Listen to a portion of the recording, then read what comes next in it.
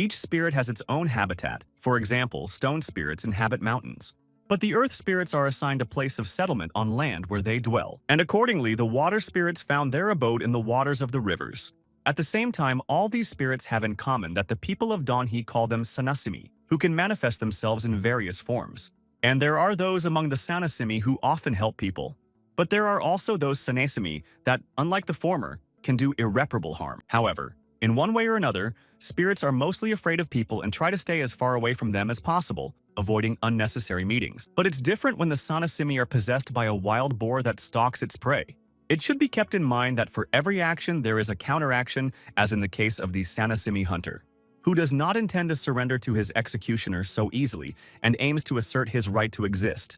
And at this time, the hunter has already bared his battle weapon with all his might and brings it over his opponent, a huge wild boar. In this case, the hunter's combat weapon unmistakably hits the enemy without giving him any chance to escape. And as much as Sanasim begs for mercy, the hunter needs his strength, which means the hunter alone is responsible for everything he's done. So the hunter, having put an end to the wild boar, is now focused on absorbing the power of the defeated Sanasim. But to the hunter's dismay, despite his best efforts, this power is still not enough, which means the hunter has to work even harder to get the Sanson's powers. And the hunter of Sansons must find not ordinary Sansons, but more powerful than the previous ones. And with these thoughts, the Sanshin hunter sits beside the fire he has built and sinks into himself. Suddenly, the foot of an uninvited guest appears on the smell of the fire. It seems that the hunter sitting with his back to the monster does not notice it at all, not even aware of its presence. However, the monster continues to watch him stealthily peeking out from behind the leaves of the shrubbery. The monster, unable to hold back, asks the hunter to leave him some food, because he hasn't eaten for months. After all, the monster is asking for the smallest little bits of food, and that's all it needs from the hunter. However, otherwise there will be an outcome for the hunter that he will not like at all in case he refuses to share the food, since in this case the hunter himself will become the prey of that very hungry monster. But it seems that the words spoken by the monster do not frighten the hunter, who begins to pull out his battle weapon, from which comes the sign. And already the hunter's hand is grasping the face of the attacking monster coming in from behind. The monster itself is at a disadvantage to the hunter when it is thrown over the hunter, for at this very moment, the hunter is preparing to bring his battle weapon over the monster. And now, the blade is plunged into the body of the monster, confessing that because of hunger he has to survive in this way. However, even these words do not allow the hunter to have mercy on the monster, as the hunter himself is familiar with the feeling. In doing so, the hunter, absorbing the monster's power, sees where his story begins, and that the monster himself falls into his own trap. And further, as on the rolled monster, being still a man, asks for help from those who may be near him. But this endless hunger torments him so much that he is ready to eat anything, be it animal or human. And so, the hunter's destruction of the monster not only saves the hunter, but also saves the monster from endless hunger. Suddenly, the hunter notices that a strange disturbance begins to emanate from his battle weapon. And among other things, the hunter's gaze notices another stirring that makes him concentrate fully. But then the hunter's gaze stumbled upon a wandering man who was probably in search of the hunter himself, as the guest's sense of relief is mixed with a sense of joy that the fire has brought him to the hunter, who still has his hand on his battle weapon, quite surprised that the guest is already in place. However, the guest is stopped by a horrible smell that comes from the monster the hunter has just destroyed. It is only when the guest leaves the stinking place and dips his feet into the river that he tells the hunter that he has something to tell him. At the same time, the hunter himself, sitting near his guest, wants to listen to what the guest wants to tell him. And the guest begins to tell the hunter that he knows of 3 spirits that live in the mountains, but his narrative is cut short by the hunter. But the guest decides that the hunter has no desire to talk about them right now. However, the whole reason is that the mountain spirits are done, and it's time to move on to the others. And the guest decides to tell the story of a monk who appears only at night, while he lost his life during the battle from hunger. But this story is not interesting to the hunter, who knows directly the true reason for the monk's passing, and it is a trap, not hunger. And the guest, deciding that the hunter is not interested in listening to his stories, makes another attempt and starts to tell about the ogre. However, in this quest, the hunter needs to join the escorts, and receiving a scroll from a guest, the hunter realizes he has another job. And the thing is, a royal convoy came through town recently. The mule was carrying something that is guarded by a large number of armed guards, and here, the hunter needs to find out what the convoy is ferrying. But the royal convoy is coming through the mountains, and even though he has enough escorts, the hunter must join them. However, of all the above, there is no mention of an ogre, so the hunter wants to know what he has to do with it. And the guest goes on to say that recently there has been an unfavorable trend for travelers who lose their lives in the mountains. And the ogre eats not only animals but people too, that's why he gets that nickname. In addition, the priest Du Rule has already sent hundreds of mercenaries to search for them, but but still no one knows who is taking everyone's life. However, the guest notices that the hunter is leaving him answering the guest's question by saying that this information is perfectly sufficient for him. The guest wants to know why the hunter continues to destroy the Sansons, because he could be in big trouble. But the hunter does not dignify his guest with an answer to the question put to him, and just tosses the guest a final note that they'll see each other again soon. And on that note, the hunter leaves his guest moving into the thick of the forest. But it seems that this is not enough for the guest, as he wants them to go down the mountain together because it is very scary to go further alone. And after a while, the hunter of the Sansons navigating on the map concludes that he missed them since at the second hill of the mountain door of the gathering. And as things stand, wouldn't it be better for the Sanson hunter to go back? As suddenly the Sanson hunter's attention begins to pick up on something bringing him back to reality from his thoughts. And now he's on his way with incredible speed covering the distance. Yes, it all happens so fast that the trees start to replace each other and the hunter is focused only on the final target. He's already in place, but what the Sanson hunter sees in front of him makes him retrace his steps. As before his gaze amidst a large number of bereaved people sitting on his lap is a girl. That said, the Sanson's hunter is well aware that when you hunt game about 9 out of 10 times, you get nothing. However, this time is different, as the Sanson hunter decides that he has finally found what he needs. At that, his uncle turns to a Sanshin hunter named Seihi and wants to know what his plans are, to which Seihi replies that he has some work to do, which he asks his uncle not to ask for details about. Meanwhile, Seihi stands amongst the defeated people and looks at the white-haired girl who doesn't seem to be aware of his presence. Suddenly, the white-haired girl begins to turn her gaze to Seihi, who in the meantime pulls out his battle weapon, pondering that people can live in such a place without any sense of fear. And parallel to his thoughts, Seihi notices that the battle weapon he's pulling out doesn't show any reaction, which means you have to be prepared for anything and keep your ears open. And the first thing to do is to go to the white-haired child to find out how the girl got to these places. But instead of any answer to the question, the snow-white child points Sei to where the wounded man lies bleeding. And Seihu, seeing the condition the man is in, concludes that these wounds were caused by an animal attack. Besides, if you look closely at the current state of a person and the amount of blood he has lost, you can decide that he is already in heaven. But you can probably tell if you get close to the person, but is it really all the work of this snow-white girl? And approaching the wounded Sei, seeing that he's conscious, he wants to know how he's feeling. The wounded man, however, also wants to know who appeared before him and immediately learns from Seihu that he was sent to these parts by his uncle. In addition, the wounded man wants to know if this is the man the old man sent to help them. And then Seihu begins to realize that, based on the wounded man's words, he is one of them, without taking too long to answer the question in the affirmative. At this, the white-haired girl to whom the conversation reaches learns that the wounded man is called the 52nd most captured Sanson, and Seihu, looking at the state of the 52nd, boldly remarks that he can't catch the 53rd, which makes 52 laugh, but the wounds he received cause him unbearable pain, and so Seihu decides to examine his wound. He asks the 52nd man to tell Sei what had happened at this place during the examination, and to the request of the 52nd, Seihu says no, because if he starts moving, he'll say goodbye to life faster while pulling out the needle. But still insisting on a story from which he learns that 52nd and his gang are to raid the convoy. However, everything started earlier than expected and ended smoothly as a man from the convoy heading to the royal palace was alive. And it was with this man that 52 was supposed to have a conversation regarding what they were carrying in the crate. Besides, if the 52nd is satisfied with the speaker's answer, there is a chance that he will be kept alive. But it turns out this is not at all what a captive man asking to take his life with a request not to open the box under any pretext needs. And it was these words that managed to send shivers through the 52nd's body, unlike his comrades who did not realize what would follow.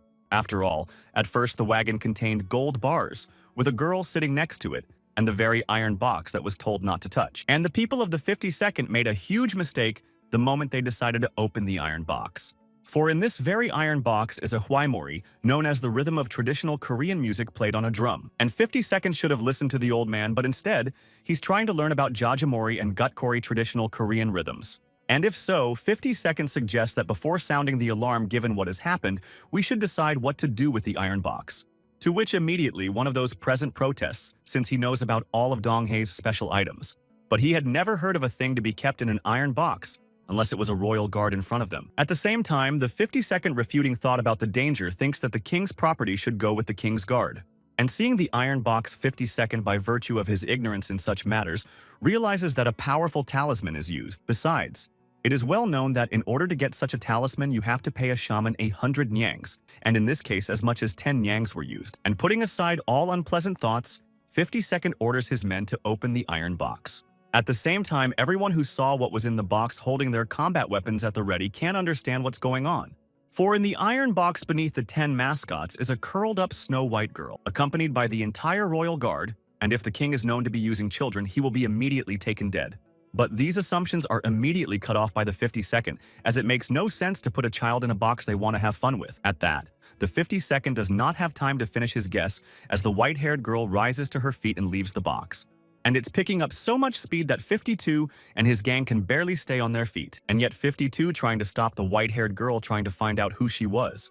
Not only that, but demand a specific answer as to where he plans to go. But instead of answering, the Snow White girl points her finger to where her home is, where she's going to return to. However, the 52nd is not satisfied with this answer, and holding the Snow White girl by the shoulder, he wants to know where her home is. And again, instead of a specific answer, the Snow White girl, turning her blue glowing eyes on the 52nd, said she was leaving. At that, it seems that a mere glance was enough for the 52nd to stop his further attempts, and no more trying to catch up with the Snow White girl. But unfortunately, it was then that the 52nd did not immediately realize his mistake, and the Snow White girl, leaving behind the bewildered 52nd and his fellow gang members with great speed, continues to move away. And the head of the gang is once again convinced that he is making a blunder, but still gives orders to catch up with her before she passes through the Dorisen Mountains. At the same time, losing his temper because the 52nd takes full responsibility for what happened and asks only to follow him silently. Among other things, the 52nd knew about the cannibal of Mount Dorisen, but didn't take it seriously taking such a decision. Meanwhile, the white-haired girl listening to the 52nd story waits with bated breath for the continuation. Seihu continues darning the 52nd, looking at the girl, and can't believe it's the child that came out of the box.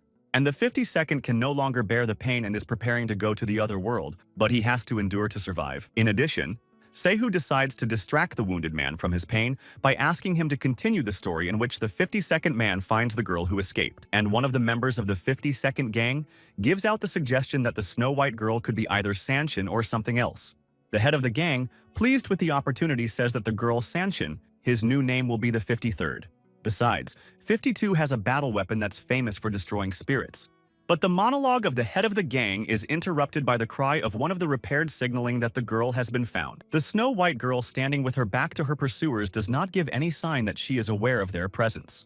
And the 52nd, also seeing the Snow White girl, begins to call her and ordering her to stay put because 52 and his gang want to take her home. But if the white-haired girl makes another escape attempt, she will be severely punished by the gang of 52. However, all the white-haired girl says in return for the sneer is a plea to not dare approach her, which is bewildering to the 52nd person who doesn't understand what's starting to happen.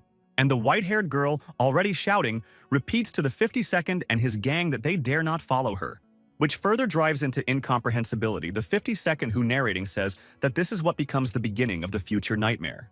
But then no one has any idea what's to follow, only to be told to grab the girl and get away from the mountains. In this case, the speaker's speech is interrupted at half a word because, literally in a matter of seconds, he loses his head.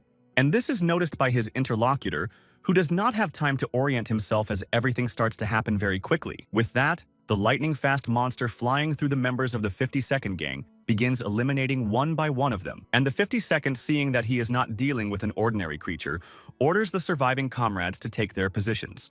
Who can't figure out what's going on and what it is that's running at such breakneck speed? At the same time, the 52nd, having exposed his weapon, continues to give orders that no one should dare to scatter, but only to dodge. But it doesn't help, and already one more person from his gang, having been attacked by the beast, goes into the minus. Yes, and the 52nd falls under the crush of the monster that appeared but still survives. And here, already weakened but still conscious with a combat weapon at the ready, the 52nd sees who is doing all this. For at this very moment, Sanshin appears before the 52nd in a form resembling a marten or ferret, who stands at full height before the 52nd, preparing to deliver his death blow. At that, the 52nd has nothing to do but to meet his death with dignity, with a battle weapon in his hands. Already, Sanshin is swinging his sharp claws at the 52nd man, which, when hit by Sanshin, flies backwards with tremendous force. And with a tremendous blow crashes into a standing stone, and Sanshin, having already reached his victim again, decides to finish the 52nd. That being said, all that now remains for the wounded 52nd is to humbly await his end, as suddenly a white-haired girl appears before the 52nd face of Sanshin, who with her frenzied energy drives Sanshin away, thus protecting the 52nd. At the same time, the 52nd had already come to his senses in astonishment at the fact that some girl was able to drive away the furious Sanshin, and defeated this time, Sanshin removes from the scene of the fight at breakneck speed, leaving the girl and the 52nd man alone. And the 52nd already finally coming to his senses and looking at the girl wondering that she is an angel who came for his soul. But to the surprise of the 52nd girl turning her gaze to him, has no idea what he's talking about. As well as Sehu, who listening to 52's story has a different idea of an angel. But what could the 52nd survivor think of the girl in such a situation only because of her? Which is even more perplexing to Sehu, who continues to stare at the 52nd with interest. And all Sehu gives out is an appreciation for storytelling, followed by a call to rise to the occasion to leave these places. But hearing this, the 52nd reminds Se that according to what he was told earlier, he should not move with such wounds. In addition, the 52nd is very interested in whether Sehu is trained in medicine, to which the same receives the answer that it is only first aid. However, it is necessary to decide what they will do the child who at this time begins to learn the bow, namely the bowstring. But the white-haired girl has no luck and instead gets a bowstring on her forehead, in the place of which there is now a large bruise, without paying attention to what Sehu is talking about with the 52nd, which he decides to help Se by putting his shoulder under him and throwing the 52nd over him. And on top of everything else, Sehu notices that the white-haired girl is about to follow them.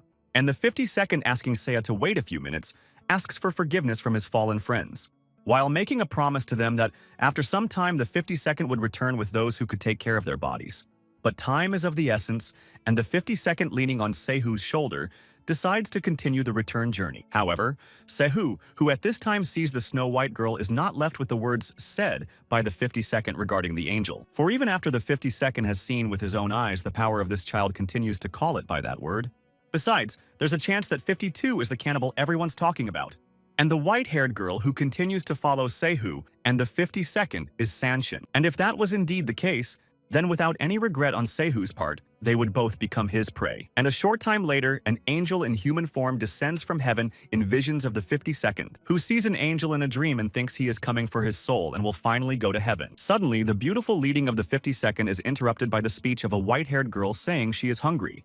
And having opened his eyes, 52, from unexpectedly close eye contact with the Snow White child, can't hold back an exclamation. And Sehu, seeing the 52nd coming to his senses and getting rid of his delirium, starts calling out to him. With the 52nd looking around and holding on to the wound site, he can't believe they're still in this place. And all because the 52nd had lost consciousness, and Se had no choice but to organize a halt. In the meantime, the child, paying no attention to the 52nd's apology, notices a glowing dot hovering in the air trying to catch it. Se wonders if the elder said anything about the iron box, but the 52nd only knows that Khan Musa is due to arrive.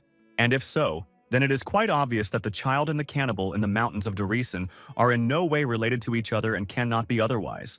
And that means that the 52nd didn't see the cannibal, not only because of the quickness of what happened, but because he never met him. However, 52 is 100% sure that Sanshin is behind all the trouble.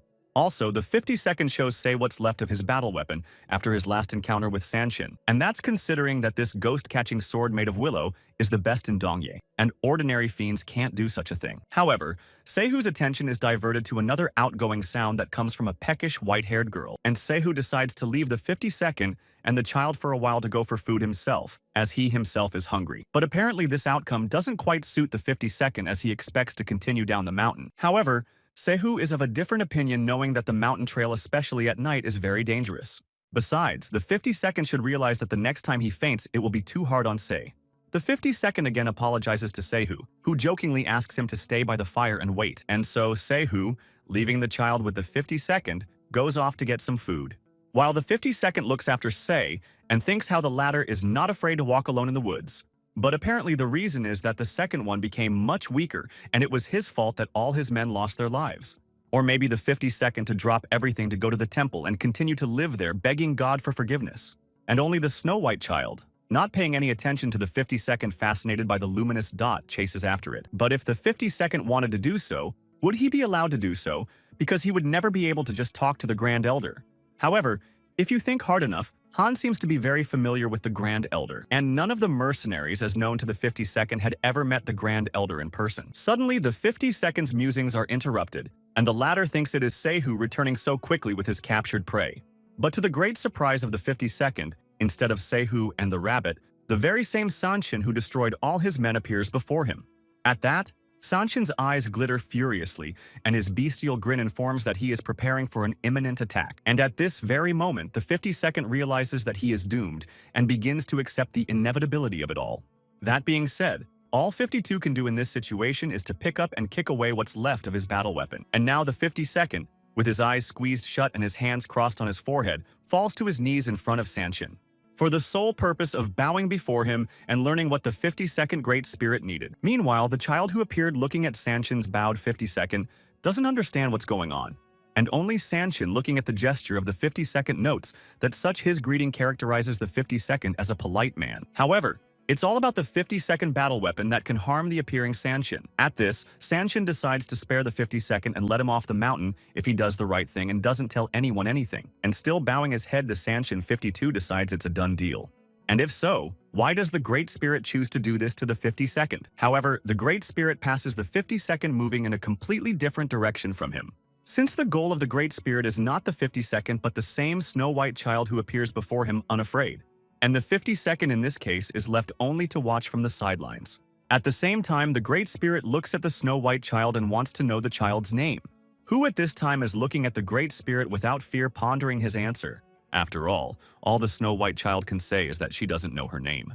But in that case, the Great Spirit wants to know about the white-haired child's home, namely from which mountain she is from. However, this question also stumps the white-haired child, who wants to clarify the mountain from which she comes means Sanshin. And since that's the case, the place the Snow White baby comes from has a huge number of trees. And besides, there is always a strong wind blowing in the places of the white child, and she starts to portray it. And it's snowing where she lives, which means the Great Spirit needs to visit her, which obviously throws the Great Spirit into some confusion, since that's not what he wants to hear. However, the Great Spirit thinks that what he has heard is enough for him, since, in one case or another, it doesn't matter what mountain the child is from. After all the Great Spirit needs from a child at this point is her flesh and blood. And at this time, the 52nd, realizing that he is unable to do anything about the situation and unable to bow any longer, returns to his seat. In this case, the Snow White child again does not understand anything, and what means her flesh and blood that the Great Spirit wants to get. It's more likely that Sanshin wants to eat the Snow White baby, and since that's the case, the girl is against it. But the Great Spirit doesn't care what the girl thinks about it, and all he can do is apologize for the consequences.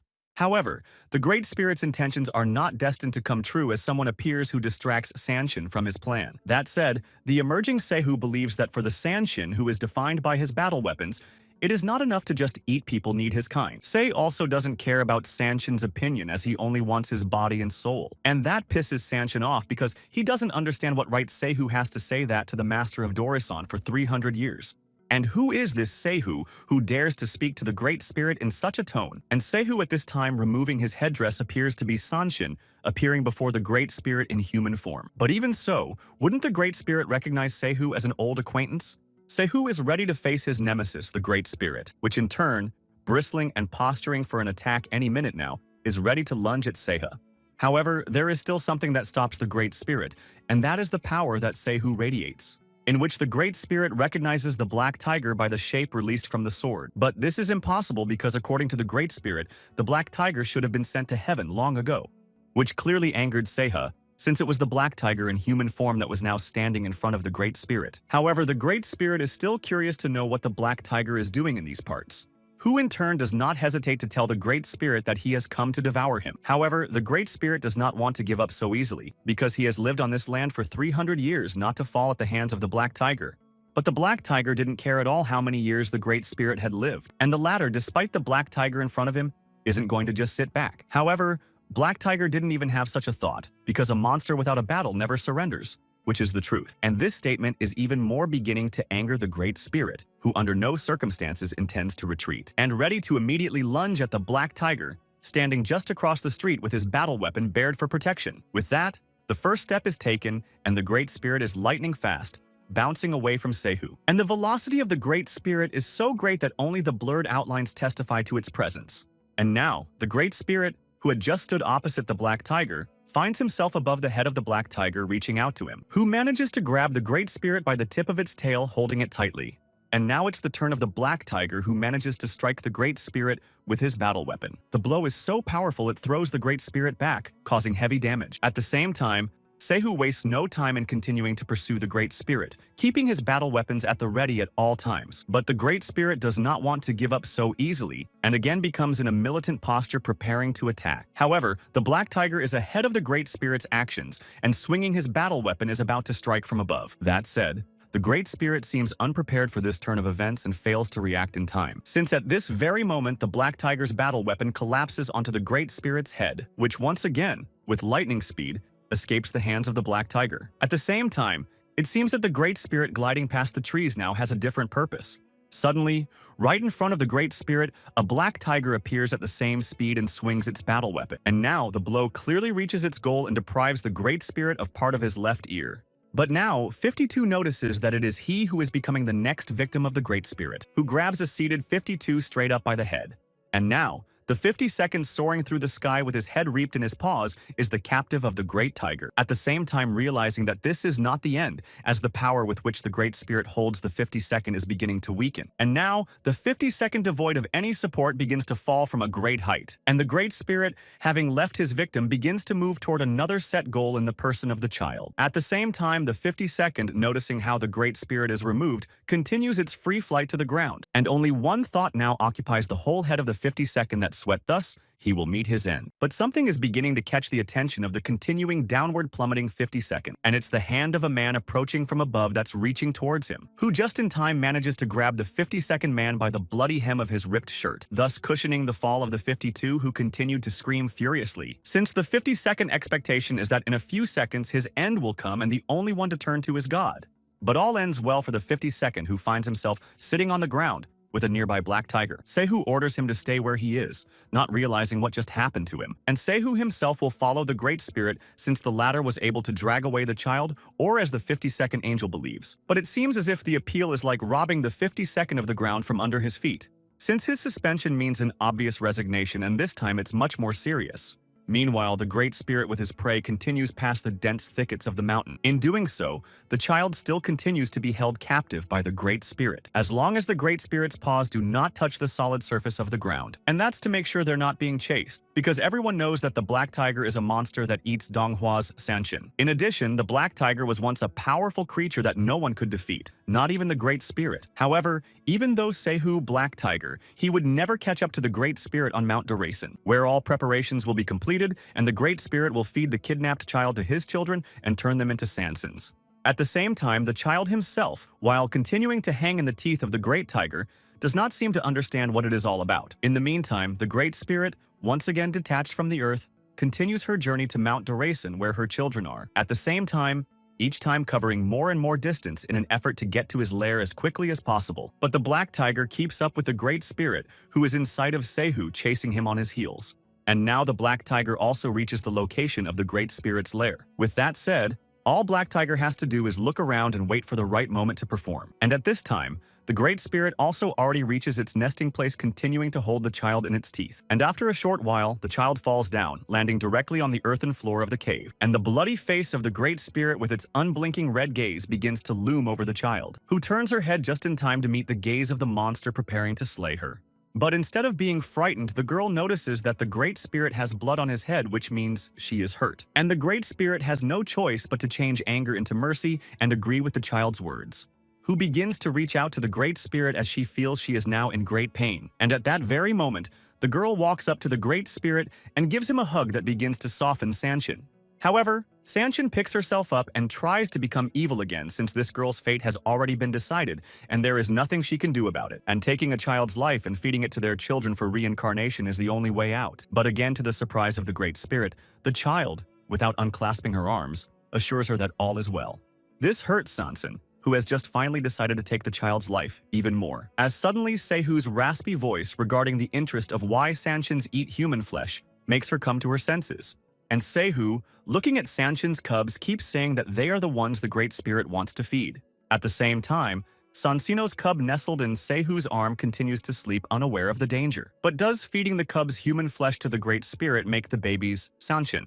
And seeing that the baby is starting to wake up, Seihu decides to put him back down on the soft bedding of the nest. At the same time, Sanshin, seeing that the Black Tiger has managed to get to her nest and realizing what will follow, starts screaming, and Sehu had already unleashed his battle weapon and was pointing its tip directly at the lying infant. And what supposedly in Sanshin's mind should happen next makes her gasp in relief. That said, Sehu saying that Sanshins are born rather than made by turning another beast into one promises failure in terms of the Great Spirit, who doesn't want to hear anything because it doesn't apply to everyone, and it's likely that her children are the ones who are different. After all, for 300 years the Great Spirit has watched her little ones lose their lives, and if there is even the slightest chance to fix it, she will not back down. Besides, Black Tiger himself shares her opinion that there is nothing wrong with a mother taking care of her babies.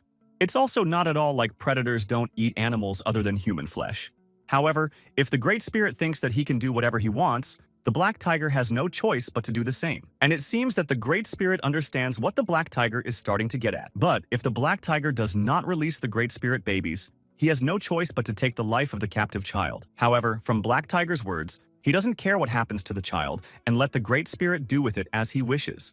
And anyway, how could the Great Spirit think of threatening the Black Tiger and trying to manipulate him by way of an ordinary child? But now the Great Spirit's mouth is very close to the head of the child standing there, and the Black Tiger continues to clutch his battle weapon ever tighter in his hands, ready to make an immediate appearance.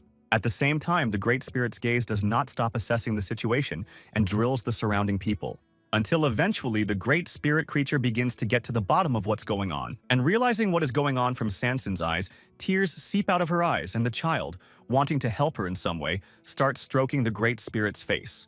Who asks the Black Tiger only one thing: not to touch her children, to which he immediately gets the answer that they are not in his area of interest. Thus a pact is formed between the Great Spirit and the Black Tiger, which Sehu, in the name of Donghye, swears not to break. At the same time, the Black Tiger is not going to take responsibility for the consequences of the battle that will not pass.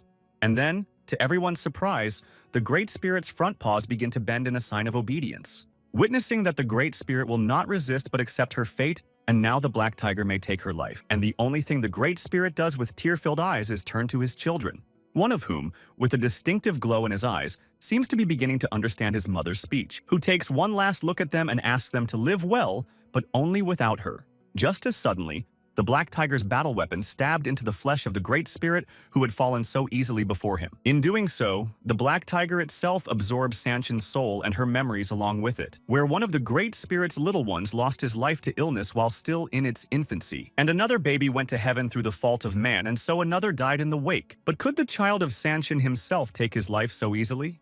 And if it works out that way, the Great Spirit will do his best to turn all his children into Sansins, even if it would cost her life returning Seha to the beginning of the convoy's movement to the royal quarters. And now, Sehu is sitting on the body of the Sanshin he destroyed, completely immersed in his thoughts from what he just saw.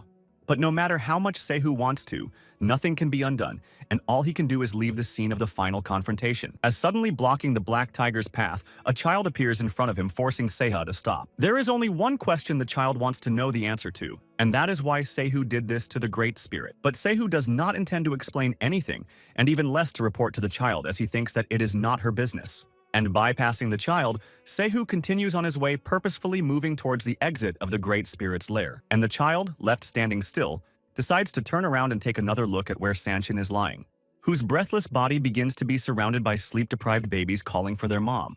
At this, the child turns away from Sanshin, yet decides to look where the Black Tiger is headed. And finally realizing that he's not coming back for her, the child has no choice but to follow him. At that, the child reaches Sehu, already far from the entrance to Sanshin's lair down the mountain. But as soon as darkness falls, an unknown man with a torch in his hands views the battlefield between the hunters and the Great Spirit. Among the things worth their attention is an open iron box, but it too is of no interest.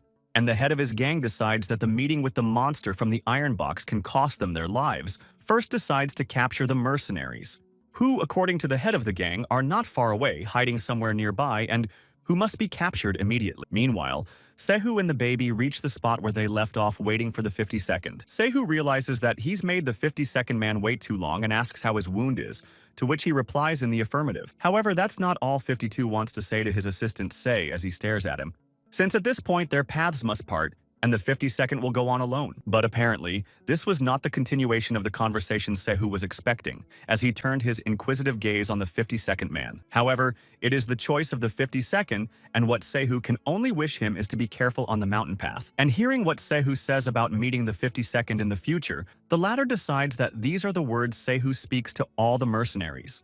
The 52nd assures Se that he will pretend that on this particular day, he saw nothing unusual, but what will happen to Miss Angel? But Sehu, ignoring 52's last question, thanks him for not giving up Black Tiger. And the 52nd, realizing that he does not get an answer to his question about the child, turns to clarify, but sees no one around, which, however, does not surprise the 52nd person who accepts it as something quite normal. After all, in fact, their paths diverge anyway, and the 52nd decides to return to his fellow mercenaries. And at the same time, two people sitting in the bushes in an ambush start exchanging words about something. And once everything is resolved, they leave their stakeout spot for the 52nd Sehu and the baby at lightning speed. And Sehu, having said goodbye to the 52nd, continues on his intended route. However, and the child following him foot in foot does not want to lag behind the Black Tiger. With that, Sehu's mind whirls with the desire to know when the child will show her true strength. It is only when Se knows the child's name that he can not only take her powers, but eat her. But why is Black Tiger so interested in it? Is it because it's unknown to him? However, the Black Tiger of Sehu's martial arts weapon accurately points out that the latter is in no hurry, but only needs to show the child his brutality. And then, just in the midst of Sehu's silent dialogue with the Black Tiger, a child appears in front of him asking why he took Sanshin's life. But since this time, as well as the previous times, the child does not get an answer from Sehu, the girl repeats her question again, and Sehu, looking at the girl again, gets urged by the Black Tiger to eat her for revenge, which will allow him to gain Sanshin's power and get revenge. After all, is Sehu as naive as the 52nd man who treats a child as an angel in human form? Besides, isn't Sehu hungry enough to be tempted to pounce on a child, who apparently reads Sehu's mind and says he's hungry, confirming his words with a rumbling in his stomach? And at that moment, Sehu realizes that it's time for them to eat, so they need to go to Rewool, where there will be something for that purpose. In the meantime, the 52nd is still continuing on to the place where he and his companions live. Seeing that there is a building in front of him that resembles the place of their deployment, he realizes that he is tired, and besides, the 52nd was late, which explains why he was the only one left alive of the gang. But in reply, except for the howling of the wind, the 52nd receives nothing to his disappointment, as suddenly there is a sound attracting the attention of the 52nd, turning his head at the noise, where he sees one of his comrades standing in the doorway, which means this is where they were. And the 52nd, rejoicing that at last he will meet with like-minded people, admits that although he has been hiding for some time, he has achieved his goal. But then the conversation of the 52nd was interrupted by two armed men who appeared at the entrance to the wicket. At the same time, people dressed differently than the 52nd began to come out of the other doors of the building. With that, an already formed group of other mercenaries slowly begin to surround the 52nd, who clearly notes that although there are many mercenaries, they have not revealed themselves in any way. Suddenly, the train of thought of the 52nd is disturbed by the speech of a man addressing him with only two questions for him. And the first one is whether the 52nd knows where the Iron Box child is now. However, the 52nd is in no hurry to answer and wants to know where his comrades who lived here have gone. But the head of the mercenaries recalls that it was he who first asked the 52nd question. Besides, he wants to know who the elder is. At the same time, 52, trying to evade the answer, says that an elder is someone who is older. Apparently, such a ridiculous answer from the 52nd man puts the head of the mercenaries in a stupor for a split second, which immediately devolves into deafening laughter with a subtle hint of savvy from the 52nd. And since the 52nd so quipped, he deserves to know the answer first as to his friends who are dead. However, the head of the mercenaries still wants to know the answers to his questions, in exchange for which he gives the 52nd man his life. But it seems to the 52nd man to be deceitful, for the people around him will not let him escape so easily. Besides, the 52nd is already on the line, and with his dagger, he can take away at least one of the mercenaries. And having decided to continue to play the fool, the 52nd wants to verify the words of the head of the mercenaries on condition that he tells everything he knows. And since that's the case, what's the first thing the 52nd should tell the head of the mercenaries? At the same time, noticing that one of them was coming at him from behind with his battle weapon drawn. But the 52nd manages to dodge, and the enemy's battle weapon pierces the air while being wounded by the 52nd, who looks around and realizes that the mercenaries have long since made up their minds about him. And not being able to orient himself in time, the 52nd receives two through-and-through blows from the opponent's battle weapons. At that, the 52nd's strength left him, and he fell to his knees in front of his executioner, who looks down at him and declares that he knew from the beginning that the 52nd would tell him nothing about the elders. At the same time, the head of the mercenaries is approached by a subordinate with a report that a man has brought a girl who looks like Huimori to Rewool. However, the head believes that his subordinate is wrong, because who would just carry Huimori around with him? But the subordinate insists on the truth of his words because he saw with his own eyes that the man was calm at that moment, to which the head of the mercenaries, strongly doubting his man, decides to see for himself. And the still surviving 52nd remembers Elder Moon sang 6 words regarding the trail, and all the 52nd can say in farewell is to ask him to forgive him for his mistake and wish good luck to Suhei and the child, which at this very time reaches the site of the village of Riwul. But something along the way starts to catch their attention, forcing them to stop. And most of all, what we see has an impact on the child who is unwilling to continue on the journey any further, which piques the interest of Seihu, who also notices something amiss. And that something is 2 pillars with carved human faces and scarves tied around their necks as flags. In doing so, Seihu notices that the child is trying to avoid these pillars by going around them at a considerable distance, which makes Seihu feel as if the child is avoiding them for fear of getting close.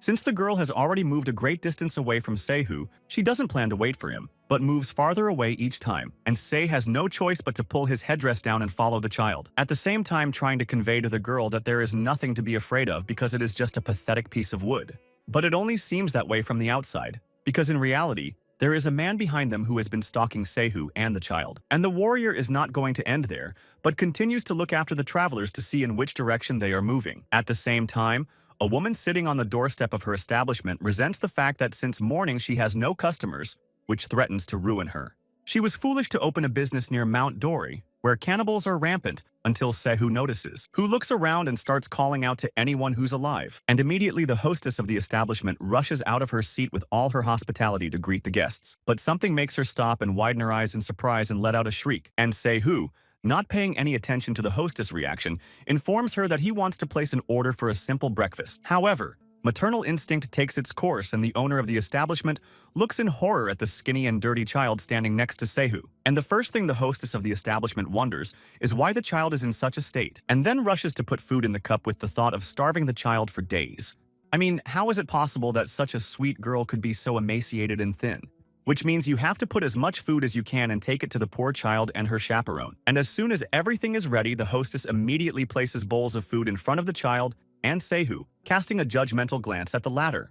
Who should be ashamed of the condition of a child who needs to be properly fed? In doing so, the girl receives from the hostess of the establishment not only a bowl overflowing with food, but also a little affection. And Seihu, among other things, is reproached for not being able to take care of his daughter since he starves her and makes her wear dirty clothes.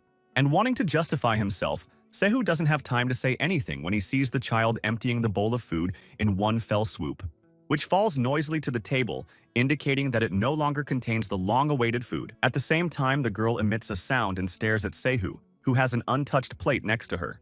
And Seihu begins to realize what such a gesture from the seemingly still hungry girl means. Which means Sei won't have the conscience to touch his food while the girl is glaring at him. And now, Seihu is already starting to push away a full plate of food that he can't even taste. The next thing he does is to move his finger and send the plate of food straight to the child, who immediately grabs it, surprising Seihu, and empties the food bowl in one fell swoop. And all Sei has left to do is turn to the hostess who approached them to ask for another portion. But then Seihu's gaze shifts to the child who is staring at him with a judgmental look and an empty plate. And Seihu decides to order 2 portions, which is not surprising according to the hostess, since the child is starving. At that, Seihu, trying to switch from the outgoing rumbling in his stomach, wondered one thing, specifically how long whoever's hiding behind the building wall has been following Seihu and the child. At this, the mercenary warrior sitting outside the establishment begins to be plagued by thoughts creeping into his head, as for whether the child in the story is the same Huimori, because the girl looks like a normal child. Suddenly, the mercenary warrior's thoughts are disturbed by a question from behind him, namely, who he is. And this forces the mercenary warrior to quickly orient himself and turn to face the enemy, putting his hand behind his back in search of a weapon, which is Seihu thinking I was just passing through. However, the mercenary warrior doesn't even try to refute this, and without even asking who Seihu is, suggests that he just leave. But such a scenario does not suit Seiha, who is not going to leave even because he has not finished his soup. To which the mercenary warrior tells Seihu to leave, leaving both the soup and the baby behind since he doesn't even know what kind of baby it is. And it's hard to disagree with Seihu, because he actually found her on a mountain trail where the child had followed him, which confirms the warrior's guess that this child is a Sanshin named Huimori, who wiped out dozens of villagers in the village of Bijuk. And since these warriors are hunters capable of handling such monsters, Seihu should leave the child to them and go away. which supposedly causes Sehu to be horrified by the horror story told to him. And seeing a kid with spoons in his hands dancing on the table, Sehu decides he'd better run right away.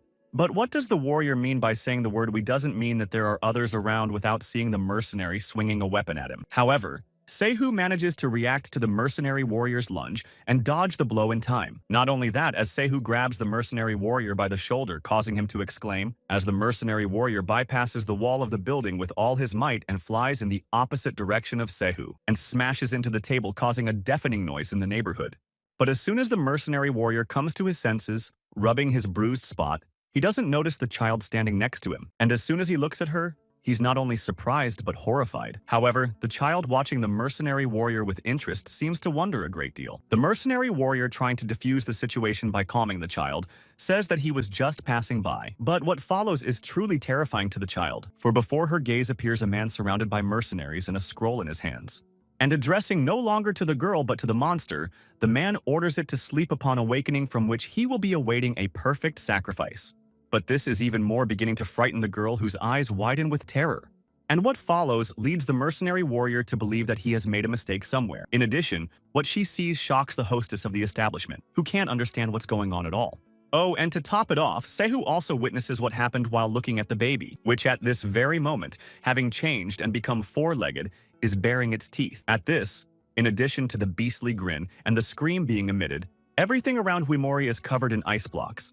And Sehu, seeing the state the child is in now, is trying his best to bring her back to her former state. But it's too late, as Huimori pushes off with her four limbs and heads towards Sehu, until it lands right on the roof of the building next to the black tiger. And then the Huimori girl's gaze full of regret is directed towards Sehu, who also stares unwaveringly at the terrified child, intent on running away.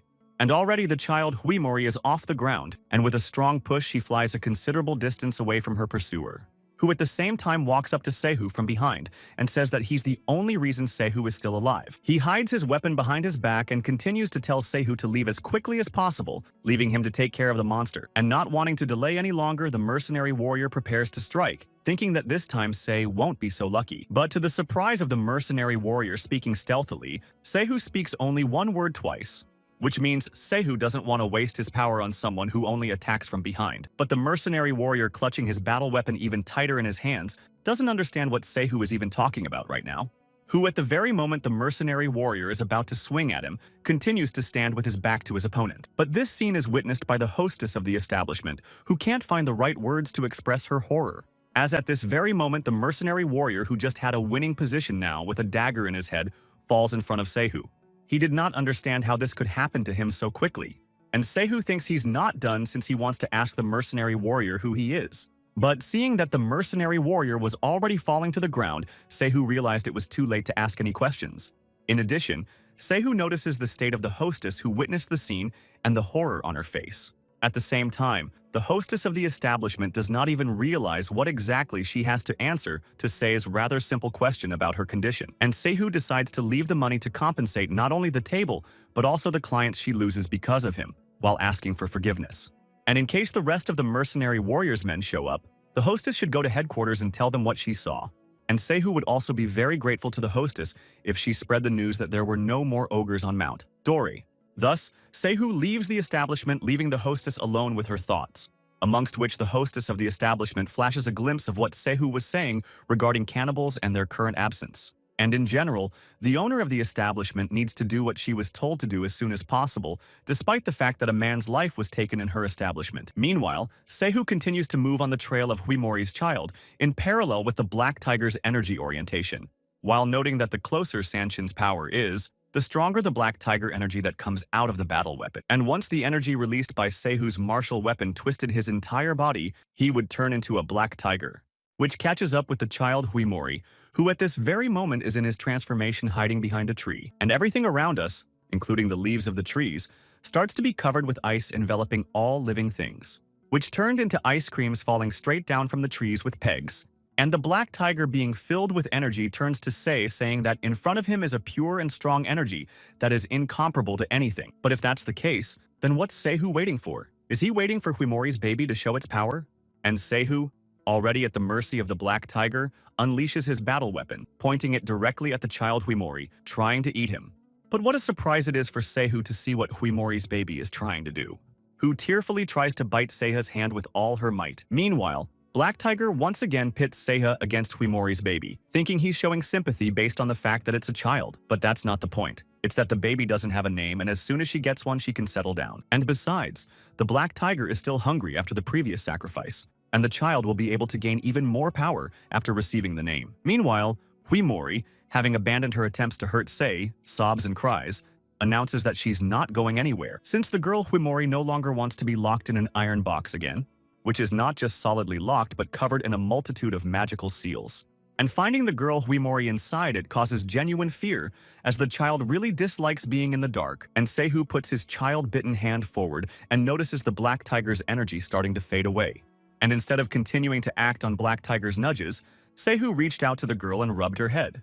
And then he pulls the child to him and hugs her, trying to reassure her that she doesn't have to go anywhere because he will take her home. But that place will be where the girl Huimori can find a name for herself, and then she'll be finished. At the same time, the people hunting for Huimori arrive at the establishment near the village of Dore, and their head, seeing the body, orders it to be burned. And besides, we need to get this place cleaned up before the Mokshan people come to stare, and then we have to go in pursuit. But no one knows in which direction Seihu and the baby went, as there is hardly any trace of them. However, if Seihu is still with Huimori, then the mercenary warriors at least know what direction they are heading in. And their landmarks are the mountain peaks located to the east of the mercenary warriors, some of whom, led by their commander, decide to move forward. Meanwhile, Seihu and her child Huimori are near a small house whose owner is very angry that they are heading uphill, which is not good. But if it is decided by them, Seihu and the baby can stay overnight in the house provided by the hostess, to which Seihu has to refuse since the hostess has already done a lot for them by delivering, among other things, children's clothes. The child Huimori immediately transforms into by parting with her filthy rags, which elicits a shout of joy from the hostess who, though she was wrong about the size, is grateful to Sei for reminding her how hands should move. So is Seihu a healer, to which the latter, looking at what Himivori is doing, gives an ambiguous answer. The hostess is surprised to see that Seihu's bundle is filled with herbs and medicines. But Seihu replies that it's all for emergencies that might happen on the road. And what the landlady thinks that Seihu and the baby are going to Kangsong to take the healer's exam there is also wrong. The hostess compliments Huimori and wants to know what her name is, and when she hears Seihu call her Nichimesh, she is outraged. But he decides that he will not pester them with questions and excuses, only warns them not to stay in an abandoned house in the mountains, which sparks some interest in Seihu counting his inventory after the child's intervention, to which the landlady says that every night a spirit appears in the abandoned house, which is an embittered daughter-in-law who destroyed the whole family to this day, hunts travelers, but this is just an unverified rumor. And sometime later, Seihu and her child standing near the house notes that not even a year has passed and the house is almost collapsed. However, we need to check who Sanshin's ghost is hiding in it or if it's just a delusional rumor. After noticing a well near the house, Seihu decides to take a sip of water first to quench his thirst. So Seihu leaves the baby and heads to the well to see if there is water in it. Seeing that the well is not empty, Seihu first decides to see if the water is usable. But before getting water, Seihu, turning to the child with his back turned to him, first ate. However, Seihu is very embarrassed by this treatment, and to avoid misunderstandings, he thinks that the child should be given a name. Meanwhile, the child Huimori is leaning over something with a quick hand, which piques Seihu's interest somewhat, then brings him out of his many thoughts. Because at that very moment, Seihu turns the child to face him and notices that the girl is chewing something. And then, Seihu's gaze dropped to the leaves that served as plates where food had recently been set out for both of them. With that, all Sei is left to do is sadly contemplate the empty leaves while the child heads for the well with all her legs. Once again, memories begin to take over Seiha regarding the child's home, where there's a lot of snow and the wind is constantly blowing. Also, Seihu tries to recognize the girl, who must have been named something, but she doesn't remember anything, but only remembers that it came from where the mountains rise, namely from the east, and where there is a forested valley and strong wind and heavy snow, namely the place called Mount Huinami, which is enough for Seihu, who thinks it's quite informative, and it's also clear that the girl doesn't have to be called by name. However, that's what Seihu thought at first, but never suspected that he would later puzzle over the baby's name. After all, Sei was just curious to know who the child was, and it was only clear that she could eat once she had emptied 2 plates. Also, Seihu notes that Huimori's child can use the well, which could mean that she lived near the village. But then the child Huimori's gaze stops on someone, causing her to stop trying to pull the bucket out. For at this very moment, the spirit of a woman appears from the well, attracting the child to her. At the same time, the dead woman's hands clench the cheeks of the still impressed girl with all their might, and all the spirit of a woman who keeps holding her baby is to call her hubby, which is not to the liking of the child Huimori, who frees herself from the dead embrace and punches the spirit in the face. And trying to shove the woman's spirit back into the well, the girl says with all her might that she's not going anywhere. But the child does not succeed, and already the spirit of the woman in full growth begins to appear from the well. The spirit of the woman putting forward her clawed hands begins to crawl on the child with a call to go with her. However, no matter how hard the woman tries to take the child with her to the bottom of the dark waters, the girl again repeats that she will not go anywhere. As the child Huimori, despite the persistent entreaties of the spirit woman, reports that the darkness is not to her liking. But the spirit of the woman does not give up and keeps repeating for the child to go with her, until Seihu's battle weapon overtakes the woman's spirit, piercing her flesh. That said, Seihu realizes that he doesn't like to consume ghosts together with their memories and the bitter moments of their lives. Since ghosts don't add strength like the Sansins, but their memories only cause pain. But ghost rumors are often directly related to the Sansins, and it is for this reason that Seihu is quick to respond to them. However, Seihu is not interested in ghost hunting since all he cares about is the Sansins. Meanwhile, the child Huimori flips over the side of the well and peers into the waters within, to which Seihu tells the child not to dare to drink it, but to go further and try to find the stream. And then Sei starts to come up with an idea that seems very good to him. And looking into the eyes of the girl staring at Seihu, Black Tiger utters the word sorry, which is of genuine interest to the child Huimori, who does not understand the meaning of the word. And Seihu explains that sorry, translated as frost, is very suitable for the girl as it reminds him of her strength. And it's quite possible that sorry isn't like the baby's real name. But for now, you can call the girl that. She keeps repeating it all the way to the creek, and Seihu, thinking she doesn't like it, decides to call her name Han Sehi. But hearing from a child that she likes the name, Seihu wonders if Sori is hungry or not, to which he gets a negative response from the girl who repeats the name Sehi just told her. In front of Sehi and Sori stretches the third largest river in Dongha, so fast and deep that it is easier to drown in it, and that's where Sehi thinks Sori pushed his bundle. But as it turns out, Sori didn't push it, she threw it. At the same time, Seihi, hearing such a frank confession from the child, asks to point out the place where the knot flew away.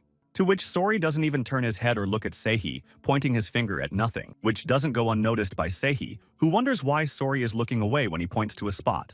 At the same time, Seihi himself, remembering what was in the knot, estimates the loss of clothes, needles, threads, money, and food to date. In addition, a salve of healing herbs and a needle box complete the list of irreplaceable losses. And as it turns out, it wasn't the turtle that caused Sori to throw the bundle in the river, which Sori tried to catch, but the turtle managed to dodge her and swim away. That absolutely does not understand Seihi, and is eager for the story to continue about the loss of his knot and the turtle's guilt. However, there is no way to get the bundle, as they cannot cross the river and they are not familiar with the area. And an hour earlier, standing next to the boat, a man offers it to Sei and Sori to cross the river. And the man waving his fan has a desire to explain Seihi and Sori, but it would take too long. But still, the person makes the attempt and asks the question of whether or not they want to hear the story. And caught off guard, Sei has no choice but to agree and ask the man to tell. In this case, the old man for clarity opens his fan and begins the story with the fact that everything happened 3 years ago, when for unknown reasons the fish in the river suddenly stopped pecking, and on the way back the boat got a hole through which the water flowed. The local shaman ordered a human sacrifice to appease Sanshin, but there was nothing the people could do about it. And it is at this misfortune that the old man's story is interrupted, leaving Sori in anticipation of waiting and not touching Seiya's feelings one bit, who realizes that there's no way to cross the river on this boat without oars and with a hole in it. The old man tells them to move to the upper river where it narrows and where there are probably still some boats left. And now Sori, still regretting the lost knot, cites the turtle's guilt. However, Seihi is getting tired of this and asks him to stop talking about the turtle and draws Sori behind him. But Seihi still wonders for what purpose Sori, who assures him of the truth of her words, was going to catch the turtle. Sori doesn't hesitate to look into Seiya's eyes and replies that she wanted to ride a turtle. But if that's the case, was the turtle really big enough to carry Sori? However, Sori says that the turtle was small, and since that's the case, the idea of riding on it will not come true.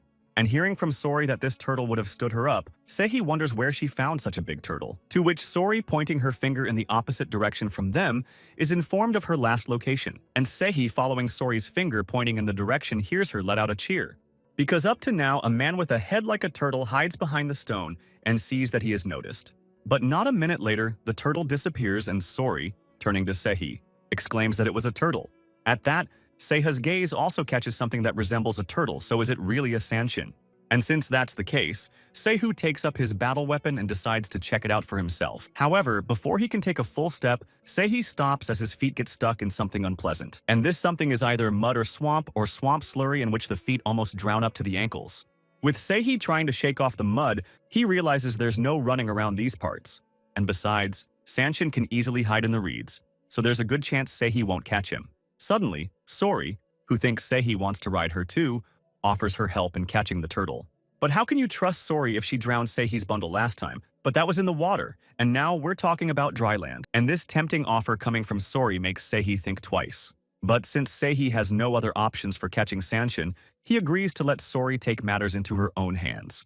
And now Sori, having switched to running on all fours, is easily overcoming the seemingly difficult road. And that's because Sori got permission from Seiha to catch her target. At the same time, Seihi, seeing the speed at which Sori is running on four legs, notes the speed that exceeds that of a marten. And Sori keeps going on and on, covering the distance, gaining considerable speed, until eventually it switches to jumping exactly where the turtle is hiding from prying eyes. Seihi can't believe his ears when he hears that Sori manages to catch the fugitive turtle. At this, Seihi hears Sori ordering the turtle to stop spinning, to which the turtle pleads for help. And deciding that Sori is taking the life of a turtle that won't stop screaming, he also heads to the scene of their confrontation. However, the matter is complicated by the fact that there is mud all over the neighborhood, and Seihi has to choose a place where it will be cleaner. But hearing the turtle screaming exhaustedly, Seihi drops everything and moves towards the place, hoping that Sori didn't destroy Sanshin before it consumed him. However, what Seiha sees as the turtle screams for help as she thinks she's being robbed of her life makes Seiha stop, and then to regret that he might have thought something like Sori was capable of destroying her own kind. In fact, Seihi should explain to Sori that she shouldn't take everyone's life. However, the Sanshin before Seihi surprises him with his appearance and the shape of his upper and lower limbs. Sori, meanwhile, had already put her foot on Sanshin's turtle's head and was crushing it into the dirt. He ignores the turtle's pitiful cry and orders it to lie still and not to move. Seihi can't understand where such weaklings come from. Even a well ghost would be stronger. However, it should not be underestimated, because even from such at least some benefit will be. But something changes in Seiha's plans and he hides his battle weapon back in its sheath. And turning to Sori suggests that she listen to Sanshin's turtle first, since Seihi will always have time to devour him. In fact, those Sanshin that dwell in high mountains and powerful rivers are stronger, but there are exceptions among them. And apparently, the river where the turtle-like Sanshin is found is becoming the exception, since even Sori, who is sitting on top of Sanshin without any strength, handles him and orders him to go swimming. While this same Sanshin tirelessly continues to shout for help as he believes that he is about to be robbed of his life, and seeing that no help will be given to him, the turtle has no choice but to surrender to fate, which is very interesting to see since this behavior is not typical of the Sanshin he's met. The turtle continues to lie face down in the mud and ceases to show any signs of life. And so, Sori, sitting on it, decides that the turtle can't take the onslaught and has already taken her life. The turtle suddenly jumped up and moved forward with all its might, knocking Sori over, which was unsupported and fell off the turtle's shell into the mud while the turtle was grabbing a stick. And now standing on two legs with a stick in his hands, the turtle prepares to strike, citing the fact that Sori manages to piss him off, which brings some interest and a kind of surprise to Seihi, who observes this picture. That said, it seems that Sori, who continues to sit, also does not expect such an unexpected, seemingly harmless turtle. And the turtle, filled with anger, is already swinging at Sori, which does not have time to react in time and gets a paddle right in the forehead, shrieking in surprise.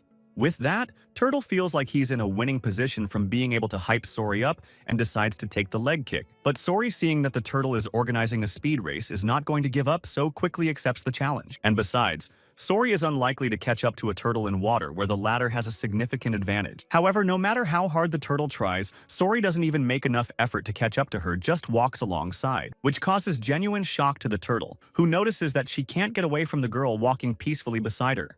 And that makes the turtle even angrier, who decides to resort to a technique she didn't want to use.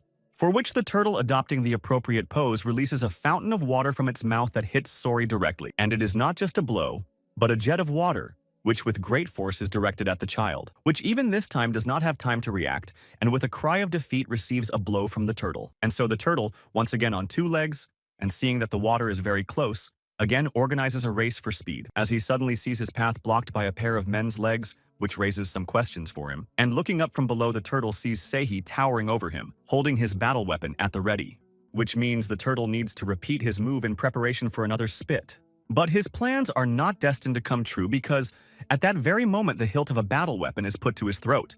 And since the turtle has nothing to do but swallow the spit, It can't withstand the pressure and sneezes violently. At this, Sei begins to look around and notices that a huge number of paddles are piled to one side. And if you look back, there are fences built on the river from logs that are pointed logs. And then it starts to dawn on Seihu that he's facing a Sanshin named Koncharu, but if that's the case, what's he doing here?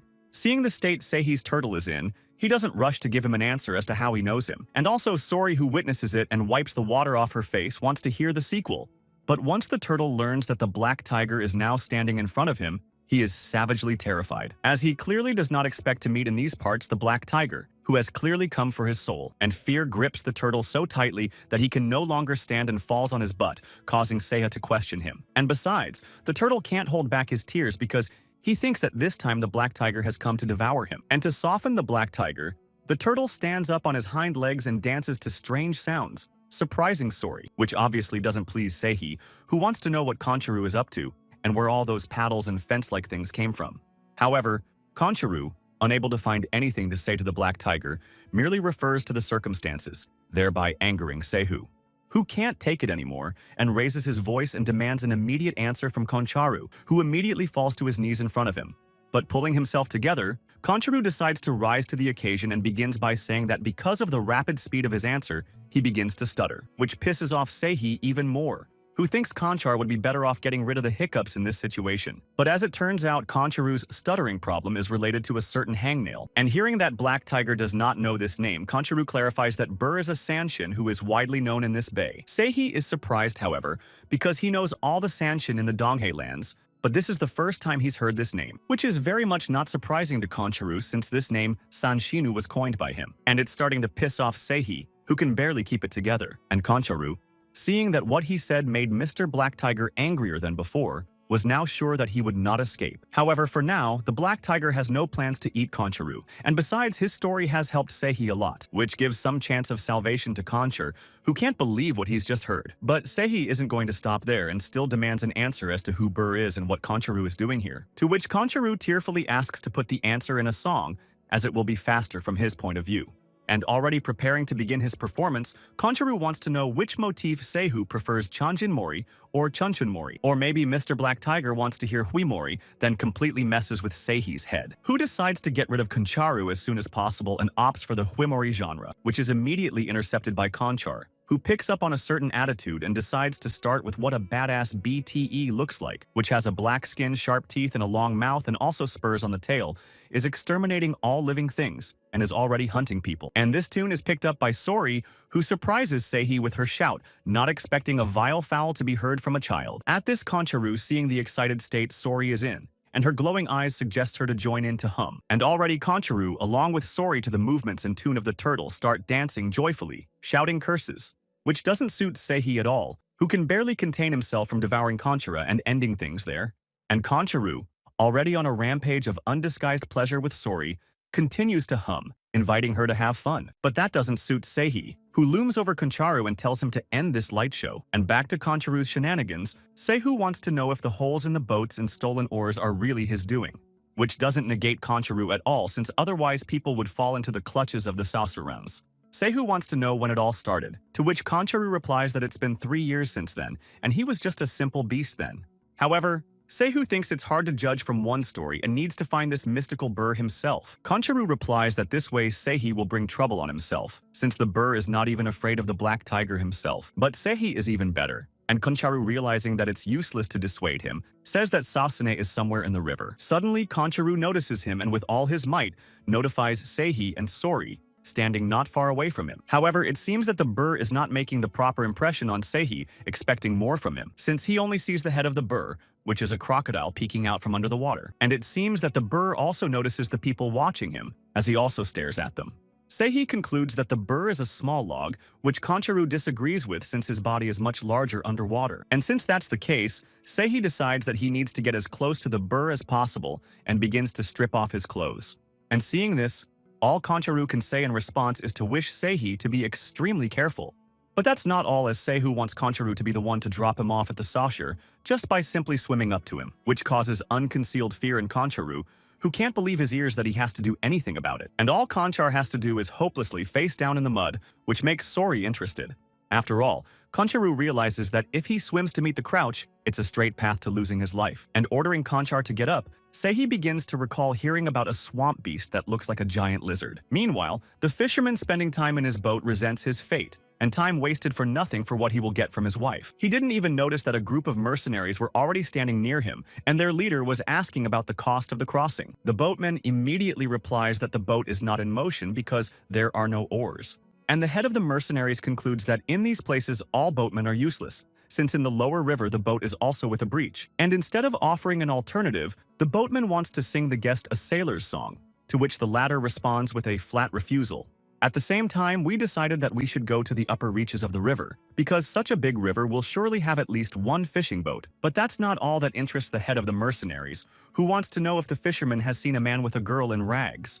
The fisherman, after a long thought, replies that the guy and the girl did not fall on his eyes, and the old man's memory has nothing to do with it, because for obvious reasons no one has been visiting these parts for a long time, which obviously doesn't satisfy the head of the mercenaries, who believes the fisherman is deceiving him. And having decided that he will get nothing more out of the fisherman, the head with his gang is about to leave except for one, staring intently at the old man. And the old man, realizing that there will be no more conversation with them, only looks pityingly at those who are leaving, at the same time starting to cry out in a loud voice that because of the lack of catch, his poor wife and poor children will have nothing to eat. Suddenly, one of the mercenaries approached the fisherman from behind and grabbed the old man by the neck with all his might, because he thinks that the old man has deceived them, and repeats his question whether the boy and the girl have passed here or not.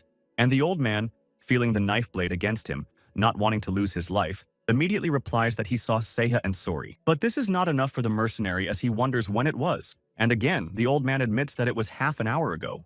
The mercenary is already putting the knife to the old man's neck, because the latter, despite his pleas for mercy, should have said it much earlier. Suddenly, a crowd of men like the fisherman Tayson appeared on the horizon, informing him that there was no bite, and offering him a drink of makoli. And such a sudden appearance of witnesses causes confusion in the mercenary's further actions, who turns to the head of the gang and wants to know what to do next and gets the answer to retreat. And the mercenary, obeying the order of his boss, throws the old man to the ground, who falls to the ground on his back. At the same time, the mercenary warns the fisherman to keep his mouth shut if he doesn't want to lose his life and bring his buddies with him. And so a group of mercenaries set off on the trail of Seihu and Sori, thinking that the latter are in no hurry to catch up with them so easily. However, it is worth keeping in mind who is in the waters of this river and what the boss's right-hand man fears.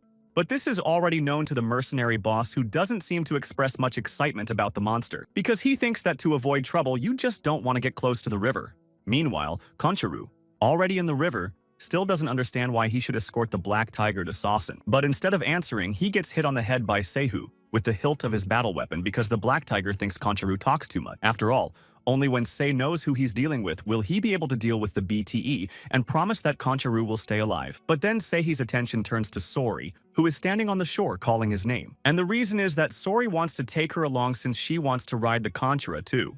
However, in Seiha's opinion, it wouldn't be safe for Sori, and all she has to do is wait for them on the shore and keep an eye on the sheath, which clearly does not please Sori, who pushes away the scabbard entrusted to her in anger and indignation. And then the words of the deeds of the vile bastard begin to reach the ears of Seiha, sitting on Concharu, and the spicy rice balls that the infuriated Sori keeps shouting at what Concharu concludes are swear words. At the same time, Seihi can barely contain himself and concludes that this is what Sori Concharu taught him, but there's nothing he can do about it, and he can't undo what he's done. However, Conchar wonders if the black tiger will really spare him if the turtle gives him help, to which Seihi confidently informs him that he'd rather consume one burr than 100 like Concharu, thus reassuring him. And as he continues to hear Sori cursing, Concharu is finally convinced that Seiha's words are right, since the last black tiger didn't eat him either, which can't go unnoticed by Seihi riding Concharu. And hearing about Seihi's past black tiger makes one want to know if the Concharu has met the past black tiger. Concharu happily prepares to give an answer, but since the story is short, he will perform it in Chunmori style. However, because the burr is very close, Seihi decides to postpone the story for another time. With that, the burr, who is actually already within sight, heads towards his enemies.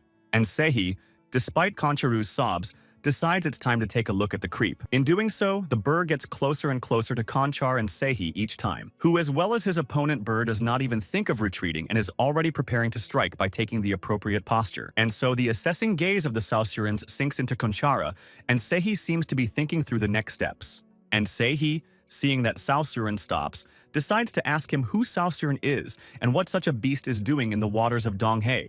Concharu, who has also made attempts to talk to Sanshin, doubts that Sanshin is in front of them since he has never received a response.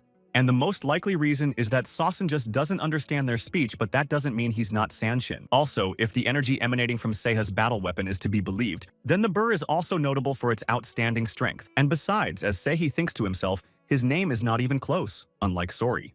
But it's the eyes of Burr that speak for everything. They don't just stare, they start to calculate something. And in order to understand Sanshin's reaction, Seihi asks Concharu to swim even closer to the beast, which brings fear and tears to the eyes of Concharu, who realizes that if it is not the black tiger that takes his life, it will be the hangnail. All Conchar has to do is trust in fate and follow the black tiger's orders.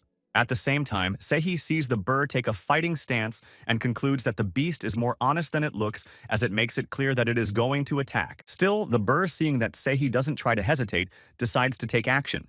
In doing so, the first thing the burr does is disappear into the waters of the Dona River. And Concharu, seeing this, decides that the burr is thus escaping, which is not surprising since the black tiger himself is in front of him. But this opinion turns out to be wrong, because the burr has only just gone underwater and therefore needs to stop moving. Concharu, hearing what Seihi is saying, decides to scout the situation with his own eyes and dives his head into the water. And what he has to see is the jaws of a crocodile moving at great speed towards Seihi and Concharu, who, sensing danger and trying to dodge the attack, begins to maneuver, forgetting the black tiger's instructions. And the black tiger, realizing that at this point he is starting to slip off the turtle shell, resents that Concharu disregarded his words. And at that very moment, the burr appears out of the water with a splash, appearing before Seihi in its entirety. At the same time, Concharu, having lost his bearings and squeezing his eyes shut from the shockwave, begins to fall downward. Seihi decides that even though he's at a disadvantage, he can still hit the Saurus without difficulty. That Seihi successfully pulls it off and lands a combat weapon strike to the side of Sanshin's head. With that, Concharu flies aside with a shriek and a splash from the great force of the surge formed by the beast. But Seihi himself sinks underwater, believing that because Concharu started to move, his blow was weaker than expected. However, it's not Concharu's fault, but from now on, Seiha will not be able to use it as a platform. And appearing above the water to Seiha's surprise, he doesn't see Sanshin, who shouldn't just swim away, as suddenly he hears a familiar voice, Concharu, who inquires about Seiha's condition, who does not have time to reply. Because at that very moment, he notices that very same caster behind the unsuspecting Concharu's back. But it's too late, and Concharu has only time to look back to see the burr's mouth hanging over him. And already the teeth of the burr are beginning to sink into the shell of Concharu, who tearfully asks for help from Mr. Black Tiger. But Concharu doesn't have time to say anything, because the BTE has already clenched its jaws and together with Concharu sinks into the depths of the waters of the Dona River. At this, the hangnail, like all crocodiles, begins to twist its victim, screaming for help. And Seihi, looking at the scene of the attack on Conchara, begins to realize that Saussure decides to start with easy prey first. Suddenly, Seiha's eyes notice the burr, and he reacts in time to strike with his battle weapon, which turns out to be the right decision on Seiha's part, as his battle weapon reaches its target. And out of the water appears the visible part of the Saussure still holding Concharu captive. He jumps out of the open mouth of Burr's head, which is then struck by another blow from Seiha. And Concharu, not wanting to notice what's going on downstairs, decides that his death is coming, which means everything he's fought for has been for nothing. And with all his might, Concharu falls into the water, saying goodbye to life and the ability to row. In the meantime, Saussure continues to be on the surface of the water, unwilling to concede anything to Seihi. At that, the look in Burr's eyes indicates that he is clearly beginning to calculate his next actions. Meanwhile, Seihi, having dived into the water, realizes that his business is not good to say the least, and there is no way to catch Sanshin without support. Suddenly, Seihi, still underwater, notices with his side vision how the burr is coming at him, who, even though Seiha has his battle weapon at the ready, doesn't even try to stop. That said, Seihi, knowing that combat weapons don't scare the caster, still doesn't think he has no equal in the water. In the meantime, the burr is already open-mouthed and ready to strike, and that's what turns out to be needed by Seihi, who also lays his battle weapon out to face the burr. In doing so, the blow hits the very same burr that is attacking Seiha's battle weapon, and so Seihi emerges from this battle victorious, and the burr is defeated. Because the impact is so strong that it throws Sanshin up a considerable height and away from Seiha. And witnessing all this action is Sori, who doesn't quite know how it ends. At that, all Sori can utter is a sign of admiration and amazement at what he has seen. Just as suddenly, Sori's attention is diverted to a foreign sound, causing her to look away from the burr. And that sound, coming from the approaching people, is starting to scare Sori. As she leaves Seihi behind, she runs as far away from their place as she can. Seiki, having surfaced again, doesn't understand where the burr is going again, even though he was aiming at the mouth, but still the blade doesn't take him. But Sehi also remembers Konchiru thinking that he is already in heaven, and it was a bad idea to take him along. Sehi was already tired enough to go into the water without clothes. But suddenly Sehi notices that Sori is missing. Suddenly, Sehi hears someone call him out in a rude manner. And then Sehi sees that the one who calls him is the boss of the mercenaries who have arrived at the riverbank, and this boss orders him to come out. And the way the mercenary boss says it is that he has a conversation with Sehi. And so, from the word of the mercenary boss, Seiha needs to go out to them to answer a couple of questions they're interested in. But Sehi realizes that these men are in league with the one at the inn, which means they are following Sehi and Sori on their heels. That being said, it's also clear to Sehi that he can't stay in the water without knowing where the monster is, and can't leave without Sori, and thus can enter the battle. However, this may be reckless, as Sehi doesn't know what these men are capable of, and decides to scout the situation out. Meanwhile, the mercenary boss watches Sehi make his way to dry land and turns to his assistant Chilson, which is to do as soon as Sehi shows up, rendering him unconscious while keeping him alive. Sehi comes ashore, determined to find out what the mercenary boss wants to talk to him about. At this, the mercenary boss jokingly notes that Sehi looks funny in the water with his sword and clothes on, wondering what he's doing there. But apparently that's not what Sehi expects to hear, and if that's all it is, he'll go back into the water.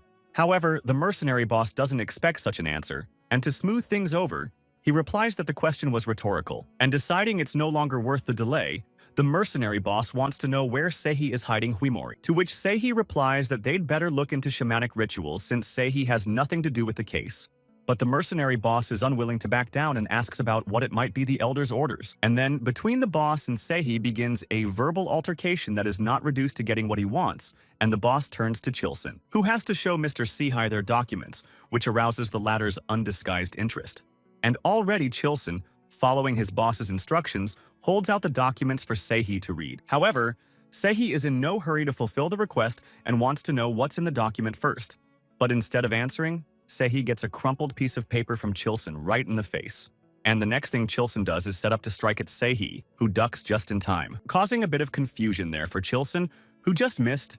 Meanwhile, Sehi is behind Chilson, already preparing his battle weapons to strike back. At this, the boss, seeing that Chilson is unable to fulfill his instructions, asks him not to be ceremonious, or else he will turn to someone else.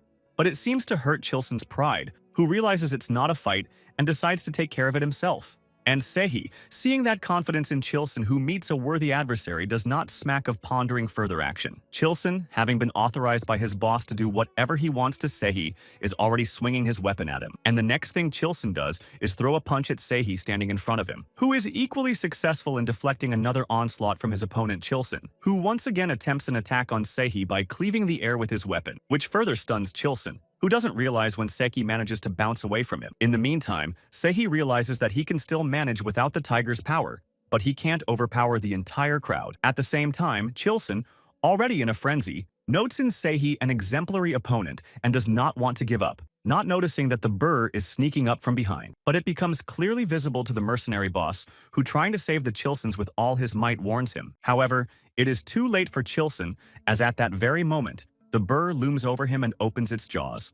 And already Chilson is trapped in the jaws of burr, dragging Chilson into the water. And then comes the turn of actions peculiar to all crocodiles, which, rotating in a spiral, leave the victim no chance.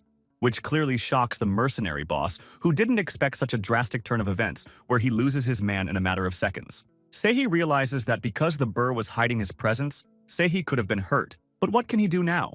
Since in case of an attack on Sawson, strangers will see the Black Tiger's power, which is very undesirable for Seiha, who notices that the burr, having eaten Chilson something, says something, but it is impossible to make out, but you can only guess. And Sehi, realizing that he has no way out, hopes that the mercenaries will mistake him for a dark spellcaster. At the same time, Sehi decides to take action and calls the monster on himself because he thinks he has a better chance of winning on land. But no matter how hard Sehi tries, the burr bypasses him and heads in the other direction, causing Sehi to wonder. Meanwhile, Sassanetz heads over to where the mercenary boss is standing with his subordinates, to which Sehi deduces that the burr decides to start with a light appetizer, which confirms his narrow-mindedness despite the kit. At this, the mercenary boss, noticing that he is the next victim, pulls out a red scrap of cloth, which he points in the direction of the burr's mouth, ordering it to stay away.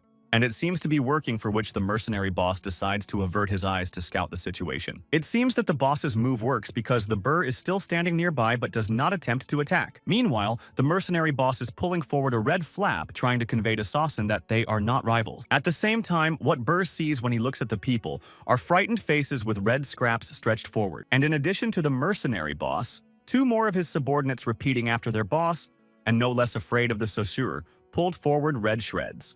And the mercenary boss, realizing that his plan is working, sees the burr bypass him and keep moving. Much to Seihi's surprise, who concludes that the burr is not only strange but also behaves strangely, which only plays into the hands of the mercenary boss, who, seeing that Sausenetz is moving on Seihi, hopes that the latter will be devoured. But to everyone's surprise, the burr also bypasses Seihi, causing genuine resentment in the mercenary boss. Suddenly, the burr stops and turns his head in the direction from which the noise comes to him, and so does the mercenary boss, who follows the movement of the burr, also looks in the same direction. With that said, Seihi is also gazing into the distance and beginning to realize what everyone is so interested in. After all, not far from standing in the bushes with her hands covering her head, a shrunken Sori sits. And now the burr is heading straight to the girl sitting in the reeds. And Seihi realizes how this could end, and urges Sori to save himself, who, reacting to the voice of her comrade, raises her head in surprise to see what danger is threatening her. In the meantime, the distance between Burr and Sori begins to shorten noticeably, and now the beast is almost reaching its prey. However, Sori, still sitting on the ground, doesn't understand what it all means or how she should proceed. In this case, the boss of the mercenaries watching the picture is already beginning to doubt whether Huimori is in front of him or not. And what's more important is that if Sori gets eaten by a crocodile, there's a chance that the boss will be blamed. Meanwhile, Seihi also heads to Sori, resenting the swamp and the fact that he was distracted by the mercenaries and wasted time. At the same time, Burr doesn't even think about slowing down and continues to advance on Sori, who is just about to notice the huge crocodile's mouth open to attack right in front of her. And Seihi, seeing that these will be followed by the inevitable, realizes that it's all too late for them. But as it turns out, not all is lost for Sori, who senses danger and starts to lose her temper.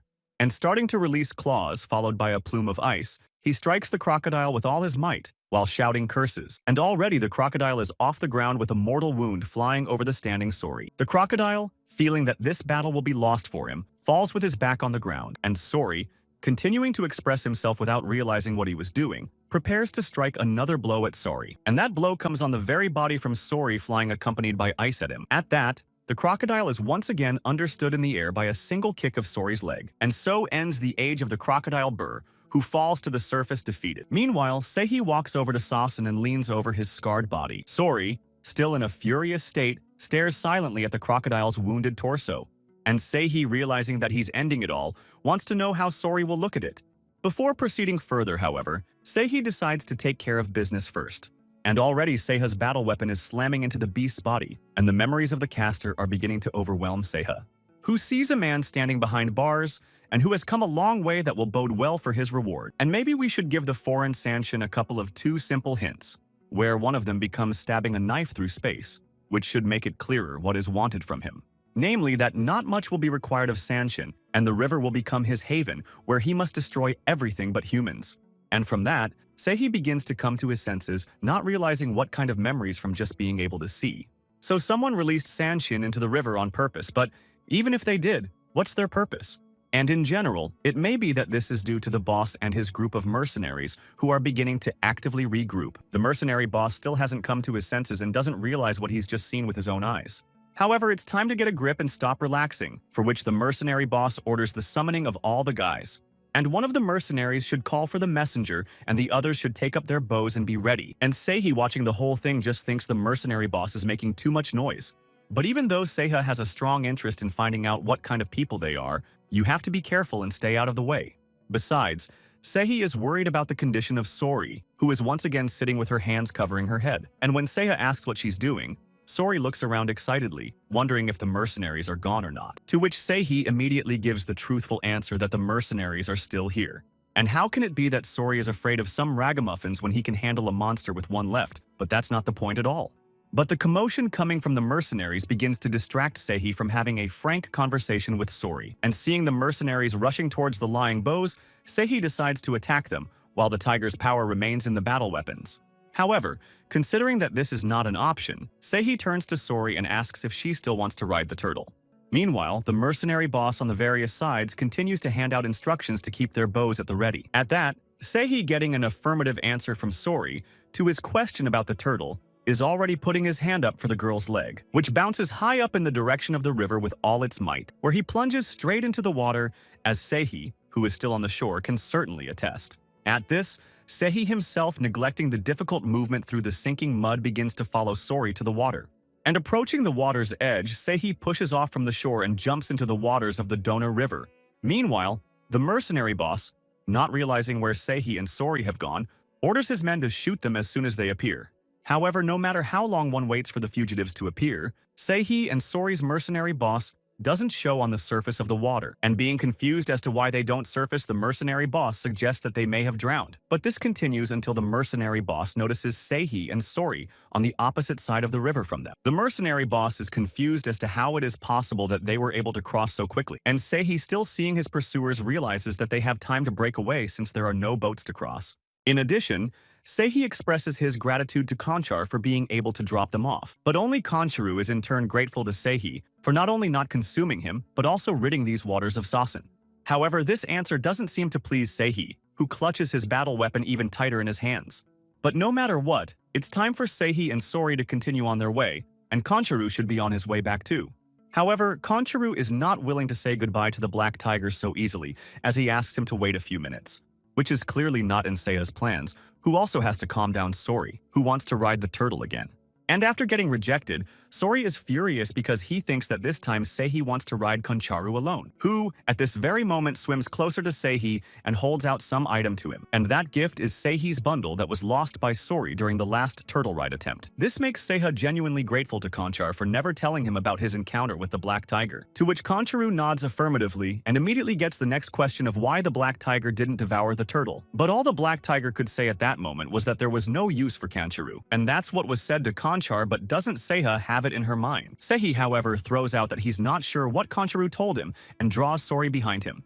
And Concharu, happily seeing off his guests, says that he will always be happy to see them off, especially the Black Tiger, who says with certainty that he will not return to these waters, but if he does, Conchar better stay out of the water. And so Seihi and Sori leave the waters of the Dona River, leaving Concharu there to drift on the waves enjoying life. And somewhere else at another time in another place, a child with tears in his eyes is trying to run away from the chase. And what he clutches so carefully in his hands is a human foot wrapped neatly in cloth. At the same time, the child with such a burden runs away from the uninterrupted chase with all his might. And each time the child gets more and more scared, but he doesn't give up trying to keep going. Even though there is a heartbreaking scream from his pursuer behind him, the boy clutches his leg tightly. And at that moment, the child is followed by the one whose leg the boy stole. And the dead man's goal is to take the leg that's rightfully his. That said, it seems like Stalker is unwilling to give up the chase attempt until he gets the limb back, and already the child is in range of the dead man, who catches up with the boy each time, who, even though he senses the approaching danger, continues to run away with his burden unceasingly. Suddenly, something happens that is not expected by a child, who screams in surprise. All because a boy not paying attention to the road slips and starts sliding down the slope. The child is already rolling down the mountain trying to protect his head and not paying attention to the leg that flies in the other direction. And the boy himself, having lost his footing, flies down with his eyes closed and arms spread out in fear. And as soon as the kid lands, he starts rubbing where the impact is most severe.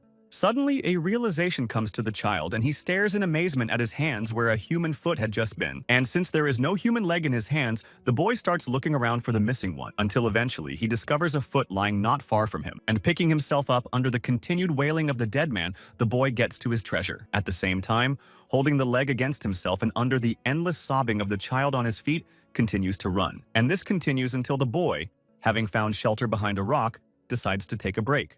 And the dead man keeps following him around, and the boy feels it. And all that remains is to ask God for help to save not only him, but also his mother, in exchange for the fact that he will live honestly. And tears continue to flow from the closed eyes of a child who does not want to think about what will happen, until his attention begins to shift, forcing the child to open his eyes and scout the situation. And as soon as the boy opens his eyes, he stumbles upon Sori's face looking at him in surprise. And since this encounter occurs suddenly, the boy loses his temper and jumps up in fear. But realizing that the extra sound would attract the dead man, the child clamps his mouth shut to keep from screaming. And then, the boy decides that he should introduce himself, calling himself Daehun, and wondering what Sori is doing in these parts. A picture of a mercenary boss with a naked weapon stalking her, and Seihi immediately comes to mind. But all Sori can say in response without going into detail is that she's being followed. And the boy doesn't know what he means, but he decides that she's being chased by these dead people. And seeing that Sori, in order to find out who is hiding under the word, these peeks out from under the rock trying to hold her back, where Sori's escort Seihi successfully kills the dead man who was chasing Daehan, who stole his leg. But Daehan, of course, not seeing this picture trying to pull Sori down, asks her to keep her head down and hide with him. Daehan wonders where Sori's house is, and seeing the direction the girl is pointing, Daehan decides that it's near his house in Tudanri. But if that's the case, what's Sori doing in the woods at this hour all alone? And Daehan finds out that Sori got lost when Seihi left an order not to go anywhere and went to get food for them. At the same time, Daehan, seeing that even in such a situation Sori doesn't cry, concludes that she is very brave. And Daehan decides that he too should pull himself together, because unlike Sori, he's not lost.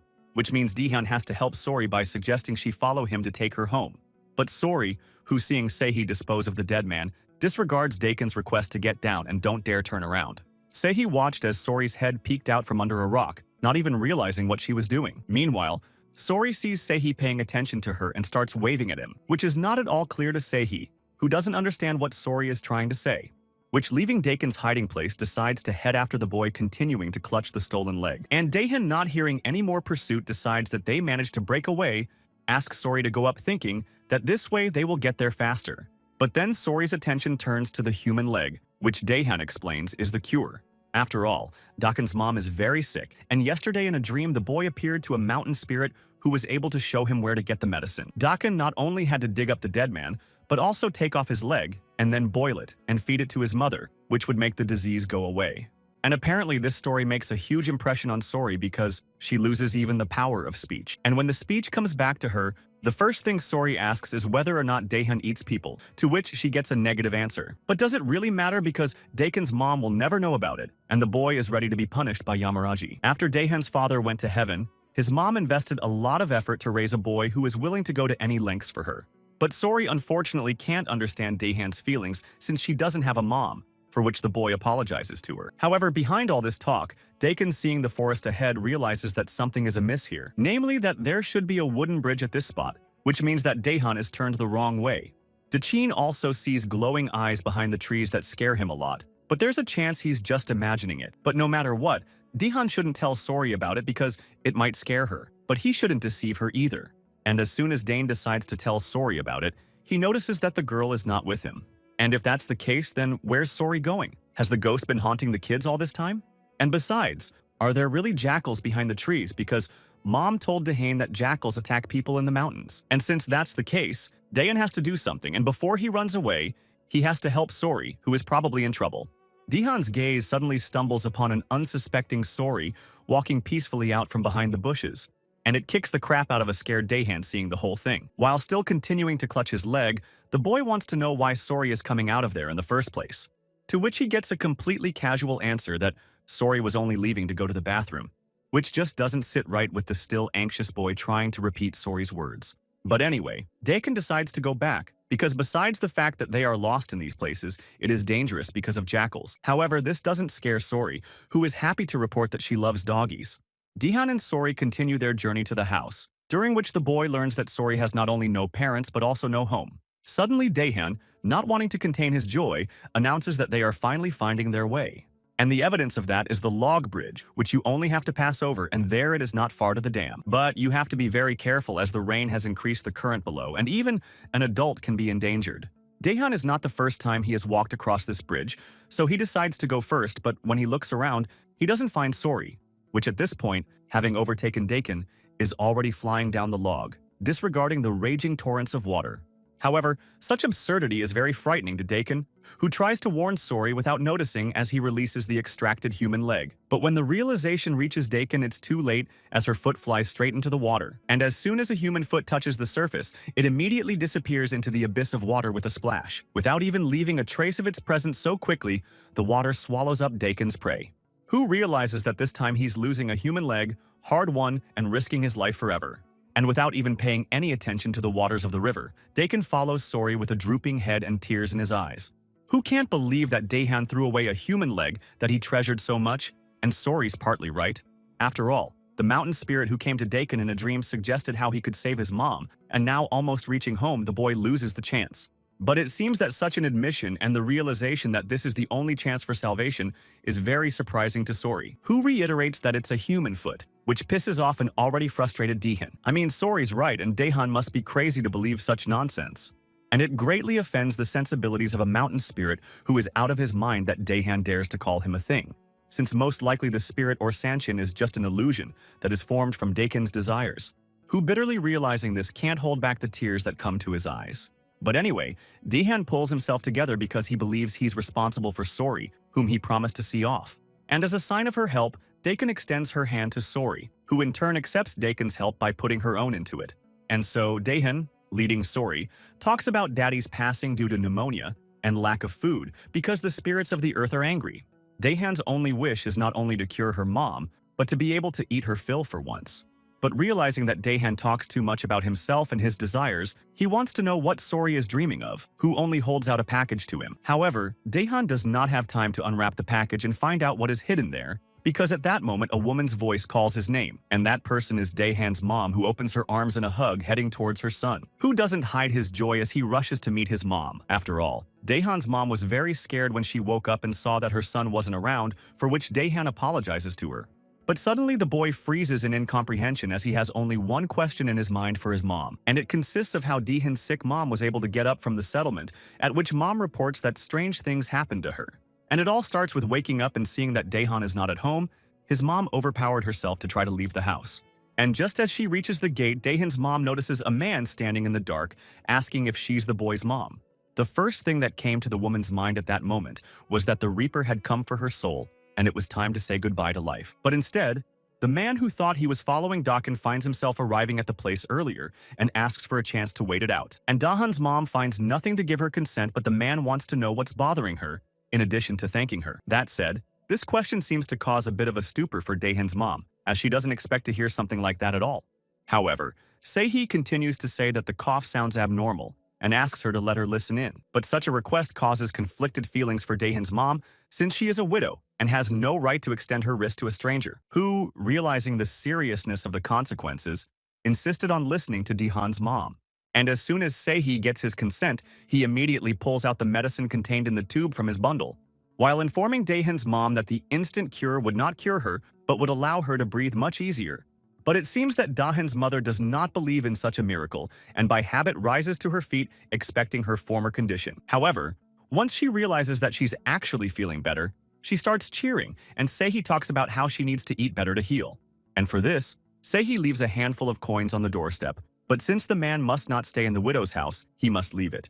And with that, Sehee leaves Daehan's house without waiting for his traveler, with his mom trying to stop Sehee to say thank you. However, Sehee asks Daehan's mom not to go out, since with her condition the cold wind is contraindicated. And hearing that Daehan will come home safe and sound, his mom calms down and now notes that Sehee is actually handsome. And so, on that note, Sehee from Daehan's mom's story disappears, and the boy still can't believe his mom is okay and he's not dreaming. But still, mom wants to know where Dashin went at night, who instead of answering remembers that he forgot to introduce his friend. This time, however, like last time, Daehan turned around and didn't find Sori nearby, thinking she was hiding in the bushes. And darting after Sori, Daehan doesn't notice the bundle given to him fall to the ground next to his mom, who once she opens it and sees the spine can't believe her eyes. And that's because this package contains not just any bell, but real wild ginseng. But where did such a flower come from in their land? For it could be sold for as much as 200 nannies. And then Daehan leaves his mom behind and takes off without giving any explanation as to where he's going again, since all Daehan can say now is that he'll be back soon and running in Sori's footsteps. And as soon as he notices her, Daehan reaches out to her and tries to call out to his friend. At that, Sori hears Daehan's voice and looks back at his call but doesn't say a word. Daehan tries to stop her, wondering where she's going, and asks her to stay with him for a while. But as much as Sori doesn't want to, she still has to go back to her house too. And on that note, Sori leaps from his seat and, pushing off the ground with all his might, jumps high up. With that, the remaining still standing Daehan does not manage to finish his speech, interrupting in surprise. And all Daehan can still say is to wish Sori a good road and promise to live a righteous life. And so, on that note, Daehan returns alone to his still waiting mom still on the road. Meanwhile, Sori lands right where Sehee is sitting, who reminds Sori that they're being chased by mercenaries and asks them to keep their noses out of other people's business next time. But that's not all, as Sehi wants to know if Sori knows where the ginseng has disappeared, to which he gets a negative answer, keeping the way to the village. However, the time is approaching nightfall and Sehi builds a fire in preparation for a night's lodging. But the voice in Seiha's head keeps him on his toes, as the Black Tiger's voice reiterates that Seiha's mind is in a mess. In fact, according to Black Tiger, Seihi probably doesn't realize the situation that's going on around him. After all, Seihi could just as easily have absorbed Sori at the very moment she was destroying Burr. And Seihi realizes that everything Black Tiger says is the absolute truth, and in this case, there's no point in arguing. Since in all the time spent with Sori, Seihi might have taken the right opportunity to devour the girl more than once. But he doesn't, since Black Tiger feels like everything else is just Seiha's excuses. Even now, with Sori sleeping by the fire, Seihi can use her defenselessness to her advantage. So is Seihi going to say again that it's not the right time for a takeover? In doing so, Black Tiger asks Seihi to remember the past 3 years, and it is now that he gets the chance so easily. Also, the Black Tiger should remind Seihi how many days he's been in hiding in an attempt to catch luck by the tail. For always in Seiha's way, there were only small bipeds that went only one tooth in his path. And in Seiha's mind, pictures of him chasing the Sanshins begin to pop up, where on the first one he takes his battle weapon out of its sheath. But in another picture, Seihi is already unleashing his battle weapon and trying to catch up with his opponent. Finally, Seihi focuses his gaze intently on his enemy, without missing an opportunity to use his weapon. However, Seihi should also be reminded of how many times he failed during his hunt. But the way Seihi will do now with Sori will wait for her to grow up and devour her, or everything will happen after finding a name for her. It may not even be 1 year, but 100 years. And Seihi will be waiting all this time. And realizing Seiha's condition, Black Tiger thinks it's just his stupid, inexplicable excuses. And besides, if Seihi doesn't destroy the doubt in his heart, then revenge will never come, so he has no right to hold a gun. As suddenly, amongst all the thoughts in Seihi's head, his hearing begins to pick up some extraneous movement. And Seihi, deciding he hadn't heard that, jumped up and grabbed his battle weapon. With that, Seihi is already preparing to rush forward towards Sanshin, leaving a sleeping Sori by the fire. For it is at this very moment that he notices someone's presence and does not hesitate to rush towards the third extra. But Seihi's sword slices through the air, and Seihi thinks it's just a shadow. But then where is its master? And Seiha's eyes catch sight of something leaping out of its seat and darting away at lightning speed. At that, Seihi doesn't abandon his attempt to catch Sanshin's eye and is already flying after the creature. But what Seiha's gaze notices makes him genuinely surprised at what he sees. Since as the supposed enemy, Seihi sees the most common black cat sitting on a rock in front of him. However, Seihi begins to slowly come around, as this is not what Black Tiger seems to want to see. But be that as it may, Seihi's task is to catch up with Sanshin, and he is not willing to deviate from his goal under any circumstances. However, to Seihi's surprise, the black cat notices Seihi's attacking pose and immediately snaps out of his seat and disappears off the rock. At the same time, Seihi also picks up speed and begins to chase after Sanshin, still holding his battle weapon at the ready, which also relentlessly continues to follow Sanshin on his heels without slowing down his speed for a moment. Once again, to Seiha's surprise, the black cat sits on a rock as if nothing had happened, watching the black tiger invitingly, who, apparently tired of chasing the cat, thinks he's not as fast as he is. And the black cat, as if teasingly having already turned its face to the black tiger, continues to look at him. Suddenly, he takes off, and having gained the necessary speed, heads towards the forest. Seihi concludes that the black cat is just an illusion, and that succumbing to the spell of a ghost sounds strange. However, Seihi is 100% sure that he was able to recognize Sanshin's energy, which means it can't be a trick. And since this is the case, Seihi hesitates in his actions and decides to leave Sori with his things and go on a scouting mission. But it wasn't to be, because just at that very moment, Seihi notices Sori standing next to him, yawning at the top of her lungs, who won't open her eyes and won't go back to the campfire without Seihi. And Seihi can't figure out when she's had time to come over. But instead of asking a question, Sori, still in a dream, hands Seihi his headdress and the bundle of belongings he left behind. At the same time, the black cat stops its movement and looks at the travelers as if inviting them to follow it. And the same black cat once again scurries away, leaving behind only the shadow of its presence. At this, Seihi realizes that the black cat stops as soon as they lose sight of him, but starts running away again when they approach. And Sori, still in a drowsy state, continues to follow the pursuing cat Seihi, who thinks this cat behavior is clear as day, since it looks like the cat is luring them in. Suddenly, Seihi stops abruptly because something ahead catches his attention. And this turn of events is not expected by Sori, who is still asleep and crashes forcefully into Seihi's bundle, who is very surprised by what he sees. And this surprise is transmitted to Sori, who is fast asleep, who just can't contain her emotions and under the influence of surprise cries out. And the reason for this is that Seihi and Sori are facing a thick fog in the middle of the night, and only thanks to the Black Tiger's vision can Seihi see anything. And besides, Seihi is pretty sure that inside this fog is Sanshin's energy, but one question is still unclear: why all this catching up? But to give an answer to his question, Seihi needs to spring into action, and he pulls his headdress harder over his eyes.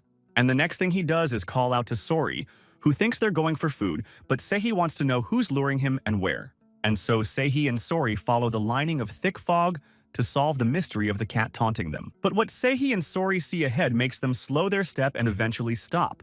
At this, Seihi begins to look around to see something that alarms him, and his example is followed by Sori, who is also looking for the reason for their stoppage. But ahead, there is only fog that shrouds the outline not only of the fence but also of the house behind it. Suddenly, Sori's attention is drawn to something that causes her to take her mind off her previous thoughts and switch gears. For in front of her, just on the fence opposite her, are pasted the very talismans that restrained the box in which she was being moved. And in order to be sure of this, Sori begins to look at her, which finally convinces her that she is right. But as soon as Sori realizes this, terror grips her so much that she dares not utter a word. And to protect herself from the mascots, Sori hides behind a clueless Seiha. And deciding to find out what's wrong, Seihi notices that the girl is so scared that she can't open her eyes. And it's all due to the exorcism talismans that Seiha thinks can't hurt Sori at all. And besides, how could such talismans hurt Sori, who was able to destroy a huge spirit with her bare hands? And hearing that Sori isn't afraid of the talismans at all, Seihi asks him to take his hands off him because he can't move. But then his words are interrupted as Seihi notices someone with fear in their eyes peeking at them through a crack in the window. However, as soon as the commoner notices that he has been spotted, he immediately closes the window, hiding inside the house. Seihi continues to look around and concludes that neither he nor Sori are welcome in these parts. Suddenly, Sori's attention is drawn to the children running in an unknown direction, creating the appearance of play. At that, the last child who runs by also seems to notice Sori looking at them with an unbroken gaze. As at this very moment the child's head begins to turn and the glowing eyes notice Sori. And the mouth of the strange child with the glowing eyes begins to blur into a satisfied smile. But that doesn't seem to please Sori, who looks more surprised than pleased by what she sees. And then, a wooden child with glowing eyes turns to Sori and calls out to her to join them. And the reason is that the wooden children want to invite Sori to play with them, but you have to approach them to do it. Seihi sees this action and thinks that this time of day is not the best time to play. And besides, children are not simple. But his words fly past the ears of Sori, who is already looking at the received offer to join the game with loving eyes. And if Sori wants to join the kids, she needs to hurry up or they'll start without her. And since that's the case, Sori still doesn't listen to Seihi and doesn't pay any attention to him, already flying towards the wooden children. At this, Seihi only just manages to reach out to Sori in an attempt to hold her back. But Seihi's hand, instead of the one Sori just standing next to him, is only grabbing air. And since that's the case, Seihi, thinking he's a liability, decides to take the chance to find out what's going on. And besides, Seiha doesn't think anyone in these parts is capable of doing any harm to Sori, who is already running after the wooden children who keep calling her to their game. And Sori is so excited about the offer that she doesn't even look where her name is called. But as soon as Sori stops, her attention is focused on something standing just across from her in the distance. And what Sori begins to see in front of her takes her by such surprise that she can't hold back the exclamation, since just opposite her is neither one nor three children, but a whole group of wooden children standing next to a big tree in the fog. And if Sori wants to join them, it's about time they started their game. And the rules are that whoever gets caught next starts driving, which doesn't seem clear to Sori.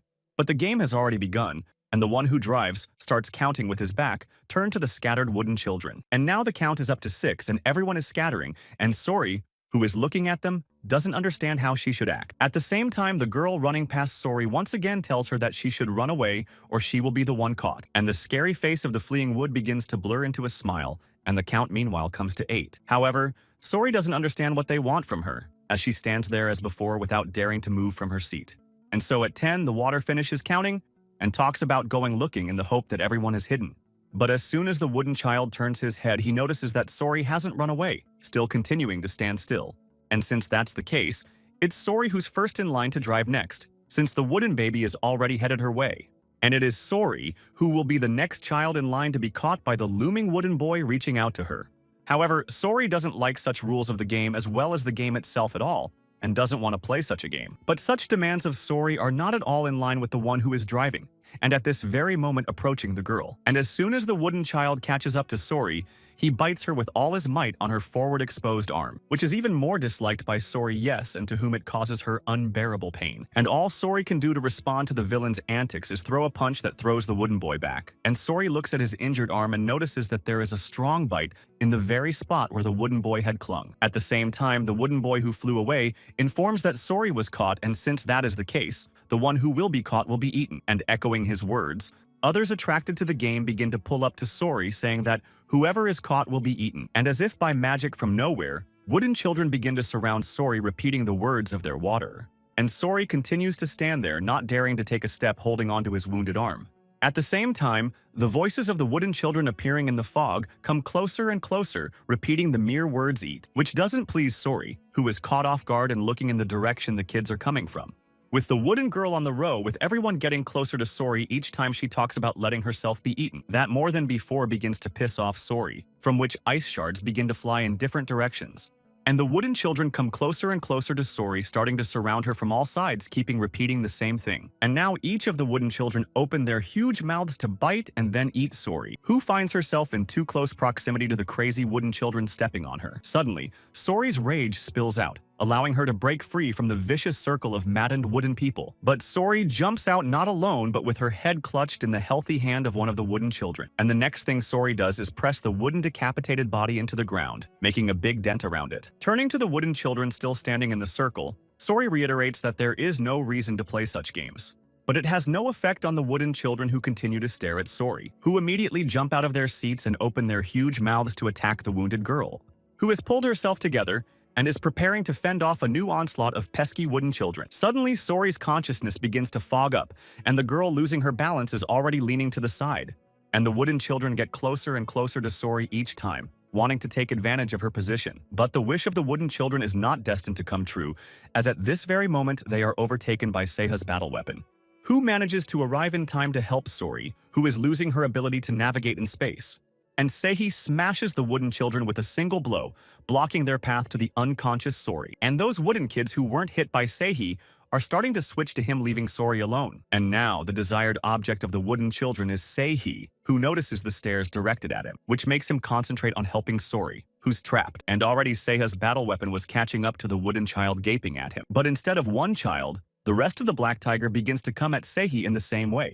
And now one by one the battle weapon touches Seihi, who thinks that this way he has finished with his enemies. Suddenly, Seiha's slanted gaze notices someone standing quite a distance from the black tiger, and that enemy is a wooden girl who apparently senses the emanating danger from the black tiger, because at that very moment the wooden girl turns around and starts running in the opposite direction of Seiha. But her fate is sealed, as she is already in the sights of not only the black tiger but also his battle weapons. And Seiha's battle weapon catches up with the wooden child, who has already managed to run away from him for a considerable distance. And Seihi, seeing the result of his actions, picks himself up to continue rejecting the enemies that overtake him, as at this very moment a new wave of wooden men are heading towards Seihi with renewed vigor. Meanwhile, the wounded Sori is still unable to move from her position without orienting herself. And just then, Seihi comes to her rescue, where Sori tries to see a familiar face.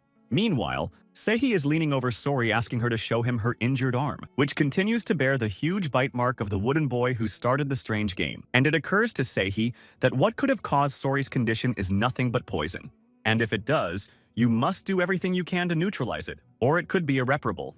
In the meantime, the wooden baby is starting to catch up with his head, reaching out for it. And already the hand from the headless body is touching its part, awaiting reunion, which follows just as soon as both hands begin to screw the head into its rightful place. And although it happens backwards, the head is already sitting on the neck of his body and his eyes begin to search for his victim. At the same time, this phenomenon is not clear to Seiha, who looks around and begins to assess the situation, in which each of the wooden parts of wooden bodies begin to find each other to assemble into a whole. And Seihi, thinking that what's happening seems too suspicious, decides to retreat. And hearing Seihi's lamentations, Seihi tries to calm her down and tells her that as soon as they return, they will immediately start treating her. While still conscious, Sori tells Seihi that she doesn't like wooden children at all, and Seihi agrees. Also, Sori talks about how she's really hot and wants to get naked, which doesn't please Seihi at all. And what Seihi dislikes even more is that they go back to the same tree. And that's even more displeasing to Seihi, who once again makes sure there's something wrong with this place. And when asked by Sori if they have already come, Sehi is forced to tell the truth and answer no. At that, the wooden children's joyous voices about Sori being back are starting to echo throughout the neighborhood. And Sehi, thus accepting the challenge, decides to determine who will emerge victorious in this battle. But his thoughts are disturbed by Sori's moan, telling him that something inexplicably strange is happening to her, since she can't see anything anymore. And Sehi is left with no choice but to abandon his desire and once again seek help from an exhausted Sori. But it doesn't turn out to be that simple, and to check the situation, Sehi looks back, where they are followed on their heels by wooden children with faces just as distraught with the desire to eat them.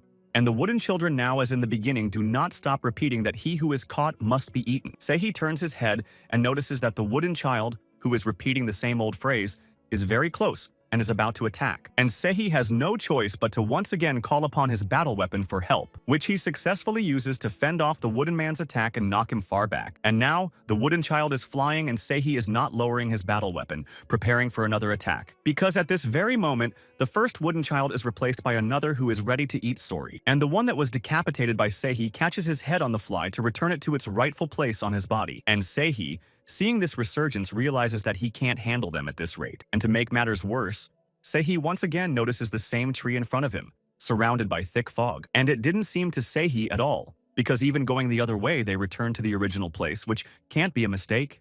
And Sori temporarily regains consciousness again, telling Sehi that everything around her is spinning, indicating severe intoxication.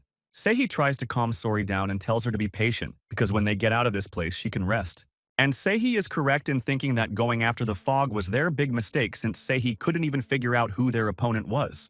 And it's all because Sehi relied too much on the Black Tiger's power. But since that's the case, Sehi must destroy the hearth of the wooden children. But it is worth bearing in mind that if the spell covers a whole village, then the hearth must be very large. And then there's this fog that's confusing, so where it thickens the most is the focus of the Keras. And besides, no matter what path Sehi and Sori take, they keep coming back to the giant tree. At the same time, Sehi, having put all his thoughts in order and looking at the tree, begins to realize that it is the epicenter of evil. Once again, Sehi, with Sori looping beside him, is moving towards the huge tree. At the same time, each time approaching him closer and closer, holding his Black Tiger battle weapon at the ready. Once again, Sehi's attention is drawn to the extraneous movement, echoing from the side of the travelers. And when Sehi turns his head, he notices a wooden child crawling towards him in an attacking pose, who immediately gets hit with a battle weapon aimed at him by Sehi. Meanwhile, the other wooden children take advantage of Sehi's distraction from Sori and prepare to take her over. But Sehi manages to spot the impending ambush on the unsuspecting Sori just in time, and immediately, to protect the child, reflects with his battle weapon the attack of the maddened wooden children. And this is how Sehi protects the unconscious Sori once again. But it doesn't end there so quickly, as the wooden children, who have managed to recover, come at him again. However, the movement of these wooden children slows down as a thick fog begins to envelop them, and Sehi has no choice but to breathe a sigh of relief at being able to get rid of the pesky wood. But Sehi's state of relief doesn't last long, as he is again forced to concentrate to catch the extraneous noise, all the while still continuing to move away from the damn tree with Sehi beside him, barely weaving behind him. And just like all the previous times, Sehi begins to realize that he is losing his bearings again. Oh, and besides, the sensation of the presence of an intruder makes him keep his battle weapon at the ready. But what was Sehi's surprise to see an animal-like creature instead of a wooden child, which, on closer inspection, begins to take on the shape of a very ordinary cat. And this cat, calmly perched on top of the fence, continues to watch Sori and Sehi. He looks at the animal and doesn't have time to finish his guess as he is interrupted by Sehi, who has regained consciousness. But at the words of the cat calling, Sehi finally faints and begins to slump backwards. However, Sehi manages to catch the girl in time to prevent her from falling to the ground. And tasting Sehi's forehead, Sehi notices that she is all burning, and this condition can be very dangerous, even for Sanchin. In addition, this time, Sehi finally makes sure that Sori was poisoned with poison through the bite. But even knowing now the cause, Sehi will have a hard time finding a cure unless he knows what the poison was. And while Sehi was dealing with Sori, the cat watching them didn't even try to leave his seat. With that, the next thing the cat starts to do is make a loud noise in cat language. And then the cat changes its position and rises to its feet and begins to pull itself up with its front legs, which is followed by stretching the back of the legs, preparing the cat to resume movement. And now the cat stands up on all four paws and starts its movement on the top of the straw fence. But that's not all, as at that moment the cat turns her head and turns to Sehi, as if to say, "Follow her." And her call is instantly picked up by Sehi, who, looking at the approaching wooden men, finds the offer very tempting. But be that as it may, Sehi can't help but think that this way they might fall into a new trap. However, looking at the distant cat and sensing the approach of the wooden children, Sehi realizes that they have no other choice. Meanwhile, the cat is already nearing the end of the straw fence, trying not to speed up her step in anticipation of Sori and Seiha. And so Sehi, with Sori in his arms and his sword ready for another attack, follows the cat. At the same time, one thought does not leave Sehi alone since it was following the cat that they wandered into this village. And even knowing that this is most likely a new trap, Sehi still willingly jumps into it. But only one thing reassures Sehi, and that is that this cat is different than the one Sehi and Sori saw in the forest. And while Sehi continued to ponder the Conca, meanwhile disappears from the sight of the Sehi following it, which obviously worries Sehi to some extent, who is already in a tight spot. But since it's too late to doubt, Sehi begins to speed up, changing his stride into a sprint. Meanwhile, the cat stops in the crevice of the fence from which the light comes, meowing invitingly. And once the cat makes sure she's in Seiya's line of sight, she goes inside. The next thing the cat does is walk towards a house with lights on in the windows. And Sehi, watching this picture, can't understand how such a low fence can protect the house from ghosts walking around. And besides, such peacefulness around rather arouses more suspicion. But Sori's condition leaves no other choice. And that's how Sehi, with Sori in her arms, walks through the low fence and into the courtyard. But before following into the house, Sehi decides to look around, and the first thing he sees are the neatly arranged jugs in one corner. And in the other direction, on neatly tied in stacks of firewood, cats sleep peacefully without paying attention to people. At the same time, behind the ajar shutters of the window, Sehi hears someone talking to the cat that they have visitors. And this obviously makes Sehi, who witnesses the conversation, even more suspicious. Suddenly, a woman's voice from the ajar window, addressing Sehi, invites them to go inside the house. But before they do, the same female voice asks Sehi with Sori in her arms to lock the wicket as tightly as possible. And Sehi, about to fulfill the request, turns to the ajar door of the wicket behind which the ghosts still hover. But as soon as Sehi closes the wicket door, all the extraneous sounds behind it begin to fade, taking the woodies with them. And just outside the fence, as if there was no thick fog, the sun rises. The woman notices Sehi's surprise and realizes that he is confused, so she asks him to come inside to explain. But the fact that the woman addresses him as Mr. Black Tiger throws Sehi off balance. And the woman in turn introduces herself to him as Tan Yen, who is excited to meet the Black Tiger. And on that note, Black Tiger and his wounded companion go inside the house, as their journey was really not easy. At the same time, the woman handing the Black Tiger a drink wonders whether it was easy to find the path in the thick fog. To which Sehi immediately replies that without the cat's help, they would hardly be able to get out of it. And that apparently surprises Tan Yong, who's been wondering where her cat went and if she's brought out Sehi to do something worthy. But Tang Yun doesn't have time to finish her thought as Sehi interrupts her with the fact that they met a panther-like beast in the mountains. However, Tang Yan is pretty sure that there are no such predators in the neighborhood, and that Sehi is probably mistaken. And not getting the expected answer to his question, Sehi switches to Sori, but Tan Yang can't say anything since he's not a doctor.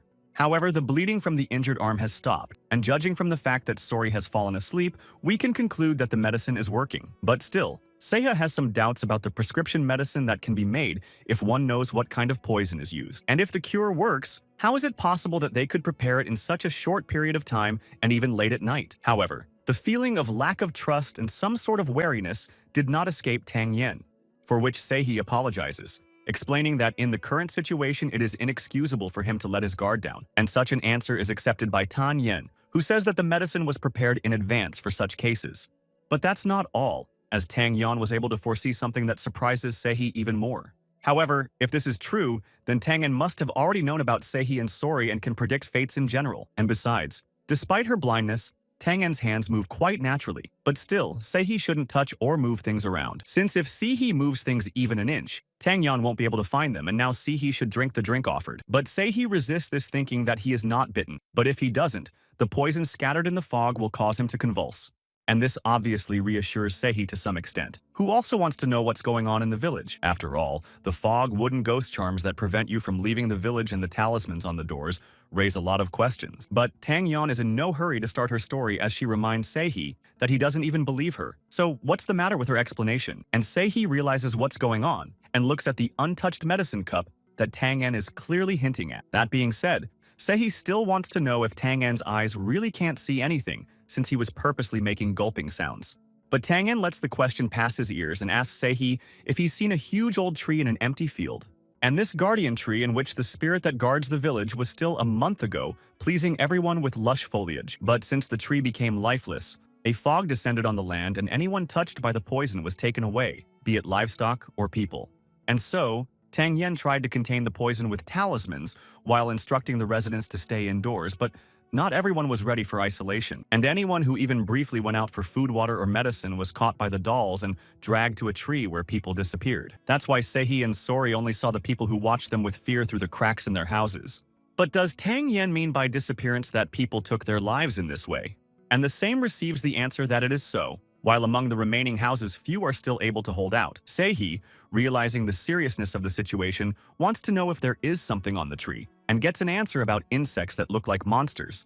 However, even while talking, Tang Yan makes a remark that Sehi still doesn't trust her because she won't let go of her battle weapon. Sehi finally makes sure that Tang Yan sees everything, but she doesn't since she has a sense that allows her to read outsiders. And since it's true, Sehi wants to take this opportunity to learn about himself, but because the past is shrouded in a black veil, it's hard to do so. But that answer doesn't suit Sehi, who thinks that anyone can answer that way except for his only specialty, which is that Sehi's fate is cut short, but that doesn't mean he's about to say goodbye to life. And it is interpreted that Sehi should have been in heaven long ago, but the two fates cannot overlap, which is confirmed by Tan Yen saying that Seha's share was always to become one with his battle weapons, which in some ways seems like an unpleasant and inexplicable discovery for Seha. And since that's the case, Sehi asks Tang Yen for more reading, but the woman refuses, saying that's the end of it. At the same time, Sehi, who had been listening attentively to Tang Yen all this time, drinks the medicine in one gulp, and with a sound, returning the empty bowl to its place, tells Tang Yen that she'll be back soon. When asked about leaving, Sehi believes that he will pay not only for the fortune-telling, but also for the cure.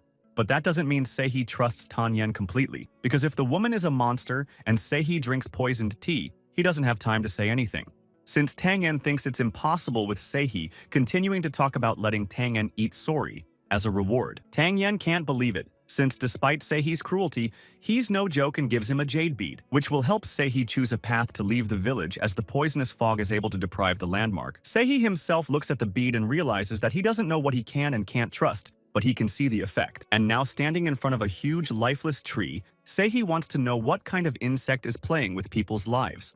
But as it is, an ordinary tree was able to change so much in such a short period of time, and if the tree continued to grow, it could stand for hundreds more years and fulfill its function of protecting the village. But now, Sehi looks at the lifeless tree and regrets that it was the first victim of the village. Meanwhile, the wooden child watching Sehi bear his battle weapon wants to know what he's going to do. After all, wouldn't it be better for Seha to drop everything and join in to play with the wooden kids? And for this, the most suitable game is the game of hide-and-seek, where Sehi is given the right to hide first. However, there is one condition. If Sehi is found by the wooden men, he will definitely be eaten by them. But Sehi decides to take the initiative because if the wood spirits like to hide, they'd better hide first, since they should now remember that if they are caught, they will be the ones to be eaten by Sehi. And at such a point, Sehi bared his battle weapon and prepared for further action, standing with his back to the wood spirits. Suddenly, Sehi abruptly jumps out of his seat and flies at the wooden men at a breakneck speed, thrusting his battle weapon forward, which he immediately, without moving from his seat, blows to pieces in one fell swoop. But it doesn't end there, as a new wave of wooden monsters attack Sehi from behind. However, instead of encasing Sehi in their deadly embrace, the wooden monsters miss grabbing air, as Sehi manages to dodge just in time while keeping his battle weapon in his hands, while successfully fending off an attack by the wooden men while remaining unharmed. But seeing that once again the wood spirits are at his approach, Sehi realizes that this battle is just a waste of his strength, since from the very beginning, Seha's goal was, and still is, only the monster that sits inside the lifeless tree. And if it had been an ordinary tree, Seha wouldn't have had the strength to cut it down, but now it was different since it was possessed by a ghost. That's a different matter, and Sehi, using his battle weapon, strikes the tree time after time, which each time reaches the realization of Seha's original plan of already reaching the middle of the barrel, until eventually the lifeless tree trunk begins to lurch sideways. And now, in place of the mighty tree in front of Sehi, the only thing that remains of the former might is a stump. However, it doesn't end there, as Sanshin's power remains the same and Sehi doesn't absorb memories. And if it was over, Sehi wouldn't see any wandering wooden men on the horizon. Suddenly, a surprised voice sounded behind Seha's back, interrupting his musings. Who up to this point had been full of mystery as to who had come to him until he saw that it was Mr. Black Tiger. However, Sehi is unwilling to play riddles, and is ordered to show himself to whoever is having the conversation with him. But the speaking voice is not so simple, as it realizes that no Sanshin in Dongha will show himself in front of Mr. Black Tiger, who is now destined to stay forever in the fog where the monster puppets won't let him get bored. In the meantime, the wooden dolls have already climbed on top of each other to form a pyramid overhanging Seihi. And Seihi looks back and sees who he has to confront now. And still, the same mocking voice of Sanshin from under the stump wants to know what Seihi thinks about this. And does Mr. Black Tiger even need such a toy belonging to the talking Sanshin? Seihi replies that for the most part, he's not picky, but he doesn't have time to say anything as he's interrupted by Sanshin from under the stump. But Seihi thinks it's unnecessary to waste time on idle chatter as the pyramid of wooden dolls continues to grow. And one of them, gritting her teeth, tells the Black Tiger that there are many of them and if he takes the life of one, two will live. After all, the rules of the game are that as long as one wooden toy lives, the other will live at its expense. And since that's the case, Mr. Black Tiger will never be able to handle all the wood spirits. That said, Seihi notes that the dolls move with charms and speak in the voice of the lurking Sanshin. And the insect's abilities would not be enough for such a creation, so who gave Sanshin such power? But hearing that the leader of everything is Tachon Seihi is surprised and asks to repeat what was said. However, one of the wooden dolls realizes in time that she has said too much, and to make good on her reservation, she immediately starts attacking Seihi standing in front of her, who reacts in time and manages to bounce from the very place where the blow is planned. But the wooden puppet quickly gets its bearings and rises again to attempt the throw, and Seihi bounces away, dodging a direct attack from the wooden monsters as before. But the only thing Seihi doesn't have time to do is remove his hand, which is hit by a blow that leaves a bloody scratch mark. The wooden monsters are already presenting themselves to Seihi in the form of an insect, asking him to see the power granted by Tachon. And it was unlikely that such a pathetic fake of the Black Tiger could withstand the power of Tachon, which means the current Mr. Black Tiger has no chance of getting out of this place alive. But apparently, Seihi holds a very different opinion, as at this very moment his battle weapon is ready to repel the blow, which just as times it hits the topmost wooden doll with a crackle flying off to the side. However, it doesn't end there, as the next wooden monster prepares to attack. And now the wooden spirit is already dangerously grinning its maw and heading towards its opponent, Mr. Black Tiger. That being said, Seihi is now as successful in deflecting the onslaught of the multi-legged wooden monster as in previous times. But having managed to duck from the wood spirit's hand-inflicted blows, Seihi doesn't notice the other. Because at this very moment, after a series of blows, he is thrown aside with tremendous force. But having managed to stay on his feet, Seihi assesses the situation and realizes that the monster's speed has increased significantly. However, seeing the moment the bodies reunite to build the pyramid, the principle of how it works begins to dawn on Seiha. And the newly formed pyramid of wooden bodies ready for another onslaught doesn't understand why Seiha is looking away. And before he could say that even Mr. Black Tiger can't handle Tachon, he gets hit, which properly planned Seihi hits the very spot that becomes the final destination for the wooden monster. And just like that, Seihi emerges victorious from the battle with the wood spirits by putting an end to them. At this, Seihi, looking at the downed trunk of a huge tree, hears the question asked of him about whether this is the end, and that contributes to Seihi sticking a battle weapon into the ground to finally put a stop to the matter. At the point of impact, which forms a huge rift dividing the surface into two parts. And now, being inside him and looking down, he begins to ask questions that form the further plan of his actions, which is that Seihi, not paying attention to what's going on outside of him, is forming a downward rift. However, the impact is so strong that it leaves Seihi unable to move for a while. And the domain mistress looking on was sure that Seiha's battle with her puppets would force the Black Tiger to retreat. In fact, Sanshin is a little confused that Seihi had the temerity to venture into her domain. And on top of that, Sanshin notices a jade bead around Seiha's neck that is supposed to break her spell.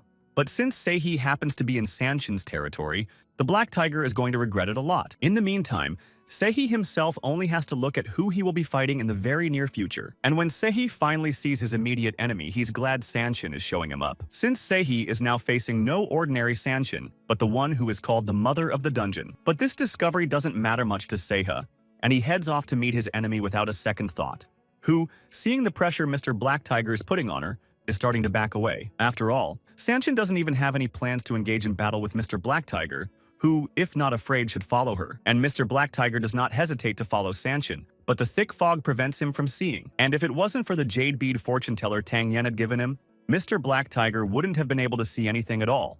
Seeing Sanshin disappear into his hole, Seihi realizes that she's trying to lure him in so she can attack him.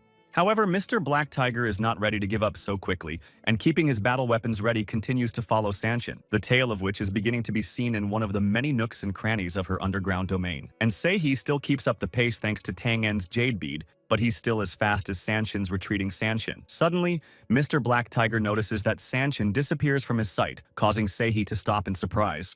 And as he continues to peer deep into the burrow of the underworld, Seihi falls into a bit of a delusion. Since Sanshin's trail breaks, and that's because she either ran away or hid her presence that way. Yeah, and anyway, Seihi doesn't understand why he's so out of breath, even considering that Black Tiger-san is in the cave. And then Mr. Black Tiger's gaze begins to pick up some extraneous movement from outside, which is triggered by the fact that the newfound wooden monsters are taking up their old ways in the form of an attack on Seihi, who, holding his battle weapon at the ready, doesn't quite understand how the wooden monster managed to get to this place.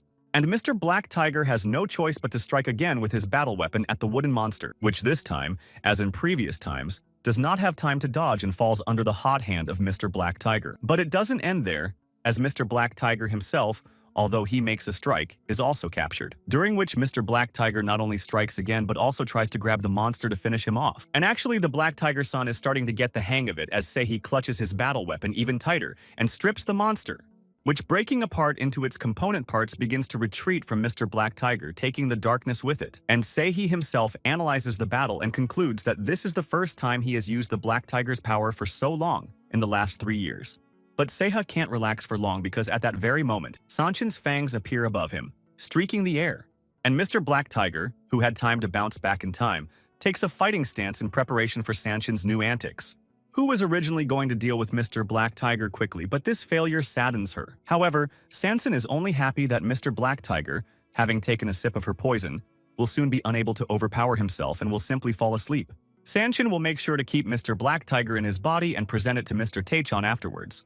But that's not in the plans of Mr. Black Tiger, who doesn't understand how Sanshin could fall for the idea that some of Seihi's poison would stop him. But that's not true because even Black Tiger, who is very strong and has captured all of Donghei's Sanshin, is powerless from the effects of the poison. If we take into account that the current Black Tiger is not what it used to be, Taechan will be happy to see him in human form. And Seihi couldn't agree more, offering Sanshin to voluntarily take him to Mr. Taechan. And Sanshin, listening to Seihi's speech, decides that he is trying to make a deal with her. But first she asks him to listen to her proposal, which is for Mr. Black Tiger to leave the cave and leave the village forever. Yes, and besides, the Dungeon Mother absolutely did not care what Black Tiger would do, otherwise he would engage in an endless battle with her. However, it is worth considering that Mr. Black Tiger is already poisoned, and therefore more likely to lose. And the Mother of the Dungeon deciding to bring Mr. Black Tiger outside doesn't have time to speak, so a battle weapon cuts through the air above her head. At that, the Mother of the Dungeon dodged the blow in time to look out from her ambush and try to assess the stoppage. And seeing Seiha's belligerent posture, he concludes that he is thus reneging on the deal and will not leave her domain. Since that was the case, the Mother of the Dungeon would still wait for Mr. Black Tiger to pass out before picking up his stiffened body. However, the speeches made by the Mother of the Dungeon have no effect on the attacking Seihi, who is assuming the posture of an attacker. As Mr. Black Tiger looks into the face of the Mother of the Dungeon and tells her that he will not let her go. But Sanshin is already out of sight of the Black Tiger Master standing there, starting to call out for him once again. And seeing that Seihi doesn't move, the Dungeon Mother thinks he knows that sudden movements make the poison spread faster through the body. At that, under the incessant stream of Sanshin's endless words, Seihi notices the wooden monster reassembling itself. And in order to prevent the wooden monster from rising again, Mr. Black Tiger simply decides to trample it. At this, Seihi himself, though using jade bead magic, starts rubbing his eyes with his hand. And when his eyesight returns to Mr. Black Tiger, he starts looking around. The Mother of the Dungeon, who is moving along her paths, thinks that since the cave is soaked in poison, Seihi should stop moving. And once Mr. Black Tiger takes another 20 breaths, the poison will completely fill him up and Sanshin should hide to wait it out. But the Dungeon Mother's plans were not destined to come true, as she notices that Seihi is following her. Moreover, Mr. Black Tiger does not look poisonous. Rather, on the contrary, his determination says the opposite. And that doesn't sit right with Sanshin, who was 100% sure that the poison was meant to throw Seihi off her trail. To which Mr. Black Tiger replies with confidence that the Dungeon Mother underestimated Tang Ying's abilities. Or maybe also that Taechan, who empowered the Mother of the Dungeon, couldn't explain everything properly. With that, Mr. Black Tiger had already overtaken the Mother of the Dungeon and thrust his battle weapon into her body, which causes the Mother of the Dungeon unbearable pain from which she begins to scream. And Mr. Black Tiger, referring to Sanshin, wants to know if it's true that she was able to stand up to Seiha after receiving power from Taechan. But even so, Mr. Black Tiger catches up with Sanshin again, and ignoring her pleas thinks that Tachon is a coward. At the same time, the mother of the dungeon, realizing that she is doomed and grasping at the slightest chance, wants to tell where Tachon is hiding.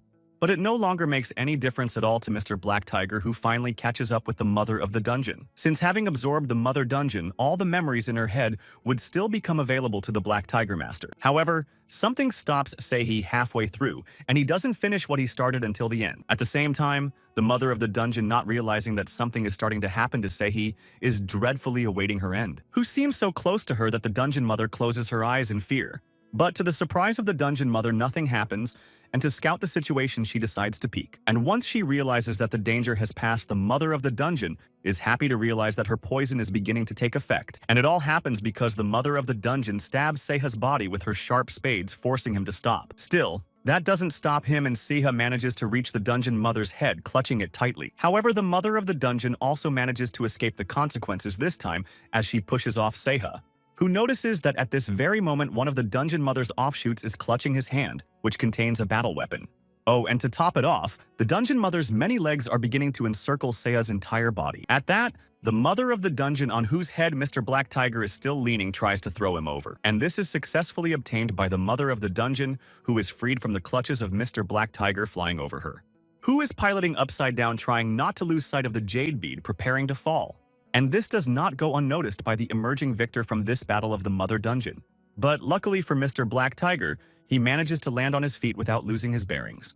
And the Mother of the Dungeon, adopting an attacking posture, aims all her possible weapons at Seihi, who accepts the challenge and is already rushing at his attacking enemy Sanshin, who, realizing that she might lose in this fight to Mr. Black Tiger, decides to put a fog on it, which completely envelops Mr. Black Tiger, throwing him off his chosen path. But once the fog clears a bit, and visibility begins to return to Seihi, he notices two fangs pointed at him, which he chops apart with one swipe of his battle weapon, depriving Sanshin of the chance to strike. Suddenly, Mr. Black Tiger's side vision notices a third extra appearing in this game, and that third extra is none other than the wooden monster who grabs exactly the hand where Seiha's battle weapon is. And the mother of the dungeon, realizing that an unfavorable outcome might follow for the Black Tiger Master, is happily watching. At this, the wooden monster that had encroached on the Black Tiger Master's martial weapon flew back with force. But the mother of the dungeon herself, who receives a strong blow from Mr. Black Tiger, is not left out, which also throws the mother of the dungeon back with force, erasing the smile of pleasure from her face. And Mr. Black Tiger, although he is devoid of battle weapons, is still infused with the power of the Black Tiger, with which Seihi skillfully wields his fists to continue striking at Sanshin. As suddenly something stops, Seihi causing him to take his mind off the battle and turn his attention elsewhere. Because at that very moment, Seihi notices that his battle weapon is right where the wooden monster is located. Moreover, the monster's wooden-clawed hand is just where the hilt of Mr. Black Tiger's battle weapon is, who, assessing the situation though, managed to pull the sword out of his body, but still doesn't know how long the power will last, which means you have to switch and rush to get your hands on a battle weapon, but so does the wooden monster. And now Mr. Black Tiger, holding his fist at the ready, is rushing to not only seize the sword but also to throw away the wooden puppet, which, when it fails to reach its target, flies backwards with a crackling and furious force. Meanwhile, Seihi is already a millimeter away from grabbing the hilt of a battle weapon, with which Seihi just has to chop up the mother of the dungeon to stop all the dolls that are starting to pounce on him. Seihi sees each of the wooden dolls trying to bite him, and realizes that all the others are following one of them in pursuit. And to get rid of the pesky wooden monsters as quickly as possible, Seihi decides to fight them off, at the same time grumbling that the wooden monsters make too much noise, which makes your eyes go dark. And to stop it, Mr. Black Tiger blows the wooden puppet apart with a single blow, which, among other things, falls to the stone floor of the dungeon and is crushed by Seihi's foot, who is once again working hard to get to his battle weapons as soon as possible. But no matter how hard Mr. Black Tiger tries, all his attempts are in vain as it is too late, and seeing the wooden puppets heading towards him again, Seihi realizes that his obsession with revenge will one day take his life. However, even in his worst dreams, Mr. Black Tiger did not think that death would come to him in a place like this. And the mother of the dungeon gleefully looks at Seihi and thinks he's just a loser destined to perish in her domain. And besides, it's too late to fix anything for someone who should have been stiffed a long time ago. After all, it wouldn't even take a breath of poison for the dungeon mother to rip off Seiha's limbs and give the rest to Tachon. Suddenly, something happens that no one expects to see as a child's voice begins to address the wooden monsters, which brings some consternation to the already relaxed Sanshin, so skillfully sharing the victory, as at this very moment, the satisfied smirk is wiped off the dungeon mother's face by Sori's punch, and Seki, who thought his minutes were numbered, is hit by a shockwave that brings him to his senses.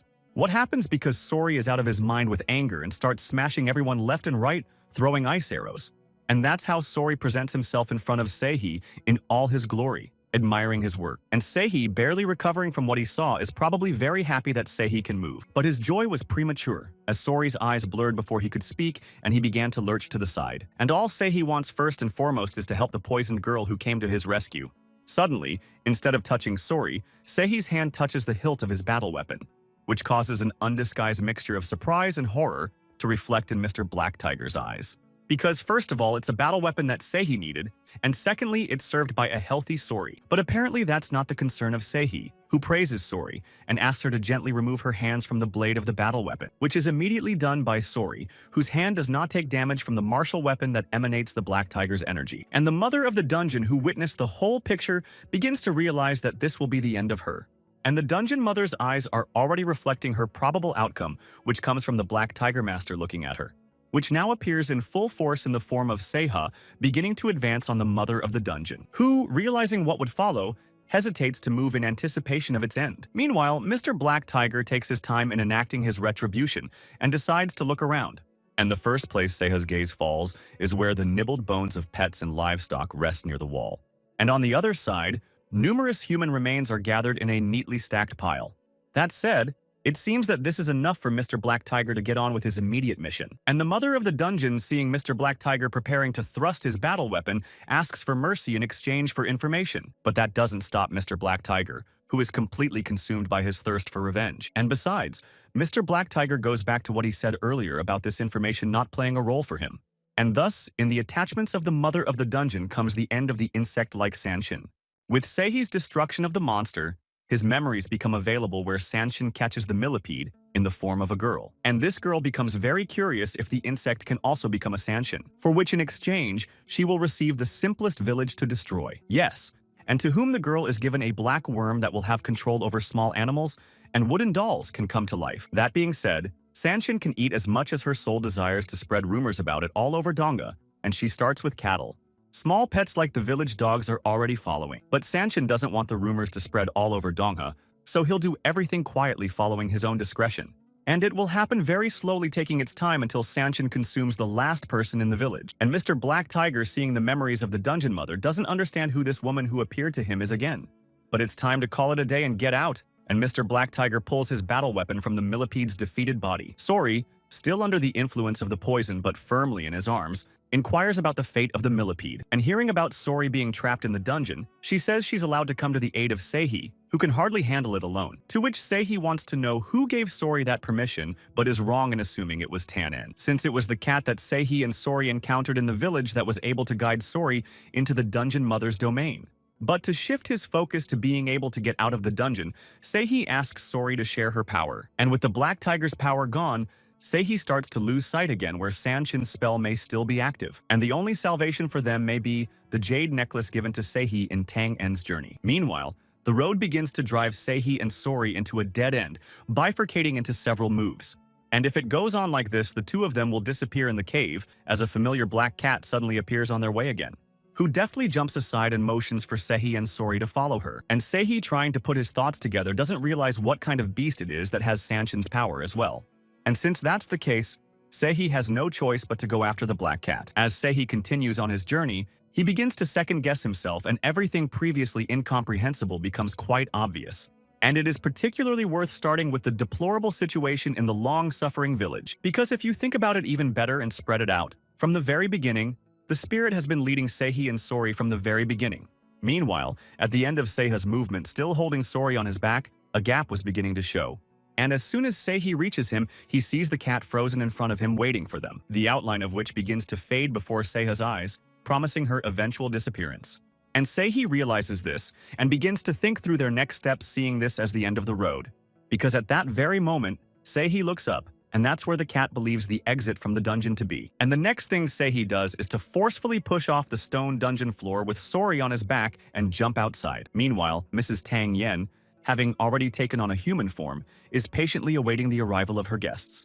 which after making a huge path to the exit with force collapses in a leap to the ground next to Tang Yen. And the first thing Seihi does is resort to his battle weapon, wanting to use it against someone who didn't hide his name. Since it is Tan Yen, aka Tan Yan, who is the Sanshin, who has taken on human form, now looks up to Seihi. That being said, Tang Yan was genuinely happy that Seihi and Sori were able to escape the dungeon completely unharmed. But this is not to Seihi's liking, who is about to absorb Sanshin to replenish his strength, but doesn't have time.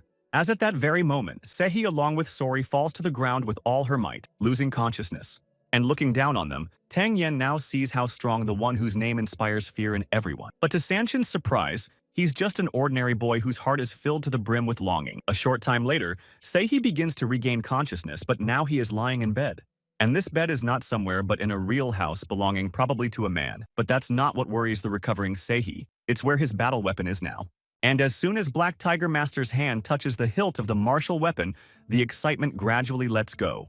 At this time, Tang Yen appears in the window opening, seeing that Mr. Seihi has woken up with a tray in his hands, who, with a benevolent expression on her face, offers Seihi what she has. But Seihi, seeing Sanshin in front of him, is unwilling to engage in dialogue with him, only adopting a belligerent posture.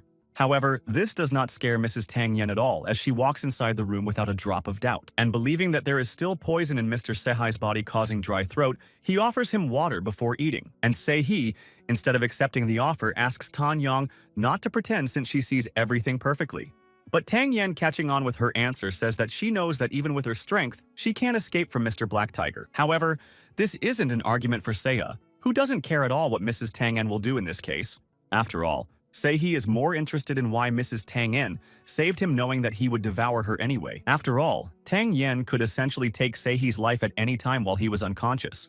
However, Ms. Tang Yen does not pursue the goal of destroying people under the guise of threatening lives. And Tang Yen keeps her eyes open not because she's trying to hide her identity, but because she sees too much when they're open. Still, returning to the original topic of their conversation, Mrs. Tang Yen reminds her about the food for Seiha, which he doesn't have time to answer because from somewhere above, Sori happily announces that she can eat everything. At that, Mrs. Tang Yen immediately informs, looking at Sori, that she has just recently eaten. But that doesn't convince Sori in any way to give up her desire to eat the food again if Seihi doesn't want it. And to avoid this, however Mrs. Tang Yen wants, she asks Sori to wait a bit and the food will be ready. As soon as Sori realizes that she has achieved what she wants, she immediately descends from the roof, landing at the entrance to the houses.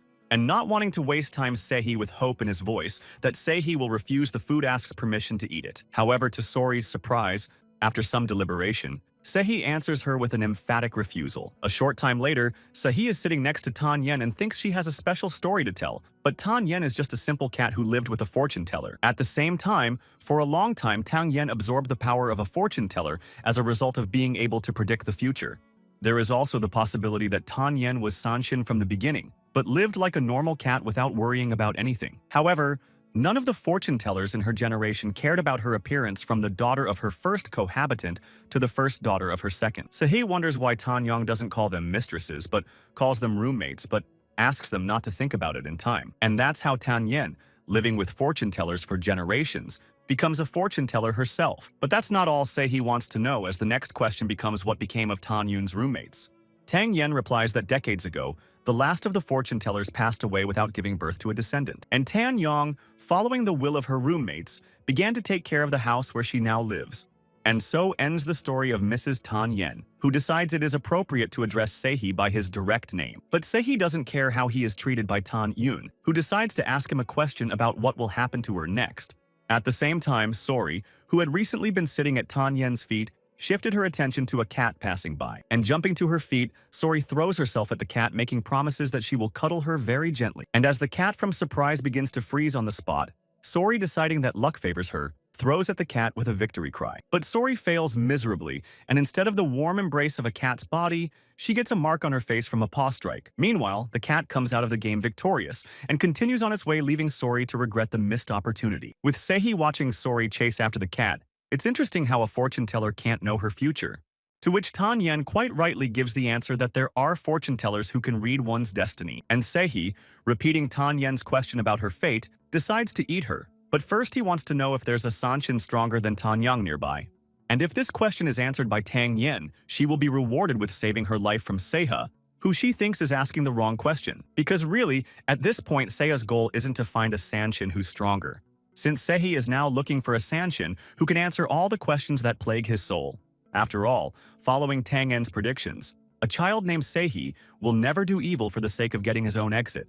That said, now Seihi is spilling the blood of innocent Sanshins to get answers to all his questions. And Tang Yan continues to talk about Seihi's essence, before she can finish as she is interrupted by Seihi pushing Tang Yan against the wall, and ordering Tang Yan to stop talking nonsense again puts her in a choice to either say goodbye to her life or designate another Sanshin's place. Seihi thinks that Tang Yan will make the right choice, but ends up hearing that cats by nature choose what they like. And besides, how can Tang Yan trade the lives of those Sanshin she likes for her own, thereby asking her to take her life painlessly? And now Seihi is faced with the choice of sending Tang Yan to the other world by absorbing her or keeping her alive. Meanwhile, Seihi's battle weapon filled with Black Tiger energy was getting closer and closer to Tang En's face. At the same time, the cats that were previously lying serenely on the bowls now have their tails tipped and are watching what is going on. And Sori herself, who has gotten her way and grabbed the cat in her arms, is watching Seihi and Tang En in bewilderment, on whose neck Mr. Black Tiger's grip unclenches and she slumps unharmed to the veranda floor. And Seihi turned away from Tang En, no longer daring to look her in the eye with the certainty of having lost, headed for the exit. And picking up his headdress and knot from the ground, Seihi retreats at this. But he hears the suggestion to stay longer, since Tang En believes that neither Seihi nor his traveling companion Sori are fully healed yet. But hearing that Seihi has had enough rest, Tan Yong decides to propose to him. Which is so that Tang Yen can tell us about that Sanshin that Mr. Black Tiger wants so badly. And after Seihi meets this Sanshin, he has to show him all his doubts to find a solution. And it seems that this answer suits Seihi, who is interested in the location of this Sanshin after learning about Mount Banhuan. With that, after getting answers to all of Seihi's questions so far, calling after him, Sori heads for the exit. And Tan Yong, now acting as the Black Tiger, says that this time he'll let her go, but she shouldn't let him see her. But then there's Han Seihi, who bows his head to Dewa Tan Yon to express his sincere gratitude. At the same time, Tang Yen herself addresses Mr. Black Tiger and Han Seihi, saying that the doors of her house are always open to them. And on that note, Han Seihi, along with his wayfarer Sori, leaves Tan En's house and the village itself, and Tan Yen sees the guests off and asks them to be careful while expressing her resentment to her cat, who looks at her roommate and has no idea what she's talking about. That said, Tan Yang says that how could her cat take a swing at such a creepy Sanshin who is still a kid?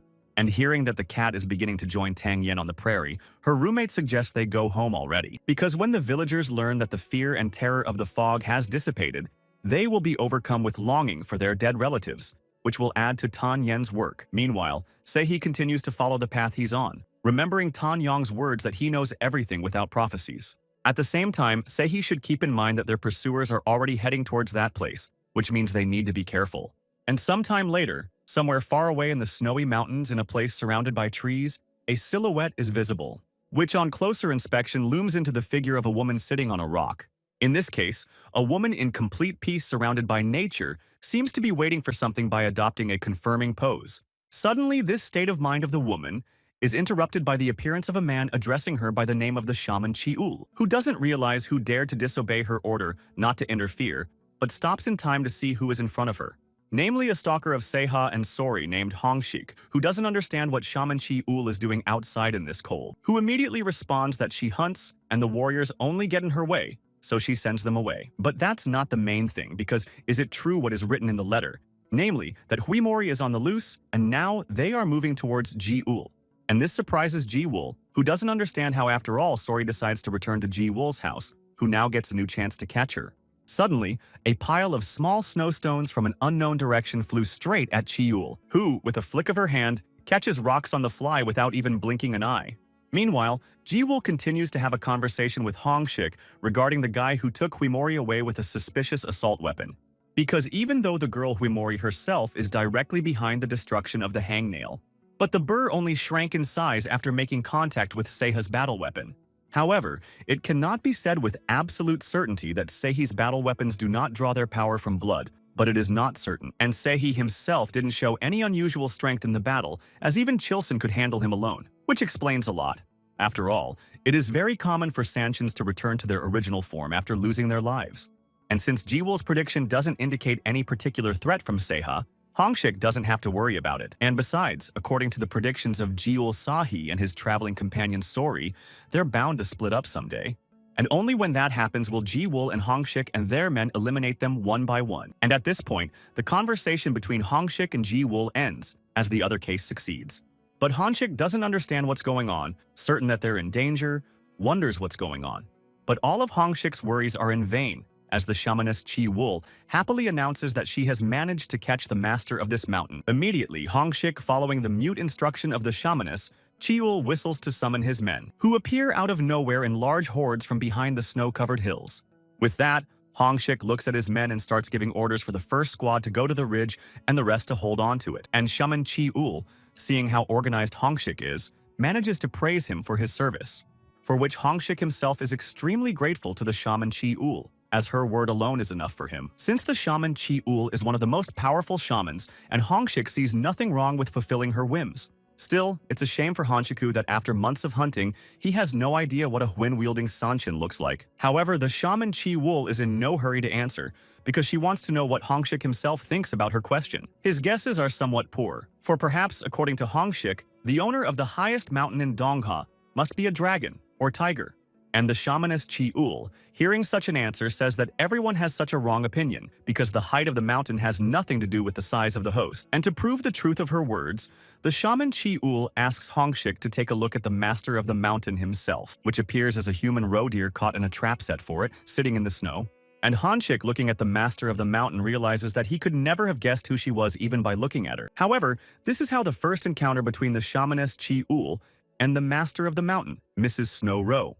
She looks at her wounded leg and wonders why Ji-wul is doing this, but the latter is just following orders from above. But the shaman's words do not inspire confidence in Snow Roe, who knows that Chi-wul is a shaman from the community acting on her own accord. However, Chi-wul must let Miss Snow Roe go because if she doesn't leave the mountain, a huge disaster will befall this place. And Hongshik, looking at the Snow Roe, thinks that he is under a spell because she has not even said a couple of words and he already wants to let her go. At that, it seems to Honshiku that Lady Snow Roe hugging him reminds him of the guilt he feels for the unpardonable sin. But Snow Roe's words don't stop Chi-wul, who believes that if disaster strikes the mountain, then everything goes according to plan. Besides, the Snow Roe doesn't have to worry about it, so all it has to do is sleep soundly in the iron cage prepared for it. And hearing this, Mrs. Snow Roe closes her eyes with a resigned look and begins to accept the inevitable. And the shamaness Ji-wul realizes that they can't avoid a clash and asks Hongshik to prepare for battle.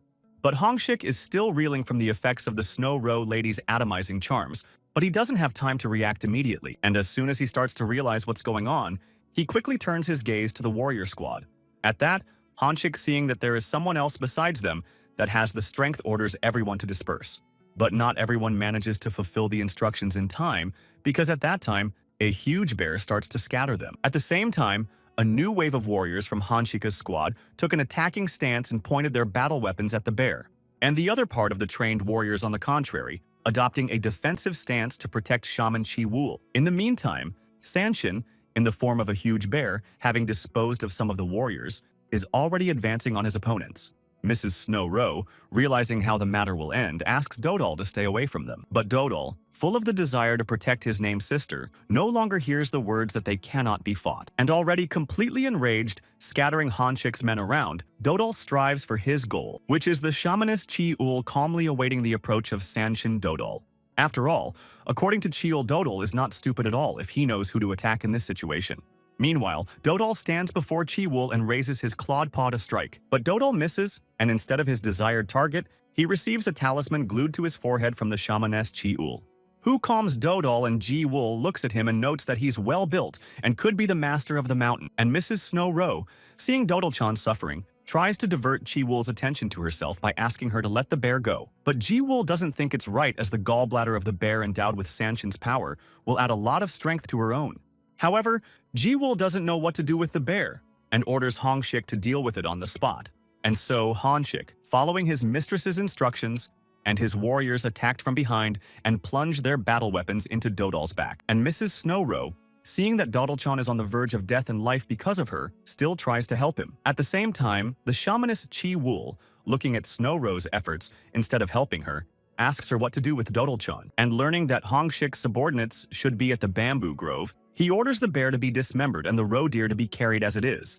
But then something happens that no one expected as Dodol-chan rips off his talisman and tosses Ji-Wool and Hongshik aside. Meanwhile, Dodol-chan himself is once again beginning to straighten out his enemies from Hongshik's unit. At the same time, the shamanist Ji-Wool, believing that Dodol is being ignorant by doing so, orders him to stop. And the most important thing Hongshik's men have to do is keep Dodol from getting close to Snow-Ro, who, seeing that Dodol is trying to help her, asks her to leave to avoid capture and not to touch the chain on which the enchantment is attached. But it's too late, as soon as Dodol tries to chew the chain, the enchantment on it hurts him badly. However, Dodol, though very exhausted, still achieves his goal and chews the chain that chained the Snow-Ro to the ground. Already grabbing Snow-Ro in his arms and realizing that the two of them are not destined to survive, Dodog decides to act, and the first thing Dodol does while holding Snow-Ro on her shoulder is ask her to be careful about landing. At the same time, Mrs. Snow-Ro, before she has time to speak, finds herself high in the sky as Dodol tosses her up. And once Mrs. Snow-Ro is at a safe distance, she takes one last look at Dodol, who asks Mrs. Snow-Ro to leave as soon as possible as he himself decides to detain Ji-Wool and Hongshik with the squad. In doing so, Mrs. Snow-Ro must promise Dodol, who is already being approached from behind by Hongshik's men, to take care of himself. And Dodog, realizing that he will never get off the mountain alive again, thanks the Snow-Ro for everything she has done for him. And thus, in a clearing among Hoshika's troop, Sanshin finds his final resting place in the form of a bear named Dodol. And approaching Hoshiku, the shamanist Ji-Wool now surely wants to make sure Dodol is deprived of life, to which Hoshik and his warriors reply that Dodol is really dead this time. However, this doesn't convince the shamanist since last time Hoshik also said the same thing with 100% certainty, which clearly hurt Hoshika's feelings, who didn't know Dodol could move after his heart had been stabbed 3 times. But since this time the case in destroying Dodol still succeeds, the shaman Ji-Wool resorts to a talisman, which causes Dodol-chan's body to become engulfed in fire, completely consuming him. And the shamanist Ji-Wool, having thus put an end to Sanshin, orders Hoshik and his men to follow her. And Hoshik, immediately picking up the instruction, orders his men to divide into 3 groups from which the wounded must descend to the grove. And another group goes down under the mountain and blocks the passage, and the last group following Hoshik must capture Snow-Ro. Meanwhile, Seihi and her traveling companion Sori reach a place in the forest where the ice mountains are visible. And the picture presented to Sori's eyes makes her stop and stare in surprise. Seihi, confident that they have almost reached Mount Huinami, wants to know if Sori remembers anything, who responds with a look that says she has no idea what Seihi is asking her. And instead of an intelligible answer, Sori points Seihi to where the village is located. That said, a while later, there is already a table completely filled with bowls of food in front of Seihi and Sori, which the always hungry Sori takes great pleasure in devouring. And Seihi keeps trying to ask Sori about the memories he's likely to have, but in the end, he doesn't get anywhere. However, it seems suspicious to Seihi, because there's no way Sori doesn't know anything. At the same time, Sori herself continues to pretend that she does not understand the question addressed to her. But if that were the case, Seihi wouldn't have addressed what suspicious things had happened to them last night. When Seihi had already gone to bed after making a fire, Sori went to sleep without saying anything to him. That couldn't go unnoticed by the always on the lookout for Seihi, who wanted to follow Sori. And to test his hunch, Seihi decides to follow Sori on her heels. Seihi finds Sori standing on a cliff, looking in the direction of the snowy Huinami Mountains. And tears appear in Sori's eyes at this moment, flowing down her cheeks in an unrestrained stream. To which Seihi, standing all this time behind Sori wiping tears from her eyes, wants to know the reason for it. But instead of giving any sort of coherent explanation, Sori rushes to Seihi looking for help. And as soon as she touches him, she hugs Seihi tightly, who is already lifting her hand to comfort the girl. But there's something in the look on Seihi's face as he struggles with his feelings. And instead of taking pity on sorry Seihi, he pulls the girl away from him with a flick of his finger. That being said, all Seihi Sori can say is, get her to sleep since the next day promises to be a busy one. Without saying another word to Sori, Seihi decides to return to the place of their broken lodging, and Sori continues to stand there with a strange feeling as she stares after the departing Seihi. And the next day, Seihi sitting across from Sori can't believe that the lost memories still haven't returned to the girl. And Seihi didn't expect that with Huinami coming to the mountains, things would be resolved for Sori in no time. And if necessary, Seihi is willing to go to every corner of the highest grief in Dongha to do so. In the meantime, Sori, having finished eating, tells Seihi that she wants to go to the restroom. And Seihi has no choice but to start looking for a secluded place for Sori to cope. But Seihi doesn't even have time to move as Sori is already running towards the exit. Seihi is startled by the speed with which Sori disappears from his sight. And all Seihi can think about now as he looks after Sori is that Tang En's braids are already unraveled. A short while later, Sori comes out from behind the bushes with a satisfied look. But then something extraneous makes the girl not only stop, but become wary. For at that very moment, the two wolves staring at Sori are staring at her. And now, Sori is in the center of the surrounding pack of wolves, slowly getting closer to the girl. And Sori, while showing no concern, rests her gaze on the closest animal to her. And what Sori does next is fearlessly extend his hand towards the wild beast. The wild beast, instead of attacking the defenseless girl, submissively bows its head before her. And the next thing the wolf does is start running in the opposite direction of Sori, causing her to shriek. At this, all the wolves surrounding Sori begin to follow their fleeing leader. And Sori, left alone in the clearing, doesn't understand where the wolves are running away from her. But then Sori's attention turns to the place in the village where she left her traveling companion Sori for food. With that, some creepy memories in his head begin to cloud Sori's mind. And then Sori comes out of her stupor and starts moving in a direction she doesn't know, namely where the wolves have fled to. In doing so, it seems that the decision Sori makes becomes the best and right decision for her. As Sori moves in unison with the wild animals, she takes undisguised pleasure in it, and the wild wolves have become tame and follow Sori with equal pleasure, which at the end of their journey stumbles upon a cave-like place at the foot of Mount Huinami. And the next thing Sori does is decide to look inside the cave to satisfy his curiosity. But all she sees is a huge pile of something soft that resembles a cot, on which Sori, with undisguised delight, flies at full speed and eventually falls. And now Sori, lying in a place that seems painfully familiar to her heart, finally realizes she's back. Meanwhile, Sehi keeps waiting for Sori, who went out to take a leak. The food provided has long since been eaten, and Sori is still not coming back. However, Sehi doesn't think the wild animals can do Sori any harm but still decides to check. But then Sehi starts to notice some extraneous movement that changes his plans. As at this very moment, a crowd of warriors dressed as Seiha's acquaintances move through the village, escorting a mule dragging a cage. And this cage is not only tightly covered with cloth, but also completely surrounded by armed men, which can't help but draw the attention of the village gawkers who have appeared, including Seihi himself, who wishes to remain unnoticed. But then the movement of the armed men escorting the cargo stops, but no one dares to move. And the crowd of villagers that has appeared begins to encircle the new arrivals while still whispering. And one of the guests can't hide his excitement and can't believe that the villagers have appeared in the village because Huimori has reappeared. Seihi witnesses this and pretends he doesn't know what he's talking about because he's not from around here and wants to know what Huimori is. And the villager, having expressed surprise at the question he received, now understands why Seihi is asking about it. And in order to give an explanation, he begins the story by saying that one of the rich men of Hakushin once found a little girl on Mount Huinami, which the rich man took pity on and took home to raise her later. But what followed next is still not in the mind of every villager, because this little girl, without knowing gratitude and without blinking an eye, not only took the life of a rich man, but also slaughtered his entire family. All the hunters of the villages near Hakchion were gathered for that, but the loss of life only increased, and people nicknamed the monster Huimori, the name of which is connected with an old story known to all in these parts, namely with an evil spirit who took life by singing a song to the tune of Huimori. And it turns out that when Kimori started taking people's lives, there was a cage accompanied by a woman who looked like a shamaness. But the matter was soon cleared up as no one else talked about Huimori. However, of the local villagers, although they didn't see it with their own eyes, there's a good chance that the warriors caught Huimori, and that's something the wondering Seihi can't help but agree with. In the meantime, Seihi is now realizing that Sori was caught and tried to be transported. And no matter how you look at this case, it still smells like a real hunt for the Sansons. Seihi's uncle was the first to know this information and summoned all his nephews to investigate. It was only after his uncle was sure of the truth that he told Seihi about it. His thoughts are interrupted out of nowhere by the question of where Seihi's daughter has gone. But as soon as the villager learns that Sori has gone to explore the neighborhood, he is horrified, as the area is full of wolves. And Sori, in order to appease the outbursting narrator, assures him that he will immediately go in search of his daughter, in which the local resident who spoke about it in such detail did not recognize Sori, which looks very suspicious.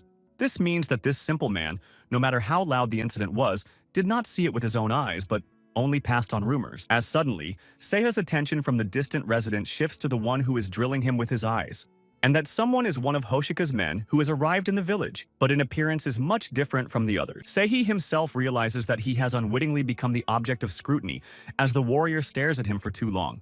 And in order to turn the situation in his favor, Seihi decides to quietly leave. But the captain of Hoshika's squad, continuing to see off Seihi's gaze at his subordinate's question, immediately replies about waiting for new orders. However, the squad captain does not expect his subordinate to directly ask about the command of Mentor and Hoshika at this moment at all.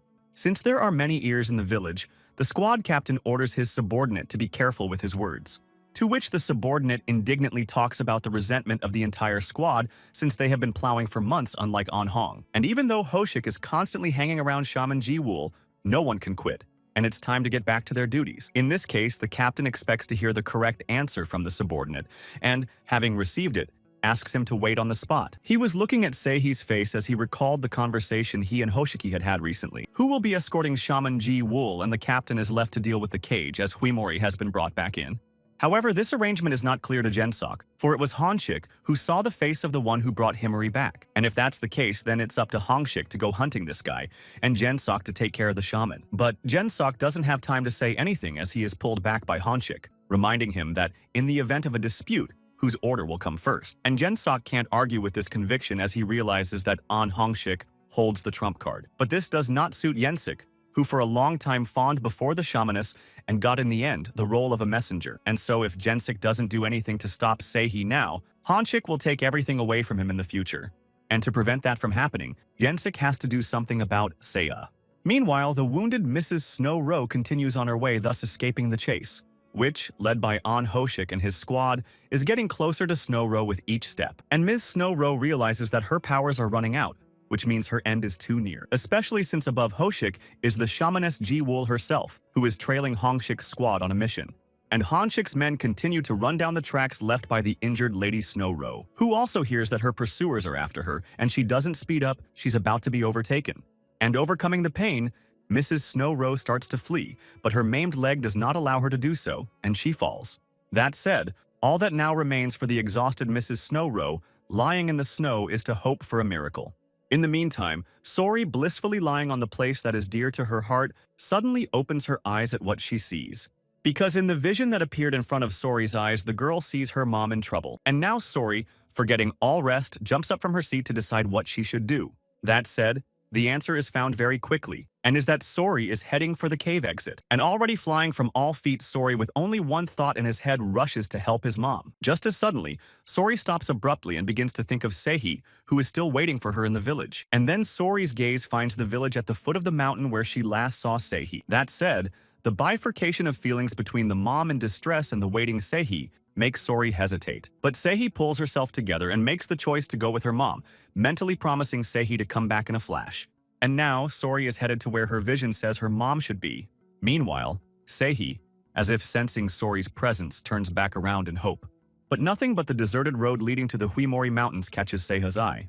Still, the presence of someone else makes Seihi wary and turn around again, as at that very moment, Ensik grows in front of Seihi holding his battle weapon at the ready. And Jensik really wants to know how some ragamuffin could have anything to do with Huimori, who at the same time, surrounded by her loyal wolves, continues on her way to her intended goal. Seihi notices that the path she follows leads to an unfamiliar cave, and so, as not to endanger the wolf, Sori orders him to wait for her here without following. Meanwhile, she is already alone and heading for the entrance to the cave at the foot of the mountain. And to see who's hiding in the cave, Sori carefully peeks inside, where Mrs. Snow Rowe hides in a lump, pulling up her wounded leg.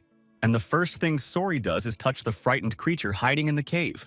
To which Mrs. Snow Rowe immediately reacts as she realizes eyes full of tears in response. And now, Sori looks at the woman and recognizes her mother for the first time in ages, indicating that her memories have returned to her. At the same time, Mrs. Snow Rowe, continuing to look at Sori, can't believe that her daughter is standing in front of her. After all, this is where Mrs. Snow Rowe is next to Mrs. Snow Rowe, her real live daughter. Sori, not hiding her tears of joy, replies that she was able not only to survive but also to return to her native land. And then finally, after such a long separation, Sori and her mother, Mrs. Snow Rowe, are reunited. Meanwhile, Yensik, having confronted Seihi, continues to desperately swing his battle weapon, which is the only thing that doesn't concern Seihi himself, who has already sensed the seriousness of Yensik's intentions by the mark on his neck. When you think about it, Seihi didn't even have time to say a word to Yensik's attacks, who, hearing Seihi's outrage, is already starting to wonder if he's mistaken. But then why did Seihi ask about Huimori? To which Seihi, still with the same innocent look of surprise, considers that mere curiosity now equates to a crime. However, Yunsung keeps saying that he knows of some ragamuffin who not only took Huimori, but is leading her to Huinami. And this ragamuffin is dressed the same as Seihi in black robes and is about the same height. Plus, this ragamuffin has a blunt sword, and that's enough for Yensin. Seihi thinks that since Yongsun attacked him without warning, he's unlikely to believe that he's mistaken. To which Yongsun replies that if it is true, He will apologize for his mistake. If he's right, he'll get a promotion for taking Seiha's life, and if he's wrong, he'll just hide the body. And now, Seihi realizes after listening to Ensung that he's been waiting for the moment to eliminate him without witnesses. But since the outcome for Seiha is clear either way, why didn't Yongsun bring his subordinates with him? Yensung thinks it's unnecessary work for his subordinates, since he can handle Seihi himself, who sees Yongsun regain his fighting posture and begins to guess that he just likes sword fighting. Seihi and Yongsun cross their battle weapons once again and begin to fight a life-and-death battle. Meanwhile in the cave, Mrs. Snow Row, while continuing to hug Sori, informs her that a series of disturbances have begun since her disappearance. To which Sori says that she missed you too, but because she couldn't remember anything for a long time, she didn't come. And now finally Sori is by her mom's side. She came back to see her parent. However, Sori should not be allowed to stay near Madame Snow Row under any pretext, because soon there will be scary people coming for Mrs. Snow Row, which Sori may suffer from. To which Sori confidently replies that she can drive them away because she is strong and will stand up to them. But first, Sori, seeing Snow Row's injured leg, promises her that before they leave she will free it. Not paying any attention to the Snow Row's words that he can't cope with the trap by force, Sori decides to try. And finally, it seems that the snare has loosened its sharp prongs, and Mama Sori's foot will soon be free. However, what happens next surprises Sori as a red glow begins to emanate from the snare, which throws an unsuspecting Sori far back from where she was standing. And the snare with new force closes on the leg of Mrs. Snow Row, who holds back a cry of pain so as not to give herself away. At this, Sori, who has returned to Snow Row, apologizes to her mother for not listening to her and causing her new pain. But then Mrs. Snow Row begins to hear extraneous cries directing people to her hiding place, which means that Sori has to leave this place immediately, because the Snow Row herself can't do it because of the trap. However, there's no way Sori wants to be separated from her mom again by offering to carry her snare. And Mrs. Snow Row realizes that it's useless to argue with Sori because her daddy was also a stubborn one. However, Sori can't believe that she also had a dad who she can't remember either. And Snow Row, asking about Sori's real mom, hearing the girl's answer, realizes that she doesn't remember everything yet. But it's time to leave the temporary shelter of Snow Row, which Sori is going to carry because of the difficulty of traveling. And you cannot hesitate for a second, because their pursuers will soon come and therefore need to hurry. Suddenly, Sori's gaze stops on the silhouette of a woman who is moving through the ranks of Hoshika's warriors. And this woman leading Hoshika's squad is none other than Ji Wool, a shaman familiar to Sori, who continues to hold a fan of talismans in her hands and stares intently at the trail left by the Snow Row. And the fear together with bitter memories begins to consume Sori, who has tears in her eyes. After all, it was the woman with the fan of talismans in her hands that Sori had seen on that ill-fated day. And it was this woman who then told Sori to fall asleep in confinement, and upon awakening she would be great fodder. Yes, this particular female shaman, Ji Wool, surrounded by her loyal subjects, is currently hunting her mother, Lady Snow Row. Meanwhile, Seihi continues to fend off Yongsuk's blows, while trying to find out if Himori really did take the life of the rich man Hakchon, to which Jensik confirms what Seihi had heard earlier. But the real story is different from the one that is circulating among the people. In fact, the rich man was a notorious libertine, and finding a child in the mountains could not give in to his proclivities. And so when girl was picked up by this rich, he took her home for selfish purposes. But once the little girl realized what the rich man was going to do to her, she was able to fight back by taking her life. And since the little girl's power was very great, she unknowingly did a lot of damage to the common man. The little girl then ran away to the screams of the surviving villagers. Since all that was done by the little girl was done for one purpose, only to survive. And that is the true story of the Himori girl that people are talking about. And after what happened, the little girl was confined in a cage completely encased in protective talismans. And that's where Jensik ends his story by promising to answer Seiha's newfound questions as a testament. But the wounded Seihi, listening to Jensik's story, dares not say another word except that he has no more questions, since what Seihi had just heard was enough for him to draw his own conclusions.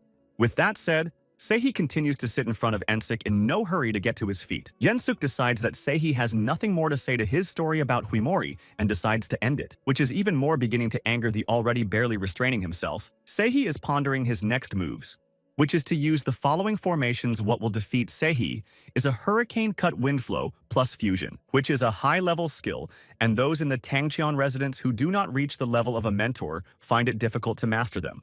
And no matter how much Jensik wanted to, using all of his techniques, Seihi was able to deflect his every move without difficulty. Besides, Seiha's gaze on Jensik suggests that what's going on now is just a training session.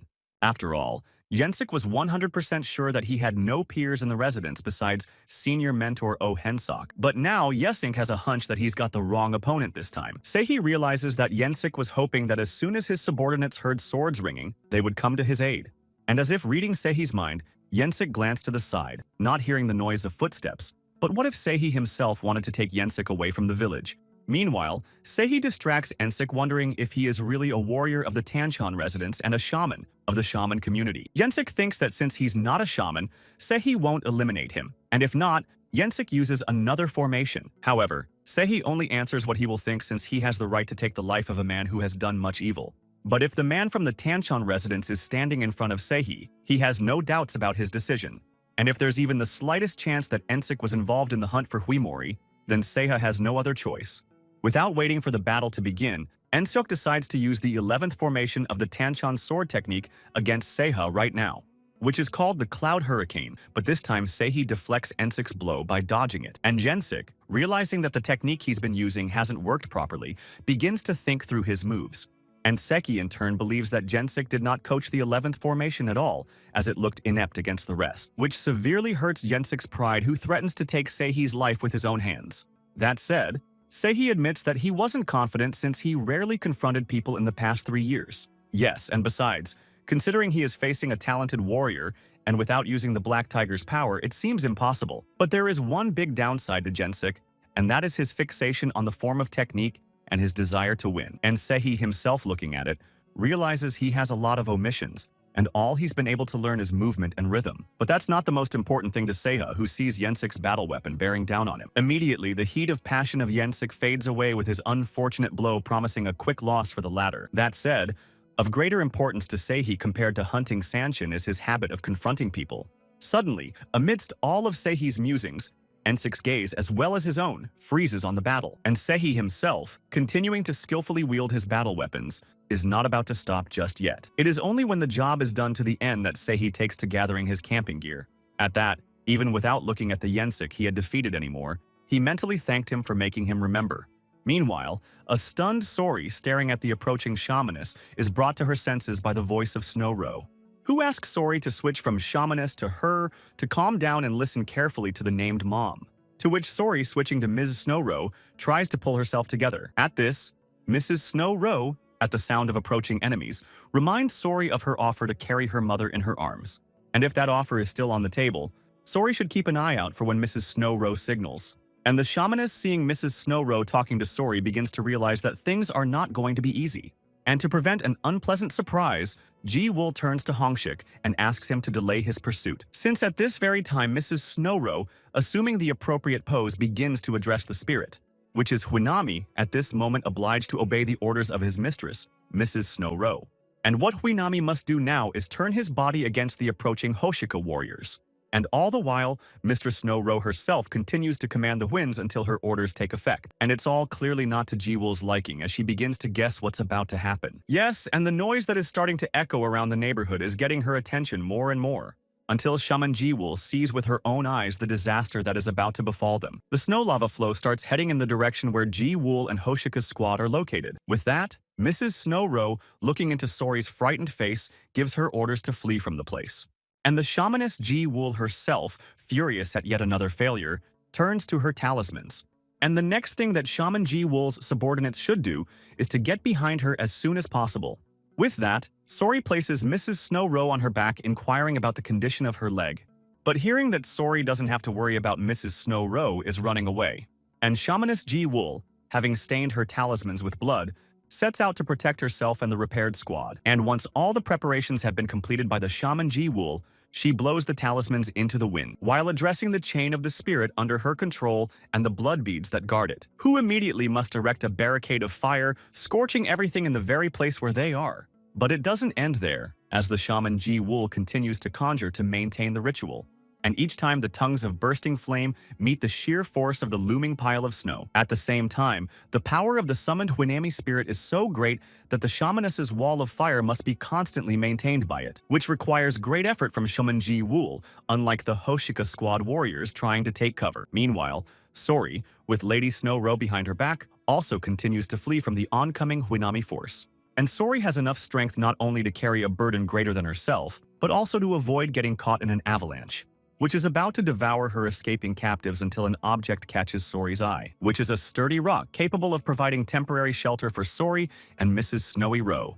And so Sori jumped over to the other side of the rock. While doing so, asking Miss Snow Row to follow Sori's example and huddle against the side of the rock she indicated. And Sori herself becomes the protector of her mother Snow Row, trying to protect her from the approaching elements, which soon catches up with Sori and Mrs. Snow Row, starting to sweep them away. Meanwhile, Sehi, standing in front of the mountains, begins to ponder why Sori isn't coming back to him, probably because the memories have come back to her. So what should Sehi do? He can't stand by and wait, as Jensek's body will soon be discovered in the village. And besides, Seha's mind is filled with words telling him not to set foot on this land with feet stained with Sanshin blood. Sehi can't help but agree, as he feels that this is the end of his business and he won't be scouring the entire mountain for Sori. Suddenly, Sehi's thoughts are invaded by the voice of the Black Tiger, resenting Sehi for showing sympathy for his victim. But hearing that Sehi only missed Sori, Black Tiger says he can always find a kid who can't cover his tracks. However, this will not happen, as Sehi is not allowed to set foot on Mount Huinami for the previously described reason. The Black Tiger, who wants to know to whom these words belong, believes that there is no land where he cannot set foot, which means Sehi is bound to chase after her, and if Sori's memories have come back to her, then her true name has come to light. Suddenly, Seha's internal dialogue is interrupted by an extraneous noise from somewhere, and that noise is a huge avalanche that is coming down Huinami Mountain at breakneck speed. But even though avalanches are common this time of year, there is still something about Sehi that makes her wary, and to add to the unknown, a large pack of gray wild wolves begins to surround Sehi, who notices one of the gray wolves eyeing Sehi warily, taking a pose to prepare the wolf for a jump. And Sehi, acting in self-preservation, first grabs the hilt of his battle weapon, but after a while, Sehi's hand weakens until eventually he completely unclenches the hilt of the battle weapon, as the very wolf who was giving the impression of a striker now looks at Sehi trying to tell him something. And Sehi, looking at the wolf in surprise, realizing that it wasn't Sanshin in front of him, accepts the challenge, asking to lead him. At that, the wolves get an answer to their request with a glance at Sehi and make a run for it. Meanwhile, Sori's excited voice through the veil of snow calls to Mrs. Snow Row, her mother, who hears Sori begin to come to her senses and opens her eyes in pain to the call. And the first thing the recovering Snow Row asks about is Sori's condition, who is overjoyed to see her mom with a smile on her face, saying she's fine. And that means we need to move on in search of a safe place, and besides, according to Snow Row, she is much easier and has nothing to worry about. But Sori doesn't like the fact that her mom treats her like a child because she has the name Sehi gave her. And it is he who will be able to cure Mrs. Snow Row, as he is, even though he can be scary but really good. Yes, you can say that Sehi is kind, and Sori, remembering his enraged look, makes an edit in favor sometimes. But as it is, Sori will deliver Mrs. Snow Row to Sehi and protect her if need be. Mrs. Snow Row, still on Sori's back, decides that her words can be believed and therefore trusted. But something is starting to bother Mrs. Snow Row, who asks Sori to take a break to take shelter from the wind. And who does Mrs. Snow Row feel is getting worse want to tell Sori something? Who, thinking that the conversation can be had on the fly, still gives up as she realizes that Snow Row is still in pain. And having found the right place to hide, Sori invites his mother to ask if the bad people are alive after the storm. But Mrs. Snow Row is not able to answer her question, because if it were not for Sori, this power would have consumed her as well. And refusing Sori's help in breaking the trap, Mrs. Snow Row asks her to sit down next to her and listen carefully, since in reality, Mrs. Snow Row is actually very sad that she didn't get to spend more time with Sori. After all, Sori was too young at that point, and Snow Row had a lot going on, and it was time to tell all. And Sori hears her mom talking about how she's about to go into the next world and doesn't want to believe it because they just found each other. But Mrs. Snow Row asks Sori not to interrupt her, and starts the story by saying that Sori's father's name was Aragashi, who was Sanson, and had protected the queen for 200 years, and everyone paid him homage, whether it was Cupid Paleface or a dragon. But one day, Aragashi picked up a human child who had been thrown to his death, mistaking him for an unclean creature because of the wool all over his body. At first, Aragashi only wanted to raise the child, but after a while he became attached to him and kept the child for himself. But as the child grew up, feelings arose between him and Aragashi, resulting in Sori. However, 20 years ago, when the cloud of death descended on Huinami, Sori's mom was in trouble, which was that Sori's mom passed away, leaving her knowing nothing. And on the same day, Aragashi asked the Lady of Snow Row to take care of his daughter, to which Mrs. Snow Row, trying to dissuade Aragashi, reminded her that her body is not capable of raising a child in love and care. But that didn't stop Aragashi, since his child has had Sanshin's power since birth and will be able to fend for herself. And Aragashi himself, Answering the Snow Row lady's question must leave them to do his duty. Mrs. Snow Row informs him that Aragashi can't handle the monster alone, and it's better to wait for Paleface. But Aragashi realizes that if he delays even a quarter of a day, all life on Huinami will perish, and only he can prevent it, as suddenly the voice of the child Aragashi calling for his daddy causes him to interrupt and freeze for a while. And Aragashi, so sure of the rightness of his actions, now can't answer his daughter's simple question about where he's going. At that, unable to hold back her tears any longer, Aragashi turns to face her child. And all he can say when he looks at his child for the last time is that she should live well, and for Sori to be happy no matter what, because that's what Aragashi sacrifices himself for. But Sori doesn't understand a word of what her father told her, and wants to hug him even more. But instead of a hug, she only hears that she can't. However, Sori still manages to free herself from the embrace of Mrs. Snow Row and opens her arms to wait for them from her father.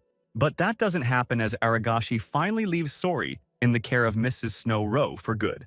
And an uncomprehending Sori stares at the back of the departing Aragashi for the last time she can see him. After all, Aragashi goes to the place where there is a monster that brings death to the land of Huinami, and that monster is a multi-headed serpent.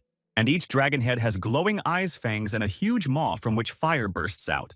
At the same time, each of the mountain monster's heads is ready to tear to pieces anyone who dares to invade its domain. Aragashi is the brave man who comes to face the monster, who, using all his Sanshin power, is ready to confront the monster to rid the land of Huinami of misfortune. Which means Sori must never forget the last moments of her father, the brave Aragashi, whose name is now the mistress of Mount Huinami. And with these words, Mrs. Snow Row ends not only her story but also passes into the next world. At the same time, Sori, looking at the breathless body of his mom, can't believe that she is no longer around, continuing to call out to Snow Row. And at this time, in the middle of the huge thickness of snow, the female shaman Ji-Wool's female hand appears outside. And following the hand, the shamaness Ji-Wool herself appears with an effort, climbing out of the snowy captivity. At that, Shaman Ji-Wool is beyond furious that Lady Snow Row and Sori managed to escape again, which means they must be caught at all costs and the warriors have no reason to act helpless. Meanwhile, Seihi keeps running down the trail the wild wolves are pointing out to him, and Seihi, though he runs after the animals, doesn't understand where the gray wolves are leading him.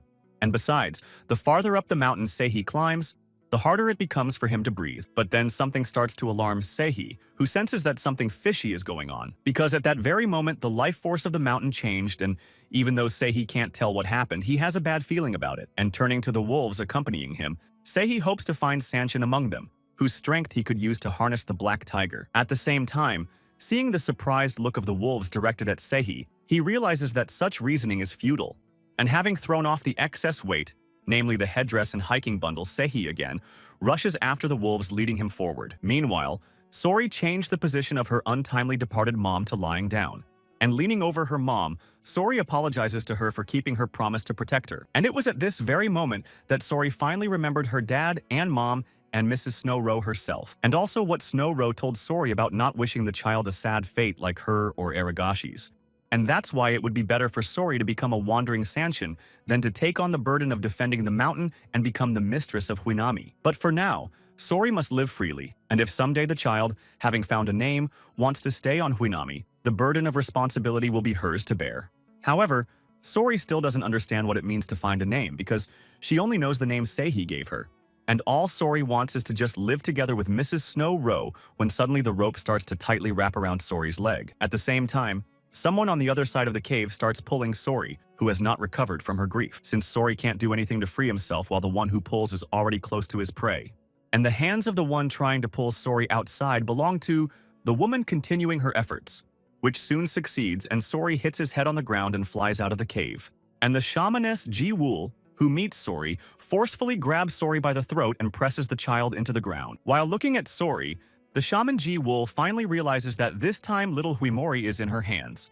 As Sori tries to free herself from Ji-Wool's grip, she says that she can't get away with what happened. After all, it was because of the shaman Ji-Wool Hoshik and his troop that her mother, Mrs. Snow Row, lost her life. And besides, Sori will never forget that it was Shaman Ji-Wool who imprisoned her in an iron box covered in talismans.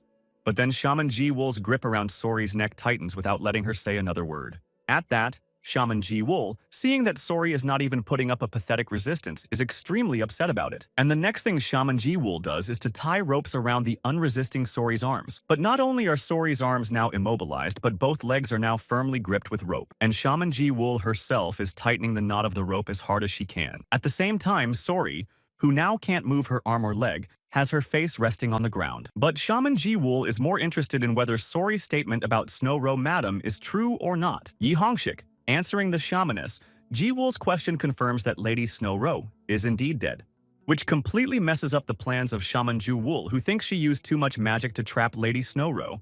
But there was no other way to do it, and if Hongshik's men had taken Snow Row right away, she wouldn't be ballast now. However, it is now too late to talk about it, and since proof may be demanded from above, it is necessary to back it up. And Sori hears the order given and shouts curses at the shaman, asking her not to touch her mom. However, instead of answering, Sori gets kicked in the head by Shaman Ji-wool's foot, which seals her into the ground. The shamaness Ji-wool can't understand how Huinami's child could have picked up such words. Apparently, she liked it in the iron box. And since that's the case, the shaman Ji-wool announces that this time, the ban in Sori's iron box is for a whole year. And besides, Sori will be locked up in an iron box with no way to say goodbye to life. And already completely losing her temper, the shaman Ji-wool is pushing Sori's face into the ground harder, asking her to repeat what she said. But instead of an answer to her question, Shaman Ji-wool hears only one word spoken by Sori, and that word is Sehi. And Sori is completely exhausted and mentally crushed again, calling Sehi to ask for his help. Ji-wool's shamaness. Ji-wool turns to Hoshik and doesn't understand who Sehi is or who Sori is even talking to right now. To which Hoshik, with complete uncertainty in his voice, thinks that this is Sori's way of calling someone out. But Hoshik doesn't know for sure, but only guesses that Sehi is the same guy who's been hanging out with Huimori. However, Ji-wool, a shaman, doubts this because according to her predictions, Sehi should have been in heaven long ago. Suddenly, this same Sehi, holding his battle weapon at the ready, appears from nowhere above Ji-wool's head, who looks up in surprise and doesn't quite know what's going on yet. Sehi was already bearing down on Ji-wool's shamaness, who had time to react at the last moment, only to be thrown aside. At that, Hoshiki shouts curses at Sehi, holding his battle weapon at the ready and rushing at the boy, which successfully deflects a series of punches from Hoshika, giving him the clear victory in this bout. At that, Shaman Ji-wool herself is once again caught under Seha's hot hand and flies backwards with force.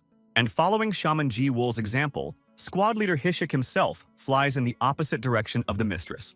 And Hoshika's men, seeing the disorder around them, having lost their commander for a while, cry out for an attack. At that, Sehi himself, getting to Sori without trying to untie her, asks her to grit her teeth tighter. And the next thing Sehi does is to toss the bound Sori high up away from her enemies. With that, Sori flies a considerable distance away from where he collided with the shamaness Che-ul thanks to the power of Seha's throw.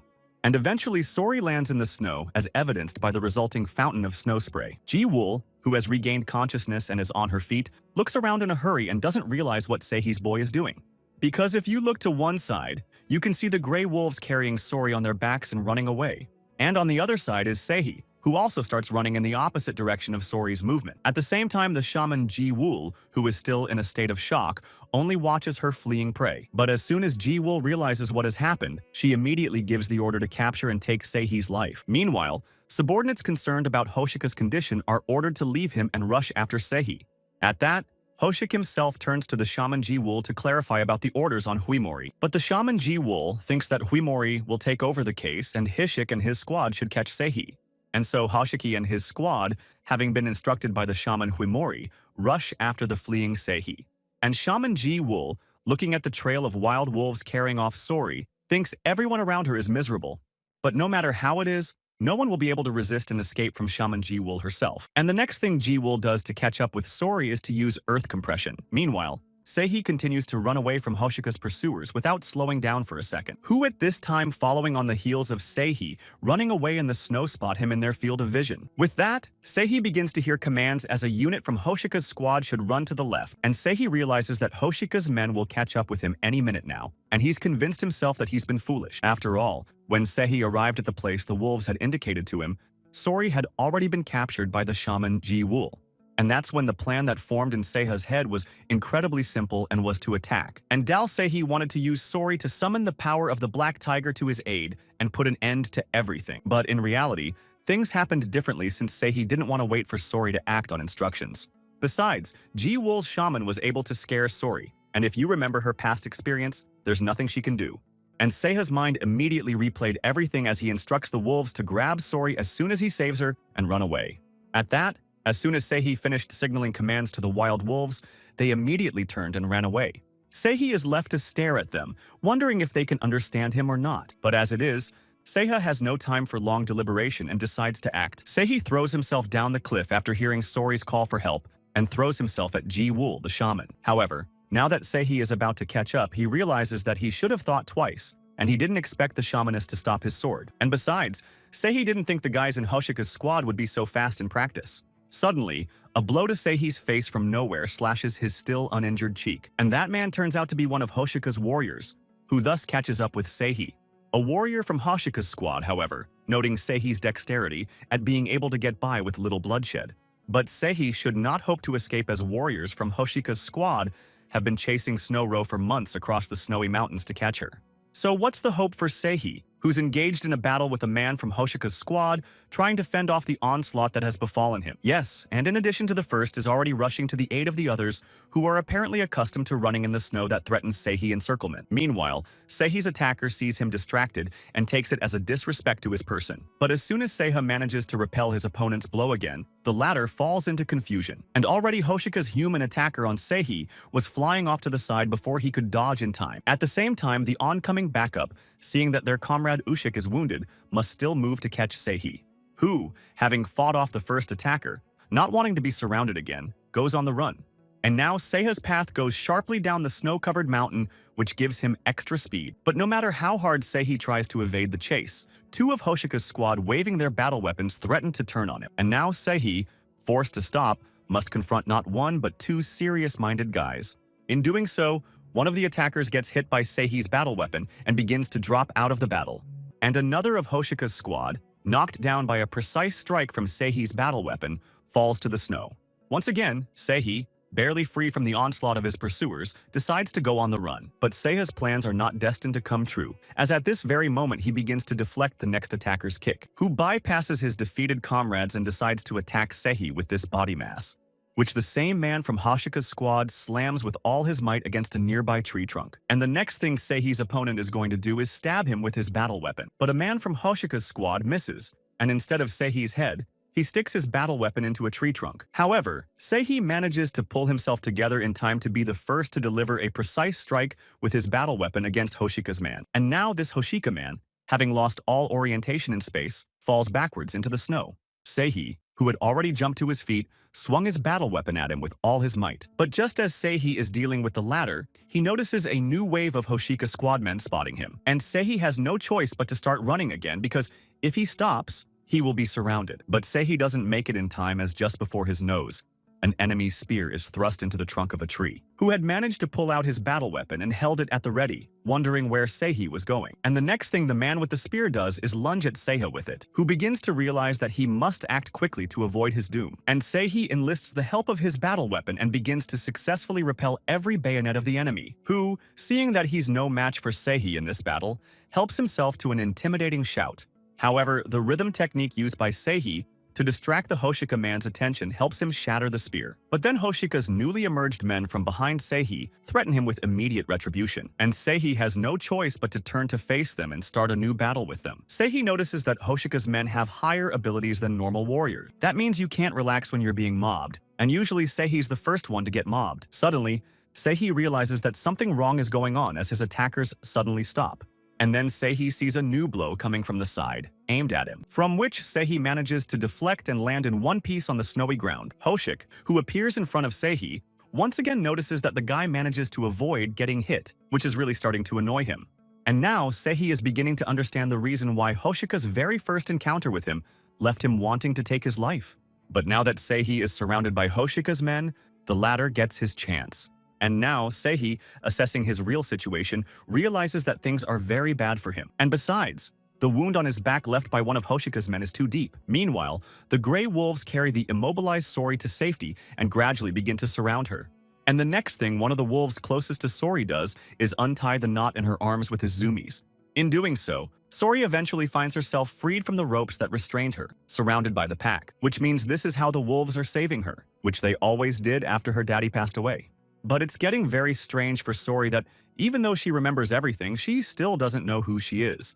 So what is Sori's real name, and who is she in reality to Mount Huinami? For all Sori knows, she is Sori, since that is the name that was once given to her by Seihi. And with thoughts of who Sori really is, she turns to him sinking in thought, until she notices a stranger looking down on her silently watching. and that someone is Shaman Ji-wool, who thought that because Sori was in a hurry, she had traveled a greater distance.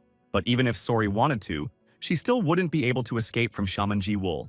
And besides, the warrior named Sehi had committed a great folly and recklessness by his action. And on top of that, Shaman Ji-wool is very sorry that she can't take Sanshin's life for Tachan. Meanwhile, Sehi is surrounded by warriors from Hoshika's squad, waiting for further action. At the same time, Hongshik recalls the shaman's prediction that Sehi should have been in heaven long ago at the hand of Ensuk. But even shamans can make mistakes, and Sehi begins to run the name Enseok through his head, and it's likely that he's met him before. And assessing his situation, Sehi hears Hoshiki still wanting to know what really became of Enshok. However, Hoshika's goal is to catch Sanshin, and they are not interested in ordinary people like Sehi, and if he surrenders, they will release him at the foot of the mountain. When Sehi hears Hoshika's tempting offer, he looks at his battle weapon and weighs the pros and cons. When suddenly, Sehi reacts in time to be struck by one of Hoshika's subordinates from behind his back. Immediately, Sehi actively works his battle weapon to deflect the blow, causing irreparable damage to the enemy. And so one of Hoshika's men is eliminated from the squad, preventing any further attacks. And Sehi realizes, after recovering a bit, that the technique used is too obvious and resembles the one used on the Khan River.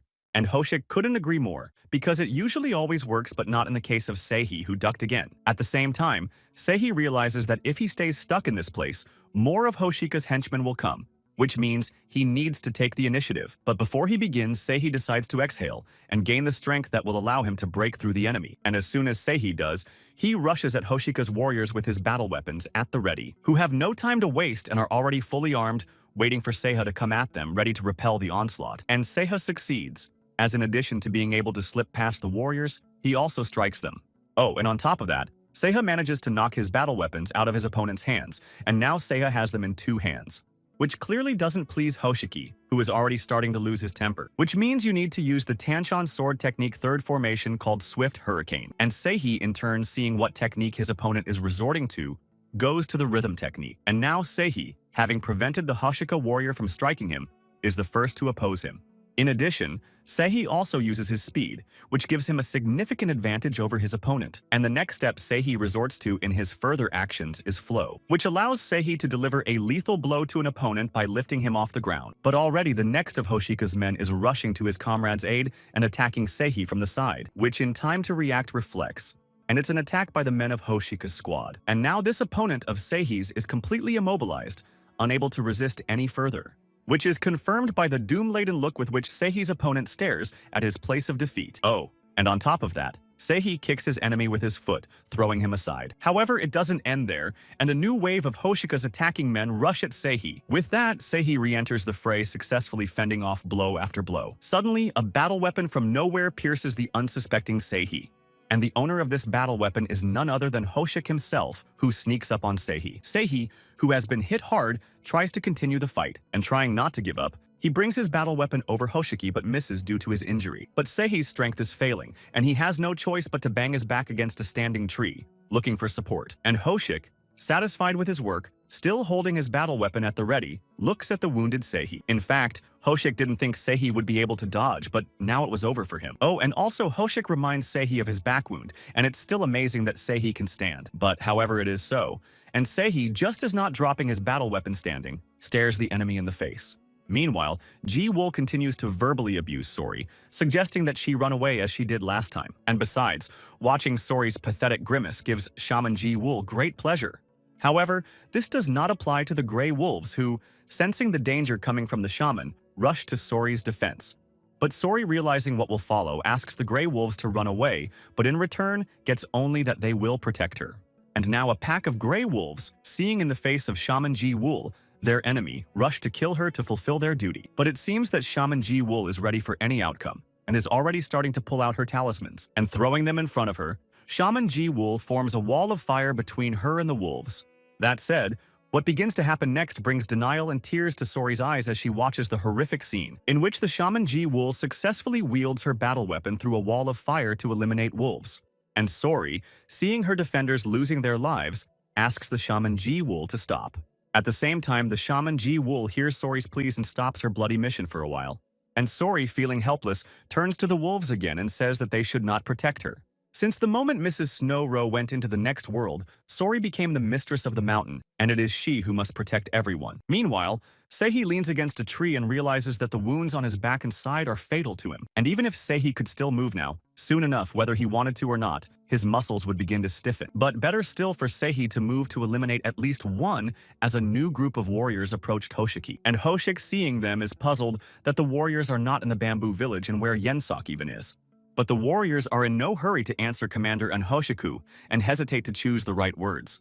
Since the warriors found Yensok in the middle of the road with no signs of life, and this fact can no longer be hidden. However, at the site of Jensok's death, there were traces that led the warriors to this very area, and the sounds of battle could be heard. And Hoshik, hearing this news, must be underestimating Seihi, who got the chance to take down Jensok. But now, Seihi is no threat, and Hanshik decides to team up, and as soon as he is done with the case, he will return to the bamboo village. Meanwhile, another wave of Hoshika's subordinates run to the aid of their commander, who shows his displeasure at his direct reports being late. Hoshik decides that as soon as he's done with Seihi, he'll train the basics with the warriors. Seeing that Seihi is still holding his battle weapon at the ready despite his injuries, Hoshik decides that he is not willing to surrender. After all, it would have been a better outcome and more painless for Seiha if he had humbly bled out and bid farewell to life at the end. Seihi gathers his remaining strength into a fist and rushes at Hoshiki with his battle weapon, who manages to react in time to counter the onslaught of the resisting Seihi. But it's Hoshika's battle weapon that suffers at the end, as he realizes that even now, Seihi still has a lot of power.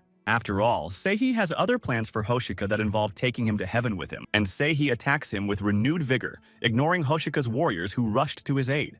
At the same time, Hoshik, seeing that Seihi's finally deciding to fight back, wants to finish him off. Since at this very moment the technique called Tanchan Sword 11th Formation Cloud Hurricane was coming to help. And with renewed vigor, Hoshik lunges at Seihi, trying to deflect blows from his opponent. At the same time, Seihi sees Hoshiki's moves and realizes that he's using a familiar technique. And just like last time with the Inshoka case, Seihi comes crashing down with a blow to the unsuspecting Hoshiki's head. He falls dead, and Seihi, who thought the power would leave his hands, rejoices that it didn't and that the blow was powerful. But as Seihi falls to his knee, he realizes that he can't take it anymore, and it's a good thing that the warrior will die by the sword and not by the poison of the mother of the dungeon. Seihi's only regret is that he didn't succeed in stretching time and preventing the remaining warriors from uniting with the shamaness. At the same time, Shaman Ji-Wool stopped the massacre for a while and didn't quite understand the meaning of Sori's words. There's no way Sori misspoke, and Shaman Ji-Wool wants to make sure what she heard. At the same time, Sori, still in a rage, orders Shaman Ji-Wool to let the wolf go, and as if pretending to obey the new mistress of the mountain, good-naturedly releases the wounded beast. However, it was an ostensible moment of weakness, and Shaman Ji-Wool responds to Sori's words with a new wave of rage. Seeing the brutality of Shaman Ji-Wool still grinning, she could barely stay on her feet. Meanwhile, Shaman Ji-Wool is already preparing to strike again at Sori with her battle weapons at the ready. And the next thing Shaman Ji-Wool does is boomerang her battle weapon at Sori, which flies straight into the neck area of Sori, in time to see its point and proximity. However, Sori manages to dodge in time, and the battle weapon only fleetingly touches the girl's cheek, who also realizes that a battle weapon that has not reached its target will now return to its mistress, which at this time gives certain signs of guiding and directing her battle weapons. But Sori dodges Shamaness Ji-Wool's battle weapon with equal success this time too, and it's back in the hands of its owner, who is forced to recognize how much Sori has grown up, since the current picture is quite different from the one that pops up in the shaman's mind in the form of a ducking Sori, who couldn't even resist the first time she was captured by Shaman Ji-Wool. However, now as soon as Sori lands on the ground, she immediately assumes a belligerent stance. And now, feeling the power of Sori's forelimbs, he heads straight for his opponent, the Shaman Ji-Wool, who at this very time deciding to meet Sori, dignifies the chain of the spirit under her control. And by pulling out certain talismans, the Shaman Ji-Wool, using the power of fire, hopes to protect him.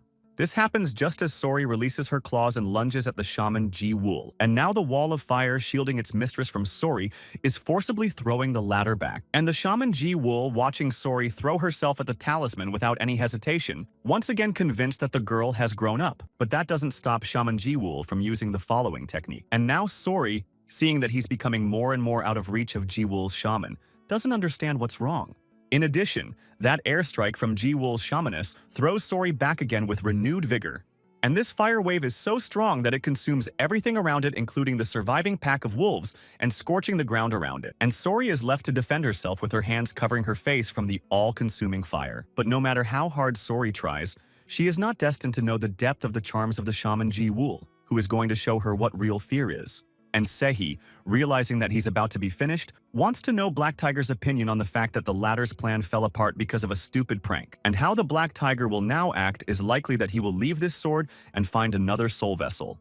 But no, if Seha's life is cut short, not only will his vengeance end, but the Black Tiger's vengeance will end with it. However, switching to Hoshika's warriors, Sehi doesn't understand why they are standing still and not moving. And besides, Hoshika's immobile warriors are probably waiting for Sehi to bleed out and then pass away. The warriors do not look stunned that now their commander is not alive, as suddenly the last one begins to speak. Sehi can't believe what he's heard, and even more, he can't understand how Hoshik survived because he was sure he was dead. But Hoshik is already firmly on his feet and tells Sehi that with this body he will never go to the next world, even if he wants to. At the same time, Sehi, still reeling from the surprise, is betting on the fact that Hoshika has fortitude. But in fact, the opinion of the spirit is utter nonsense and the very reason in Tachan, who bestowed the power that Sehi can't even think of. After all, Hoshik hadn't planned to use the power he had been given from the beginning, but the situation calls for it, and he's sorry for that. At the same time, Ji-Wool's shamaness Ji-Wool is holding another batch of talismans and asking Sori why she stopped fighting back. And since Sori's fervor is gone, Shaman Ji-Wool decides to start the battle first. In doing so, the first thing Shaman Ji-Wool does is to enlist the help of fire by initially reviving it. And already the first wave of fire is heading towards the frightened Sori waiting to strike, which the advancing fire forcefully throws backwards away from the advancing Shaman Ji-Wool. And so Sori, trying to protect the face of the scorching fire with no way to support herself, continues to fall. That being said, Sori doesn't realize what kind of technique Shaman Ji-Wool is using that makes her very hot, hurt, and scary. Meanwhile, the shamaness Ji-Wool continues to taunt the girl and prepares new fireballs to attack. And Sori, in fear and incomprehension, awaits what she will have to experience again, and maybe even worse. And the new fireballs released by Shaman Ji-Wool's hand were already heading towards the defenseless Sori, who, sensing danger, gets to her feet and tries to escape from the fiery blast that bursts out behind her. No matter how much the girl tries to escape the fire attack, the surviving fireball still catches up with her, and having already caught up with his victim again, bursts over Sori with a fiery blast, forcing the girl to cover her face with her hands. Ji-Wool, a shaman, rubs her battle weapon and informs Sori that this is not the end, and she will soon lose her arms and legs. And now, once Shamaness Ji-Wool's battle weapon is ready, she boomerangs it towards Sori, who, just like last time, dodges the first strike of the Shamaness Ji-Wool's battle weapon. But Sori doesn't fully expect it, and gets hit by a combat weapon that lands just in the area of his right arm. And now, Sori has no choice but to fall to the ground and cover his head with his hands from the endlessly repeated blows. Each blow reverberates in Sori with unbearable pain, and the girl has no choice but to turn to Sehi for help. And then Sori also addresses her named mother, Mrs. Snow Row, who continues to rest in the cave. But Sori realizes that for now, she is alone, and hope for her salvation is only in her hands, and decides to take a look at her opponent, who, even though he wants to play with Sori, but since he's out of talismans after he loses his hand, he'll cast an arrest spell on her. And Sori, seeing that the matter is about to come to an end, even though he is still under blows, still looks at the Shaman Ji-Wool. With that, what no one dares to expect happens next, as Sori begins to slowly blur into view. That couldn't help but escape the gaze of Shaman Ji-Wool, who was in a bit of a state of shock. While Shaman Ji-Wool is looking at the place where Sori should be, the girl leaps at the shaman, who has time to react, thinking that Sori is not a beast to run away the same way every time. But it wasn't to be, and Sori had passed the Shaman Ji-Wool and was already flying at her from the back, which leads to the strongest blow to Shaman Ji-Wool, who now can't stand on her feet, losing her balance. Meanwhile, Sori leaps and flies straight at his worst enemy, the Shaman Ji-Wool, who, although not standing firmly on her feet, still manages to make the necessary manipulations with her hand towards Sori. And now the girl, deprived of all ability to move in an attacking posture, hangs in the air.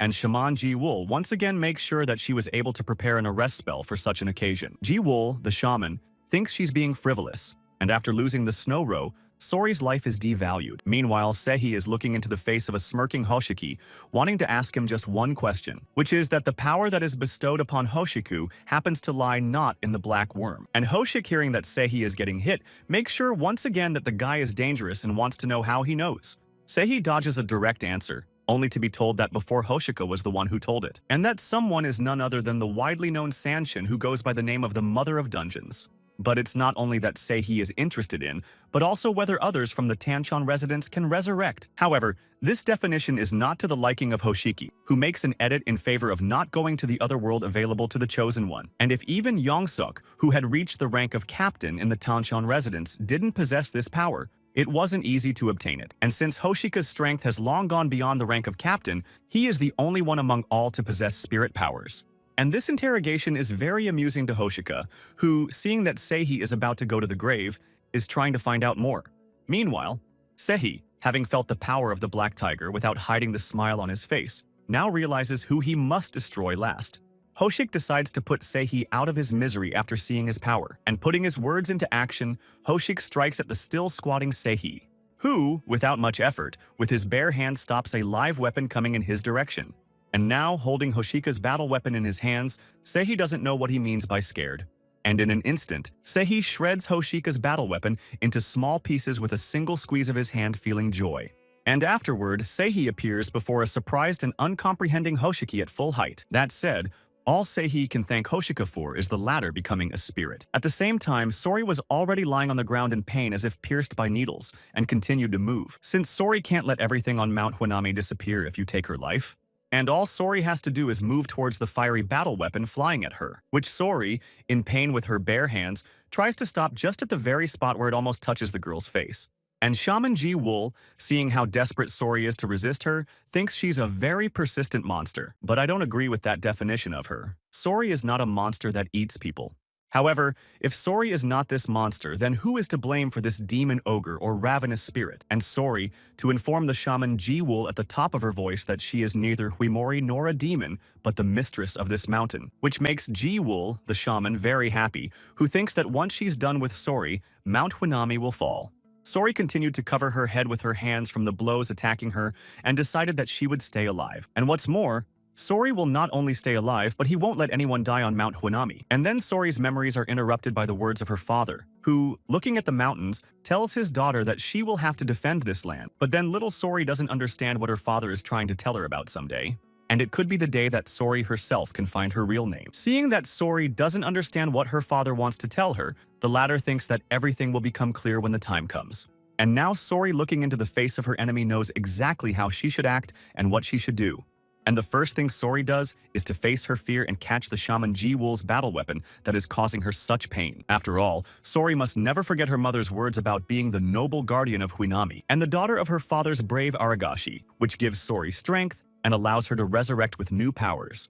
After all, Shaman Ji-Wool is now facing not just Sori, but the mistress of the Snow Row Legacy Mountain. And now, Sori is beginning to realize what name suits her best. Until finally, clarity starts to come to Sori, and now the girl knows her name for sure. It's called the Wind Eves, which is a perfect fit for Sori, who's ready to reclaim what's hers.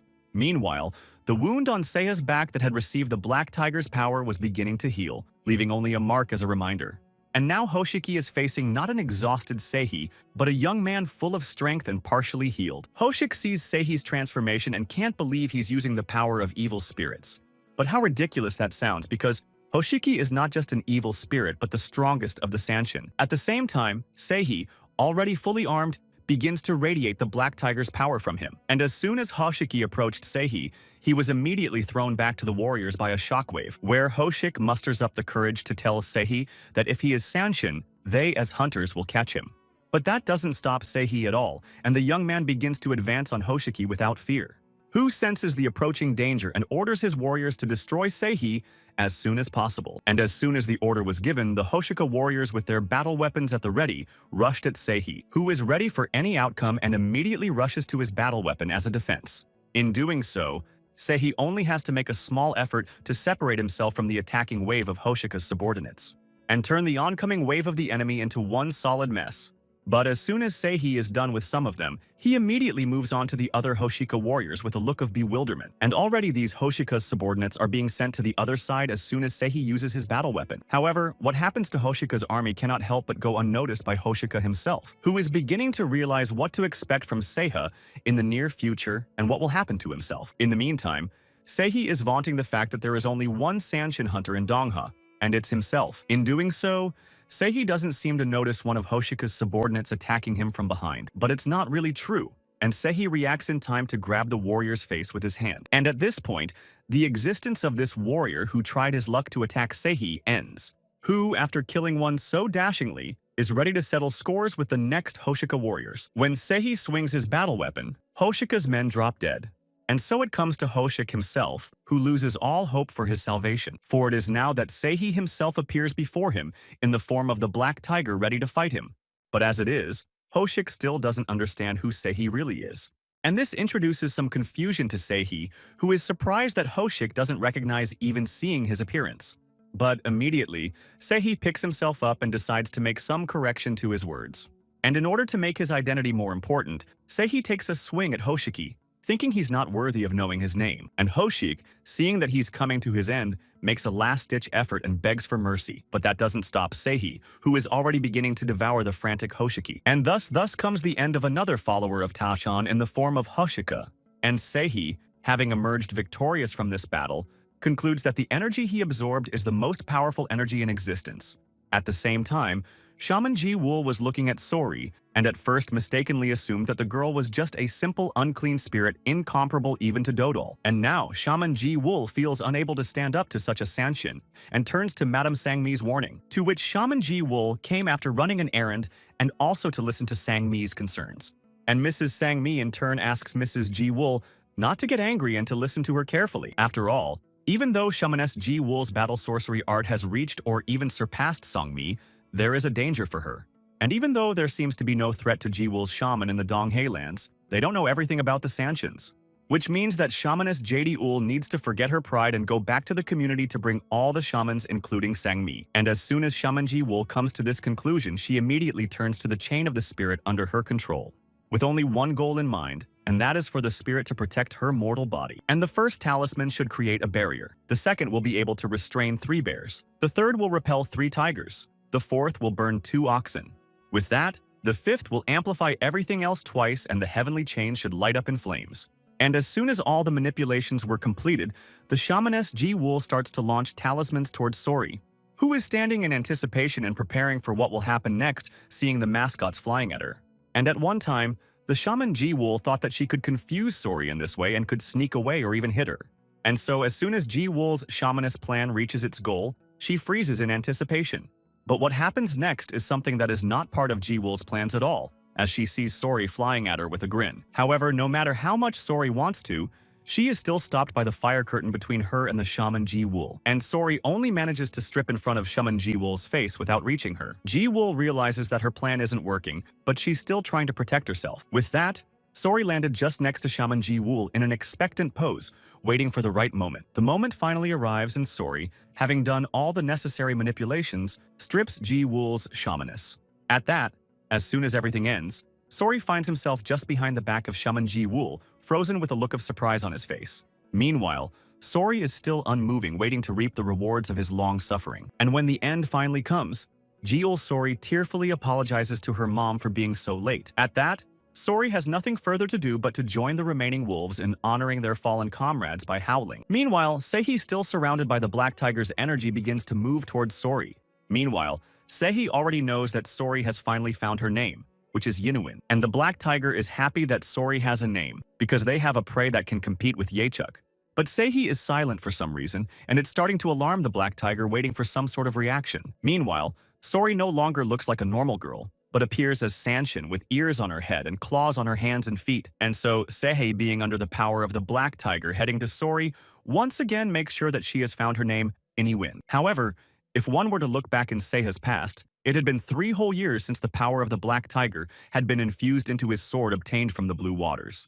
And so from that point on, Sehi devoured many Sansins, including the marten, which was not common. Yes, and it wasn't enough to replenish the Black Tiger's power, so Sehi needed Yuju. And Yuju's possession was as valuable as if Sehi had absorbed the strongest Sanshin dragon. But suddenly, a prey appeared on Seha's path in the person of Sori, who exceeds the life energy of the dragon that consumed Yeju. That being said, even the energy of the black tiger itself is able to completely heal Seiha's wounded body, and that's why Seihi is once again forced to resort to his battle weapon to use against Sori. However, now there is another question that is troubling Seihi, and that is whether he will be able to suppress a force equal to that of a dragon in this state. And to test it, Seihi has to turn her against Sori, and the black tiger keeps pushing him to do so. After all, it was Seihi who had once said he would wait for Sori to find his real name, and now that moment had come. Only when Seihi absorbs such power twice, 3 times or more, will he be able to resist Tachon himself. That being said, Seihi must never forget the reason he once took the black tiger's sword. Meanwhile, Sori, surrounded by the beasts protecting her, is slowly approaching Seihi, who realizes that the distance between him and Sori is slowly shrinking and he has to react to that. And now, Sori is jumping up to jump the path that separates her from Seiya, who is still under the influence of the black tiger, brings his battle weapon to bear on Sori. Suddenly, Seiha's eyes are confronted by an acquaintance who asks him not to overdo the bullying, since the child named Seihi is never capable of creating evil for its own sake and is now only deceiving himself. And then Seiha's gaze stops on Sori's face, so stubbornly continuing to strive for him. Seihi clamps her eyes shut to avoid direct eye contact with Sori, but as soon as Seihi does, a picture of Sori clinging to him for protection comes to his mind's eye. And that very night, instead of pushing Seihi away, the only thing he wanted to do was to stroke the girl's head. However, Seihi now only sees Sori as his enemy prey, and thus makes no effort to lower his battle weapon. And it's too late to change anything in the memories of Seihi, who sees Sanshin in the form of Sori moving towards him, which is now Seiha's lightning-fast Sanshin opponent, not allowing even a moment of delay. However, what happens to Seihi beyond clasping his eyes like that is just a sense of calm.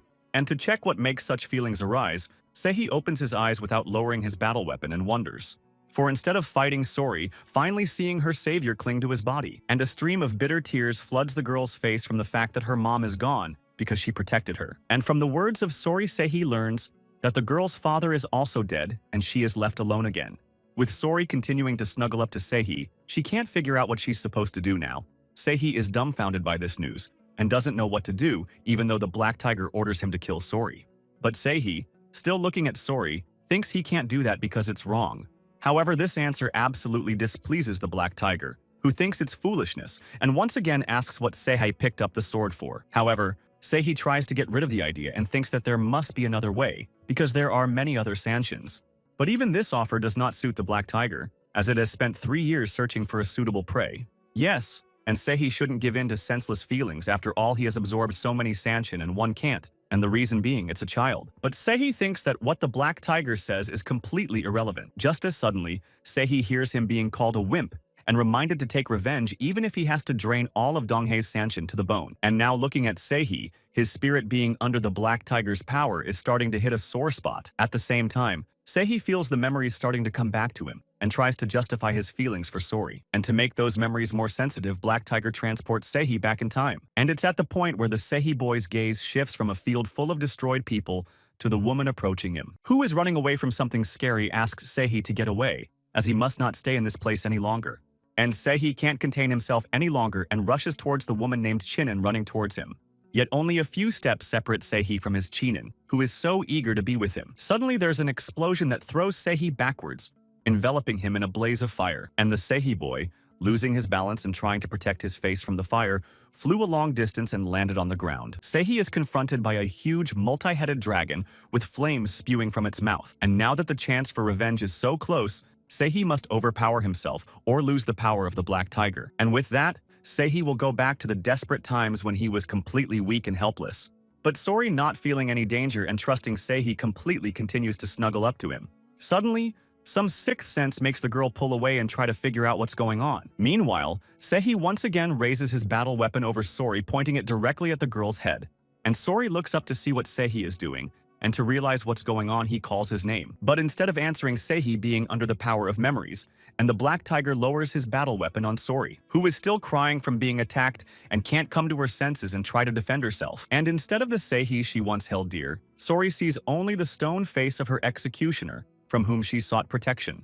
At that, Sori's gaze moves from Seiha to her bloody hands, and the girl still doesn't understand what's going on. And to get an answer to her question, Sori turns to Seihi for why he hurt her, and why he did so. While falling to the ground in front of Seihi, and still looking at her hands, Sori thinks she did something wrong.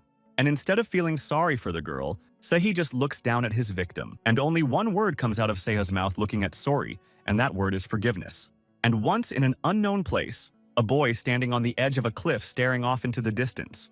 And the wide-open eyes of a very young man say that he expects to accomplish something. Suddenly, the voice of a man who had come to the same place calls out to a boy named Bottle, who, seeing that there's a familiar master standing behind him, tries to give an explanation as soon as possible. And it's because Bottle doesn't want to miss the moment when the dragon ascension begins. Master Yvon, hearing such an answer from his pupil, begins to wonder what was the will of the Almighty if he sent him this child. And if Bottle had such a talent for public office, he would have succeeded in many ways, but he became a shaman. Suddenly, the master's musings about what he could not understand interrupted Bodil by the latter's address. And the master, sensing some excitement coming from Bodil, rather wants to know what could have happened. And the reason for all that is that at the bottom of the abyss begins to occur some kind of cycle that indicates the beginning of the ascension of the dragon. And each time the cycle of air masses grows stronger, towering high in the sky. Amidst all this movement within the airwind mass, the body of a dragon begins to loom, and Bodil is watching the action, not wanting to miss a moment of the action. The dragon, still inside the air vortex, begins to rise high up, which further captures Bodil's attention, causing him to be filled with rapturous emotion. For at last the moment Bodil has been waiting for is at hand, when he sees with his own eyes the dragon's ascension. And Master Yiwon, seeing that some water serpent has taken hold of Yuju, says that having become a dragon, he will never come down to earth again. And now the dragon will sail the skies and from there watch from on high everything that happens below. However, for all his story, Master Yvon notices tears in Bodil's eyes, which raises some questions for the master. And for his part, instead of making long excuses, Bodil says that the dragon is beautiful. Master Yvon, looking at his pupil, had not suspected earlier that Bodil had such a side, because the master was concerned about his peacefulness. But then Bodil's attention is drawn to someone who causes the boy to be distracted by the dragon's ascension. And this is not just because at this very moment the black tiger appears in front of Bodil, who moves confidently toward his prey, beginning to bare his teeth in anticipation of the coming battle. But as soon as Bodil sees an outsider and tells the master about it, the latter can't believe that the black tiger is here too.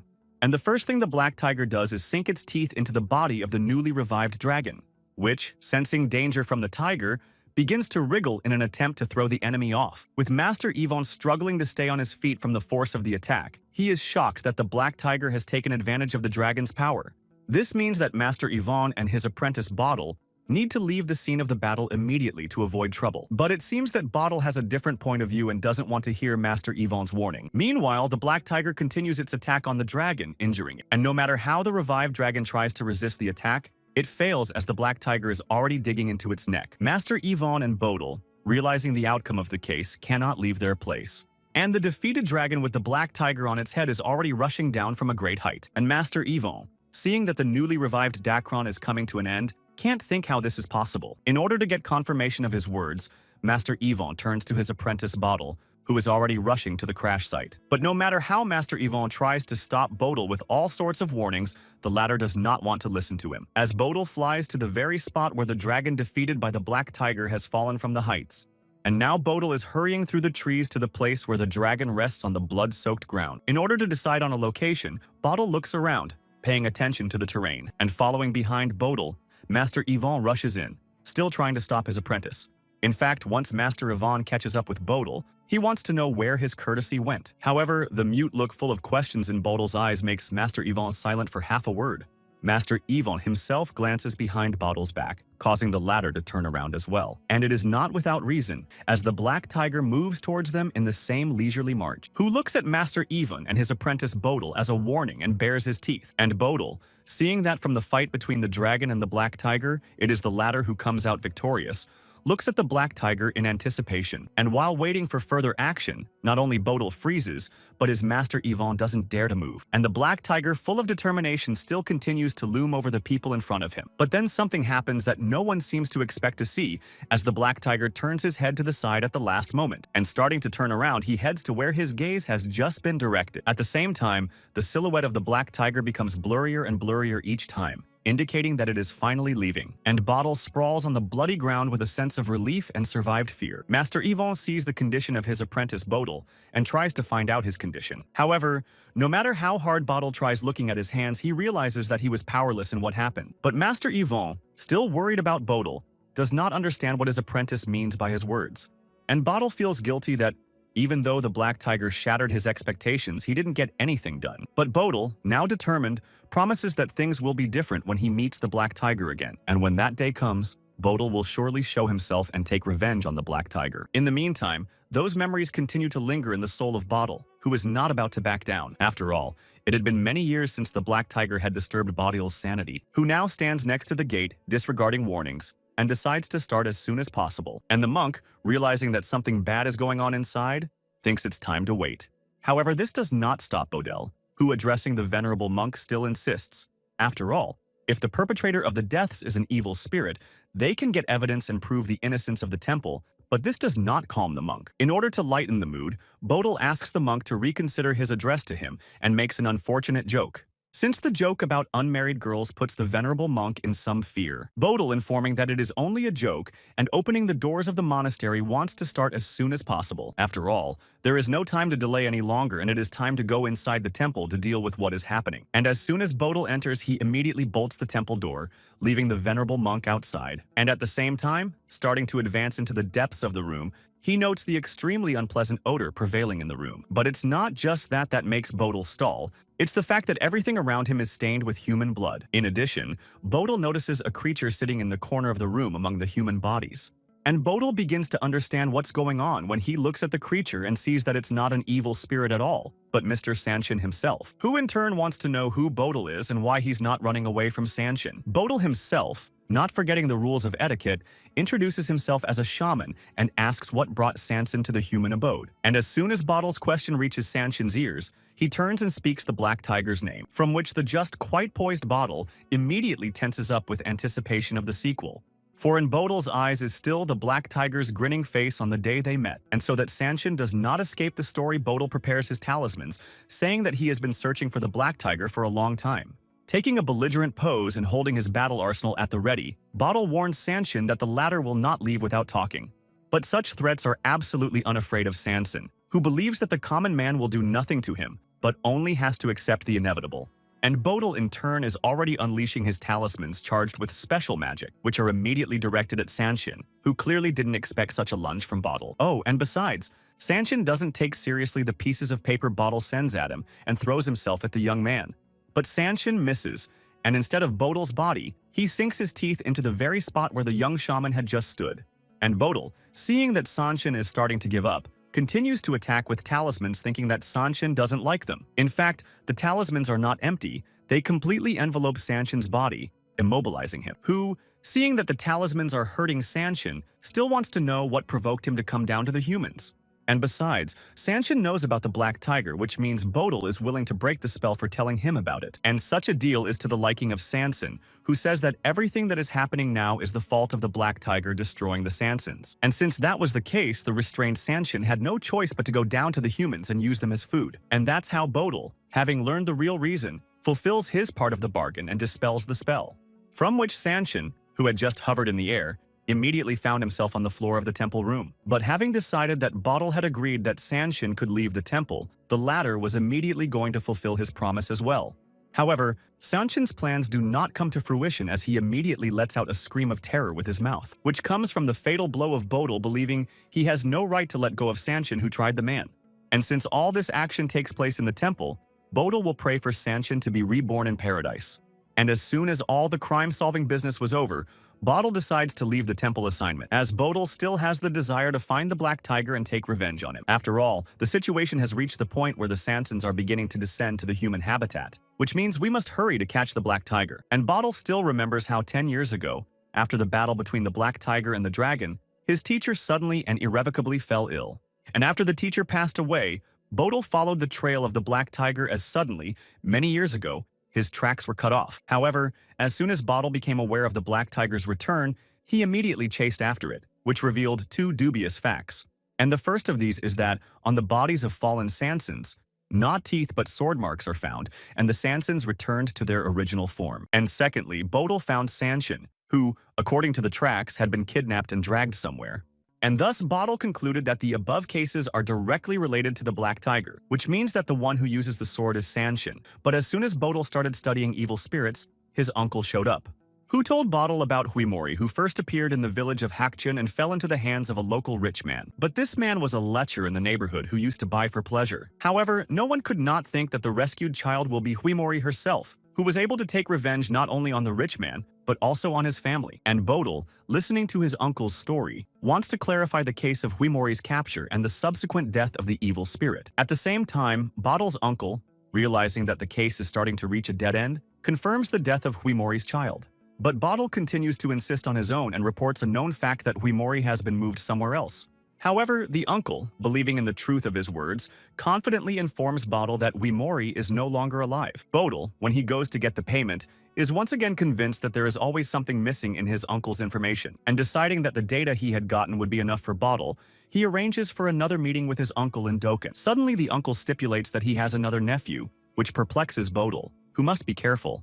However, Bodil does not need to know from his uncle about the danger of the case he is involved in, because he already knows the danger. And so, after talking to his uncle, Bodil continued to track the Black Tiger, having learned from Koncharu that the warrior in black robes was the Black Tiger. In addition, Koncharu also confirms Bodil's words that the black-clothed warrior was accompanied by a girl with incredible strength. And Koncharu, as a sign of confirmation of all of the above, holds out a bark to Bodil, where the portraits of Sori and Seiha are drawn. However, Bodil, in order not to offend Konchara, looking at the portrait reports that the people depicted are easy to find. And it is a balm on the soul of Konchar, who, satisfied with the praise he has received, thinks he has drawn them one and the same. That said, after meeting Koncharu, Bodil temporarily ends his investigation into where Huimori and Black Tiger's tracks join. And now the target of Bodil, who does not notice that he is being followed, is the village of Bamboo, where Huimori was captured.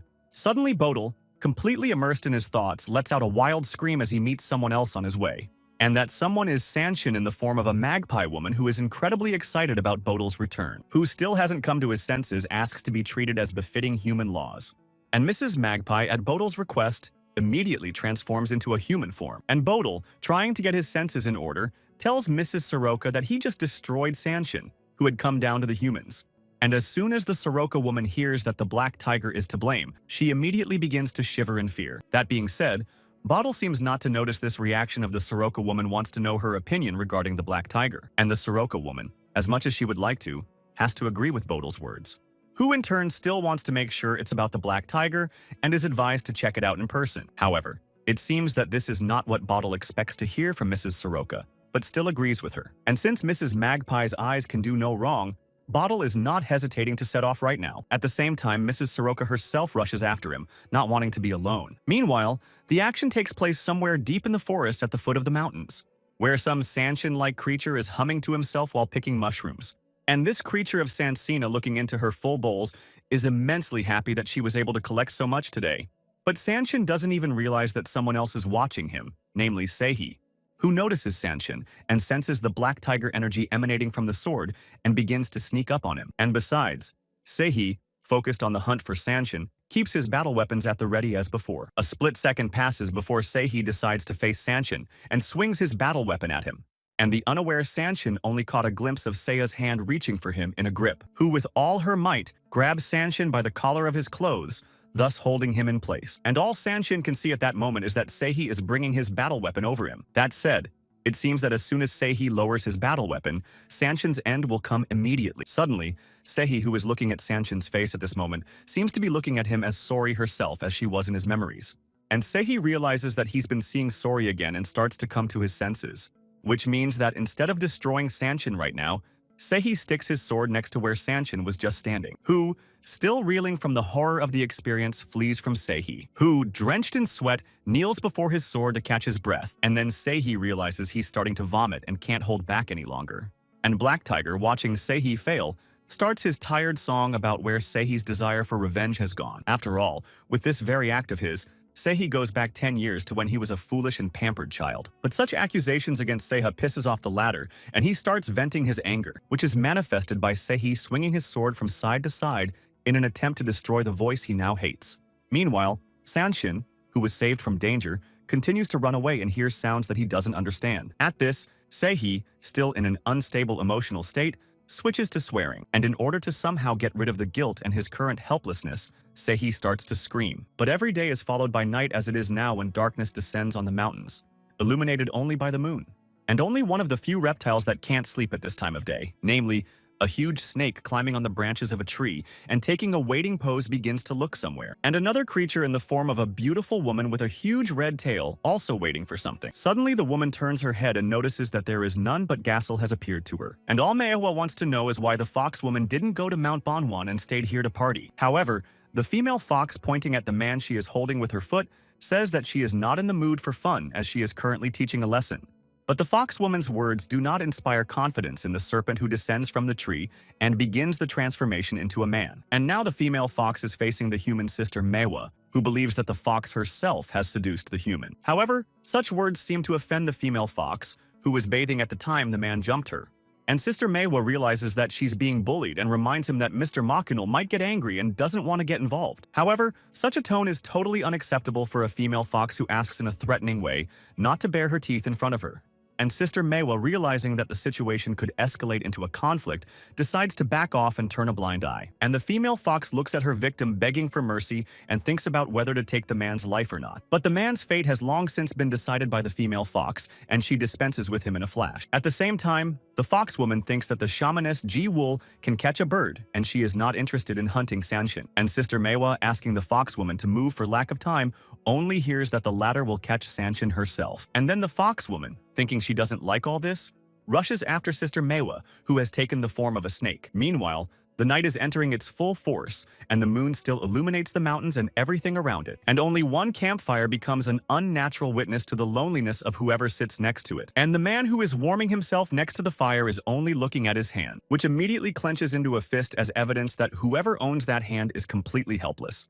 And that someone is none other than Han Se-hee, who once again failed to take Sanshin's life. At that, the image of the not-so-long-ago cheerfully smiling Sori reappears before Seha's gaze, which starts to drive Se-hee crazy, causing him to slip back into his guilt-ridden thoughts.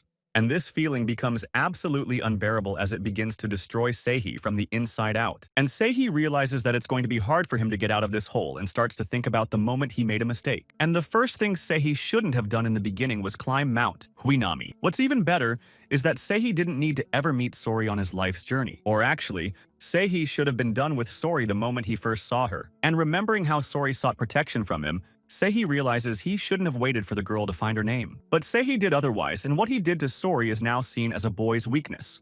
As Se-hee continues to blame himself and use profanity, he notices that there is someone else at the campfire besides him, and that someone is none other than a male warrior serenely sipping a drink from a charka. And Se-hee, still hesitant to move, and looking at the stranger, begins to ask a series of questions. And the first thing is how long at the campfire across from Se-hee sits the Tokabi, who also hesitates to speak. Suddenly, the Tokabi looks up from the fire and notices Se-hee scrutinizing him. And all Se-hee can offer him for now is to drink with him the cup that the Tokabi brought with him. And Se-hee takes his time accepting the offer, realizing that if he accepts, things will come to a head inside again. Still, Se-hee decides to accept the offer and takes the cup from the Tokabi's outstretched hand. And Se-hee, realizing that he had nothing more to lose, drank the contents of the cup in one gulp. And Tokabi, observing Se-hee's behavior, decides to ask what the latter is worried about. However, Se-hee, still feeling distrustful of the uninvited guest, declares that it's none of his business. At this, the Tokabi explains to Se-hee that he's interested in this not because he wants to know, but because he's just willing to listen. But such a statement begins to piss off the already unstable and now tipsy Se-hee, who rudely asks Tokabi not to get cocky just because they've been drinking together. And as a sign of his anger, in an orderly tone to leave Tokabi, Se-hee, throwing the cup on the ground, breaks it. However, it seems that such a response is not to the liking of the Tokabi, who is restraining himself from snapping.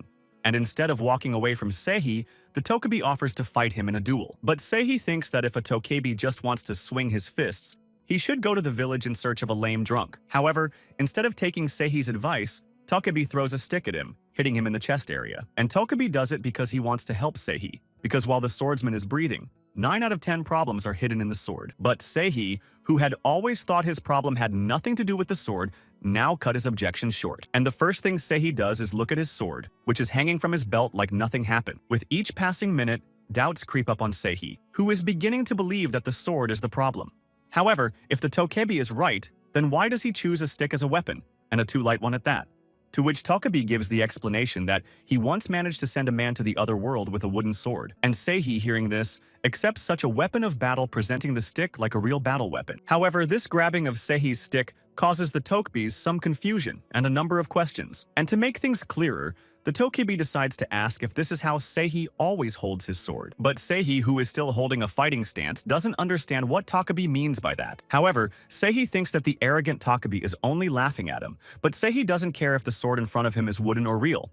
And Tokubi, in turn throwing back his stick, thinks he was wrong about Seihi being an outstanding swordsman. And to see Seihi's reaction, Tokubi apologizes to him for the inconvenience considering the battle will be boring. But such words seem to hurt Seihi, who, in an orderly tone, tells Tokubi to turn around and don't you dare leave. And as soon as Seihi hears the Tokubi start to doubt that he can beat him like this, he clenches the stick harder. And just as the situation begins to peak, Seihi lunges with a stick at the Tokubi standing with his back to him. At that, it seems that the Tokubi doesn't notice that an enraged Seihi is flying at him from behind. However, this opinion is a misconception, and the all-understanding Tokubi is beginning to open his eyes.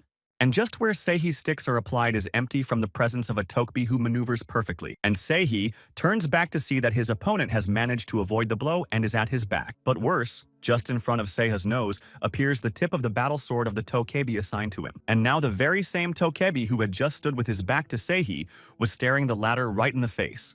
And Seihi, who doesn't understand how this could happen to him, only stares at the sword itself in surprise. That said, all Seihi can say for himself is that he lost to the Tokubi this time. However, the Tokubi, instead of any words, simply hands Seihi the sword he just had drawn to him. And Seihi, taking his battle weapon from his opponent's hands, learns that the Tokubi standing in front of him is named Saribi. Seihi, in turn, introduces himself to Saribi with his name, Wang Seihi, offers to match forces once more, to which Saribi glares intently at Seihi and seems to be in a bit of a dilemma with the answer. And it seems that this time Seihi is determined for the upcoming battle, letting it pass his ears that it could be dangerous. And Seihi takes the wooden sword as a matter of fact. He believes that if he falls from the wooden weapon Tokubi, it is his fate. However, no matter how hard he tried to get used to Seihi's wooden sword, he had forgotten how to handle it. And Sarabi, seeing that Seihi is ready, wants to make sure that all the preparations are really finished. That being said, Seihi, looking at his current wooden battle weapon, is starting to amaze him more and more each time. That's because it's just a wooden sword and weighs more than his real one. However, nothing can be done about it, and Seihi needs to focus on confronting Saribi and asks to attack him first. At that, the Saribi doesn't take too long to get to it, and thrusts himself at the peacefully standing Seihi with all his might. And so the wooden battle weapons of the two opposing sides begin to cross in a blow. With that said, Seihi decides to attack Saribi from above, after the first clash, and is already swinging his wooden sword at him. But Saribi manages to fend off the blows of the wooden sword under Seiha's control time after time, who has no intention of backing down and pounces on the advancing Sarabi with renewed vigor. However, what happens next is that the two wooden swords, still in tandem, fly off to the side, and Seihi side-eyes the wooden battle weapon falling just behind his back. In this case, one of the wooden battle weapons belongs to Seihi, which is also noticed by the latter. And not to be outdone by Saribi, Seihi immediately rushes at them, grabbing the battle weapon he spotted. But once Seihi with the wooden weapon in his hands rises up, he can barely resist the strong wind, and it can't help but escape Seiha, who starts swearing profanities. After all, looking at the stick in Seihi's hand notices how it vibrates and what kind of power this Saribi has in general, who, still in a serene state of mind, claims to Seihi that he knocked his gun away from him twice. And such a remark infuriates the already destabilized Seihi even more, who regains his strength and lashes out at Saribi, thinking it's too early to settle the score. Seihi had already reached Saribi and was now leaping over him, swinging his wooden sword at him. However, Saribi manages to fend off an oncoming punch from Wang Seihi. Suddenly, Saribi's gaze drifted downward to the exact spot where Seihi's hand had just been, who for some reason tries to grab Saribi's belt with it but gets spotted. And Saribi, not stopping to mostly reflect Seihi's offensive free strikes, asks him to be careful.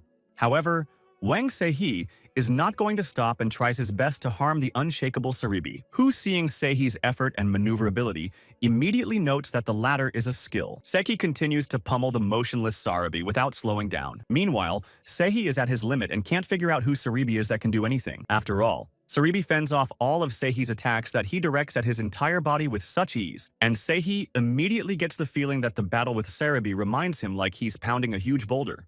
That said, Saribi, looking at Seiha's efforts, fails to point out what seems obvious to him. Meanwhile, Seihi continues his attempts to overpower Saribi standing in front of him like nothing happened, who looks at Seihi and declares with certainty that Seihi has an emptiness in his soul that can't be hidden. And at that very moment, in the midst of the battle, the splinters of someone's wooden sword soared high into the sky, And at the same time, there is some movement in a place resembling a cleft in the rock. And there's someone using his battle weapon to free the leg of Mrs. Snow Row from the trap. And that someone is Wang Sahi, who arrives at the resting place of Mrs. Snow Row trying to pull her leg out. With some effort, Wang Sahi manages to break the shackles of the trap. And Mrs. Snow Row herself is still in the position Sori left her in.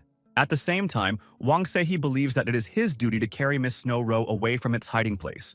However, not only does Wang Sahi do that, but he also apologizes to her for being late, and now Wang Sahi decides to escort Mrs. Snow Row to where her soul will find peace. And that place becomes the green abode atop the icy snow-covered Mount Huinami. And inside this mountain in the middle is a clear blue lake surrounded by trees. And now, Wang Sahi, looking at the serene, breathless body of Lady Snow Row, realizes how long he has wandered in search of an answer. That said, the image that stands in front of Mrs. Snow Row is entirely Wang Sahi's choice. However, it was more likely that Madame Snow Row was disappointed with Wang Sahi, but he couldn't do otherwise. And now Wang Sahi stands beside the body of the Snow Row lady and looks at Mount Huinami. At the same time, Wang Sahi is sure that he will come back here for an unknown amount of time. In the meantime, Wang Sahi lies on the grass and the memories that have arisen in his mind raise some questions. And once Wang Sahi picks himself up and starts to get up, he can't tell if it's a dream or not. However, if this is a dream, then why is Wang Sahi now lying on the grass at the very spot where his nighttime confrontation was? Yes, and in addition, where the Takabi once sat, there are now 2 pieces of food and a flask with some contents left behind. But that's not all. Next to Wang Sahi's real battle weapon is a broken wooden stick used as a sword. And the last thing Wang Sahi remembers is the image of the Tokabi and the words that his soul is still empty. There's also a mark on Wang Sahi's forehead that says, "That's where he was struck." With that said, Wang Sahi still picks himself up and, repeating the Tokabi's words about the soul, grabs his battle weapon. And now Wang Sahi is ready to continue his journey onward, leaving the unpleasant memories at the place of lodging. But still, some strange feelings and incomprehensible moods make Wang Sahi feel uncomfortable. That's because Wang Sahi can't even remember how long it's been since he was last beaten with a wooden sword. Meanwhile, in the forest leading to the resting place of Mrs. Snowy Row, there is talk of hurrying up in view of the severe delay. And now the travelers reach the place of the last resting place of Mrs. Snow Row, which is visible for many miles. At the same time, travelers seeing the mound, though they guess that it is the grave of Mrs. Snow Row, but they have no idea who made it. And just to be sure, Mrs. Soroka makes a suggestion to dig up the grave and take a look. But Bottle is against such vandalism, as he believes that one does not have to show such disrespect to be convinced. However, Bottle is alarmed by the fact that he smells iron, and Mrs. Soroka suggests that humans are to blame for the roe deer's death. And then Ms. Soroka brings up the fact that there have been rumors lately that the shaman community has been fishing out Sanshin, but what they have heard does not fit Bottle's mind. And besides, Mrs. Soroka does not know what kind of warriors are helping them in this. And it pisses off Bottle, who turns to profanity and doesn't understand how the community can touch the respected Sansons. And Mrs. Magpie sums up the conversation by asking what exactly humans have done to Mrs. Roe Deer. However, Bottle doesn't want to believe it and blames the Black Tiger for everything. But Ms. Soroka doesn't understand such antics of Bottle, who just claimed it was the work of humans. That said, Bottle still decides to correct himself and refers to the man imitating the Black Tiger to clarify the details. For as Bottle obtained information of interest, he came to the conclusion that the target of the community was the living Sanshin. The Black Tiger's goal is to destroy the Sansons, and he uses a sword. It is quite obvious that Mrs. Snow Row has gone to the next world not by her own will, and her grave is shrouded in the smell of iron. And since the outlaw imitating the Black Tiger is prowling the mountains known to man, Bodil is going to go there. However, such mountains in the area are Mayan and Banwan, and Bodil and Mrs. Soroka have yet to descend. And besides, Bodil doesn't understand why the mountain is still cold, even though the snow has melted and avalanched. And Mrs. Magpie, having already taken her former form, tells Bodil that she will fly to Mount Mehyan. Bodil immediately says that if he gets Banwan, he'll go there. And sometime after Bodil bids farewell to Mrs. Soroka, the action unfolds in the village of Mayan. And there on the counters of one of the outlets already hangs goods resembling therapeutic ingredients. Wang Se-hee gets the components he needs from the merchant and decides to pay off the old man. And learning that Wang Se-hee owes 15 Niang and 24 Fun, he immediately pays off the vendor. But the merchant, wanting to help Wang Se-hee, tells the latter that he can get the healing herb he has not found from Sori. And the old man, seeing the bewilderment on Wang Se-hee's face, explains that she is a lonely woman living on Mount Banwan. At the same time, the merchant answers Wang Se-hee's question and tells him to go to the mountain as soon as it gets dark, as Sori leaves lit fires for visibility. However, once Wang Se-hee realizes that he has to go to the mountain in the evening, a real drama unfolds behind him. Namely, that three strangers start. At the same time, the old man sees what is happening and realizes in fear that the gang has come to the village again. And one of the gang turns to the old man and tells him to prepare last month's payment, which to the tune of 22 nyanga is immediately handed to them by an old man asking them to count the money outside the village. And Wang Se-hee, seeing this picture, concludes that it's not the state warriors who give him a bad feeling. At this, the seeming head of the gang, ignoring the old man's request addressing Se-hee, informs him that he is seeing him for the first time. And since that's the case, Wang Se-hee should not only come right away, but also pay the tax for the things he bought. And the Van Says are happy that the gang decided to be the first to get in the door. However, Se-hee doesn't have time to take a step before he notices that someone's foot is forcibly pushing the gang leader. And such an act, and the person to whom that foot belongs, brings undisguised surprise to Van Saya's face.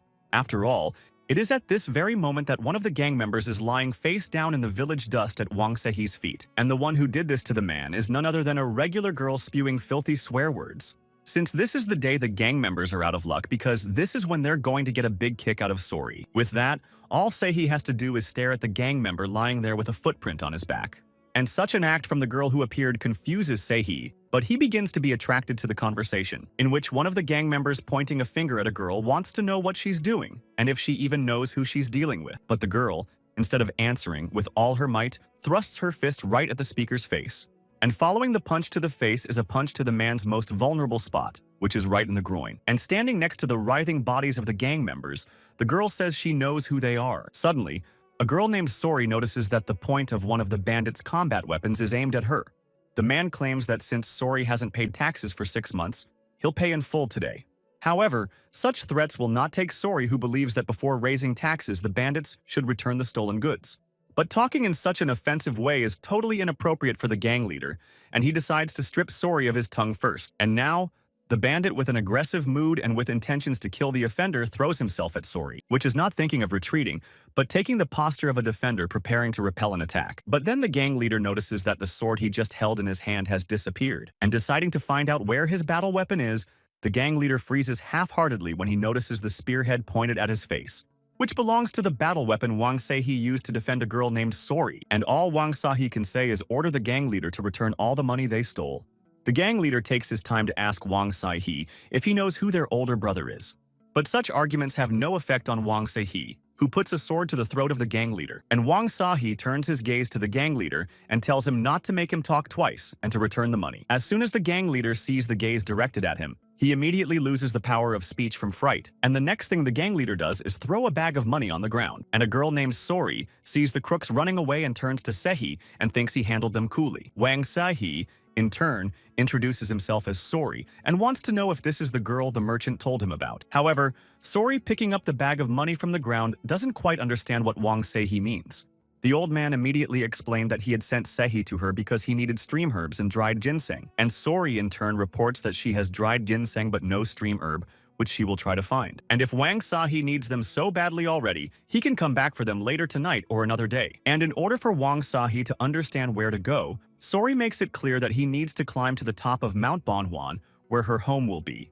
But first, Sori decides to restore justice and returns the old man's sack of money stolen from him to the merchant. And with the words that Sori must find ginseng and a request to divide the money among the people, she leaves Se-hee, who doesn't understand why he has to do what Sori tells them to do because it's not his plan. And Sori asks to see it through to the end in exchange for, that's what the weed payment will be. Se-hee looks at the bag of money and realizes he's in for something unpleasant, but he can't do without the weed. But soon night falls and it's time to head to the top of Mount Manhwa in search of the thatched roof cottage belonging to Sori. Wang Se-hee gathers his thoughts and begins to climb the path the old man has indicated to him. Wang Se-hee notes that the Manhwa mountains are very steep, and it is surprising that a woman lives alone in such a place.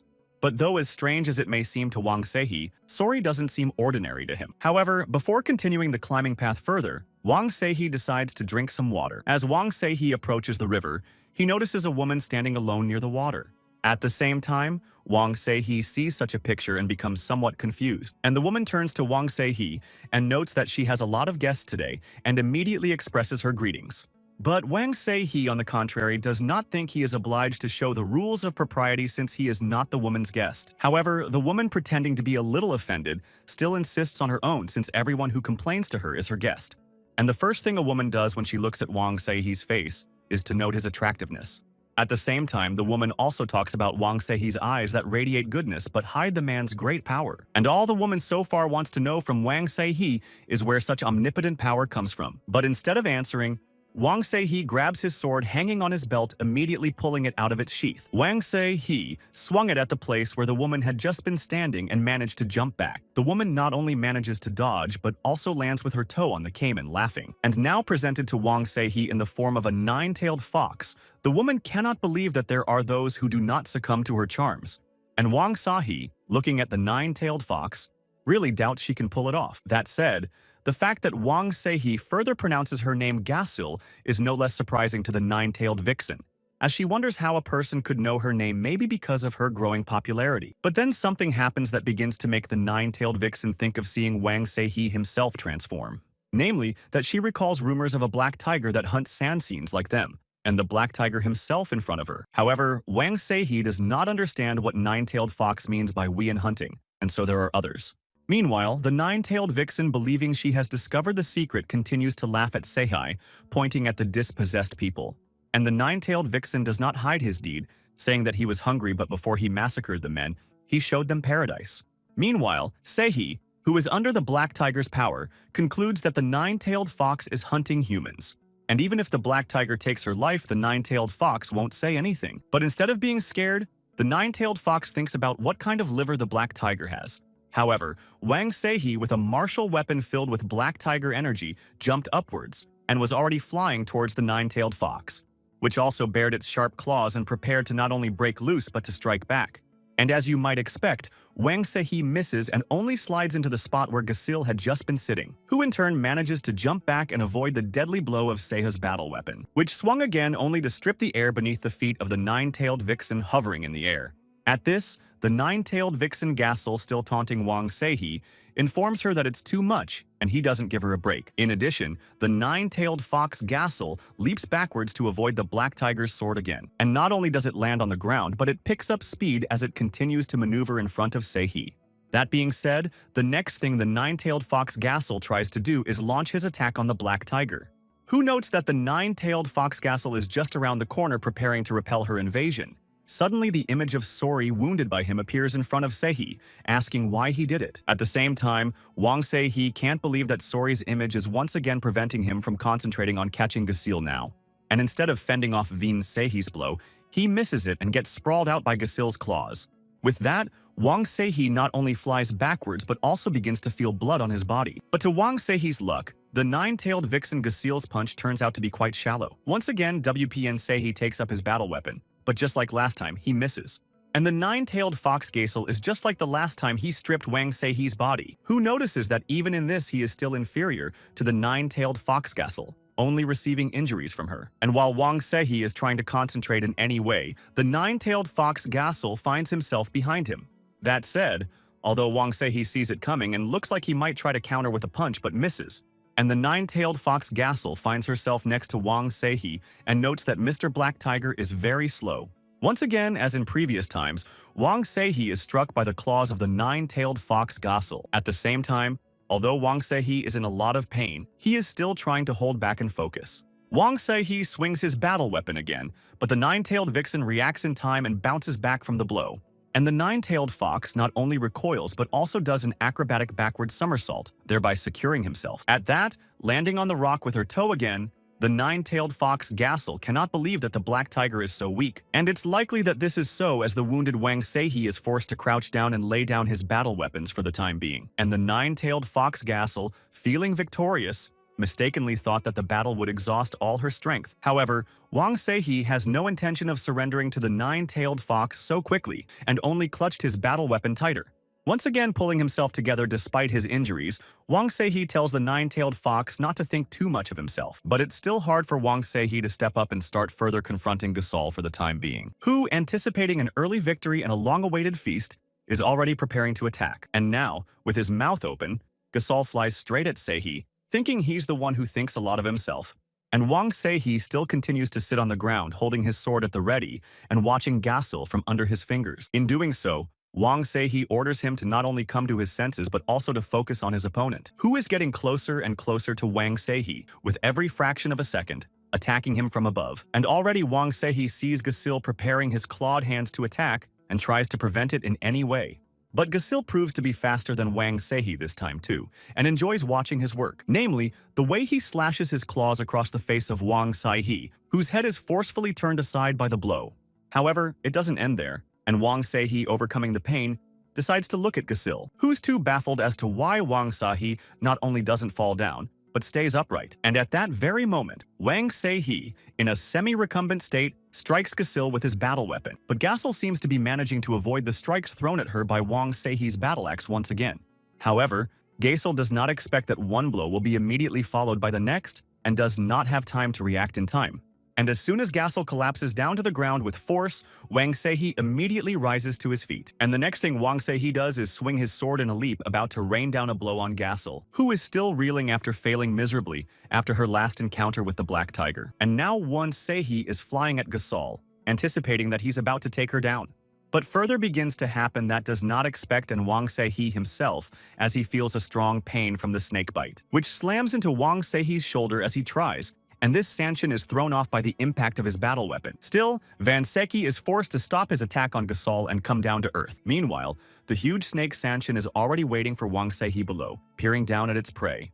At this, Wang Seihe, realizing that his hunt has been thwarted, sees that there is another Sanshin besides Gasil, who at this very time is beginning his transformation and acquiring outerwear. And not much time passes as a woman emerges from the snake just standing in front of Wang Seihe.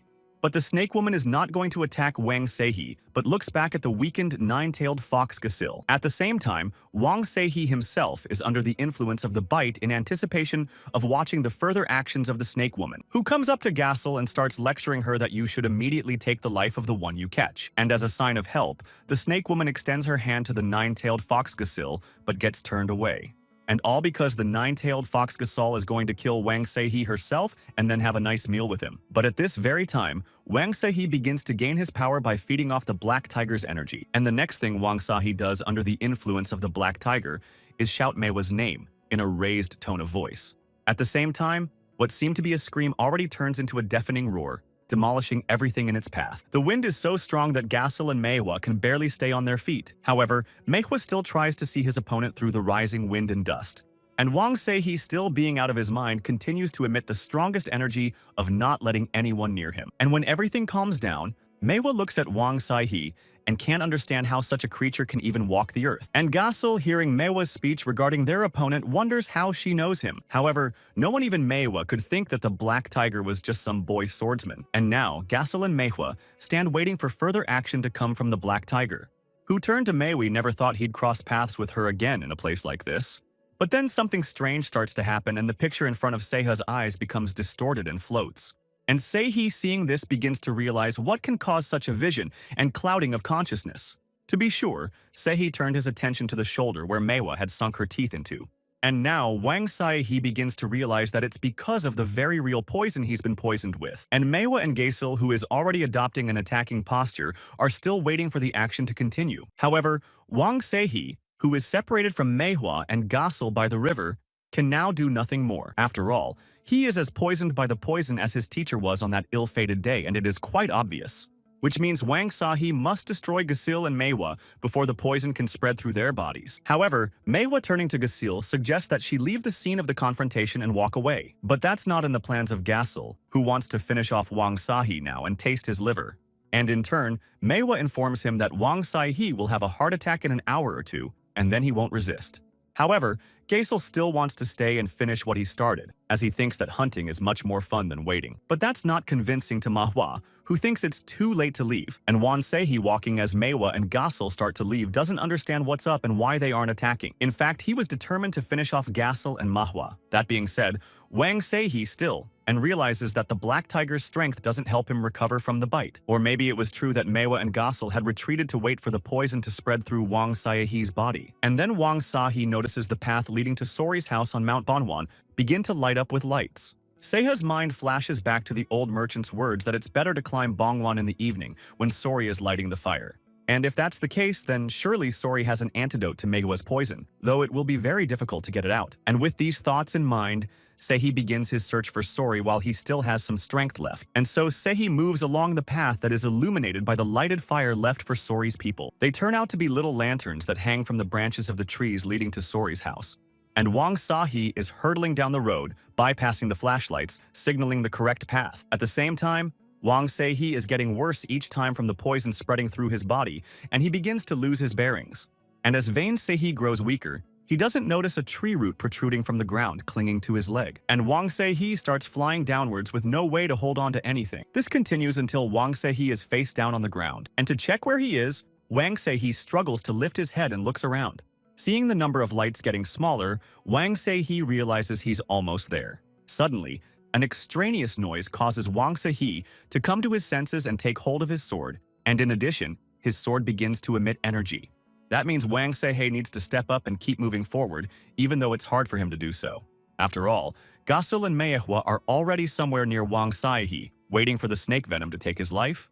And in fact, Wang Sahi's instincts do not fail, because at this very moment, Gasil is looking closely. At this, Gasil cheerfully informs Meiwi that Wang Sahi is already running out of breath and starting to stop. And that brings joy to Meiwi, who realizes that the poison is starting to take effect, and it will bring pleasure to Mr. Makanal. However, Gasioi herself is just as excited because she's just dreaming of examining what the black tiger's liver looks like. Meanwhile, Sehi, drenched in sweat, continues upward towards Sori's dwelling. But as much as Wang Sahi would like to, he can no longer do without help and can barely move around leaning against a tree. In addition, Wang Sahi begins to realize that his body is gradually failing him and stops obeying him. And now, having completely lost control of his body, Wang Sahi falls to the ground exhausted. Suddenly, a stranger appears next to Wang Sahi's immobilized body, as evidenced by the leg he sees. And that someone, surrounded by two foxes, is none other than Sori herself, who has come to Sahi's rescue, who, at the very last moment before his powers are completely gone, notices Wang Sahi. But sometime later, Wang Sahi is still with his eyes closed, which he's starting to open gradually, indicating that he's already regaining consciousness. And the first thing that Vani Sehi sees in front of him is hanging bags and bars with medicinal gatherings and herbs. However, as soon as Wang Sahi realizes where he is right now, he immediately jumps up from the bed. Still, the small room in which Wang Sahi was placed does not give an accurate idea of his whereabouts. At this, a sound outside his room causes Wang Sahi to stumble back a bit. Yet despite the fact that Wang Sahi gradually begins to realize in whose house he is located, he decides to make sure, however, and stares at the bars of the window where the sounds of chanting can be heard. That said, after a while, Wang Sahi returns to his resting place and continues to listen. And when interest overtakes Wang Sahi, he goes to the window again, deciding to peek through the slit. And what the first thing Wang Sahi sees in front of him is the not insignificant fox face that surprised him. And it's not just one fox, but a whole pack of them surrounding a young woman who is humming while hanging things.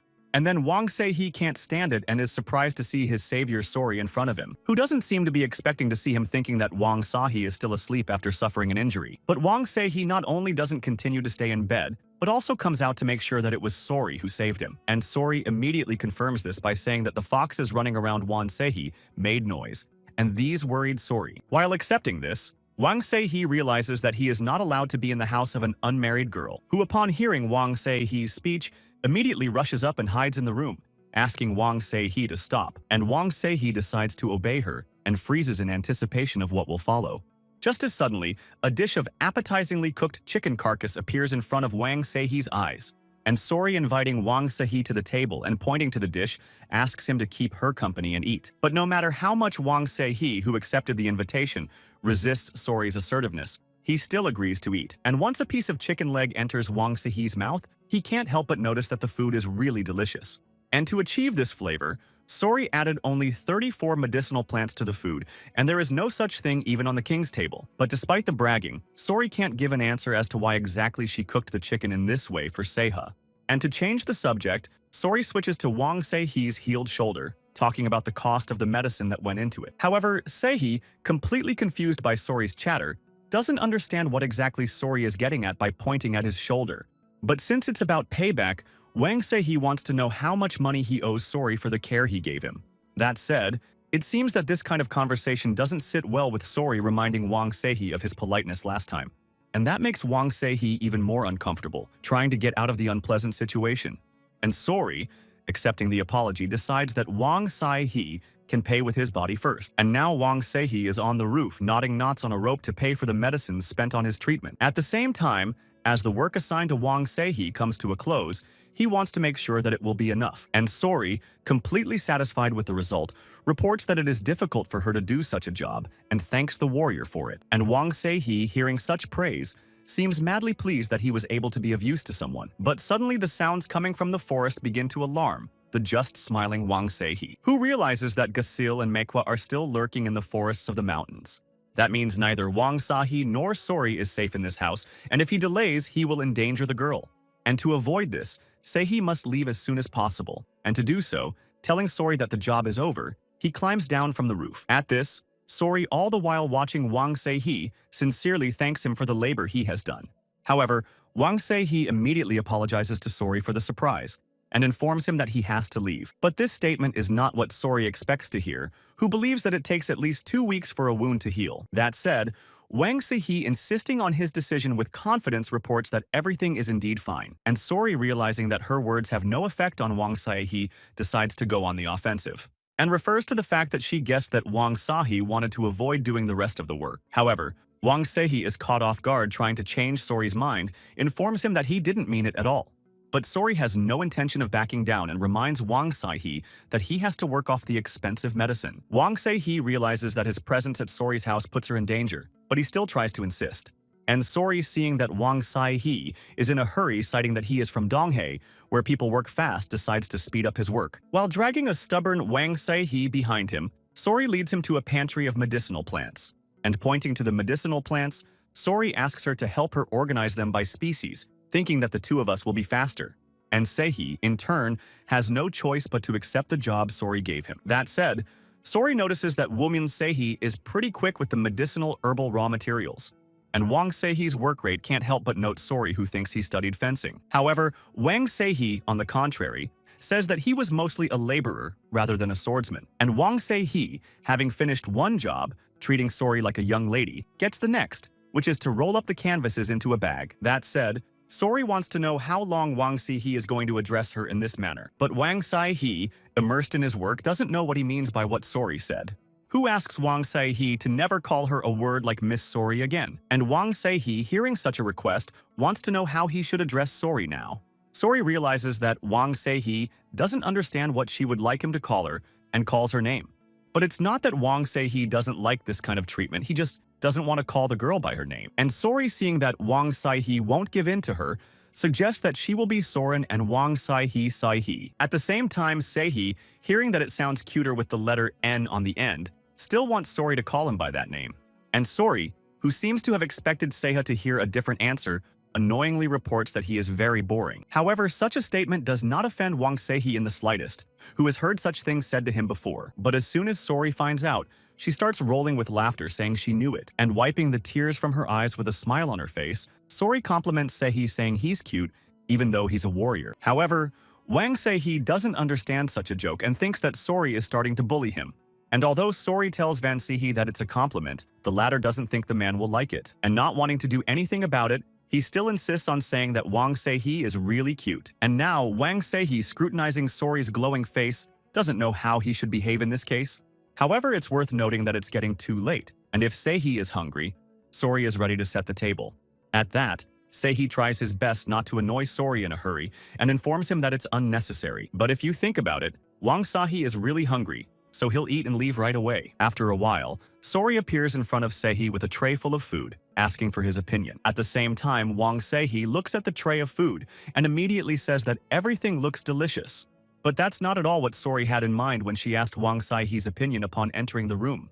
And that's what Sori wanted to see, how she looked in her new dinner outfit. And Wang Se-hee, trying to smooth over the conflict by looking at Sori, says that it suits her very well. That said, it seems that such praise is to the liking of Sori, who reports that she wouldn't have fed Se-hee otherwise. Wang Se-hee has been listening attentively to Sori all this time, and as soon as he hears that it's time to start eating, he can only wish her a pleasant appetite. And so sometime later, a tray previously filled with food is now littered with empty plates. And Wang Se-hee, sitting across from Sori, dares to ask her a question for which he asks her permission. At that, Sori, hearing Se-hee call her a young lady again, reminds her of what they had agreed on earlier. But Saihei, saying that there was no such agreement between them, in turn wants to know if Sori knows the sanctions on Mount Banwan. However, Sori is not in a hurry to give an answer and tries to avoid it, but only utters incoherent words. Meanwhile, Wang Sei-he continues his questioning and wants to know why Sori lives so far away in the mountains with the foxes.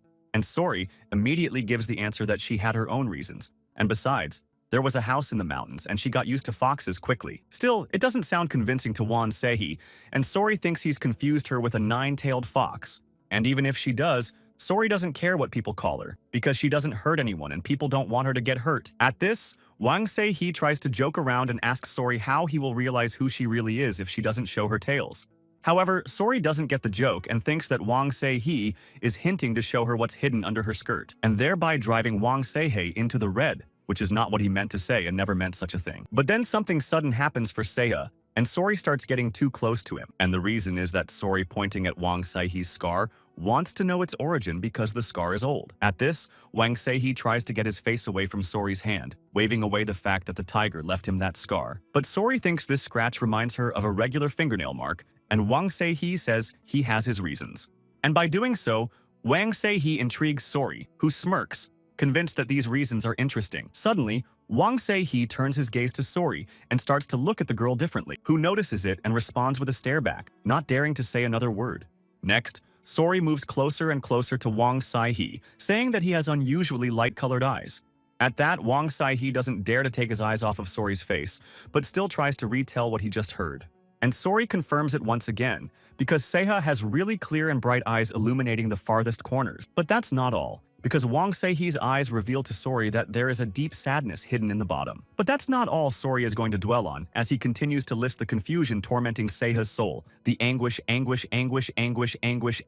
conflict. And the main thing that Sori notices when he looks into Seiya's eyes is that it's a complex feeling that can't be put together. And there's a swirl of feelings inside Seiya that can't be described in one word, so what a life he's lived. That said, even though Sori doesn't know the reasons that were the root cause, she asks Seihi not to try to take it all on herself. And you have to try to counteract that load no matter how hard it is for Seihi to do it. And sometimes you need to let yourself rest and then you can move forward, leaving the past behind you.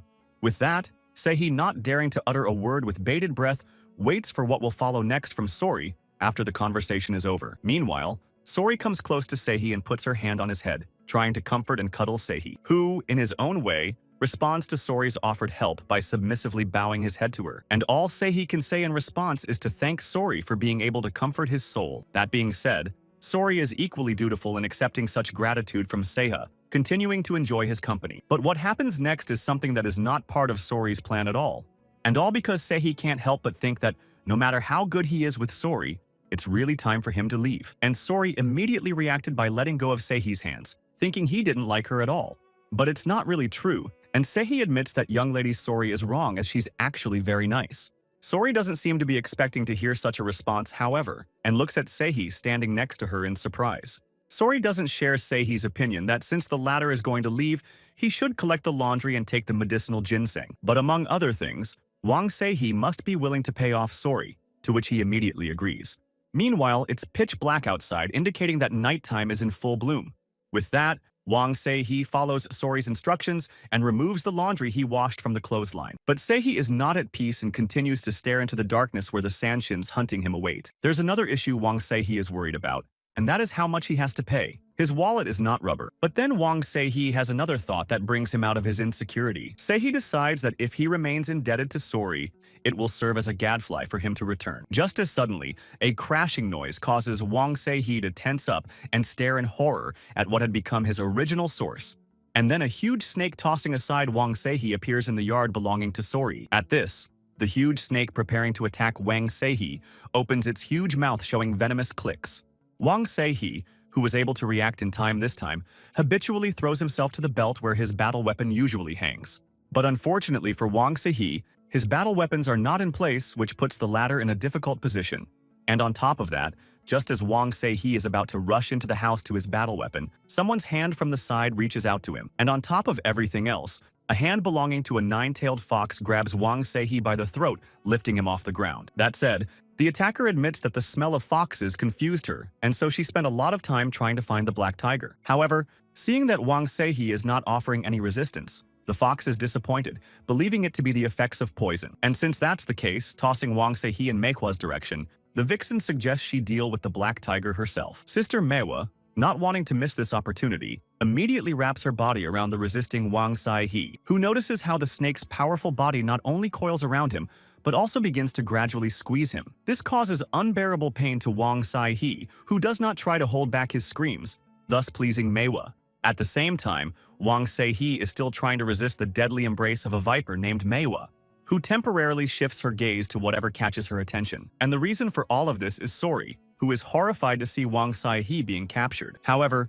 Sori doesn't manage to make a sound because at that moment a sharp fox claw starts scratching her cheek. At that, Sanshin capturing Sori warns her that if she doesn't want a hole in her cheek, she should sit quietly at her place.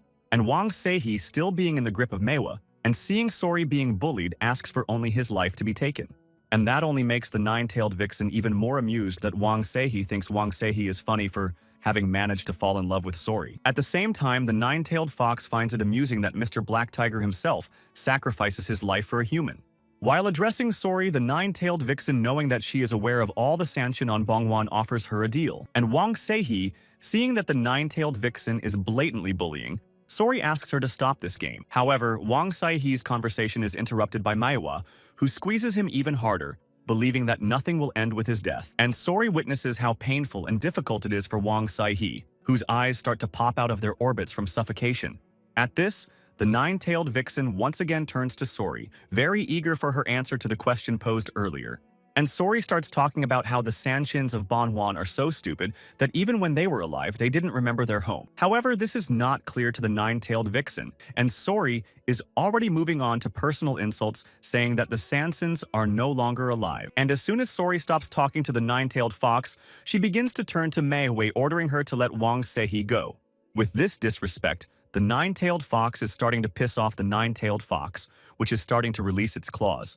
And despite even Sis Meihwa's subsequent opinion, the nine-tailed vixen wants to destroy Sori. But Meihwa senses that Sori is being tricked by her strangeness and tries to stop the nine-tailed vixen. However, it becomes too late and Sori's face is sprinkled with Sanshin's blood spurting towards her. And the nine-tailed fox, seeing what Sori is doing to her, can't move away from the horror of surprise. And all the nine-tailed vixen has to do is start screaming from the pain inflicted on her by the seemingly harmless Sori. That said, in Sori's attempts to find out if this is the Sanshin who is fishing out men and taking their lives, she gets tails. And the nine-tailed vixen, still reeling from the shock, can't believe Sori is one of them. But Sori, instead of giving an answer to the question posed, throws back the nine-tailed vixen with force, which fails to react in time and flies far back from Sori with great speed. That said, Sori, still in her fighting stance, is just outraged at how she could be put next to the likes of these Sansins. After all, if the nine-tailed fox had looked closely, it would have been able to see how many tails Sori had.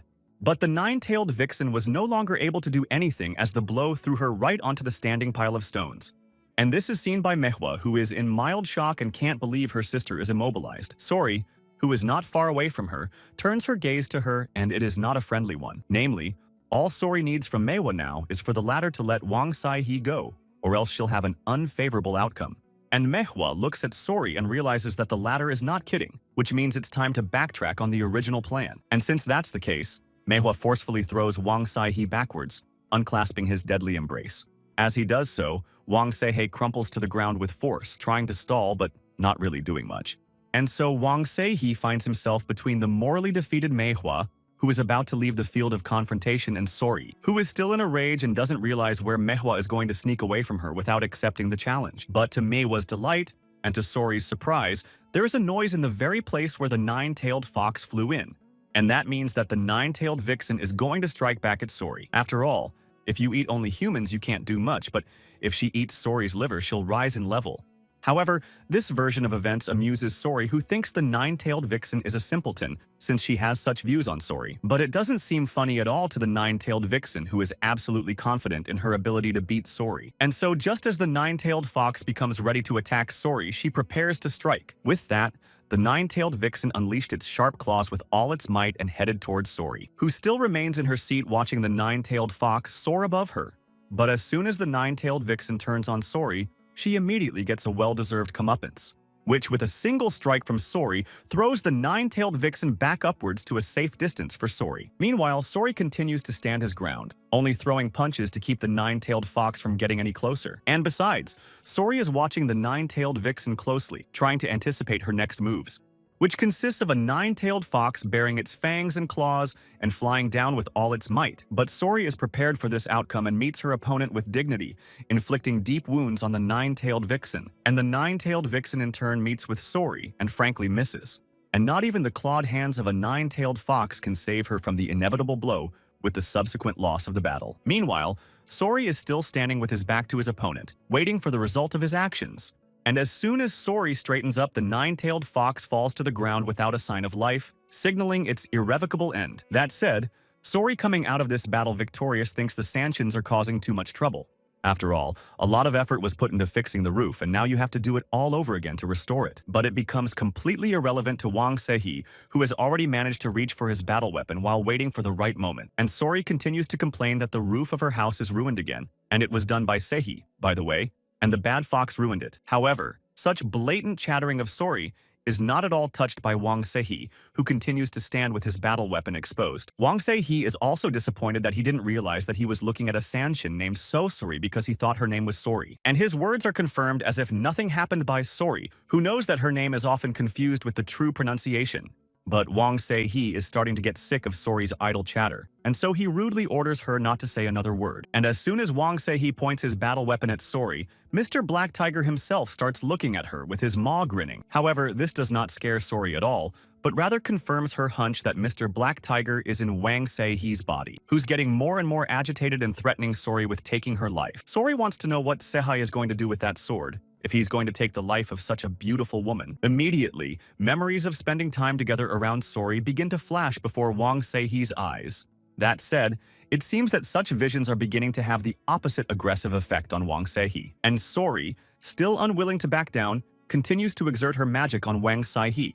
At the same time, Wang Seihe, seeing that his anger as well as the Black Tiger's energy is beginning to fade, doesn't realize what Sori is doing.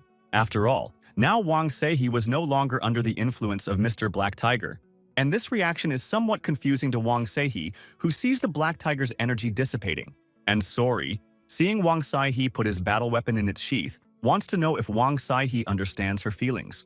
Seeing that Wang Seihe is not going to linger any longer, Sori wants to know where he is headed into the night. But such arguments do not stop Wang Seihe, who decides to leave the house of the now hated Sori. And how can Sori offer Wang Seihe to share her bed with her for the night?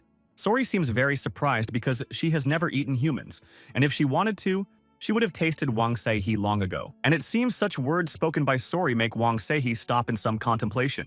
But common sense wins out over Wang Seihe, and he decides to check out what's bothering him. And leaving Sori's question about where he's running to unanswered, Wang Seihe takes off and runs away. And Sori, realizing what Wang Seihe means, really hopes he didn't go fishing for Banwan. At the same time, Sori, knowing that Wang Seihe won't just leave, decides to rush after him in case he needs help. And then, sometime later, a lonely mountain begins to loom on the horizon. And Wang Seihe, seeing such a picture, seems not only somewhat concerned but also partially dumbfounded. And it is not by chance, for in front of Wang Seihe stands motionless the frozen figure of a huge bird.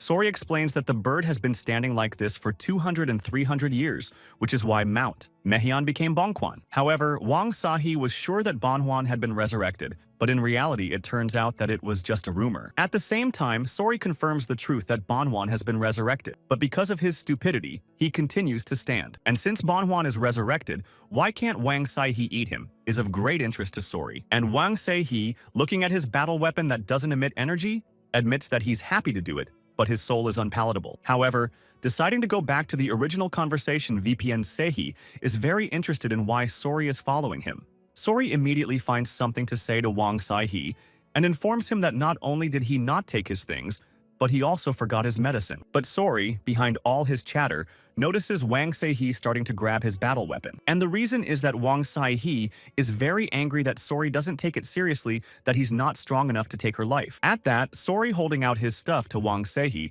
doesn't realize how he can be harsh on whoever brought his stuff, to which Wang Seihe still strains to understand what Sori is trying to accomplish. And unable to find anything to say to her, Wang Seihe grabbed the bag in Sori's hands with force.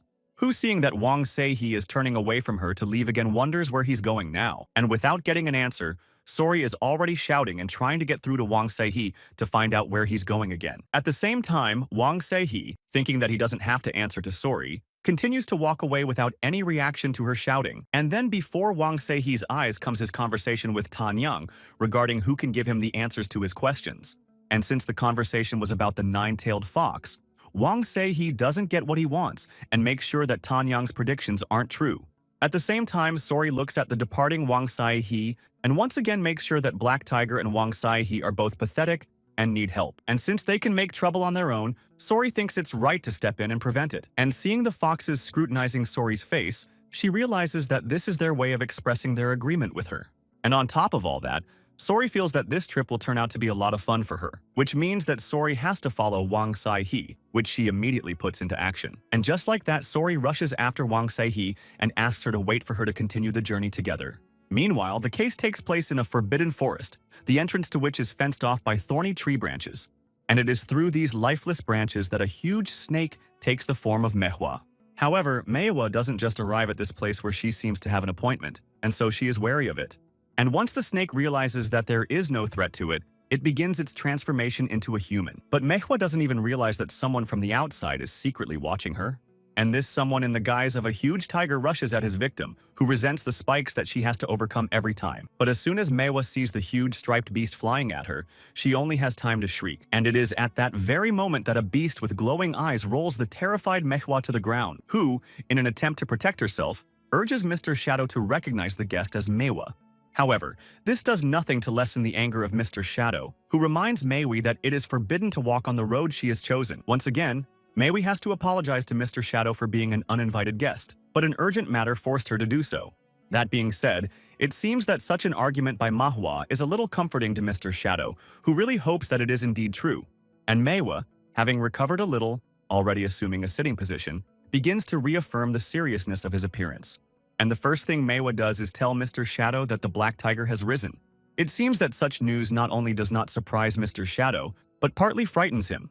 And Manhwa goes on to say that the Blue Water Swordsman's apprentice most likely has the power of the Black Tiger. Of all that had been said, however, it was the doubt in Manhwa's voice that was beginning to irritate Mr. Shadow the most. And Manhwa, sensing that he's in trouble, in addition to the above, says that the Black Tiger met the nine-tailed fox Sori from Mount Banwan. And in addition to Manhwa and Gassel failing to confront them and stop pursuing, Manhwa adds that Gassel is no longer alive. But Mr. Shadow is not interested in information about Gassel. He wants to know more about Black Tiger and Sori, who are now together. And Manhwa responds by saying that Black Tiger and Sori have just recently reunited, but she knows nothing about further movement. At that, though Mr. Shadow was worried when he saw signs of Black Tiger's resurrection, the fact that he was in the form of a man was to his advantage. However, Master Shadow is more interested in what really became of Yuju, and Manhwa reports that Song Mi and Master Dang Chunwan left together. At the same time, Mr. Shadow knows that Black Tiger will target Yeju and also realizes that two won't be enough. But hearing that Manhwa doesn't know what he's talking about, Shadow-san becomes furious, saying that he and Manhwa won't be enough for the battle. Once again, Manhwa is forced to bow down to Shadow-san, admitting that she's been foolish this time too. To which Mr. Shadow orders Maui to find two more, but in case the situation worsens, to come to their place and report everything. Manhwa still dared not get up from her knees, and trembling with fear, she certified to Mr. Shadow that she understood his order. But the meeting between Mr. Shadow and Manhwa does not end there, for Mr. Shadow remembers one more thing, and suddenly Mr. Shadow begins to emit a deafening roar, which with its force demolishes everything in its path. And Manhwa, barely able to stay on her feet out of fear, doesn't understand what Shadow-sama is doing. But as soon as Manhwa sees that Shadow-san's growl is causing an air cycle to form, she begins to guess. However, is what Manhwa sees in front of her exactly what she is thinking at the moment? And at the same time, inside the air cycle, the outline of some creature named Neural Mira begins to emerge. And Manhwa's speculation is confirmed by the words of Mr. Shadow, who informs her that in order for Neural Miri to stand up to Sori, he needs order, which means that the reborn Neural Miri must help Lord Shadow and Mei first take possession of Yuju. Meanwhile, somewhere else, a common gray mouse runs to the smell of blood, but more likely to the one to whom the blood belongs. And what the basement gray mouse sees in front of him is a human leg lying in a pool of blood. But suddenly that leg starts to move and the person it belongs to makes heavy noises. And the man, beaten and ragged, begins to come to his senses and tries to rise from the floor of the room in which he is imprisoned. At the same time, the man does not remember at all the count of time since he has been locked up, and why they are doing this to him. And the first thing that comes to the man's mind is that there is something wrong with the uncle's letter for his nephews, and he was seen receiving it. But the man has absolutely no idea what the letter says, and in fact it turns out that he was caught for nothing. And most likely the man was mistaken for either a merchant for his clothing or a spy for secretly exchanging letters with outsiders. But this is impossible, and the man wants to know at least the reason why he was beaten so brutally. And as luck would have it, the man had arranged to meet Wang Sahi on Thursday to deliver a letter from his uncle. And on Friday, the man made an appointment to meet Bottle's nephew. Well, on Wednesday, he is caught beaten and imprisoned. But then the man begins to hear extraneous sounds outside the door and sees a light approaching his dungeon. And the man begins to replay in his mind a scene in which he is beaten with clubs by several men, which means there's a chance these mercenaries will come back to him for further retribution. But then the door opens and the first to appear in the dungeon is a burning lantern illuminating the way in.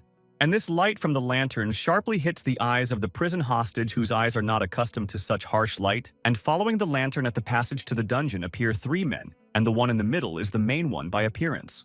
And the prisoner of the dungeon begins to remember whether he sees these men for the first time or not, and also the familiar smell of perfume. But suddenly the man in the middle starts talking about the name of the man who is being held captive. And the captive, still not recovered but already regained the power of speech, tells his captors that his name is Moon Sanchik. The gang leader says nothing about himself but says that the name Moon Sanchik is a good name. And Moon Sanchik decides that this is his chance for salvation and decides to approach the gang leader to explain everything. But Moon Sanchik's further path is blocked by 2 spear guards who do not allow the prisoner to get close to the leader. And all Moon Sanchik has to do is look at the gang leader being protected by his guards. However, Moon Sanchik does not give up hope through the spears to report that his captors were wrong, and he does not understand why he is being kept locked up. At the same time, the gang leader still continues to remain silent and asks Moon Sanchik to be quieter. And then the gang leader takes the floor and orders Moon Sanchik not only to listen to him, but also to respond, or else their meeting will take place in 5 days. But Moon Sanchik doesn't understand why exactly the gentleman voiced such a time span as 5 days. However, the master did not give Moon Sanchik the right to ask questions, because he should only answer the questions asked. And if Moon Sanchik doesn't take this opportunity, then he won't have it because the doctors will show up in 5 days. Which, as the Lord knows and as they say themselves, they just can't wait to see what's inside a person. And this information deprives Moon Sanchik of the power of speech, which leads him to temporary paralysis. And the gentleman holding out the opened letter to Moon Sanchik suggests that he read the contents first, and Moon Sanchik can't believe it's his uncle's orders for Wang Sahi to pass on. Although the order contains few words, it clearly states that what Wang Sahi is looking for is in the possession of Yang Juhong of Dokeng. And in order for Moon Sanchik to see with his own eyes the contents of the letter, the gentleman holds the paper up to his face. At the same time, the gentleman demands an explanation from Moon Sanchik as to why Yang Juhong's name appears in this letter. And Moon Sanchik now shifts his gaze to the gentleman and begins to guess that Yang Juhong is in front of him, who is not only a top Doken man, but is also known for his crimes of gambling and untold riches. And if Mr. Yang Juhong is really Yang Juhong, then Moon Sanchik is in trouble. And since the letter is sealed, the latter has no right to open it. But such an answer doesn't suit Yang Juhong, who reminds Moon Sanchik of the 5 ill-fated days. At the same time, Moon Sanchik once again tries to convey to Yang Juhong that he was only entrusted with the letter and it is pointless to deceive him. However, Yang Juhong thinks that Moon Sanchik is not taking their conversation seriously and signs to his man to bring the chest, which Yang Juhong picks up and brings up to the surprised face of Moon Sanchik, who makes no attempt to speak. And then, Yang Juhong, enjoying Moon Sanchik's reaction, starts to slowly open the lid of the chest. With that, Moon Sanchik is out of breath in dread of what is to come. And as soon as Yang Juhong opens the chest, he shows Moon Sanchik the limbs of whoever brought the letter. And besides, the man who owns the hands really didn't know anything, and it's likely that Moon Sanchik now wants to take his place. However, Moon Sanchik doesn't understand at all how he should inform Yang Juhong that the contents in the letter from just exactly learn. Meanwhile, the action unfolds in the heart of the market stalls on the streets of Dokeni, where Wang Sahi is walking amongst the people who come to shop here and there. And what brought Wang Sahi to Donghyun was that his uncle told him to meet at his good aunt's house, which meant he had news. Suddenly, Wang Sahi's thoughts are interrupted by Sori's cries of joy that not only is everything beautiful, but also delicious. And Sori can't find his place because there are so many interesting things everywhere and such tall buildings look amazing. In order to share her surprise with someone, Sori asks Wang Sahi to look where her gaze is directed. And Sori herself realizes that she's acting like a hillbilly because she's turning her head, and it's very noticeable. But Wang Se-hee doesn't even have time to say anything back, and Sori continues to resent the fact that this behavior of hers is embarrassing. At the same time, Wang Se-hee looks at Sori and realizes that he was wrong to show weakness and take her with him. And the first thing Wang Se-hee is going to do after leaving Sori's house is to destroy the robbers from Manhwa village, based in a stone house just across the street from Wang Se-hee's, where he's come to reprisal.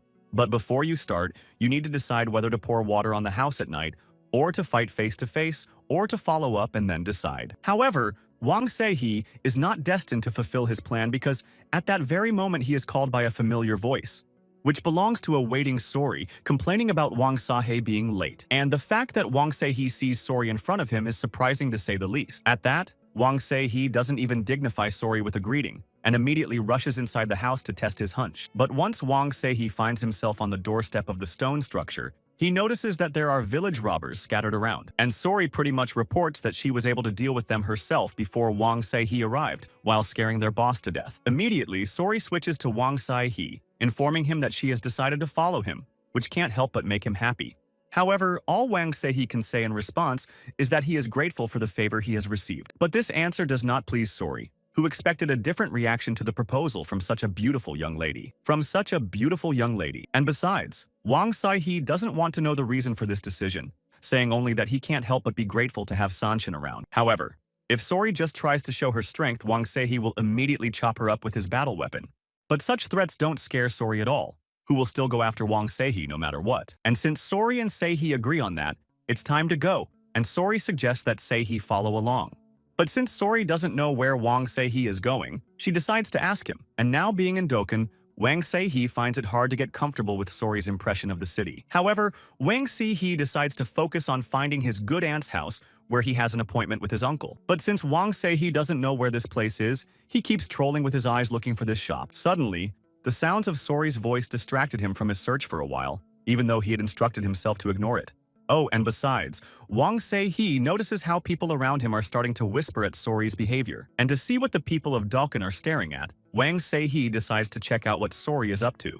With that, Wang Se-hee's gaze drifts to the crowd of Sori, who is surprised by his behavior, who takes a jar of makeup and tries to put it on her face while looking at it in surprise. But Wang Se-hee doesn't understand why Sori took to applying makeup at a time like this.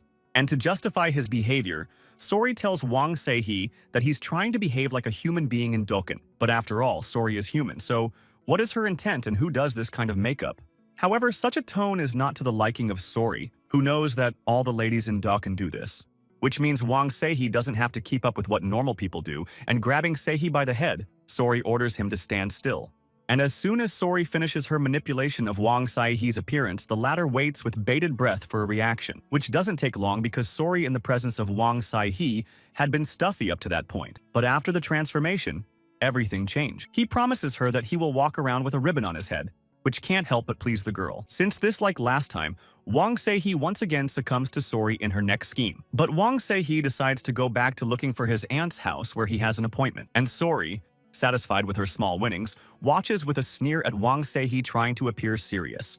Meanwhile, Yang Ju-hong, manipulating Moon Sanchik's severed limbs, wants to know if he really doesn't know anything. But since Yang Ju-hong is not getting anything out of Moon Sanchik, he orders his men to deprive him of one finger every hour. And Moon Sanchik, still sitting in a dark room looking at his limbs, realizes he's doomed. However, Moon Sanchik really doesn't know what the letter says, but knows for sure who should receive it. And this information seems to interest Yang Ju-hong, who returns to find out the details. And Moon Sanchik, in order not to screw up and lose track of time, finds out what day it is today, because it was on Thursday that he made the appointment. Upon hearing that today is the appointed day, Moon Sanchik informs that he is to have lunch with the recipient today at the dog hour. However, it's chicken hour and there are 2 hours left until the appointed hour, which means we need to find out the place where the meeting will take place. And Moon Sanchik has nothing else to do in the name of saving his life to inform that the meeting will take place at the house of a kind aunt. It seems that this answer satisfies Yang Ju-hong, since he allows him to give Moon Sanchik wine and rice. However, Moon Sanchik has to pray that the recipient arrives at the meeting on time and calls his name Wang Se-hee. In the meantime, Sori continues to enjoy shopping at the market in Dokkan, picking up all sorts of things to please the vendor. Oh, and to top it off, Sori gets complimented on being beautiful and accepts a gift from the seller. And so, happy with a huge pile of makeup, Sori heads back to Wang Se-hee's place. Who notices that prices are much higher in Dokkan, which means where does Sori get so much money for cosmetics and products? But Sori frankly admits that she doesn't have a penny of money and doesn't look at Wang Seihe with the slightest bit of embarrassment. Who almost continues his questioning immediately guesses what's going on and rushes to his wallet. And Sori confesses to Wang Seihe that she borrowed money from him for all her purchases. However, this outcome does not suit Wang Seihe, who grabs Sori by the pecs and lifts him off the ground. It's because Van Seihe's starting to freak out and wants to know what Sori's doing. But then two outsider men intervene and see how roughly Seihe treats Sori but are rebuffed. And as soon as Sori's defenders retreat, she tries to convey to Wang Seihe that she'll give it all back when she gets the chance. And men can't believe that girls like men who treat them roughly. That said, Wang Seihe, still trying to keep his cool, wants to know why Sori went after him in the first place. And he gets back what he doesn't want to hear, which is that Wang Seihe likes Sori, who is immediately kicked to the curb for making such a revelation to Wang Seihe. And to prove the seriousness of his intentions, Wang Seihe immediately grabs his battle weapon expecting a response. And an uncomprehending Sori only says that Wang Seihe himself agreed to let her go with him. However, Wang Seihe hurriedly reminds him of the condition he agreed to, namely that someday he will destroy Sori, who decides she's not going to use force this time to keep the Black Tiger out. But hearing from Seihe that it doesn't matter, Sori thinks he won't dare to do such a thing without Black Tiger's help. And Wang Seihe has a different point of view, saying that if he doesn't have enough strength, he will fall at the hands of Sori, or someone else will lose their life. And such a statement fundamentally not only offends but offends Sori, who now looks at Wang Seihe with arrogance, with whom Sori does not want to clash, and instead of a verbal altercation decides to remove himself. And Wang Seihe, seeing that he's losing this battle as well, can't figure out where Sori is headed. But the girl does not dignify Wang Seihe with her reply and leaves him standing alone among the crowd. And Wang Seihe realizes that the nine-tailed fox is an opponent he can't defeat. And this fact saddens Wang Seihe, who wants to wait for the right opportunity. After all, the first thing Wang Seihe must do is to find his good aunt's house where he has an appointment. And it is some time later that the good aunt's house opens its doors to the guests. In front of the entrance to the good aunt's house stands none other than Bottle, who has come to Dokkan, who realizes it's hard to find a 3-story building in Kansen, and there's a 3-story beer hall in front of him. And inside this building, there is already a perpetual bustle among the lodgers and visitors of Dokkan. And enthralled by the sight, Bottle still feels that even within him everything is glowing. And besides, Bottle is surrounded by a whole lot of other people hanging around and chatting over a beer. But as soon as Bottle is brought a menu, he decides he needs to stop turning his head so he won't be thought of as a villager. And the waiter who brought Bottle the menu says that if he wants to make an order, it is necessary to order from 2 lands for 1 table. And Bottle stares at the menu with a look that says he's choosing and starts going over the amount in his head. After all, although the institution is called the House of Good, anti-prices in it are not kind. And since Bottle refused the money offered to him at the time, he is now forced to order the cheapest macaulay and vegetable soup. And besides paying 1 liang now, Bottle needs a night's lodging, the cost of which starts at 6 liang. But of all the money, Bottle has only 5 liang left, and so here too, Bottle must limit himself. And it hurts Bottle's ego that he doesn't understand why his uncle made an appointment for him in this particular place. And since Bottle is in distress now, he needs to team up with Olkachi sooner rather than later. And besides, Bottle wants to meet the old man as soon as possible in the hope that he has orders from his uncle. And with that, Bottle decides to stay at the good aunt's house until the next day in anticipation of the upcoming meeting. And while there is time, Bottle decides to think about the fact that while he was on his way to Banhuan, he went into Mehian where he learned that some warrior had handled the bandits. At the same time, Bottle learned that there was a woman living in the Banhuan Mountains whom the warrior had met to find the herbs he needed. And after receiving this information, Bottle decided to go to the woman's house where he found traces of the Sansons. But apart from this, Bottle found nothing special to say whether it was the work of the Black Tiger. And after Bottle left the woman's home, he met Ulkachki, who was exploring the Mayan Mountains alone. And as a result, Ulkachki informed Bottle that she hadn't found any information about the Sanson hunt, but one case she was very interested in, namely that the village of Tokabi was completely burned, but Bottle doesn't know what that means. To which Ulkachki informs that the attack on the villages of Tokabi, Red Lightning, and Virok is the work of the group. That said, even though Ulkachi believes that Black Tiger does not eat, Tokabi Bottle holds a different opinion. After all, if this goes on, all the northern Sansons will be exterminated, which means they must make every effort to get ahead of them. And Ulkachki, hearing this, starts to analyze which next village after Virok and Red Lightning will be destroyed. At the same time, a hunch appears in both Bottle and Ulkachka, who are talking about the village of Motenkoga. And since Bottle was promised to meet the old man at Dokkan, he followed to that place and Ulkachki went to Motenkoge. And for all these reflections, Bodil does not notice how he eats everything that was brought to him. But then a waiter shows up with a Bodil's menu, with a picture of a kind auntie on it. And this is all being done to get Bodil to contribute another Liang as previously voiced. And that pisses off Bodil, who is pounding his fist on the table he's sitting at. That said, Bodil's plight is beginning to stress him out, and he's already looking for additional ways to make money from the undead. And at this time, the door of the institution opens, and the waiter hurries to greet the guest, wondering about the number of arrivals. And it catches the eye of Bodil, who realizes he's meeting an old acquaintance when he looks at Wang Seihe. With that, Wang Seihe, standing in the doorway and looking around, gets an invitation from the waiter to follow him. And Bodil, while continuing to watch Wang Seihe, recalls the name of someone whose face is very familiar to him. At the same time, Bodil realizes that he saw the man sitting across from him definitely not the other day. After all, he's probably seen him long enough ago that he can't remember his name. But as soon as Bodil begins to look more closely at Wang Seihe's face, a hunch comes of its own accord. And out of sheer joy, Bodil exclaims that the name of the warrior sitting across from him sounds like Wang Seihe. But Bodil can't believe why Wang Seihe has changed so much, specifically his facial expression. So Bodil decides to go unnoticed, pretending not to recognize Wang Seihe. But then a bottle of Busan wine catches Bodil's eye, indicating that the man is rich enough to place such an order. And then, to Bodil's surprise, the waiter brings a bottle of expensive wine to the table where Wang Seihe is sitting. However, this can no longer be tolerated by Bodil, who immediately jumps up from his seat, thus marking himself. At the same time, Wang Seihe, who has not yet had time to try the drink brought to him, notices the guy, who grabbed a charka and a wine flute, already approaching the slightly dumbfounded Wang Seihe, who recognizes in the guy who appears suddenly with him his old acquaintance named Bodil. And Bodil, not holding back his joy, immediately announces that it's him, and Seihe himself has changed beyond recognition. It seems like 1,000 years have passed since they last met, and if Wang Seihe is drinking Busong wine, he must be in the money.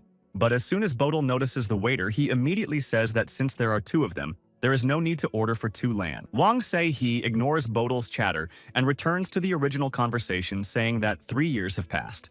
However, it doesn't seem so important anymore to Bodil, who extends a cup to Wang Seihe, offering him a drink and socializing. And Wang Seihe, without much persuasion, begins to drink the wine offered by Bodil, who, followed by Wang Seihe, who is watching him closely, proceeds to empty his cup. And Wang Seihe decides to take over the conversation and tells Bodil that he's changed since the last time they met.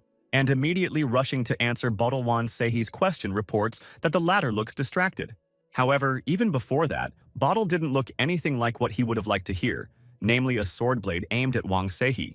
But that doesn't hurt Bodil one bit, who thinks he's been sharpened so much that he's finally stumbled. Bodil, switching to Wang Seihe, wants to know what he's doing because he looks like he's been through a lot. However, hearing that Wang Seihe has already finished studying the sword art, Bodil notes that he has become not only more confident but also stronger. Wang Seihe does not dignify this question with an answer, but only tips another cup of wine. And deciding to resume the conversation, Wang Seihe, turning to Bodil, wants to know if he is still with his master. But as unfortunate as Bodil is from memory, he says that Master Bodil has gone to the other side of the world. And so, on this sad note for Bodil, the conversation between the boy and Wang Seihe is cut short by the silence of both. And after a pause, Bodil asks Van Seki if he has any mail left, but gets the answer that he doesn't communicate much with Seki's people. That said, Wang Seihe is also unwilling to have a conversation about the blue waters from whom Bodil just spoke, who isn't going to continue talking about this topic since it's getting unpleasant for Wang Seihe. However, Wang Seihe, in turn, wanted to know with whom Bodil had cut off contact in time to restrain himself, and Bodil was left with the feeling that Wang Seihe had thus scolded him, but in fact the guy had been busy after the master's death. At this, Bodil tries to add wine to his cup, but only small drops drip into it, which enrages Bodil, who can't believe there's so little wine in such a big bottle.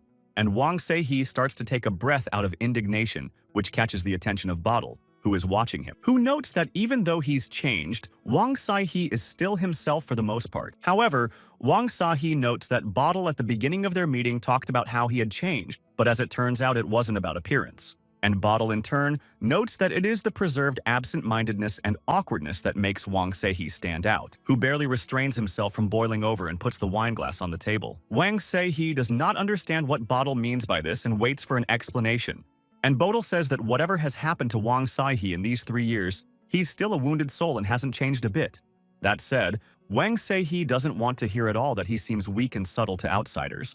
And Bodil immediately confirms this by saying that even though Wang Seihe has gotten better at swordsmanship, His character is still the same. However, this finally starts to piss off Wang Se-hee, who immediately grabs his sword and places it on the table with a clatter, and thus ends the friendly conversation between Wang Se-hee and Bodil, who didn't realize he'd said too much. And Wang Se-hee, looking serious and very focused, thinks that Bodil wants to check it out.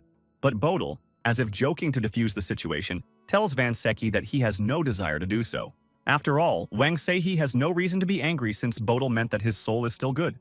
And as if switching to another topic, Bodil asks the waiter to bring them another bottle of bus and wine, but bumps into the warriors. And the warriors are already surrounding the table where Wang Se-hee and Bodil are sitting. Who wants to know who all these people are? At the same time throwing from side to side, Bodil very much wondering where all the employees of the institution have gone. The stranger leaning over Bodil and Wang Se-hee asks the latter if he is Han Se-hee, but he hears that he is mistaken. However, instead of retreating, the stranger holds out papers to Wang Se-hee, on which is a portrait of a man, which bears a great resemblance to the seated Wang Se-hee, and the stranger is willing to bet that the blade of his sword is black in color. At the same time, Wang Se-hee, realizing that he has been exposed, is quite surprised that they know about his battle weapons. Meanwhile, to test his hunch, the stranger orders Wang Se-hee to draw his sword from its sheath. At the same time, Wang Se-hee looks at Bodil and realizes that if he witnesses his elimination, he'll be glad he did. And since that's the case, Van Seki only wants Bodil to keep his nose out of his business.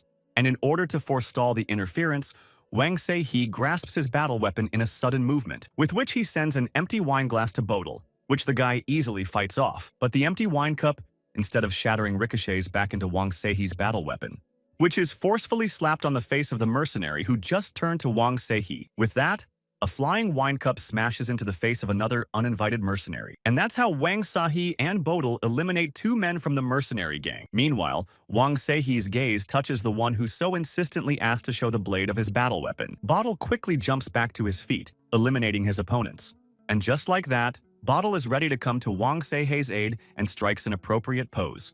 That said, Van Se-hee, who is also ready for a confrontation, believes there is nothing more to talk about with Bodil. Meanwhile, the mercenary commander can't understand why his subordinates are standing around doing nothing, and gives the order to attack. However, this is what the already ready Wang Se-hee expects in terms of further developments, who reacted in time to hit one of the mercenaries in the face with his combat weapon with all his might. And now Wang Se-hee is ready to use his battle weapon strike on the next willing mercenary, who is also ready to meet Wang Se-hee in hopes of successfully countering his onslaught. But to the surprise of the mercenary who lunges towards Wang Se-hee, he misses as the latter manages to dodge. And instead of hitting Wang Se-hee, the mercenary receives from the latter a blow with a combat weapon in the abdominal area. This blow is so powerful that it causes unimaginable pain to the warrior who is curled in half. And thus, coming out of the scuffle unscathed, Wang Se-hee stands above his enemies.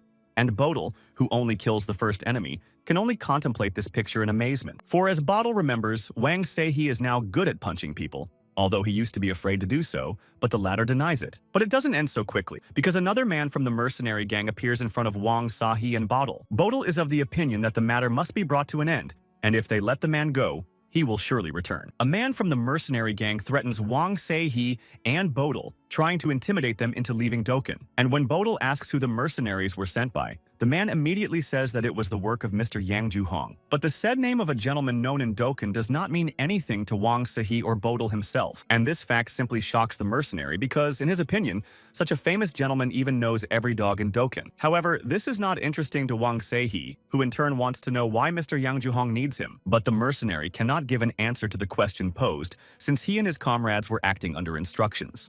However, this answer does not satisfy Van Se-hee, who turns to Bodil for help, and the latter immediately pulls out his 2 working talismans that will surely lead to a result. However, the mercenary, without even realizing what was in front of him, already sensed that there would be something unpleasant for him. After all, the first amulet having a blue color pulls out memories, but there is an unpleasant side effect. And the red amulet, in case of deception, burns fire, and it is the best tool for interrogation, but after that no one survived. That said, even Wang Se-hee thinks one medium is disgusting and the other is cruel, but nothing can be done about it. But since things are this way, it's a great idea to let the mercenary choose for himself. And now Bodil, leaning over the mercenary, holding 2 cards to his face, offers him a choice, which is to pick a yellow card, which means now the mercenary is left to stand in his own puddle. And the mercenary doesn't hesitate to tell Wang Se-hee and Bodil that the name of the one who told them everything is Moon Sanshik. That said, Neither Bodil nor Wang Sahi expects to hear the name of their uncle with whom they had an appointment. Immediately, Bodil rushes to the mercenary and learns that Moon Sanchik is at Mr. Yang Juhong's house and that he can't report anything. And Bodil turns to Wang Sahi and wants to know what Yang Juhong has a grudge against him. But Sahi doesn't know anything about it. And besides, Wang Sahi, to whom the name Yang Juhong doesn't mean anything, has no idea why he's doing this. At the same time, the mercenary also can't say anything to the question Wang Sahi asked because he doesn't have the information. However, this is not believed by Bodil, who very much doubts that the mercenary is now telling them the truth. And Van Sahi offers his help in choosing the amulet that falls on red, and this idea is supported by Bodil. But even despite his fear in using the red amulet, the mercenary repeats with all his might that he knows nothing. But it's too late for the mercenary as Bodil is already placing a red amulet on the warrior's head, which causes not only a sense of fear but also great pain to the defeated mercenary, who even while under the influence of the talisman and writhing in pain, can't say another word. And Bodil, seeing this picture, can't believe he's wrong since the result shows that the mercenary didn't cheat. And Wang Sahi, who agrees with Bodil, wants to know if the amulets he's using are real.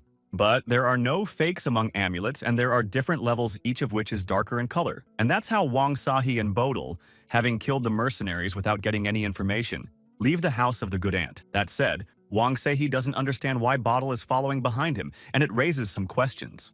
To clear up the misunderstanding, Wang Sahi wants to know why Bodil is following him, and gets the answer that the latter also needs to go to his master. But Wang Sahi doesn't need it as he thinks he doesn't need any help as it's his own business. That said, Bodil has to admit that he, like Wang Sahi, also needs Moon Sanchik. And getting asked by Wang Sahi how Bodil knows him, the latter informs him that Moon Sanchik is his uncle. But as Wang Sahi is stunned by the information he receives, he begins to interject, with Bodil thinking it's a swear word. And Wang Sahi lashes out at Bodil, telling him that he used a swear word and said uncle. Bodil comes to his senses and looks at Wang Sahi with fear, but he can't believe that he is also Moon Sanchik's nephew. And Wang Sahi immediately admits that his uncle Moon Sanchik knows about it too, which is hard to believe. But Bodil doesn't fully believe yet that Wang Sahi is directly related to their now mutual uncle Moon Sanchik. It seems that this revelation has the opposite effect on Wang Sahi, as he decides to leave without dignifying it with a response. And Bodil, remaining standing, decides to ask Wang Sahi if he knows where Yang Juhong's house is. To which Wang Sahi confidently informs that people like Yang Juhong live in big houses. And Bodil, pleased that Wang Sahi has given a hint overtaking the latter, honors him with praise. At the same time, Bodil turns to Wang Sahi and says that since he has an urgent need to go first. However, such antics infuriate Wang Sahi, who honors Bodil with a cuss word, and deciding not to lag behind Bodil, Wang Sahi immediately rushes after him in pursuit, wanting to arrive on the spot in the first ranks. Meanwhile, Sori looks in her purse and realizes with regret that the money she has left is not enough to rent an apartment for two. And the only right thing to do would be to take a couple of mountain ginseng roots with you on the road. However, Sori, name on hand a small handful of coins, decides that there is no need to despair as they will still manage. But to rejoice, Sori remains not long as at this very moment a young man pushing the crowd of people steals her purse. And Sori still can't believe that at this very moment the thief has stolen her last coins. And besides, the thief did it in the most ugly way, taking the last of it out of his hands and therefore not the subject of forgiveness. And Sori gathers all her anger into a fist and rushes after the thief running ahead of her. That said, Sori's speed is so staggering that many passers-by start to think she's a Tokbi. And the thief with his wallet in his hands continues to run only in a direction he knows himself. And the idea that the thief has is that Sori is stupid enough to just walk around with money. I mean, if you think about it, this thief in Dekkan is the only one who sees and knows everything. But just as the thief begins to enjoy the thought of Sori sitting somewhere crying, he notices her face next to him. And then the thief stumbles from surprise, and with surprise manages to look at the hand where Sori's wallet was, which continues its run at breakneck speed only to notice the thief doing a somersault. It is only after the thief falls to the ground that Sori decides to stop and turn around on the thief, who doesn't quite know what's going on after hitting the ground trying to come to his senses. But then Sori's hand appears in front of the thief's face, showing that he should return the stolen goods. And this is actually true because Sori, looking at the thief's face while continuing to hold her outstretched hand, asks for her money back. But instead of his item, Sori barely has time to remove his hand, as at that very moment, the blade of the thief's battle weapon scrapes the air. The thief has already adopted a militant posture and is holding a battle weapon at the ready, threatening Sori with a scar on his face. In response, Sori, without ceremony, lightning fast knocks the combat weapon out of the thief's hands, explaining that he doesn't want to be injured. And the next thing Sori does is take his wallet and money out of the thief's hands. In order for the thief to be forgiven by Sori, she sets him a condition that consists in answering the questions posed. But Sori's desire for her forgiveness is starting to make the thief laugh in some ways, who starts talking about forgiveness and gets punched in the face by Sori. And now the thief is lying on the ground with a mark on his face testifying to the blow that came. And Sori, seeing that the thief has finally woken up again, continues to say that thieves are not allowed to argue with her. The thief does not fully understand what happened to him, but just smiles stupidly in response.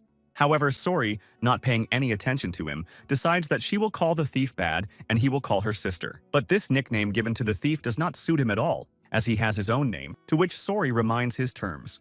That said, the next thing I'm interested in is how to make 100 whole in the remaining day out of 4 liang, and Badass, starting to chuckle in response to the question posed, gets a warning from Sori and has to change his tone. And from this it follows that the bad guy, with a little bit of brainwashing, starts talking about some kind of game common in Dokkan. And this information interests Sori, who remembers that Dokkan is also called a gambling village. Bad Boy is of the opinion that dogfights are interesting but low budget, and since it's Thursday, everyone's playing hodgepodge, and Sori, having learned about such a game, wants to learn about it in more detail, while the bad guy warns that this game is dangerous but very profitable, and this further excites Sori, who asks Bad Boy to show her where she needs to go.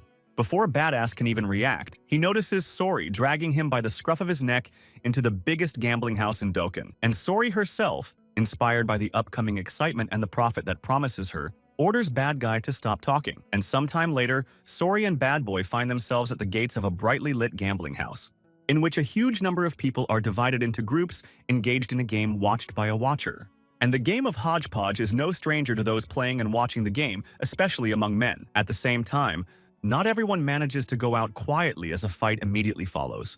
And now, among all this crowd of people playing, Sori is already sitting with a satisfied face, looking at the cards and opposite an excited bad guy. Meanwhile, a deck of cards intended for the game lies unfolded in front of Sori. But not only is that surprising to Bad Boy, but also that Sori, who's obviously lucky, started with 4 liang. And Sori, seeing Bad Guy getting worried, asks him to calm down and explain the rules of the Hojon game to her. And Badass starts talking about wooden cards with 12 different animals on them in pairs for which points are awarded.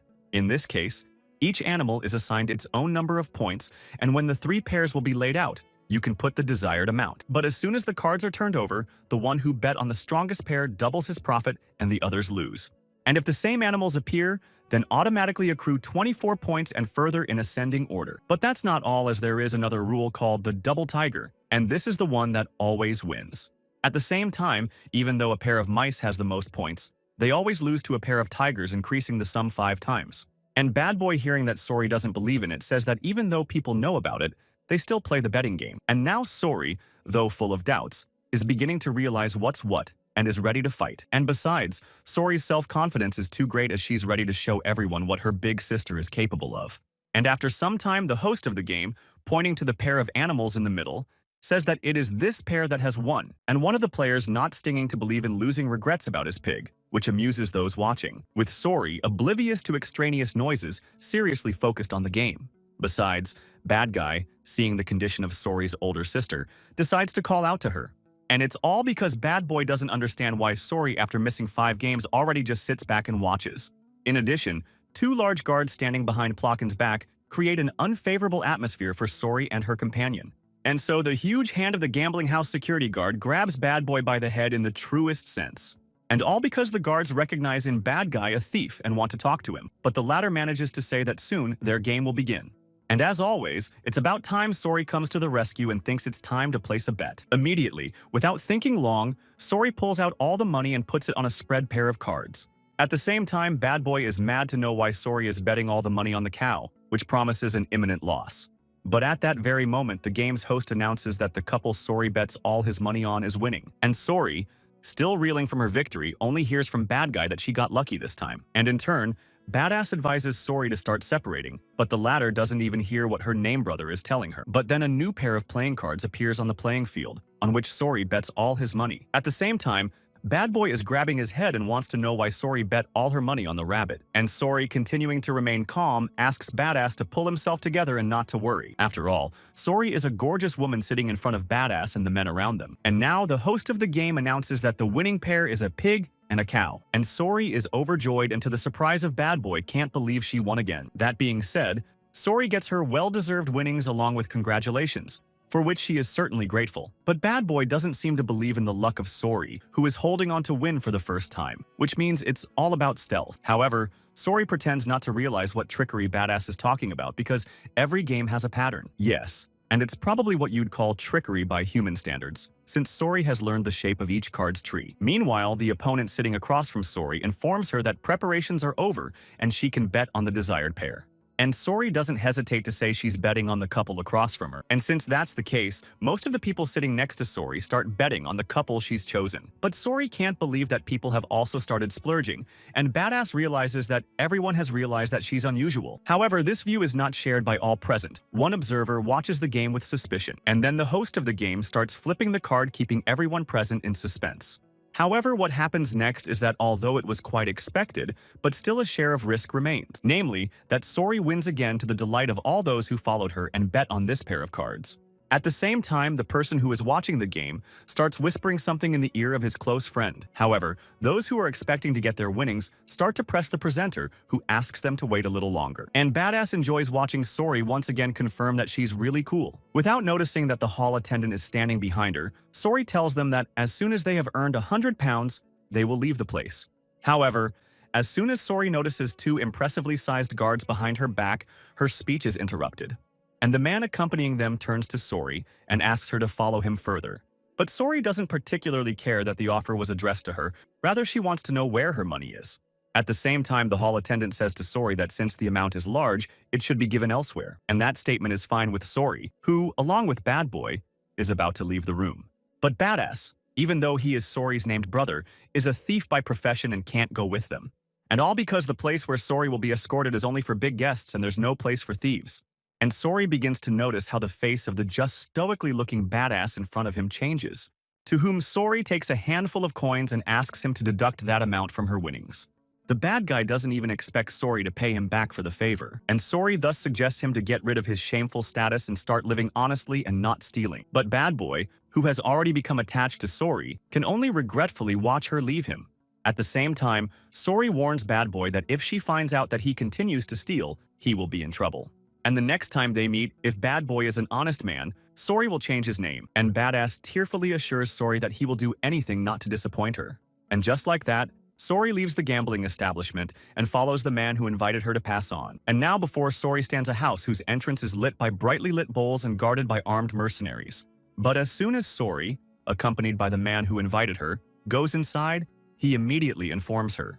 And the manager of the house, who comes out to meet them, begins to show hospitality by inviting them inside. However, Sori still wants to know where her money is because even though she shared it with the thief, she is owed 200 lan. At that, the manager, disappointing the girl, informs that according to the regulations they give out every 100 liang in gold, which has now run out. But there is another option, which is to pay off the girl with golden toads if she wins 500 liang. And Sori, hearing this, realizes that it's a pretty obvious ploy, and they won't let her go until Sori loses all the money. How dare they cheat a nine-tailed fox who agrees to try his luck again? Sori says that he can only play Hojon, but the manager sees nothing wrong with that and suggests choosing this game. And Sori agrees to these terms, with the understanding that she'll be given her fair share of the money first. To which the manager asks Sori to join the players and they will prepare her money. But when Sori sits down in the seat indicated to her, she notices that the place has a different atmosphere, and the players around her and those watching look at the new arrival with interest, seeing her as a rival. But then the manager shows up and hands Sori her money, apologizing for the wait. At this, the manager informs Sori that he will pay her back with PHE, which is the currency in this place.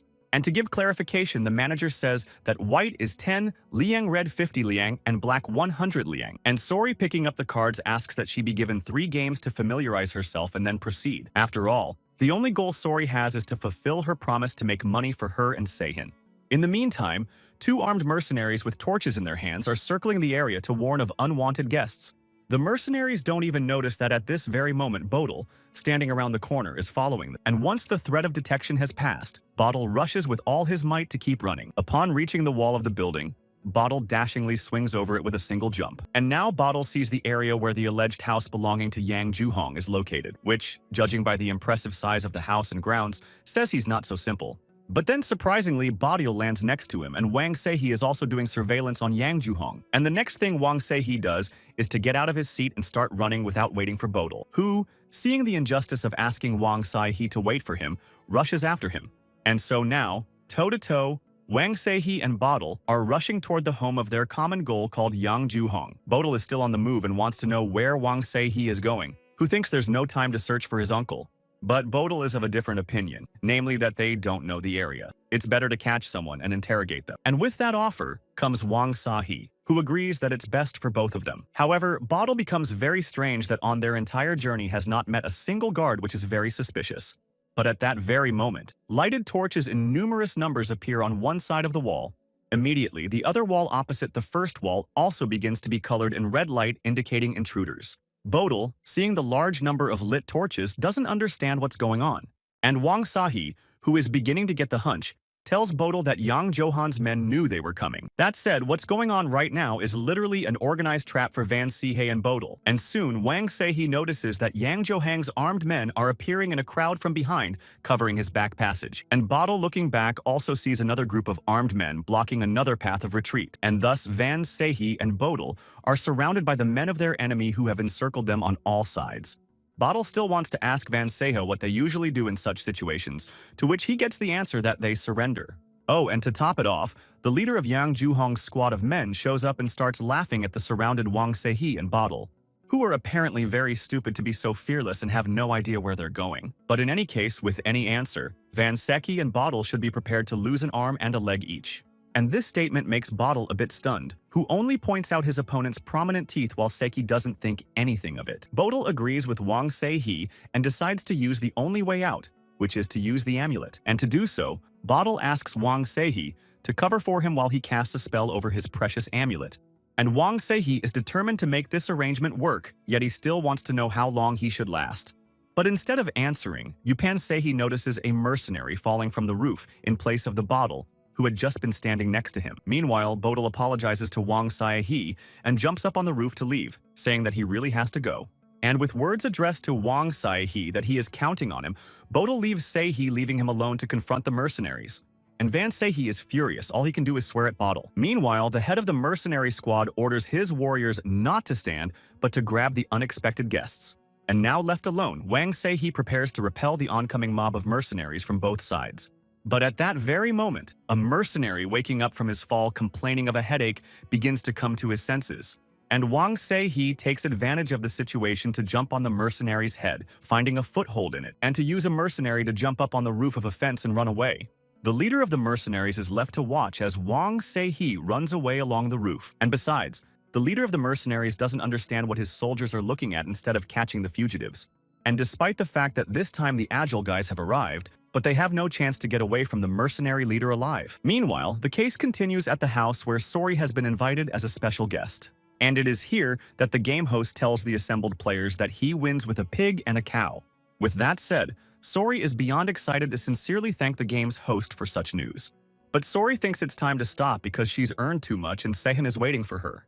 And the house manager addressing Sori suggests that she now make a choice on the desired one. However, Sori, lost in her own thoughts, doesn't quite understand what the manager means by what he said. And then, on the table where the game of hodgepodge is being played, when the deck of cards and pairs is laid out, a tiger falls out. But it seems that this is not expected by the manager of the house where the game is played for special guests. And besides, the rest of the players at home are surprised to see Sori get such a chance. Sori herself, embarrassed by the attention, does not understand what she has done.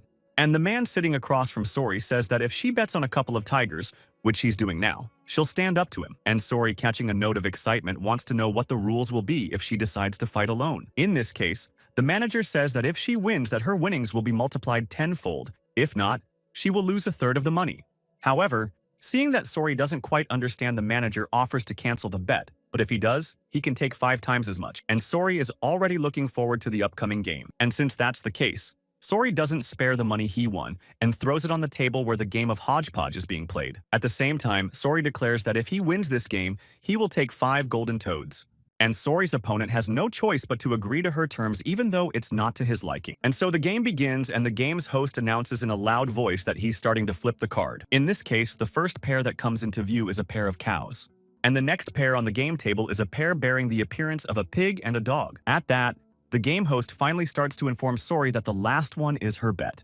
And then comes the moment when the game's host eagerly drags out the waiting prepares to flip the pair. At this, Not only Sori but everyone around him freezes in mute anticipation of the picture that appears. Oh, and besides, the amazement on their faces indicates that the image speaks for itself, and the opponent himself in the game of Sori is in suspense waiting for the image to appear on the card. Suddenly, the game announcer announces out of shock that the last pairing is a double tiger, and Sori is overjoyed to have won. All she hears is that she won. And since that's the case, Sori asks the house manager to bring her the golden toad she promised earlier. But the house manager agrees to fulfill Sori's request, but she has to follow him again. The manager informs that the winners of the double tiger not only become the pride of the gambling house, but also get a special treat. Despite this, however, Sori asks to still bring her the promised toads, since there is a man waiting for her. But the manager informs her that if she leaves, she'll regret missing out on an unforgettable experience she never dreamed of. And these words duly begin to work on Sori, who immediately becomes interested in the promised experience. At this, a picture of various tricksters and trick-or-treaters begins to pop up in Sori's mind. However, even though foxes are very curious, Seihi must be looking for her and is only chilling because he has no money. And even if Seiha doesn't have the money, he's still not desperate, which means we can wonder what the next thing is for Sori. And the house manager, satisfied with Sori's agreement, informs him that the stove has already been prepared outside and we should follow him. At that, Sori follows the manager when asked where they are going and learns that they are going to visit the owner of this house. But Sori has no idea who we're talking about and wants to know who owns the house and if it's a famous person. And the manager, not believing his ears, asks Sori if she doesn't know the greatest man in this settlement. Sori concludes from what he has heard that he is the richest man and wants to know his name. But instead of an answer, he receives silence and is already beginning to frown at the long wait for the master of the house. Even though Sori is sitting at a table full of a variety of dishes, and Sori is very angry that the owner of the house makes people sit here and makes them wait for him and the wine has run out. Suddenly, a voice from outside addressing Sori recognizes if she alone drank the entire jug of wine. And the man who appears as the owner of the house makes a caustic remark to Sori that her appetite for wine is good.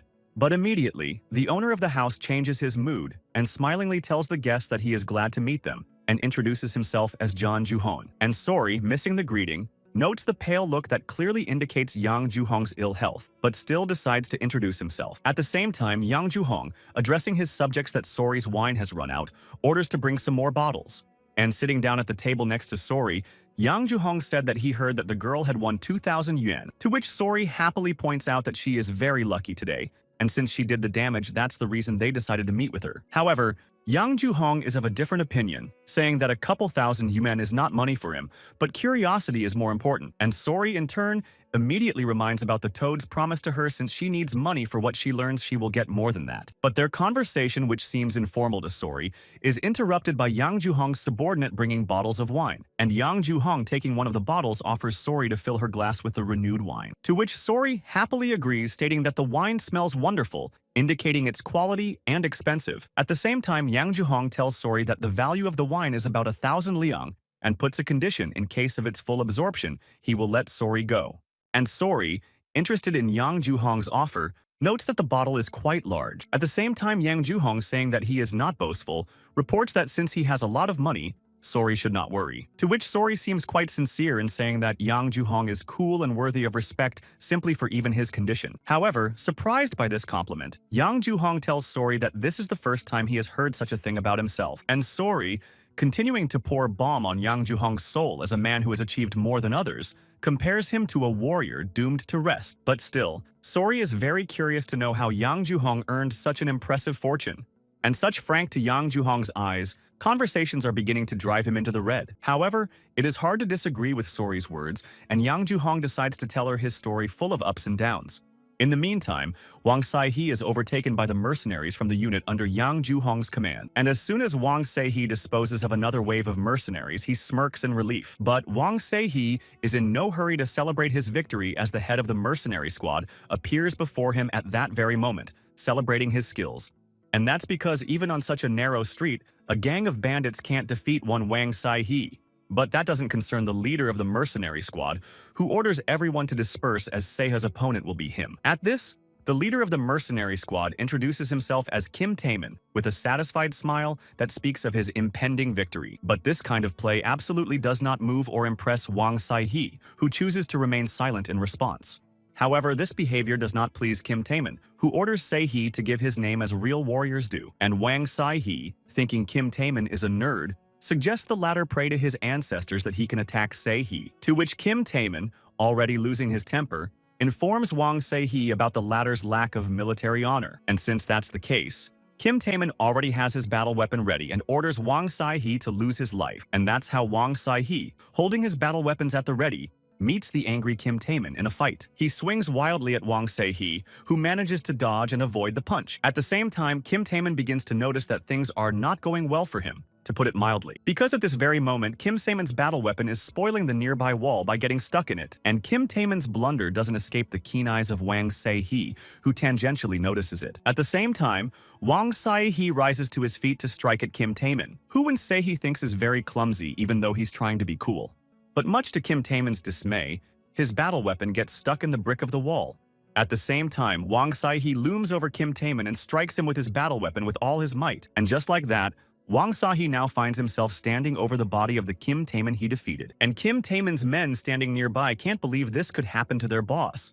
Besides, no one seems to expect an unfavorable outcome for their commander, Kim Taemin. Se-hee notices that his battle weapon is stuck and repeats Kim Taemin's words about the street being narrow while waving his spear. However, Wang Se-hee came to his senses from his thoughts, and the warriors assumed a belligerent pose, waiting to see who would be next. But more willing to confront Wang Se-hee in the battle is not found, which makes the latter think, it can't be that only the warriors standing next to them run away just because their leader is defeated.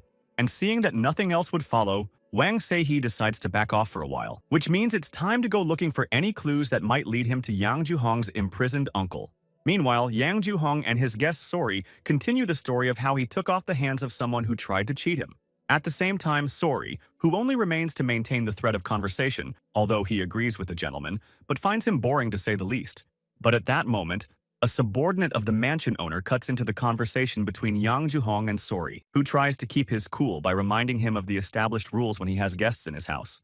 However, the subordinate still insists and informs Yang Ju-hong that the burglars have managed to break in. Sori, who witnesses this conversation, listens attentively, and Yang Ju-hong, still trying not to show his anger, orders Taemin to deal with it. And as soon as the conversation ends, Yang Ju-hong turns to Sori and tells him that riffraff doing game should be grateful to the patron. At the same time, Yang Ju-hong, deciding to return to the conversation, starts repeating the story about the merchant who tried to cheat him. And Sori realizes with regret that Yang Ju-hong wants to continue his boring monologue. And Sori starts looking for a way to avoid this conversation or else she'll just go crazy. The first thing that comes to mind Sori is to turn the mug over, citing the drunken state and fatigue. But at this very moment, Yang Ju-hong begins to approach the climax of his story. And Sori, hearing that Yang Ju-hong's business is going up, decides to find out if he really has the missing beads that belong to the dragon. To which Yang Ju-hong immediately gives an affirmative answer, which is also an answer to Sori's question about his wealth. And Sori, once again being the center of attention of Yang Ju-hong's conversation, can't understand how the beads could be in the hands of someone like Yang Ju-hong. But still, Sori wants to see for herself the beads that Yang Ju-hong speaks so highly of. However, according to Yang Ju-hong, this is impossible as Yuju was broken into two parts which were stolen by the Tokabi. And Sori, even though he pretends to be very sorry about it, is still of the opinion that Yang Ju-hong stole the beads from someone else. However, if it was the work of the Tokabi, it is clearly the work of the elder Hongduka, who is still in good health. But Sori knows that she's not interested in Yeju, unlike Wang Se-hee, who is more interested in her than a couple tens of thousands of liang. And Yang Ju-hong, not seeing that Sori is already on his feet, decides to continue his story about how he came to live in Dogchin. At that, Sori, no longer paying any attention to Yang Ju-hong, thinks it's time for her to go home. But it's not clear to Yang Ju-hong, who doesn't understand where Sori is going. And clinging to Sori, Yang Ju-hong very much asks her to stay because the most interesting is just beginning, and the golden toads have not yet been brought. However, Sori is serious about leaving Yang Ju-hong's house right now and forcibly rips his hand out of hers. It's because Sori thinks Yang Ju-hong's stories are too boring to wait for the golden toads to arrive. And to Yang Ju-hong's question of how she can keep the golden toads, Sori suggests he use them himself. But such treatment is not matched by Yang Ju-hong, who reminds Sori that she just asked to tell stories herself, and now she's leaving. At the same time, Sori notices Yang Ju-hong saying that he hasn't told her what he wanted to say yet, and decides to attack her. And already Yang Ju-hong has put his clawed hands forward and leaps towards Sori, wanting to stop her. But instead of the desired target, Yang Ju-hong receives such a blow in return that it forcefully pushes him back onto the food tables. And Sori freezes in a belligerent pose in the doorway, looking at the result of his work as Yang Ju-hong's reclining body. And besides, Sori realizes that Yang Ju-hong put something in the wine, and now he's getting mean thoughts in his head and pouncing on it. Meanwhile, the action unfolds near a room that is closed by massive doors guarded by a Yang Ju-hong warrior, and this warrior, being alone and bored, starts yawning sweetly with his big mouth. At the same time, the warrior resents that all his comrades in the service have gone to catch burglars, and he is engaged in some nonsense. But the warrior, for all his whining and indignation, doesn't notice someone watching him from the sidelines. At the same time, the warrior keeps complaining that this is the day his duty fell on, and his battle buddy is bored and sad. But the mercenary has no time to speak before a hand strikes the back of his head, rendering him unconscious.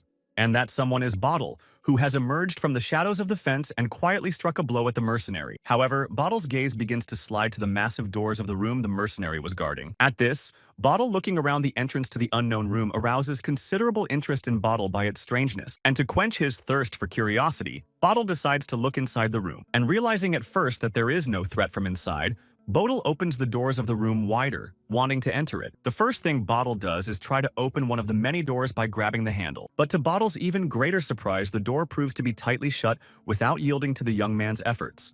And to get to the bottom of it, Bottle decides to bend down to look underneath. But as soon as Bottle's gaze slides to the interior of the room, he sees a man lying on his side in front of him. And Bottle realizes he's looking at the body of a real man surrounded by rats. But maybe it is Uncle Bodil who decides to call out to him, but only scares the rats away without getting an answer. And besides, the rats from all sides of the human body start their escape to the door where Bodil is. Who, seeing such a huge number of rats, can't understand who keeps such huge rats? But then the head lying against Bodil's eyes begins to slowly come into motion. At the same time, what Bodil sees further leads him to a shock, because the man opposite is not only dead, but also eaten by rats. But then, to Bodil's surprise, he hears the voice of a fully alive man asking who is at the door. And then Bodil begins to realize that the voice belongs to his uncle, who, as a sign of confirmation, must say his name.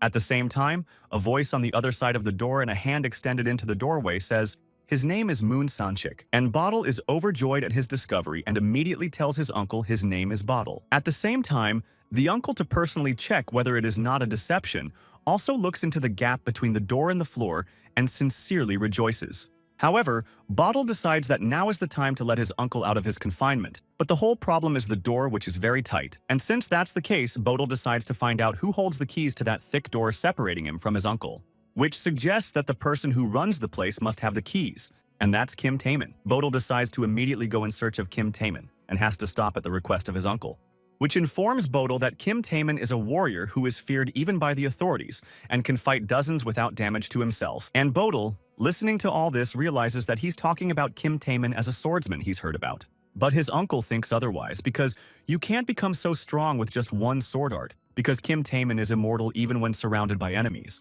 Oh, and besides, Kim Taemin can withstand any even massive defeat with the swords of his enemies.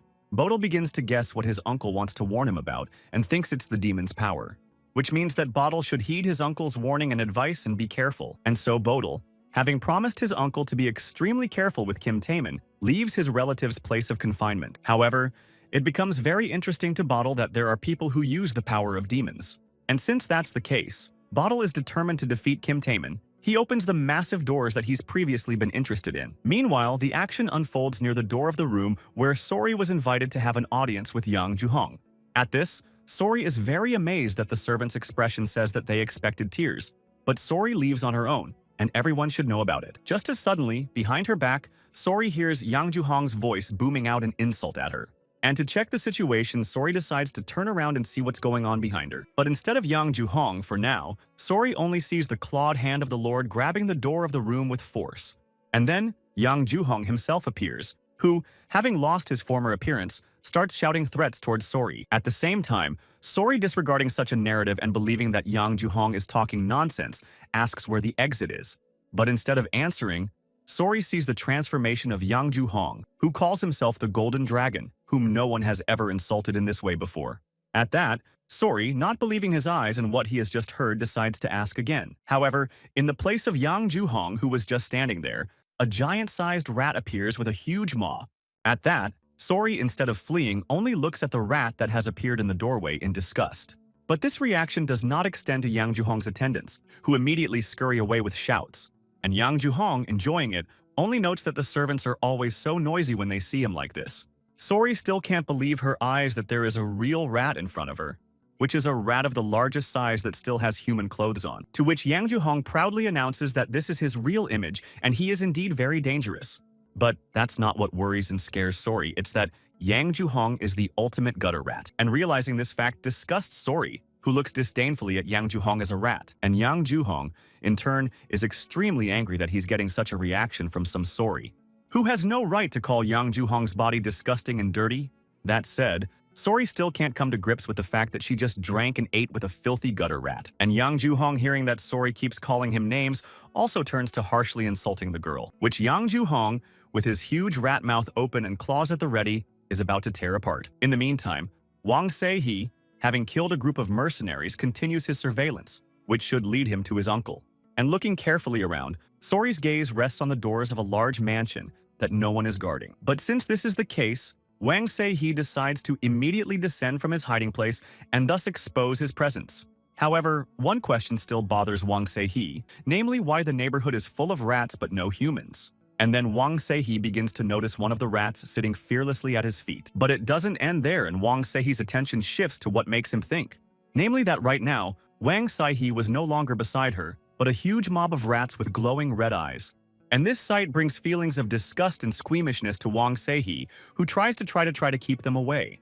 However, at this very time when the night is in full swing, the moon emerges from behind the clouds covering the sky. In this case, once the moon becomes fully visible, it represents the truest full moon. And from this phenomenon, the rats that surround Wang Se-hee are beginning to develop clawed paws. And the rat's eyes begin to burn with a suspicious red glow that suggests that what is happening is not normal. But as soon as Wang Se-hee notices the transformation happening to the rats, he begins to guess what's going on. And further down the path of Wang Se-hee, surrounded on all sides by abnormal rats, appears alive and unharmed Kim Taemin, who, holding his battle weapons at the ready, begins to move towards Wang Se-hee, accompanied by rats. And Kim Taemin's eyes are glowing with a frenzied light, indicating that he's insanely excited to meet Wang Se-hee, who, in turn, can't believe his eyes to see that he's facing the mercenary leader whom Wang Se-hee thought was dead. Kim Taemin reminds Wang Se-hee that if he surrendered, he would only lose his arm, and Wang Se-hee, not responding to threats, wants to know what Kim Taemin did to himself, since even his wounds couldn't stop him. Kim Taemin, seeing that Wang Se-hee is surprised, says that he has faced many talented warriors who eventually fell by his hand. Kim Taemin starts maneuvering with his battle weapons. With that making the necessary motion, Kim Taemin directs his subject rats with it towards Wang Se-hee, leaving a furrow on the ground, which, creating a significant crevice, stops just at Wang Se-hee's feet, limiting his forward progress. And Yang Juhong explains that his abilities lie in the power that Yang Juhong gave him, which no human can match. To which Wang Se-hee concludes that this power is not Sanshin's but part of the spirit rat, and probably Yang Juhong himself is the same. At the same time, Kim Taemin thinks that if Wang Se-hee knows anything, it's useless because Yang Juhong is 10 times stronger. And Wang Se-hee, hearing such a revelation once again, convinces that because of Yang Juhong's strength, he is more valuable in his capture. However, Kim Taemin thinks it's useless for Wang Se-hee, who will eventually fall by his hand. Kim Taemin decides that he's had enough of talking and launches a direct attack on Wang Se-hee, which is ready to be attacked and awaits the invasion of rats flocking to it from all sides. And Wang Se-hee sees that these rats are being controlled by Kim Taemin, who is standing on the sidelines giving them instructions. The first wave of rats attacking Wang Se-hee is successfully repelled by him. But as soon as Wang Se-hee tackles some possessed animals, he immediately switches to others. Meanwhile, the rats indiscriminately continue to advance on Wang Se-hee in a huge, endless wave, who, though he continues to fight them off, realizes that the number is so large that it can't be counted. Just as suddenly, Seha's attention shifts to something that begins to drive him into unkind amazement, namely that a multi-meter wall rising high above Wang Se-hee is about to collapse on him. And with all these rats jumping up from the back holding their battle weapons at the ready, Kim Taemin flies at Wang Se-hee. But Wang Se-hee, though preparing for the influx of rats, still rallies and fends off the blow and Kim Taemin himself. However, Wang Se-hee's plans are not destined to come true as a wave of maddened rats begins to completely consume Wang Se-hee, who, bound hand and foot, can no longer resist with his head in the thick of the rat crowd. And this whole process is being led by Kim Taemin, who's making sure Wang Sai-hee is out of sight. That said, Kim Taemin's emitted victory flick suggests that his victory over Wang Sai-hee is imminent, which means it's time to rush into the rat infestation right where Wang Sai-hee was just standing. But now all that remains of Wang Sai-hee is a single knoll with rats swarming around it. However, what Kim Taemin didn't expect to happen is that the tip of his battle spear flies off, and then Wang Sai-hee's gaze appeared with a blue glow emanating from him, indicating that Black Tiger had intervened. Kim Taemin himself notices this, but he doesn't expect to see Wang Sai-hee, who, with a single swing of his battle weapon, kills Kim Taemin, throwing him high up in the air. Coming up, we have a light heavyweight bout between Kim Taemin and Wang Sai-hee. But not only is Kim Taemin defeated, but the rats that just besieged Wang Sai-hee are lying there with no signs of life. Wang Sai-hee, confident that this time he has really defeated Kai Taemin, decides to go to catch Yang Ju-hong. Suddenly, the familiar voice of Yudel, who witnessed the end of the battle, makes Wang Sai-hee stop. And Wang Sai-hee, still under the influence of the Black Tiger's energy, raises his gaze to the named nephew, who at this very time, addressing Wang Sai-hee directly, wants an answer to his question of whether he is indeed the Black Tiger. And Bodil, seeing that Wang Sai-hee was in no hurry to give an answer to the question, began to demand it in an orderly tone, grabbing the medallions. But losing patience, Bodil shouts his guess to Wang Sai-hee with all his might, holding his medallions at the ready. And Wang Sai-hee himself does not take his eyes off Bodil and begins to realize that the latter had some business with the Black Tiger. And besides, Wang Sai-hee remembers very well that Bodil has been a genius since he was a child who killed his older comrades with a single trunk of bamboo. Which means Wang Sai-hee should be wary of Bodil, who is unknown to an unknown degree with a past grown-up. At the same time, Wang Sai-hee regrets facing Bodil in such an environment because he would have liked to fight him without the Black Tiger's power. But at this time, Bodil, seeing that Wang Sai-hee's battle weapon is enveloped by Sanshin's power, wants to know if it belongs to the Black Tiger or just similar. However, Wang Sai-hee is unwilling to justify himself to Bodil, who in this situation must think as he pleases. And Bodil, already holding his medallions in readiness, decides to confront Wang Sai-hee. Without waiting for an answer, Bodil throws the medallions at Wang Sai-hee, as he realizes that he is right about Wang Sai-hee. And Wang Sai-hee, seeing Bodil's amulets flying at him, decides that if he leaves this case unresolved, it will annoy him. And throwing himself towards the amulets rushing straight towards him, Wang Sai-hee considers immediately on the spot to deal with it. Meanwhile, Bodil, who manages to pull the gloves over his hands, accurately notes that Wang Sai-hee's sword skills have improved significantly. Wang Sai-hee is already flying at Bodil with his sword and doesn't realize when he has time to put on his gloves, but that doesn't stop him.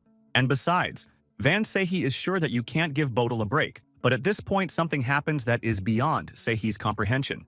After all, every step is now difficult for Wang Sai-hee, and this is because his body has become heavier than ever. At the same time, Bodil, seeing Wang Sai-hee's efforts, explains that the technique he uses is called limb paralysis, which is formed by Wang Sai-hee touching the amulet and consequently freezing. But then Bodil prepares something great for him. And to launch a further attack, Bodil claps his hands with all his might, encasing the amulets. But as soon as Bodil does so, his entire body is immediately covered in light from the resulting fiery glow. At this, Bodil, knowing that he is causing pain, still advises Wang Sai-hee not to move to minimize it. And Wang Sai-hee, still immobile against the pain, now realizes that he was wrong about thinking Bodil was a normal human being. But as much as it pains Wang Sai-hee, he simply has no right here and now to lose to his enemy Bodil. And as soon as Wang Sai-hee gives himself such an attitude, his battle weapons as well as himself begin to emit a strong Black Tiger energy. Meanwhile, Sori is still standing at the entrance to Mr. Yang Ju-hong's apartment, still resenting her interaction with the gutter rat, which at that very moment is thrown towards Sori, who recoils in time. At the same time, Yang Ju-hong, seeing that he is not reaching his goal, starts to turn his head from side to side, looking for Sori with his eyes, who is sitting on a rock just opposite Yang Ju-hong, waving happily at him from there. And Yang Ju-hong, seeing that Sori manages to dodge his attacks, begins to doubt that she is an ordinary person. But then a hunch begins to reach Yang Ju-hong, who mistakenly believes that Sori is aiming for Yuju, and after learning that he doesn't have her, decides to leave. Sori decides that she doesn't have to answer to Yang Ju-hong, and firmly tells him that she intends to leave and bids him farewell. And all Sori can say goodbye to Yang Ju-hong is that he can cheat gamblers for another 1,000 years and not get sick. At the same time, Sori, who confidently believed that she was able to get rid of Yang Ju-hong in the end, lands on the roof, from which Sori has a view of the village. However, there is something that catches Sori's attention and makes her stop for a while. But at that very moment, Yang Ju-hong appears behind Sori and opens his huge mouth, preparing to attack the girl. And this appearance of the rat is so sudden and strong that Sori can barely stand on his feet with a lot of effort. And Yang Juhong continues to keep his mouth open and declares that he won't let Sori stay alive now. But Sori is not at all frightened by this threat, as she in turn warns Yang Juhong to stay away from her. And all because as soon as Sori's tail comes out from under her dress, things will end badly for Yang Juhong. But that doesn't stop him. And so Yang Juhong, now growing over Sori, continuing to show his power, trying to intimidate the girl.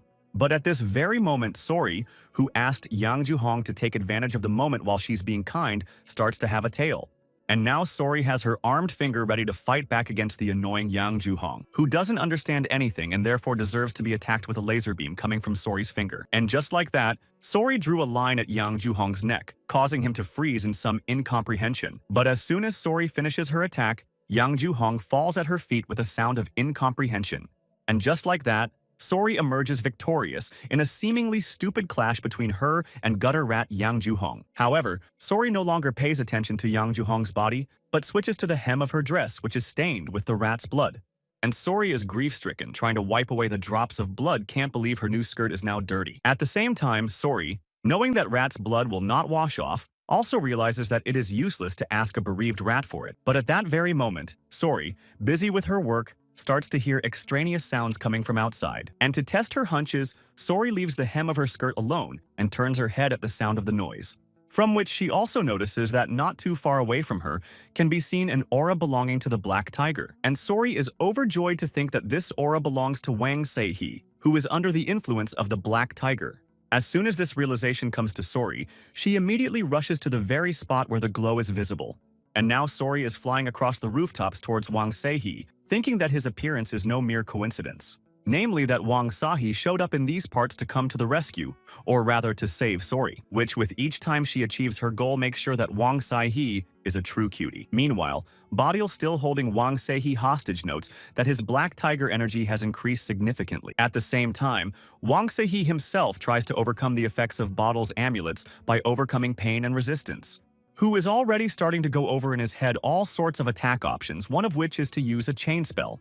Meanwhile, Wang Seihe tries to resist the power formed by their owner Badial's amulets, who finally decides which attack option to go with and orders Wang Seihe to keep his mouth shut. And at this moment, the Black Tiger that was released from the battle weapon is about to attack Badial, who is still holding Wang Seihe by using amulets, can't help but notice it. And Badial's surprised look speaks for itself that his nemesis, the Black Tiger himself, has appeared before him, which, under the control of the sword-wielding Wang Seihe, is already heading for Badial. Badial is not afraid of the Black Tiger's power at all, but rather prepares to strike at him himself. And so Badial's hand, being in control of the magical power of the amulets, begins to touch the Black Tiger's muzzle. With that being said, this is how Badial, holding both hands at the Black Tiger's upper and lower jaw, prevents himself from being engulfed. But the Black Tiger's strength is strong enough for Badial to stand firmly on his feet. And the Black Tiger, though it feels the effects of the amulets, continues to try to absorb Badial, who is inexpressibly excited that his long wait to fight the Black Tiger has finally come to fruition. For Badial is now more certain than ever that he can catch the Black Tiger with his bare hands. And each time Badial, fueled by his thirst for revenge, resists the Black Tiger's onslaught more and more. At the same time, Wang Seihe, who is aiming his battle weapon, also notices the reading going on between Badial and Black Tiger. And now Wang Seihe, who is at this stage of the battle on the Han, orders Badial to keep his mouth shut. However, further developments make Wang Seihe begin to doubt the favorable outcome for him. That's because even though Wang Seihe can't see Badial, he keeps fending off his fiery attacks. At that, Sori, who by this point reaches the resistance field and seeing the unfolding picture finds it dangerous. And climbing up to the roof, Sori, still holding his tail at the ready, sees the battle between Wang Seihe and Badial in front of him. And besides, Sori realizes that Wang Seihe didn't show up to save Sori, who believes that in confrontations he's always first. At that, Sori hides her tails back and decides to watch from the sidelines at what she sees as an interesting sight. And Badial, preparing to strike again, realizes that Wang Seihe was able to repel even ghosts with his great power. However, Wang Seihe, who continues his offensive against Badial, thinks the latter talks too much. But Badial, who is already using a new technique that forms a fire whip, only grins in response to Seiya's words. And Badial, who's already waving a flaming whip, explains his chatter by saying he's having a lot of fun. The fire whip that is formed from the amulet that Badial controls is already headed for Wang Seihe. At the same time, Wang Seihe realizes that although he tries to repel the fire whip, he doesn't quite succeed. And the fire whip, making spiraling movements in the air, begin to wrap around the Black Tiger's energy. And Van Sehi sees this action and thinks that the new technique Bodil is trying out on him. Bodil himself, being in a concentrated state, regulates the movement of the fire whip with the movement of his hands, which circled around the branching branches in midair, swirling around Wang Seihi's battle weapon. Wang Seihi begins to realize that this is a failure for him, as the Black Tiger's powers are waning and Bodil has not yet shown his full strength. At the same time, the fact that the Black Tiger's strength was beginning to grow weaker did not escape Bodil's gaze. And if it is true, this fact will play into the hands of Bodil, who with one hand holding the sword reaches for the other amulet. At this, Bodil throwing at the resisting Wang Seihi suggests that the latter start to give up. However, Wang Seihi, who keeps trying to keep his battle weapon to himself, doesn't understand what Bodil means. And besides, Van Seihi has given himself from the very beginning not to dare to lose to Bodil, so it is necessary to resist to the last. Bodil wants to know why Wang Seihi took out the Sanshins, because the man Bodil knew was kinder and more honest and wouldn't do such a thing. But such chatter doesn't sit well with Wang Seihi, who doesn't have to ask Bodil's permission for his actions. However, such a response is not acceptable to Bodil, who can barely hold himself together while continuing to repeat Wang Seihi's words. Bodil's patience comes to an end, and directing his amulets against Wang Seihi, the young man shouts that everything must be answered for. After all, taking the life of Sanshin and a human is not like destroying mountains and lands, and so Wang Seihi has to pay the bill. However, Wang Seihi is not moved by Bodil's words, and he confidently informs her that he will not stop his craft. And Bodil, continuing to hold Wang Seihi's battle weapon for a while, freezes, hearing his enemy continue talking, who's gathering all his strength to go after Bodil and tells him that only taking his life can stop him. And now Bodil, who previously thought he had the upper hand over Wang Seihi, is forced to back off. Meanwhile, Wang Seihi holds his battle weapon in his power and awaits the encounter with Bodil's amulets. They immediately attack Wang Seihi, who tries to resist them but is in a lot of pain. Immediately transcending himself amidst the flashes of fire and pain, Wang Seihi decides to look at Bodil, who takes advantage of the situation to close an unsafe distance right to Wang Seihi. And now Wang Seihi can definitely see that his opponent is too fast to hit him. There's a look of bewilderment on Bodil's face at what could happen to him right this second. And then Wang Seihi overcame the power of Bodil's amulets and released his battle weapon from the shackles of the fiery whip and prepared to strike. At the same time, the bewildered Bodil notices that the tip of Wang Seihi's battle weapon is already touching his neck, and Van Seihi is absolutely determined to win, is serious in his intentions of striking Bodil, who he doesn't hurt, but he does leave a mark on his clothes from his battle weapon. With that, Wang Seihi immediately changed the position of his battle weapon to prepare for the next attack on Bodil, who this time, as well as last time, notices the point of Wang Seihi's battle weapon touching his body. But that's where Wang Seihi's business ends, as the latter notices that something is preventing him from finishing what he started. Namely, that Wang Seihi can't move because Bodil manages to fire 2 amulets at him, which not only immobilizes Wang Seihi, but forces him to kneel before Bodil. At this, Bodil, towering over Wang Seihi, only wonders why his sword is sharper without using the Black Tiger's power. But be that as it may, Bodil confidently reports that this is where it ends for Han Seha. And with the next batch of amulets at the ready, Bodil decides it's time to take responsibility for his actions, which means it's time to resort to using the next Fire Whip amulet. At the same time, this very same Fire Whip starts heading towards Wang Seihi, who is immobilized under the influence of other amulets. And now that very same fiery whip is wrapped around the neck, waist, and arms of Wang Seihi, who realizes with horror what this will lead to.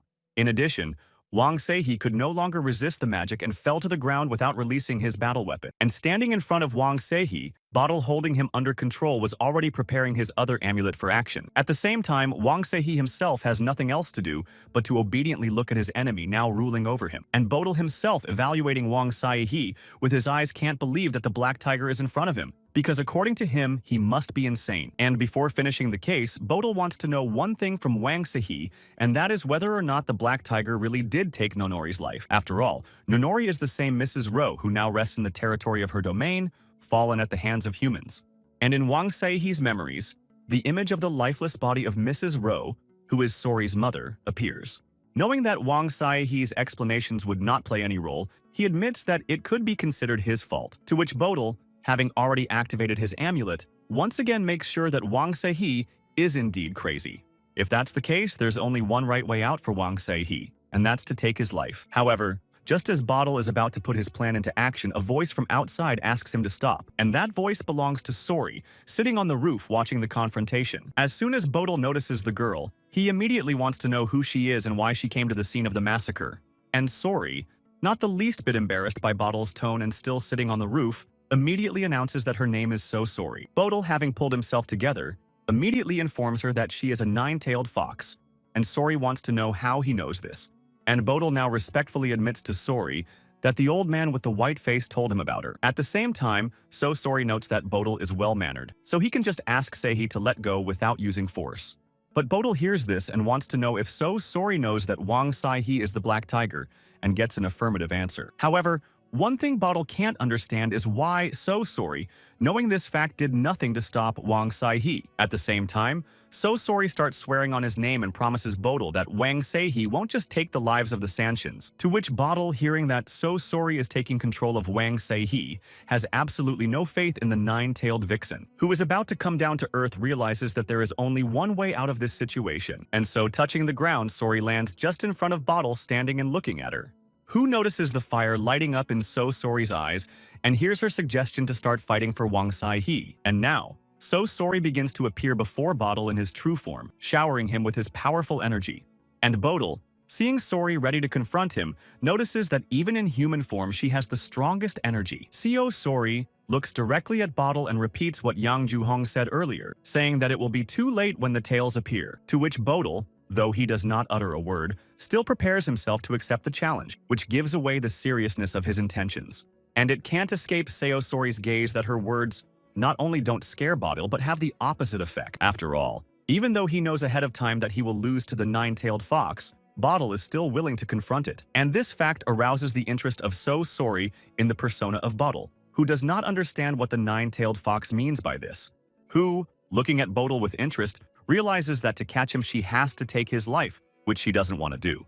At the same time, Bottle, even though he hears that he has been pardoned by the nine-tailed fox, is still in tension with the situation, and Wang Sai-he, at this time deciding to take advantage of the pause that has arisen concerning him, sees the free end of the fire whip, to which Bottle, also noticing this, informs Wang Sai-he that for another quarter of a day, the power of the amulets will work and it is better to lie still. But it is absolutely still Wang Sai-he, who is trying to get to his feet by overpowering the effects of the amulets.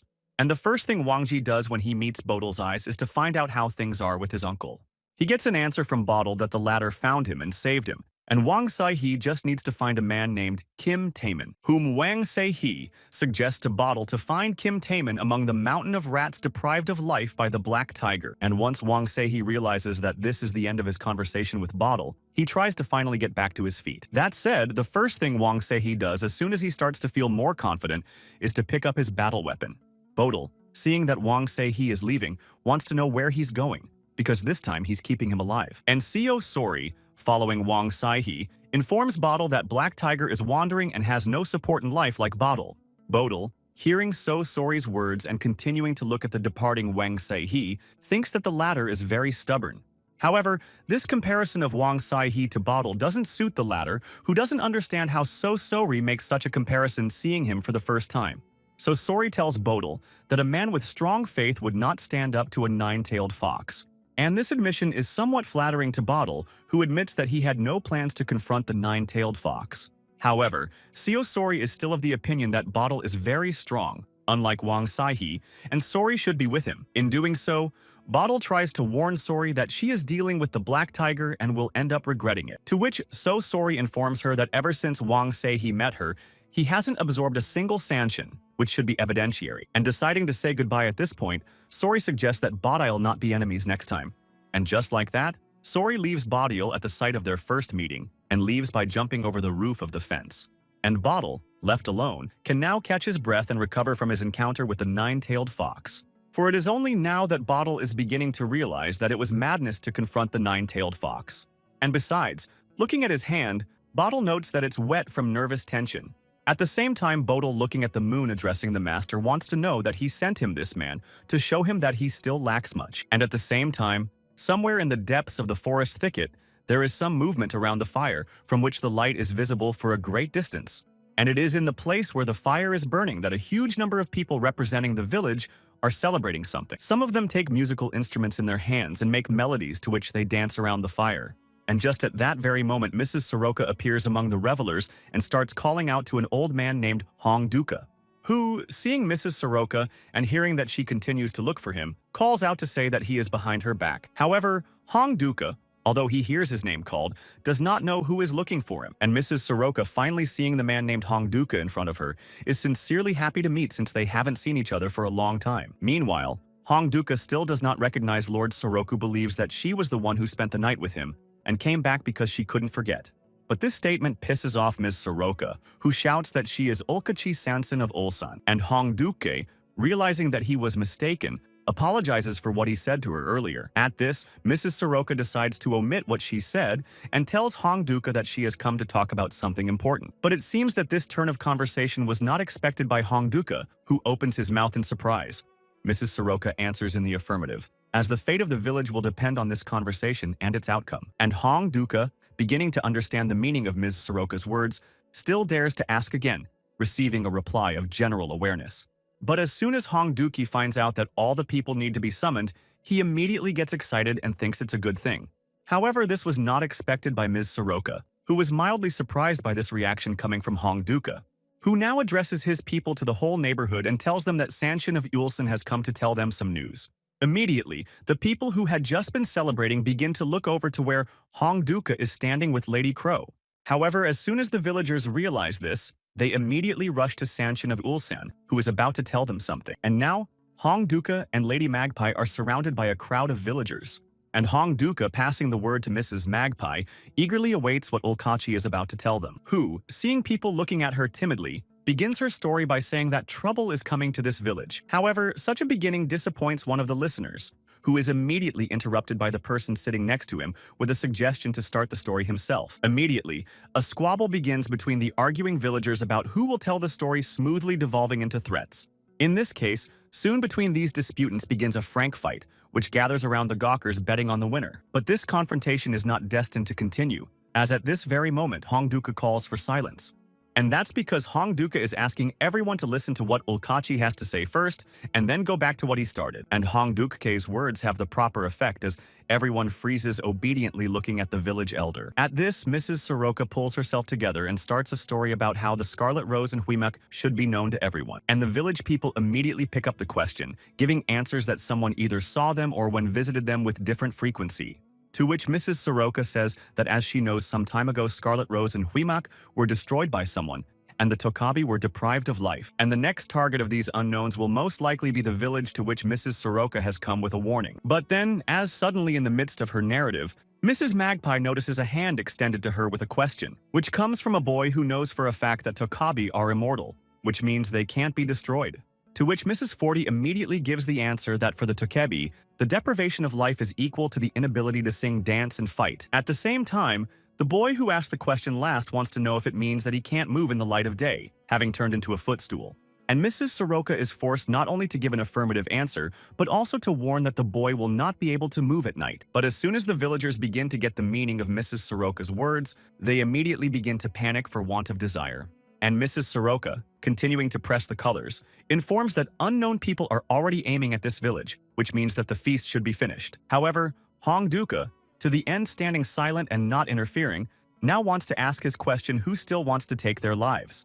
Ms. Soroka must admit that she does not have exact information, but there is a high probability that it is the Black Tiger, the pronunciation of which makes the unshakable Hong Duka start to go into an undisguised panic. And his mood begins to shift to the other villagers, who repeat a name that inspires genuine fear in them. But then, in the midst of the ongoing conversation, a woman appears who is happy to meet Ulkachi, which is about to take place.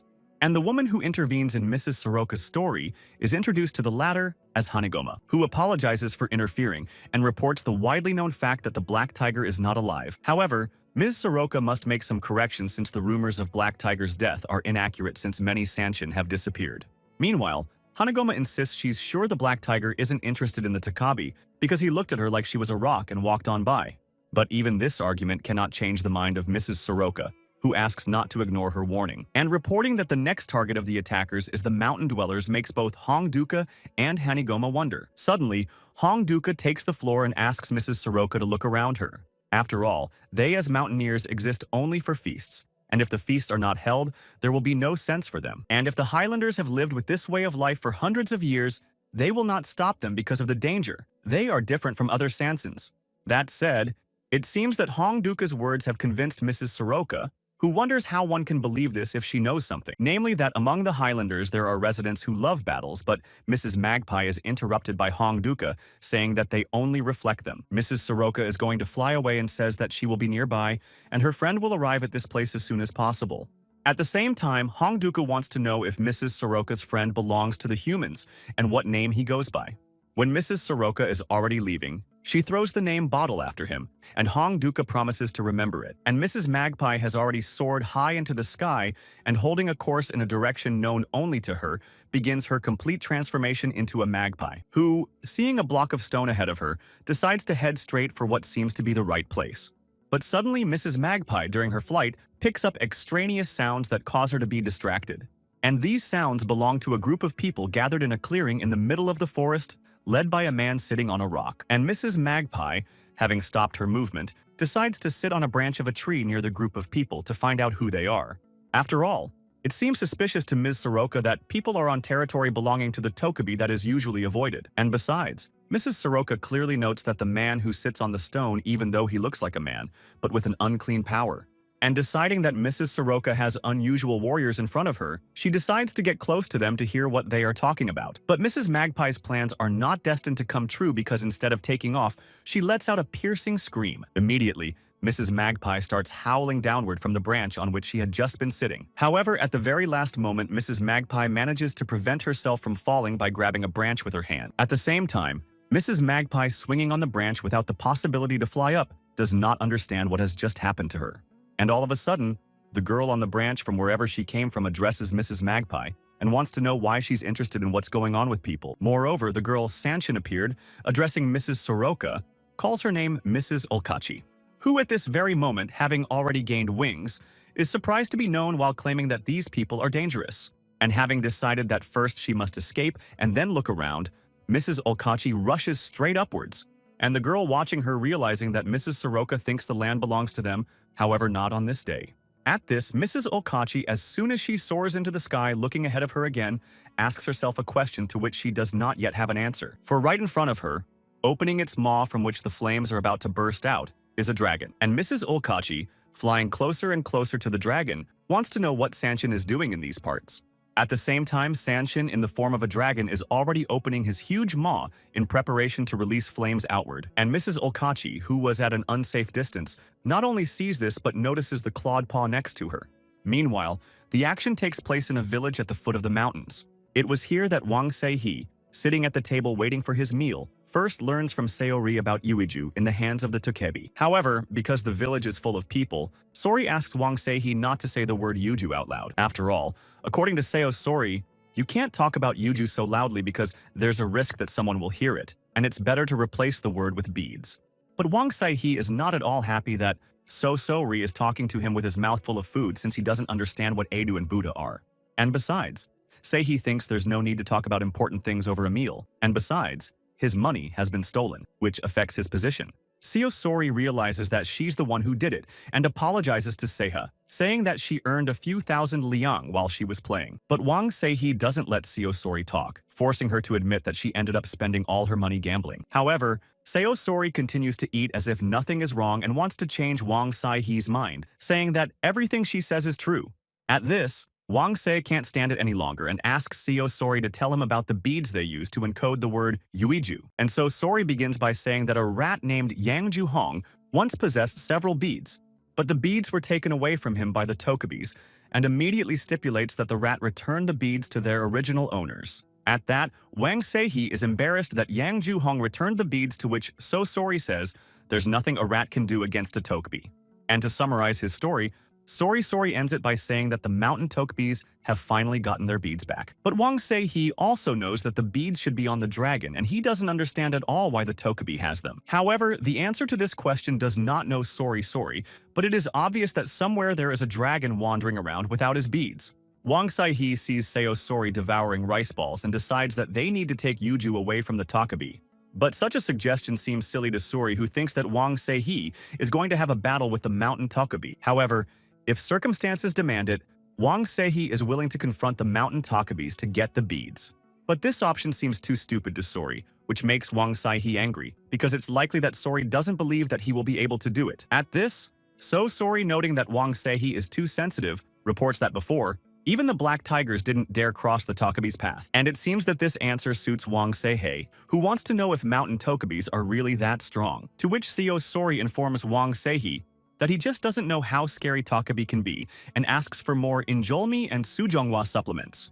But the woman who appears apologizing informs So Sorry and Wang Seihi that she's already closing and offers to pack up. However, So Shri regretfully remarks that the sun has not even set yet and the shop is already closing. But this news doesn't become a significant excuse to close the shop, and So Sorry wants to know if it's bad luck. The shopkeeper said that on Boreumnal Tokabi always organize their festivals with feasts and raffles. And it is this fact that all the villagers start coming home early. For there is an agreement that the Tokabi of the 29th day is released for people who give the Tokabi of the 15th. At the same time, Sorry said that she also heard something interesting. Specifically, she witnessed some guys she didn't know fighting all night. But as soon as morning came, one of the struggling men turned into a tree, leaving his opponent standing in bewilderment. Plus, So Sorry said that some old man with a big lump on his neck sang very well. At the same time, in the end, a lot of Tokbis gathered for the song, and the old man ended up getting rid of the lump and got a lot of gold. And the owner of the shop asks not to continue Sorry, as she herself regretfully reports that at home, every Boreumnal appear Tokabi. Plus, she has 5 kids coming to her house asking for 1 plate of rice cakes.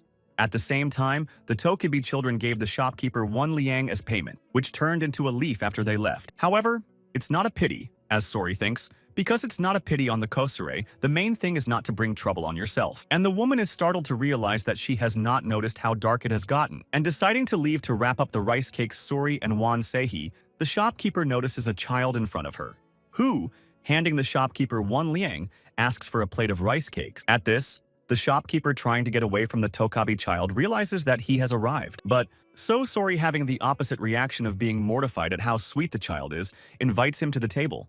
And the Tokabi child, standing in the doorway of the shop, deciding whether to follow the invitation or remain standing where he was. And Suri, seeing the confusion the child is in, asks him not to be afraid of her, who promises not to eat him. Meanwhile, Wang Saihi takes the rice cakes from Sori and holds them out to the child to see if he wants to eat. To which the child still hesitates to take his hungry eyes off the rice cakes so generously offered to him by Wang Saihi, who asks the Tokabi child to sit next to them in parallel, asking the shopkeeper to give another plate of cakes. And the Tokabi baby finally gives up, finally accepting the invitation, and starts gorging on rice cookies. And Wang Seihi, in turn, satisfied with his deed, begins to ask what the child's name is and where he came from. That being said, So Sori, as soon as he hears the kid's name is Keijinibi, trying to mock him with his torn mouth, learns that it's properly broken. And Wan Seihi, continuing to chase his stick, keeps asking Keijinibi, will there be a Tokabi festival today? A shopkeeper with a tray of rice cookies is surprised to hear that her customers are invited to the festival. And the Tokibi kid gets a tray of rice cookies from Wang Saihi without saying a word, which makes the kid drool. That said, the Toke baby is about to pounce on a nearby tray of rice cookies right now, which immediately disappears from the sight of the Toke baby with a deft move by Wang Seihi, who is about to set the stipulation.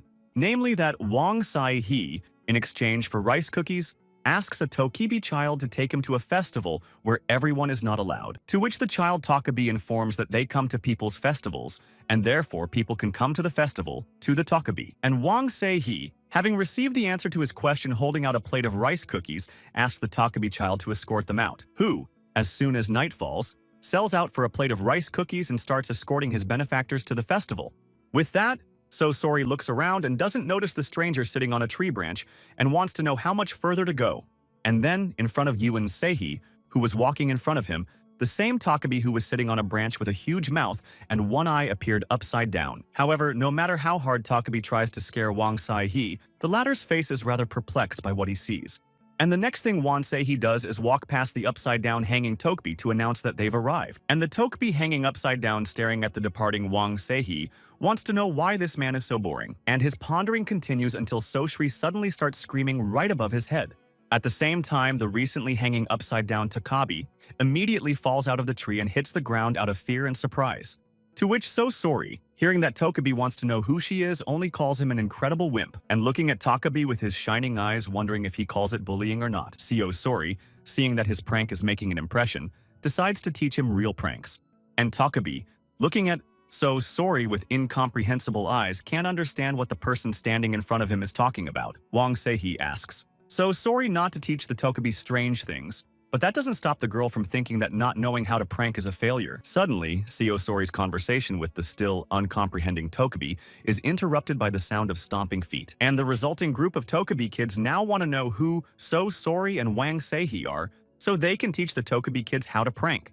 And since neither Sosori nor Wang Seihi have the right to do so, they must be punished immediately. But Sosori is not frightened by this. But on the contrary, he is very pleased with Wang Saihi's words about the appearance of 5 babies during the full moon. At that, the little Toke babies switch to the 5th of them, whom they call Toothless, and want to know if he bought rice cakes. The child who came with Suri and Wang Seihi says that the purchase has not been made yet, but it will be made any minute now. However, this answer doesn't satisfy his comrades who want to know why Toothless hasn't done it yet, and call him a coward. And now it's starting to get out in all ears this shameful word for a toothless man who is trying to give an explanation for it. And besides, the toothless one with a plate of rice cakes near his face wants to prove to his comrades that he is not a coward. And Wang Seihi, seeing that the Tokabi children are very eager to eat rice cakes, immediately offers them in exchange if they will guide them to the mountain pass. And Tokabi children, seeing a mountain of rice cakes in front of them, start drooling, mesmerized, looking at the delicacy. And Van Seihi, talking about Toothless, would buy such promises to give the kids everything if they show them the mountain pass. However, one of the Tokabi children who previously kept his word by wiping drool and silencing other comrades says that this should not be done. But Wang Seihi doesn't stop that and continues to bend his line, saying he is aware that people can get into the celebration. At the same time, the chief of the Tokibi kids insists to Wang Seihi that if such a boring person comes to the party, he will ruin the atmosphere. Wang Seihi can't believe that he's been given such an offensive definition, and Sosori laughs. And instead of putting the rice cake roll in the hands of the Tokibi children, Wang Seihi simply throws it on the ground. And the next thing Wang Seihi does is pull out his battle weapon and threaten the Tokibi children with it. Wang Seihi explains that he is thus forced to use force to get the children to accompany them to the mountain pass. And the Tokibi children are startled as they stare at Wang Seihi's battle weapon, from which black energy begins to radiate. But just as Wang Seihi is about to use her threat on the children, as a sudden loud laugh from outside interrupts her. And Sosori, addressing the Tokabi kids, can't believe that people like them can talk about fun. After all, what makes a person feel fear brings joy, Tokabi, and people who heard the stories respectively, amusement. And all of these things put together call a Tokabi prank. And that's exactly what the Tokabi babies need to hear, who even after forgetting about the rice cakes continue to stare at Sosori performing in front of them, mesmerized and mesmerized, which in turn, to the surprise of Wang Seihi, invites the Tokabi kids to come closer to show them the basics. And the little Tokabis, oblivious to the threats of Wang Seihi and his fearsome weapons, rush past him to Suri, who now, towering amongst the Toke babies surrounding her, decides that the moment has come to begin. And for her example, Sosori opts for a small pebble that just lies near her feet. Oh, as soon as Sosori picks up a small pebble from the ground, he immediately starts yelling all over the neighborhood. Sosori, seeing that this stone is also a Tokabi, apologizes to him, and when asked what his name is, he learns that his name is Toldal. And deciding to continue, Sori, addressing the kids, says that if Toldal kicks a man, he will fly quite far away. But there is another option. For example, if you don't notice Toldal and step on it wrong, even an 8-pound man will fall. And Wang Seihi, all the while standing not far from Sori and listening to her narration, doesn't understand what kind of nonsense she's talking about. But then when Seihi's gaze falls on the other Tokabis around him, who decide to watch the performance by Sosori, who has already gathered an impressive crowd of Tokabis in front of her, and continues to raspy before them, actively gesticulating with her hands. But at the same time, Wang Seihi, standing not far away from Sori, starts to pick up some foreign sounds. And these extraneous sounds cause Wang Seihi to look away from Sosori's story and switch to their source, which is just behind Wang Seihi's back, in the thick of the forest that is illuminated by blue flashes. And their feast becomes a feast in full swing, which is organized by Mountain Tokebi. And these Mountain Tokibis take musical instruments to play music and dance to it around the fire. And Hong Duka, sitting among the Mountain Tokebi, is enjoying the festivities with his own kind. Suddenly, just as Hong Duke is about to enjoy his drink, Wang Seihi appears in front of him, holding his battle weapon at the ready. Although Hong Duka pretends not to notice the uninvited guest, he opens his eyes to meet the stranger.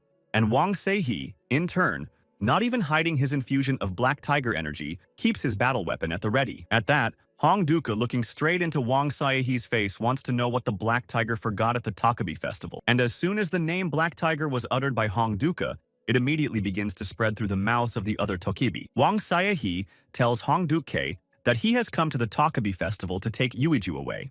But if that's all it is, then Wang Se-hee has no business being at a Tokabi party where Yuiju isn't present. However, this answer absolutely displeases VPN Se-hee, who demands an answer as to where Yuiju is. To which Hong Duk-ki is brave enough to say that he will never tell where Yuiju is. And such a reckless prank on Wang Se-hee's mind is really starting to piss him off. With that, the Black Tiger's energy begins to emerge from Wang Se-hee's battle weapon with no-nonsense force. In front of him is now not one Hong Duka, but two muscle-bound Tokabi. At the same time, Hong Duka asks Wang Se-hee not to take things lightly, because even though he's a Black Tiger, he can't handle a Tokabi. However, Wang Se-hee tells Hong Duk-ki that he has no intention of confronting the Tokabi right now and needs to know where Yuiju is. To which Hong Duka, looking straight into the eyes of the Black Tiger, wants to know how he will act if he doesn't get the information he is interested in. Wang Se-hee tells Hong Duk-ki with 100% certainty that otherwise there will be a battle between him and the Tokabi. But then a lady Tokabi appears in Wang Se-hee's path, interrupting his conversation with Hong Duka, displeased with Black Tiger's tone. And since that's the case, she'll be the one to teach Black Tiger manners by asking him to show his strength. But Wang Se-hee, now addressing the Tokabi girl seriously, to her states that he is not showing his strength. It just does to all who stand in its way what eventually devours everything without a trace.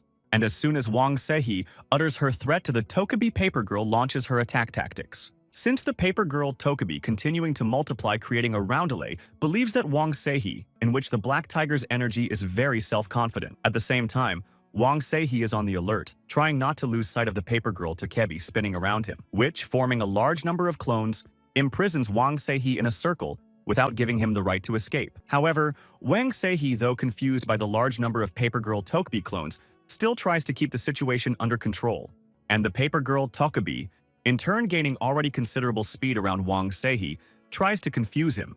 But Wang Se-hee is not so simple and tries to keep his guard up in case the paper girl Tokabi attacks. And in order to stop these games, Wang Se-hee starts waving his battle weapon around, driving away the Tokabi clones.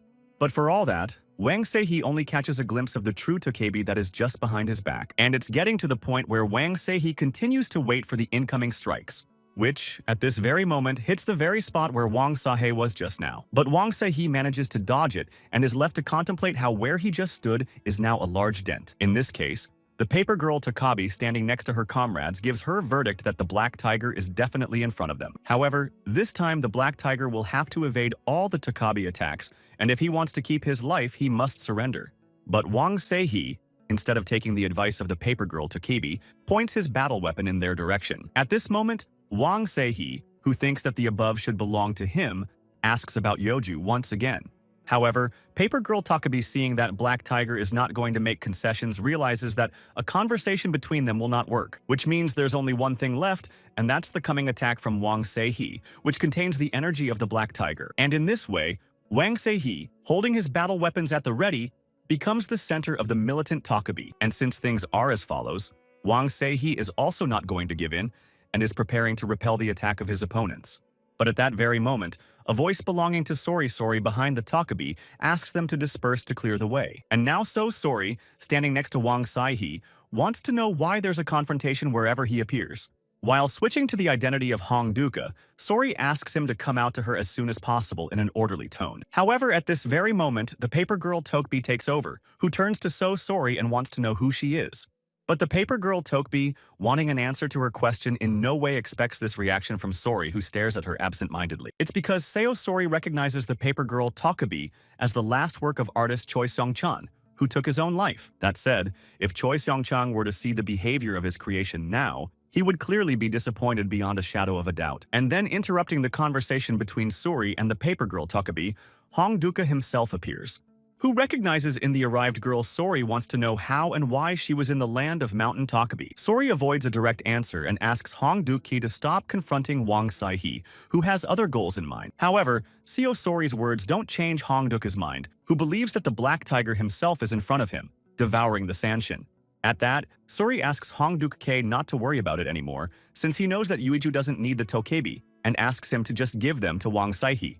To which Hong Duka reiterates his earlier words that the Mountain Tokabi don't have them, despite the fact that they were the ones who once took them. And the absence of Yuiju from the Mountain Tokabi is explained by the fact that once the Tokabi had already made a deal with the people and gave them Yuiju. At the same time, Sori doesn't believe his ears but still wants to know for sure if Yuiju's Tokabi was exchanged for something useless. But as soon as Seo Sori hears Hong Duke's doubts about the answer, she immediately hurls insults at him. Hong Duke laughingly tells Sori that he was only joking and that the lady herself might fall for such a trick. And Seo Sori, seeing that she's becoming a laughingstock in the Mountain Togepi circle, can't believe that she's being made fun of by such a silly trash from society. At the same time, Hong Duke believes that it is the person who is being made fun of who is stupid, and that is the main rule in jokes.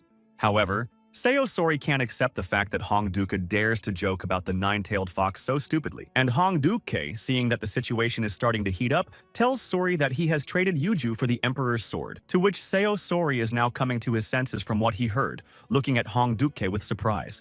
After all, everyone knows that when Donghae was an empire before the division into two parts, there was a sword that only the emperor could wield, and to this day, there is a legend that the emperor's sword was possessed by the spirit of a woman in love with him, who was deprived of life by this sword. That said, so Sori, continuing to hold Hong Duke by the beard, thinks it's an appropriate deal. But why would Togepi need a sword? Hong Duke says that among the Togepi there are those who want a good blade, and they don't need Uiju. And now it seems that this answer suits Seo Sori, who when asked who the new owner of Yoju is, finds out that it's Joe Gebben.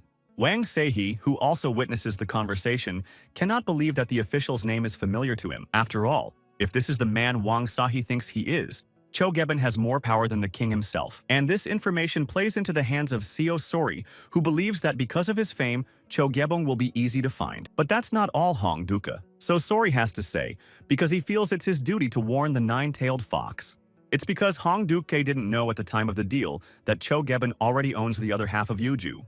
And this revelation by Hong Duke shocks Seo Sori, who realizes that Joe Gebben is not a simple man. But this statement in no way intimidates Wang Seihe, who openly begins to scoff. At the same time, Hong Duke, seeing that his story has amused Wang Seihe, wants to know which of the things he said could have amused the Black Tiger, to which Wang Seihe, without losing his cheerful attitude in turn, asks that isn't everything working out well. After all, Wang Seihe will not need to look for a second half later on since he will take the whole Yuju from Joe Gebben. And this statement from Wang Seihe is extremely puzzling to everyone present, including Sori and Hong Duke, who in turn addressing. So Sori claims that Wang Seihe looks overwhelmed with greed right now. Sori, who is about to follow Wang Seihe, thinks that she should warn Hong Duke because it's a difficult time for the Togepi. As soon as So Sori finishes her speech, she immediately rushes after Wang Seihe, leaving Hong Duke in a puzzled state. After all, he can't understand why, and so Sori warns the Togepi of impending trouble. But the paper girl Togepi thinks that since dawn is approaching, nothing should happen, and Hong Duke agrees.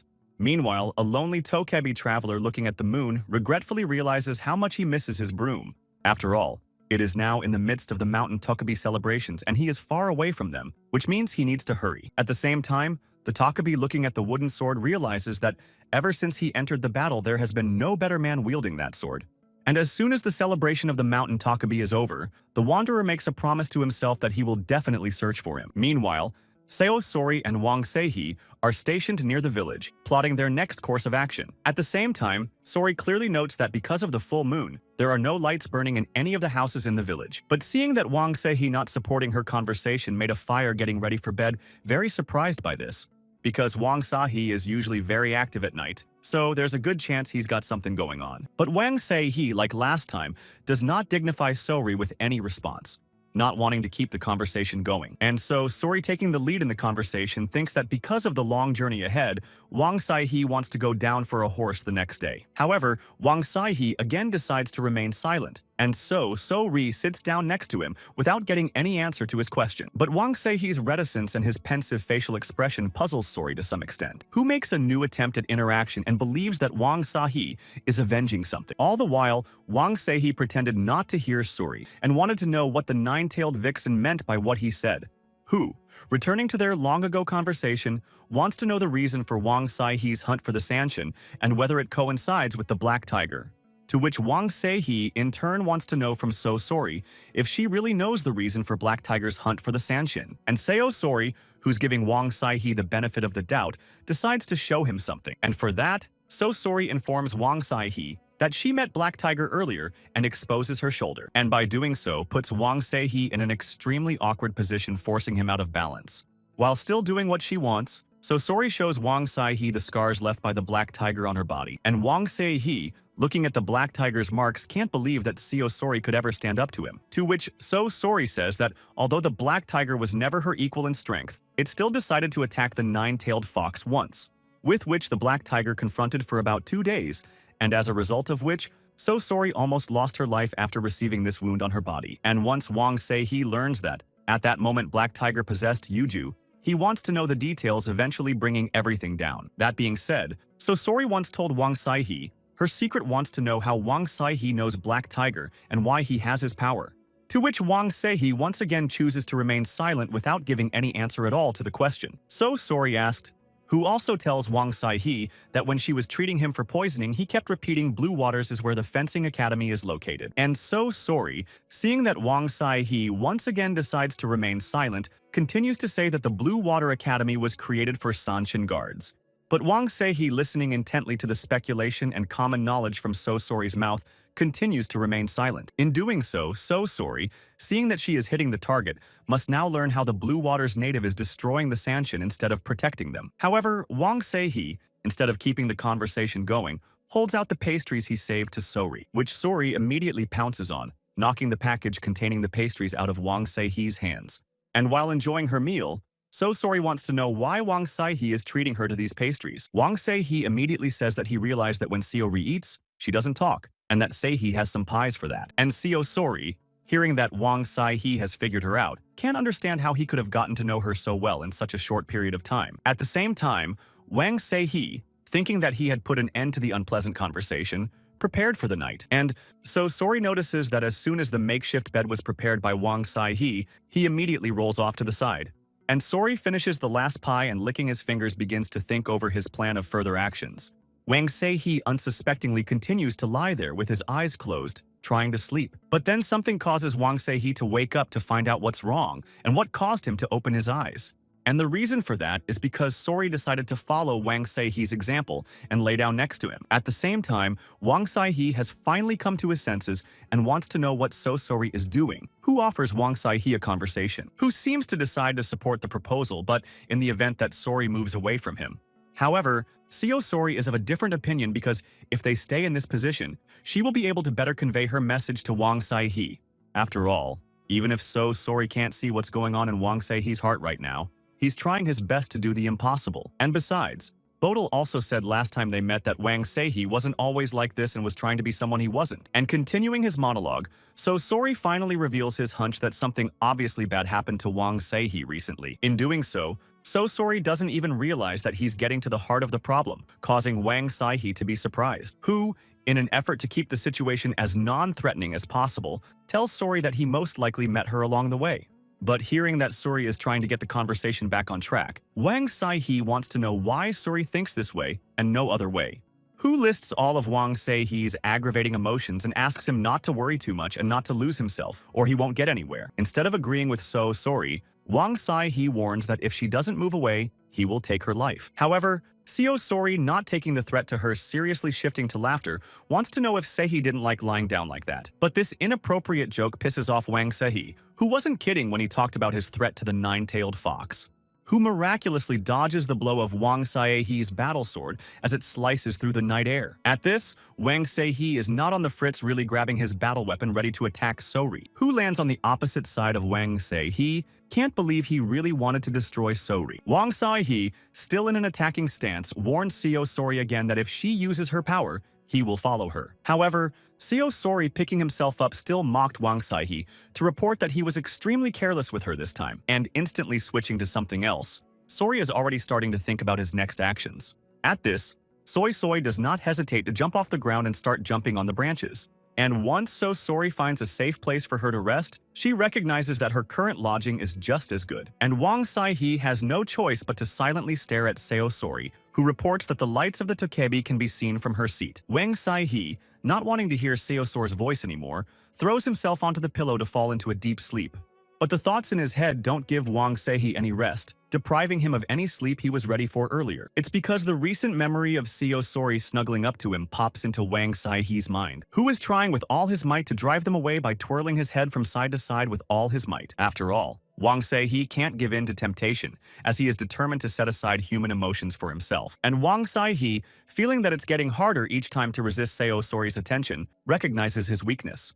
And when Wang Se-hee confronted Bodial, he was also weak despite the latter's innate abilities. At the same time, Wang Se-hee lost to Bodial without even considering that he contained the energy of the Black Tiger. So to prevent this from happening again, Wang Se-hee needs more Sanshin, and he should definitely find Yeoju. Meanwhile, another man of another army looking at the moon patiently bides his time, looking at the lights of the celebrating Tokubis. And not only is this man awake, but his entire army, which follows the orders of its leader, is in full readiness.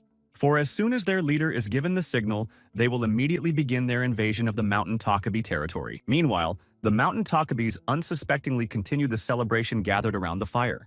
At this, one of the Tokabi children tells those around him how Black Tiger was at first surprised by Toothless's antics, and then fainted. And it was for this reason that the Black Tiger did not come to the forest by himself, but was dragged here by Toothless because he was unconscious. But Toothless, being present at this deception, tries his best to prove that it is not true, as he only showed the way for rice cakes.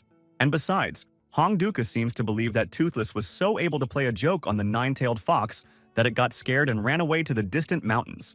However, in fact, this statement is also an outright lie, and Toothless doesn't understand why, and Hong Duka believes it. And Hong Duka, seeing Toothless very upset by this conversation, tries to calm him down and send him to bed since it's too late. So Toothless has no choice but to take Mr. Hong Duka's advice, which he willingly agrees to. But suddenly Toothless's attention shifts to what he sees in the sky, and thus asks Mr. Hong Duka a question. And in the night sky at this very moment, fiery flashes surrounded by an aura of light begin to appear. Even though Mr. Hong Duka finds this phenomenon suspicious, the rest of the Tokubi admire their beauty. And then Mr. Hong Duka's memory begins to recall the warnings coming first from Lady Magpie and then from the nine-tailed fox. And as soon as Mr. Hong Duka begins to realize the approaching danger, he immediately orders his people to flee as quickly as possible. But it's too late, and the night sky is already illuminated by flashes of fire sending their rays all around. And as soon as the rays begin to touch all the mountain Tokabi, who have not had time to take cover from the enemy, they begin to cause great pain. In addition, these rays paralyze the bodies of the mountain Tokabi, preventing them from moving. Suddenly, explosions form in the very places where the mountain Tokubis had just been.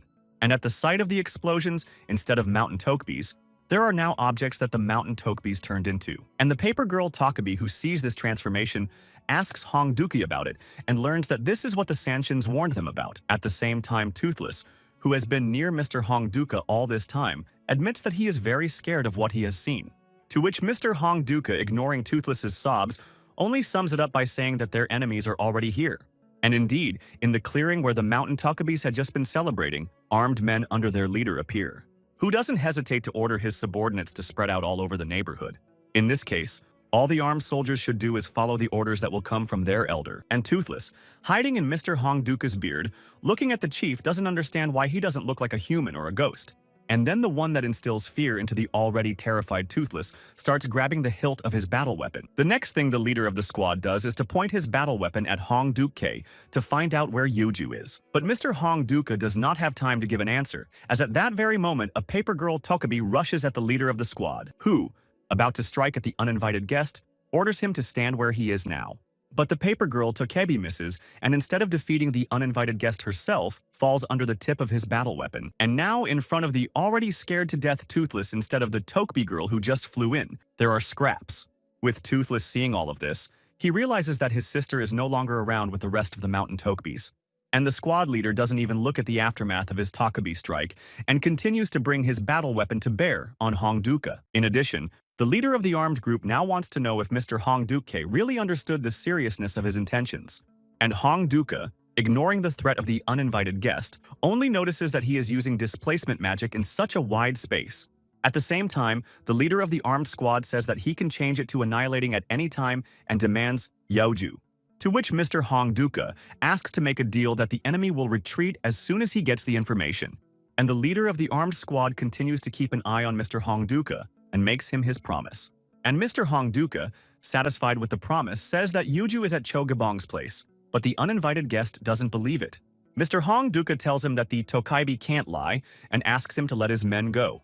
And it seems that the leader of the armed detachment is satisfied with the answer received and gives orders to his men. But to Mr. Hongduka's surprise, instead of letting go of the mountain Tokabi, the uninvited guest clenches his hand into a fist. And waiting for their leader's orders, the armed men begin to stomp their feet on the objects that the mountain Tokabis had previously turned into. And the destruction of the objects that the Tokabi have turned into continues until every single one of them has been smashed and destroyed. And Mr. Hongduka, who has watched the extermination of his people, demands an explanation for these actions from the uninvited guest. For if one believed the earlier promise made by the leader of the armed men, he was to let the mountain Tokebi go. But the leader of the mountain men, continuing to keep Mr. Hongduka on guard, says he lied. To which Mr. Hongduka, not wanting to believe his eyes and ears, wants to know why his enemy does not fear the god of heaven and earth. But it seems that such a warning is beginning to amuse the leader of the armed squad, because even if the god of the earth and sky actually existed, he would be an excellent prey for the leader of an armed squad. And this statement offends Mr. Hongduka so much that he uses his power to threaten him. As soon as Mr. Hongduka finishes his preparations, he turns to his god, asking him to wake up.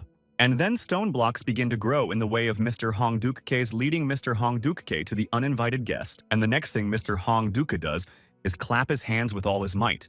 And now, the huge tentacles formed from Mr. Hongduka's hair and beard were beginning to rise up. And each of the tentacles, as soon as it lifts into the sky, locks into a ring of lights floating in the air. And Toothless, who has been hiding in Mr. Hongduka's beard all this time, suddenly pays attention to his body, which becomes light. With that, Mr. Hongduka, turning to Toothless, run off to find the nine-tailed fox and ask for her help. And Toothless is already off the ground for the last time, looking at Mr. Hongduka and promises to bring the nine-tailed fox. And Mr. Hongduka, as he watches the ghosts of the surviving Tokabi depart, hopes that they will all survive. Suddenly, the leader of the armed group appeared from behind and swung at Mr. Hongduka, who, when he hears from his enemy that he has to take care of himself, realizes his end is coming. And this end is very near, as at this very moment the leader of the armed squad strikes at Mr. Hongduka, who, looking at his enemy for the last time, can't believe how this could have happened to him. And the leader of the armed detachment continues to stand in his place, only indifferently looking at what has been done. Where Mr. Hongduka had just stood, there was now a smoking wooden stick. And Toothless, who is now just a floating cloud, and seeing what happened to Mr. Hongduka, does not believe what happened. Suddenly, Bazubik's attention shifts upwards, causing the Tokabi to be startled. Because at that very moment, a huge sky-flying dragon appears in the path of Toothless, floating in the air, who has already opened his fire-breathing mouth and thinks that Toothless is counting in vain to escape from Neural Mira. After all, a huge dragon opening its huge maw is already preparing to devour the Tokabi Toothless, who has become in his way. In the meantime, Seo Sori and Wang Sai-hee get caught in the pouring rain and get wet, and decide to hide in the roots of a huge tree. And all the while in the shelter, Sori resents the fact that the rain coming down has interfered with her beauty sleep. Wang Sai-hee, who hasn't said a word yet, decides to find out if Seo Sori is alright, saying she's a little cold. But that's not what Wang Sai-hee is referring to at all. Instead, he recalls the moment he pulled out his battle weapon. However, Seo Sori can't find the words to reply, but only watches what Wang Sai-hee is going to do next, who, in consideration of Seo Sori's earlier words, decides to give her his outerwear. And as soon as Wang Sai-hee finishes with that, he immediately holds out his outerwear to Sori. And Seo Sori can't believe his eyes and wants to know why Wang Sai-hee has become so caring, but he's only thinking of himself now. At the same time, Seo Sori realizes what's going on and decides to play a joke on Wang Sai-hee, saying that she thought he wouldn't care, even if she wasn't wearing any clothes. However, this statement is starting to piss off Wang Sai-hee, who is already shouting, forcing Seo Sori to wear the proposed item. But suddenly, Seo Sori, who had just agreed to take the thing, notices that they are not alone in the clearing, as heading towards them, ignoring the rain, is that little toke baby named Toothless. Suddenly, Toothless slips and falls straight to the wet ground before reaching Seo Sori and Wang Sai-hee. So Sori leaves Wang Sai-hee to rush to the aid of the baby Toothless, who continues to lie on the ground. That said, once Seo Sori reaches the exhausted Tokebi baby, she wants to know if he's okay and what happened. And little Toothless continues to lie in the rain and informs Sori that everyone is dead, including Mr. Hongduka and his little sister. At that, Wang Sai-hee, who came up from behind and heard Seo Sori and baby Toothless talking, wants to know who could have done it. But Toothless, continuing to cry, can't string a single word together, only mentioning the man with the sword and the shaman. However, Wang Sai-hee, seeing that Toothless is feeling very bad, asks him not to say anything and to take shelter from the rain as soon as possible. And little Toothless, sensing that his end is coming, says only that he's only recently learned to be a real prankster. And before he could speak, Toothless shattered into tiny pieces in the hands of Wang Seihe, who was leaning over him. At that, Wang Seihe regretfully looks at his hand and realizes that Toothless is no longer in this world. Suddenly, Wang Seihe's attention turns to his battle weapon, which begins to emit black tiger energy. And this is all because Sori decides to reincarnate and use his power as a nine-tailed fox. Since she just doesn't understand how such a scoundrel who created all this horror with the mountain Tokebis could just make her his enemy. And no longer paying attention to Wang Seihe, Sori rushes to the very place where the mountain Tokebi festivities had just recently taken place. And Wang Seihe is left alone to watch the nine-tailed fox move with lightning speed. Still, Wang Seihe decides to look at the hand in which the completely exhausted and then cracked Toothless lay, from which the only thing left as a memory is a piece of plate that shattered. And Wang Seihe decides to keep this piece as a reminder that there was once a Toothless that needs to be avenged. The next thing Wang Seihe decides to do using the Black Tiger's energy is to go after Sori. After all, it now seems that Wang Seihe is now serious about getting to the bottom of this case and ending whoever took the Tokebi's life, and not wanting to stay in their place of shelter from the rain any longer. Wang Saihui wasps rushed out with all speed. Meanwhile, Tokebi Sarabi, arriving at the supposed site of the Tokebi celebration, sees only devastation. Immediately, Saribi's memories begin to flash back to his encounter with the mountain Tokebi, who are genuinely happy to see him.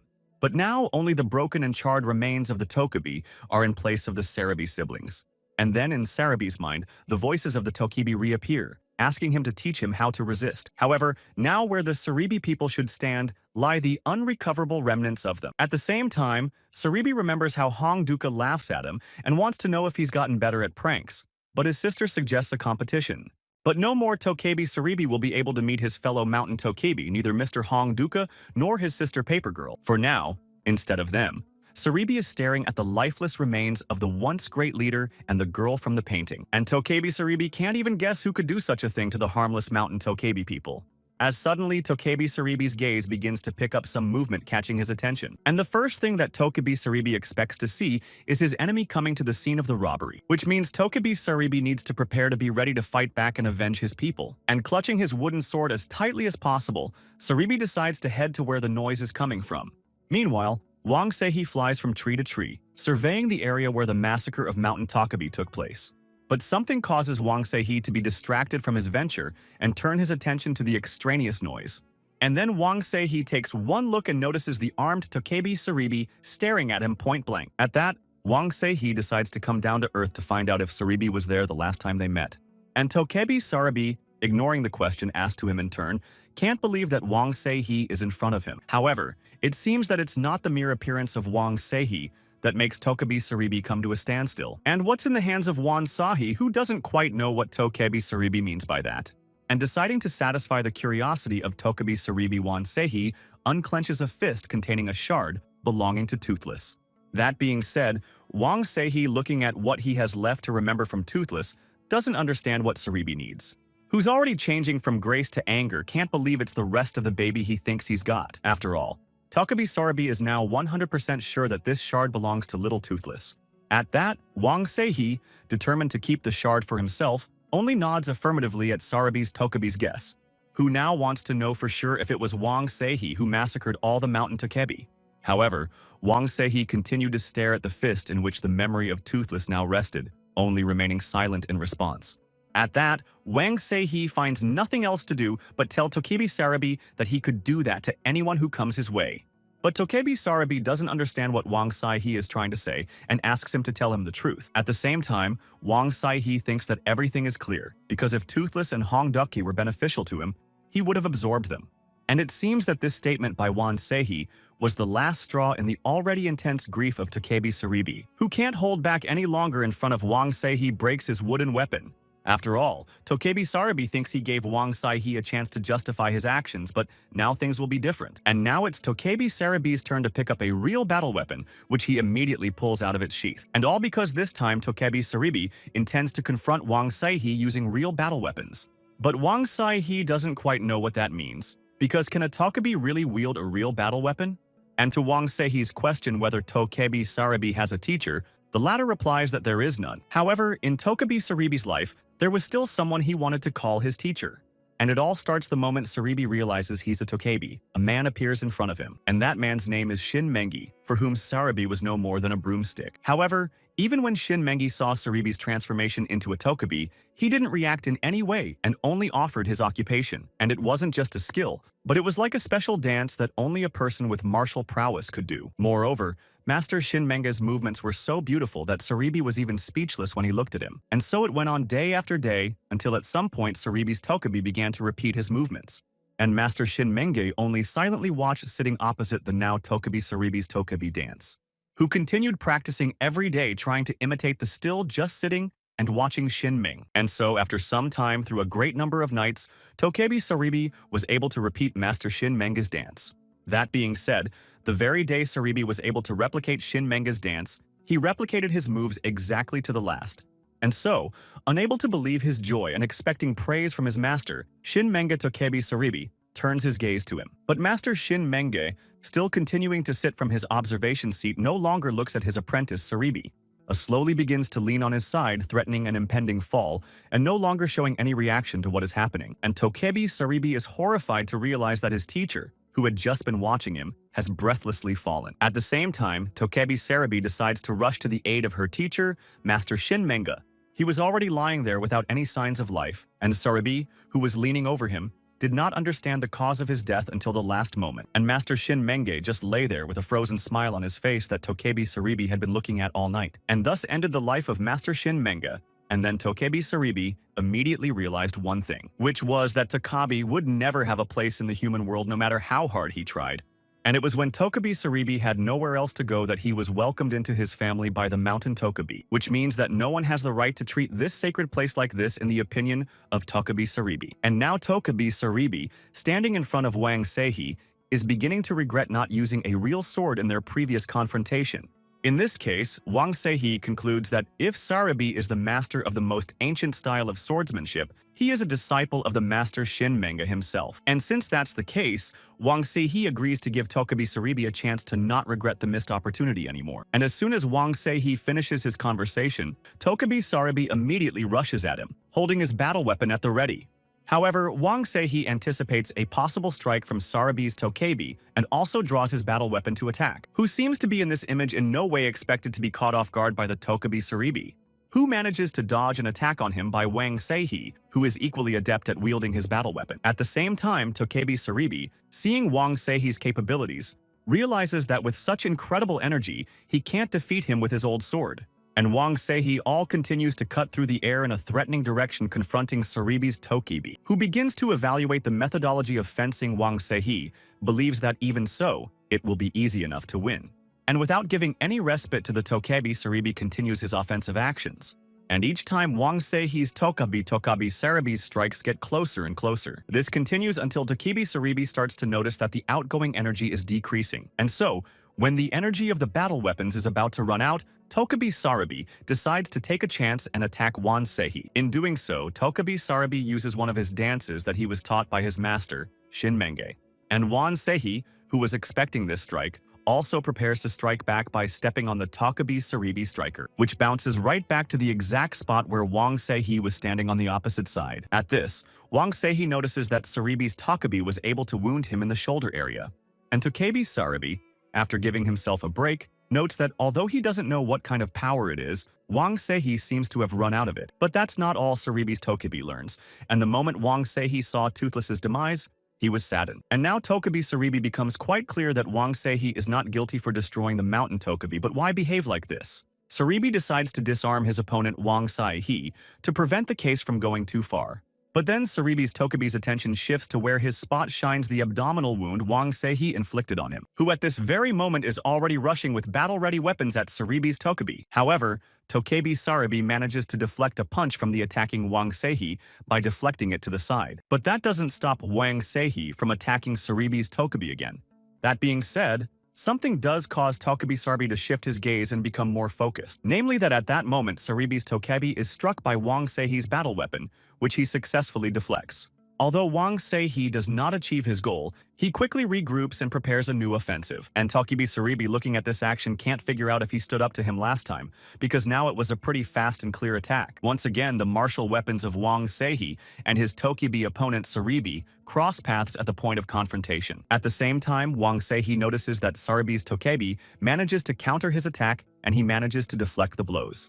And the speed that Wang Sei-he uses is as fast as Saribi's own Tokebi, and Wang Sei-he, realizing this, gathers all his strength into a fist, prepares to strike a decisive blow to Tokebi Saribi, who in turn also went into a frenzy and emitted a victory shout at Wang Sei-he. Once again, Wang Sei-he, holding his battle weapons at the ready, attacks his named enemy, Tokebi Saribi, who expects this outcome and again attempts to successfully fend off the onslaught of Wang Sei-he. However, as soon as the opponent's battle weapons cross paths, one of them fails to survive the impact and is blown to splinters. And one of the component parts of the defeated battle weapon, forming a pirouette in the air, falls directly into the hands of So Sori, who looks at the two opposing men and realizes they're fighting again. And Wang Sei-he comes to his senses and realizes the stupidity of the situation of confronting Tokebi Saribi. And Wang Sei-he begins to gradually realize what is happening, and as a result, everything becomes clear to him.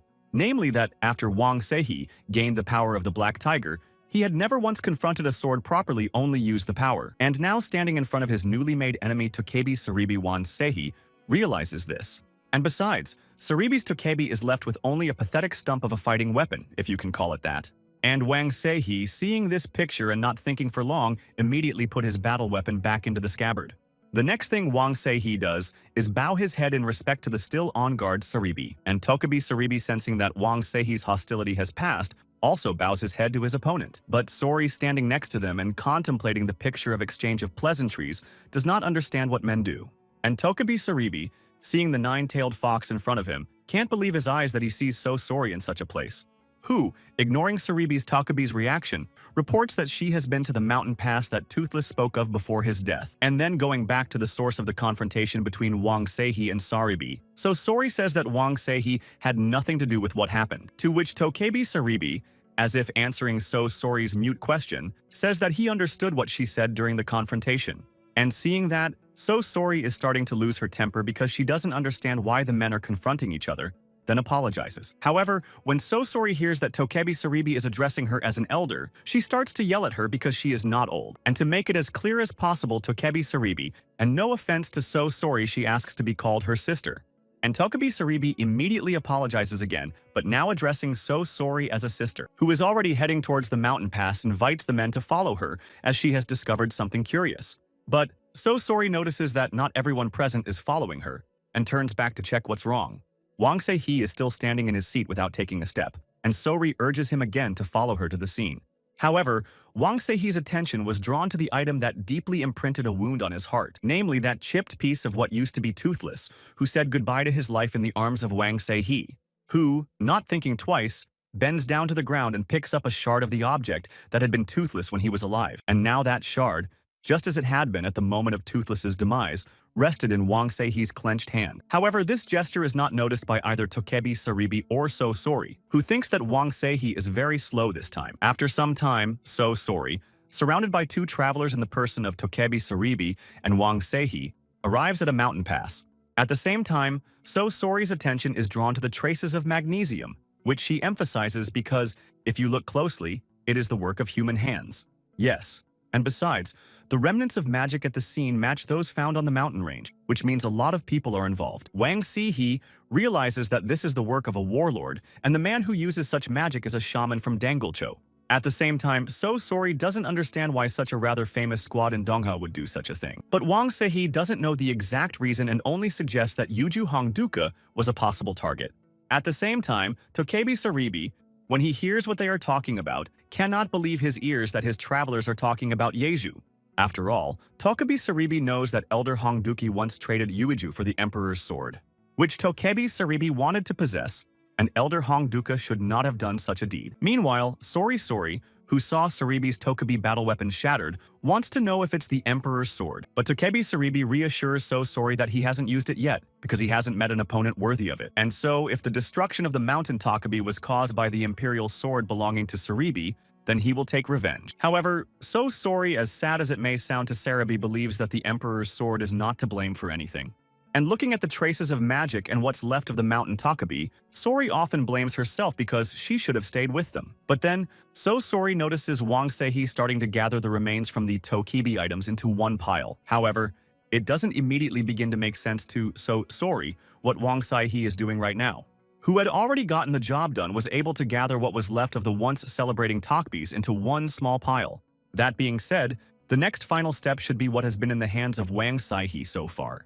And when Wang Seihi opens his fist, the piece that was once toothless still rests in his hand. And who, with all the forfeited lives of the Tokbi, falls into the common pile, finally completing all the preparations for burial. At the same time, sometime later, a memorial hillock forms at the site from the remains of the Tokbi, as it once did at the burial site of Ro, and thus ends one of the most cheerful nations led by its elder Han Duka.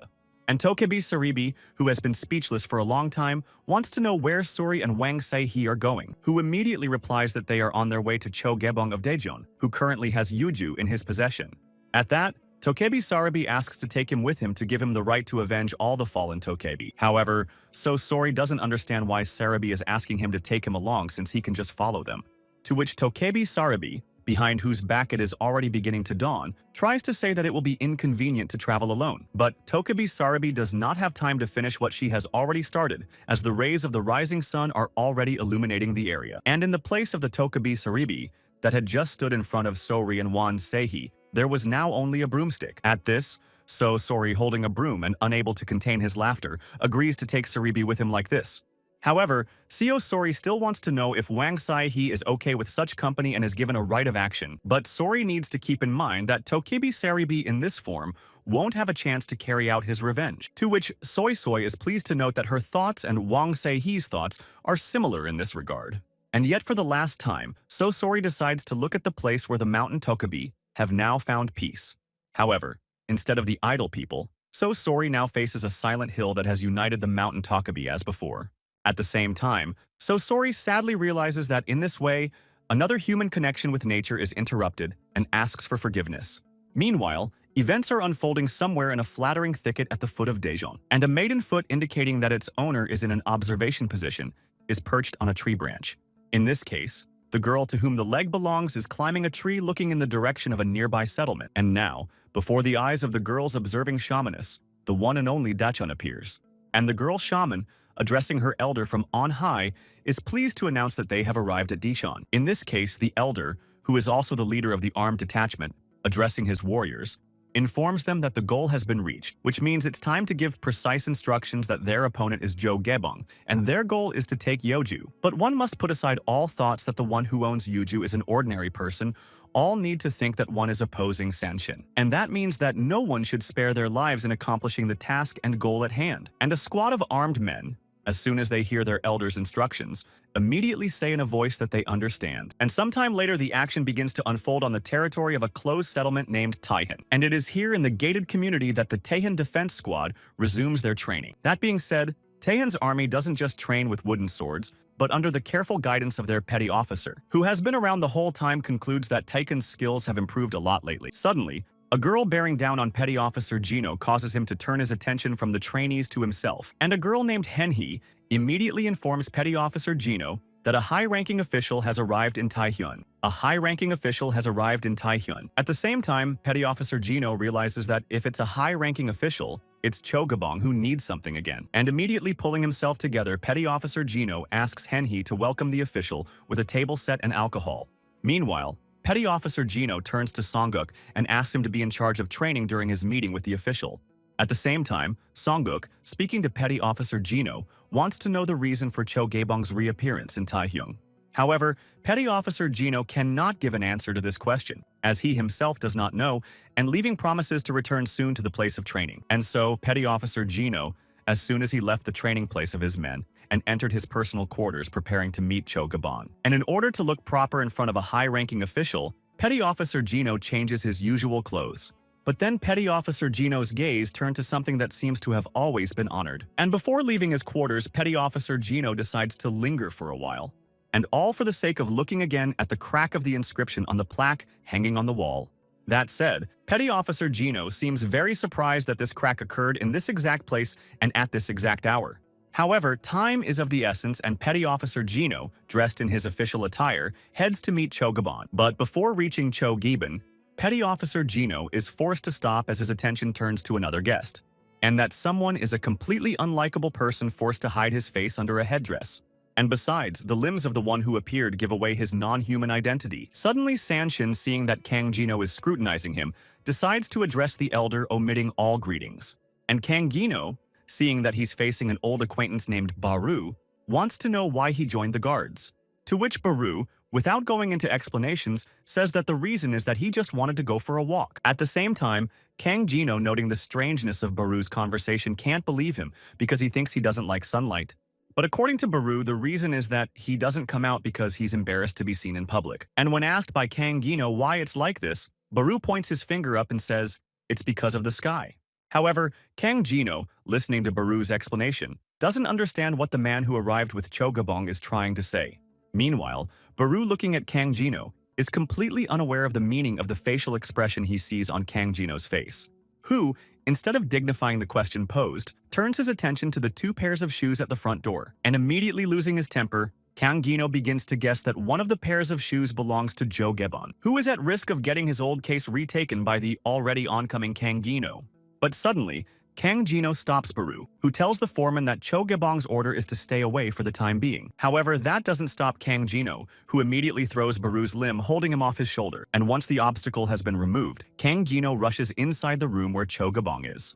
That said, as soon as Kang Gino reaches the entrance to the premises, he immediately swings the doors open to find out what's going on inside. But the first person Kang Gino meets is Cho Gebong, who exclaims in bewilderment, not expecting to see Petty Officer Tai Hyun. And all Cho Gebong can say when he sees Petty Officer Kang Gino is that he dared to open the door. At the same time, Cho Gebong has no idea what prompted Petty Officer Kang Gino to do such an unceremonious act. But Petty Officer Kang Gino doesn't dignify the high-ranking official with his answers, shifting his gaze to the floor, on which lay the removed garments belonging to the girl Henhee, who had once come to him with news. At that, Cho Gebong disregards Petty Officer Kang Gino's emotional state and wants an answer to his earlier question. And the girl Henhee, shedding tears and being in the so-called captivity of a high-ranking official Cho Gebong, heeded to the elder, who is furious at what he's seen and starts hurling insults at poor Henhee. And the first thing Kang Gino's petty officer does is grab Henhee's hand and wrestle it away from Cho Gebong. After all, does Henhee really want to tarnish the reputation of the people of Taken if he dares to resort to seducing a high-ranking official? And to prevent disgrace, Chief Petty Officer Kang Gino throws Henhee away, threatening to punish her later. At the same time, a high-ranking official, Cho Gebong, has been watching this picture all this time and wants to know what Kang Gino is doing, who again, ignoring the question addressed to him from Cho Gebong, immediately bows to the high-ranking official. And all Petty Officer Kang Gino can say for himself is that it won't happen again. But it seems that such an answer doesn't suit Cho Gebong at all, who continues to look condescendingly at Kang Gino, who hears that Cho Gebong is talking to him and asks a high-ranking official to continue. And Cho Gebong, who has been watching Petty Officer Kang Gino all this time, seems to be beginning to appreciate the seriousness of the situation. And to prevent it from becoming critical, the official agrees that it will be enough if Kang Gino takes action on Henhee. Suddenly, Baru, who had been outside all this time, appears in the doorway behind Petty Officer Kang Gino's back. At the same time, Petty Officer Kang Gino, sensing Baru's presence, doesn't realize what may follow. And Baru, addressing Petty Officer Kang Gino for his latest behavior, says he will not show him any more leniency. However, a senior official asks Baru to stop the battles as he does not want his men to confront each other. And Baru, seeing that high-ranking official Cho Gebong doesn't need him now, decides to leave the room. As soon as Cho Gebong is alone with Chief Petty Officer Kang Gino, he tells the latter that he has one thing in mind for him. And even though Cho Gebong is grateful to Kang Gino for the stability of his status, he can't help but notice the aloofness of the elder, for which Petty Officer Kang Gino asks Cho Gebong to forgive him and refers to his work in which he is extremely focused and doesn't notice much. And a high-ranking official, seeing that Petty Officer Kang Gino is very uncomfortable, realizes that he's fulfilling his duties. However, no matter what, tonight, the elder urgently needs to report to Cho Gebong's residence. When he hears Kang Gino mention Sobuk, he starts laughing because he wouldn't have come to the Chief Petty Officer personally because of her.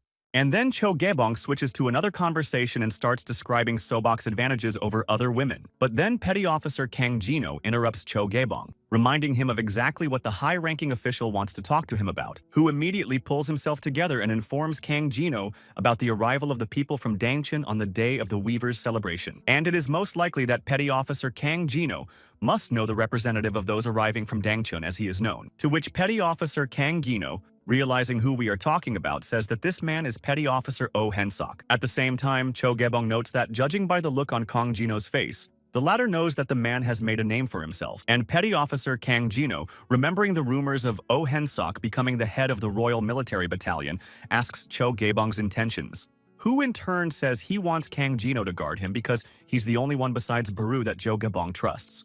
However, Petty Officer Kang Jino reminds the high-ranking official that Pyongmun's men are not his personal guards. Cho Gaebong immediately reassures Kang Jino that if that's the only problem, the authorization has already been received from his superiors. But as soon as Petty Officer Kang Jino hears this, he starts to lose his temper, which is evident on his face. And a high-ranking official tells Kang Jino to tell Sobok that Cho Gaebong is waiting for her at night. At the same time, Petty Officer Kang Jino realizes that even if he refuses, Cho Gaebong will make him do it, which means Petty Officer Kang Jino has no choice but to agree to honor Cho Gaebong's orders regarding Sobok. And with that, Cho Gaebong tells Petty Officer Kang Jino that he's going to take over all his duties. The high-ranking official then turns to Baru and suggests that he should leave. And that's how Cho Gaebong, accompanied by Baru, leaves the meeting place with Sister Kang Jino, which as soon as Cho Gaebong and Baru are out of sight, goes to where the still-naked Hen-hee is sitting. But instead of putting his threat into action as punishment, Petty Officer Kang Jino asks Hen-hee about her mother's legs. After all, Petty Officer Kang Jino had heard rumors that Hen-hee's mother had a knee problem, and since next week Kang Jino, his men, and Hen-hee will be busy next week, she will need to meet her mom beforehand. However, Hen-hee is still not calming down and is trying to convey to Chief Petty Officer Kang Jino something about what happened to Cho Gaebong. But Petty Officer Kang Jino, not wanting further conversation, says that Hen-hee can safely dress and leave without being disturbed. And with that, Petty Officer Kang Jino leaves the place where Hen-hee still remains. But bad thoughts begin to brew in his mind. After all, there will come a time when Petty Officer Kang Jino will definitely meet with a high-ranking official. And now, Chief Petty Officer Kang Jino has come to Daejeon on Cho Gaebong's orders and is on duty with his soldiers. Suddenly, Sobok appears in Daejeon's territory, announcing her presence with a bell on her leg. And Petty Officer Kang Jino and his men notice that the one Cho Gaebong longs to see is arriving.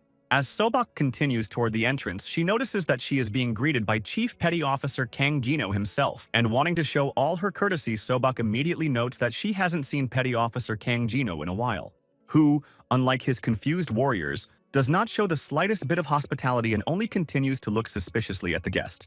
And only one sharp movement of Petty Officer Kang Jino's head brings his men to their senses, who immediately turn away from Sobok. However, before letting Sobok into the chambers of high-ranking official Cho Gaebong, Petty Officer Kang Jino decides to search Sobok, and a very young man from Petty Officer Kang Jino's squad apologizes to Sobok and hurries to carry out the commander's orders. But despite such a frank view of Sobok that leads the Kang Jino man into embarrassment, yet one thing makes him doubt.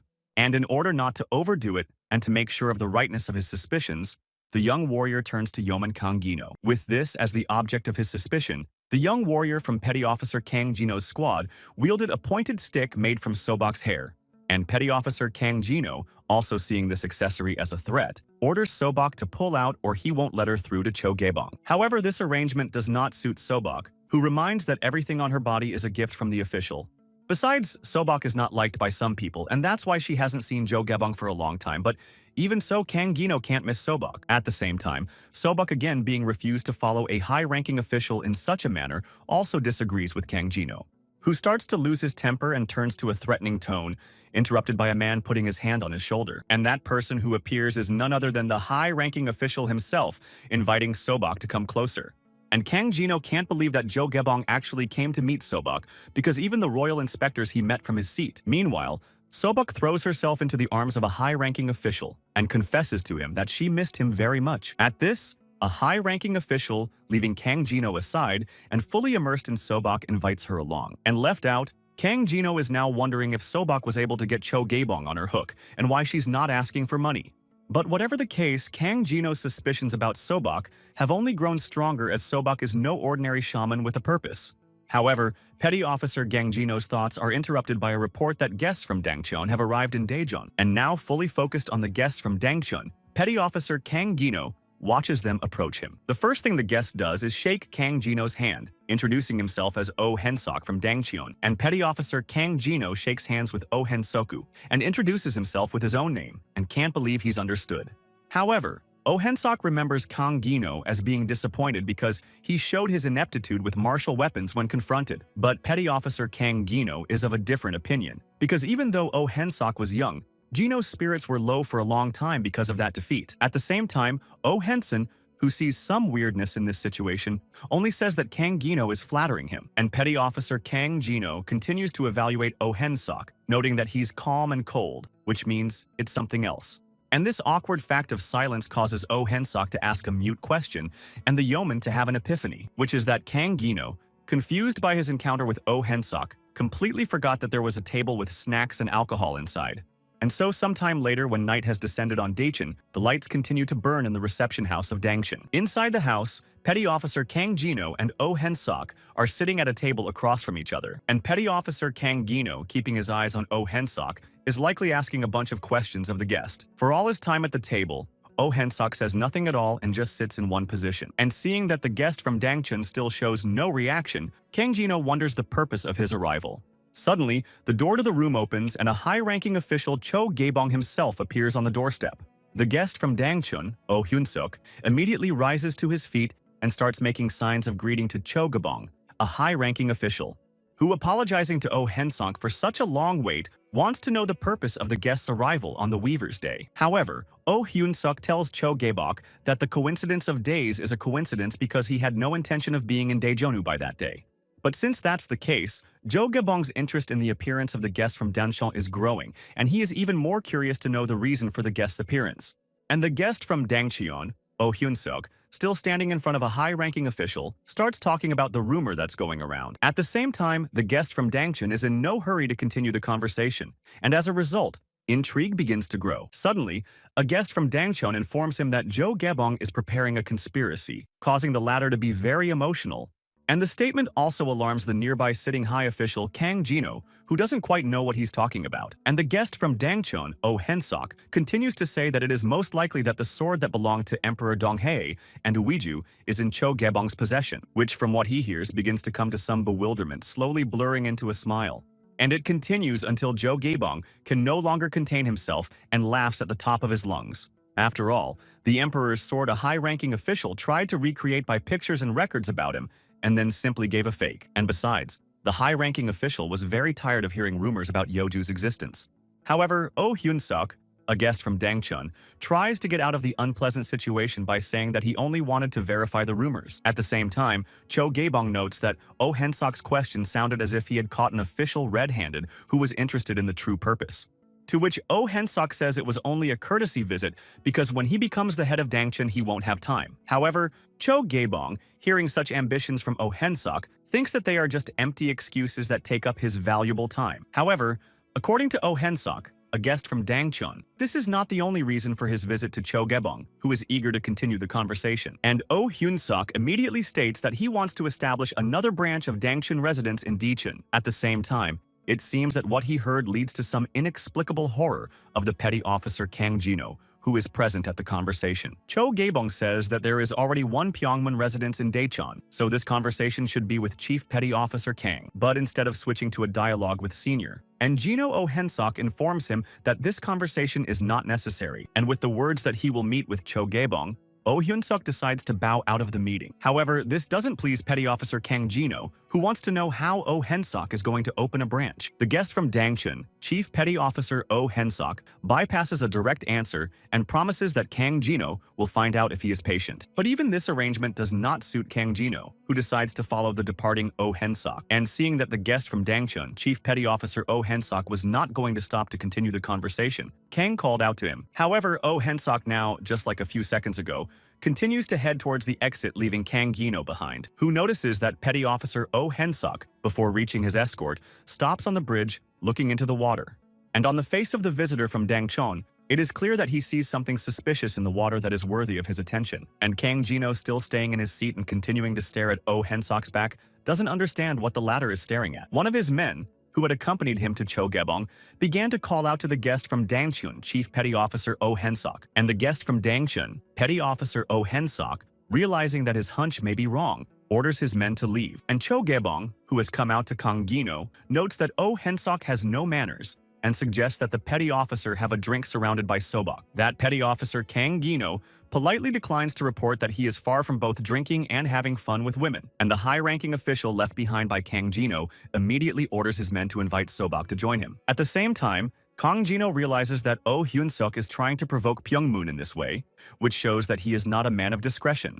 And on these thoughts, Petty Officer Kang Gino calls to his two men who immediately appeared to await his orders, which is to have the people from Dangchon not only follow the people from Dangchon, but to find out what they are up to. A short time later, Petty Officer Oh Hensok reunites with his men to talk about the location of the houses in Daejeon.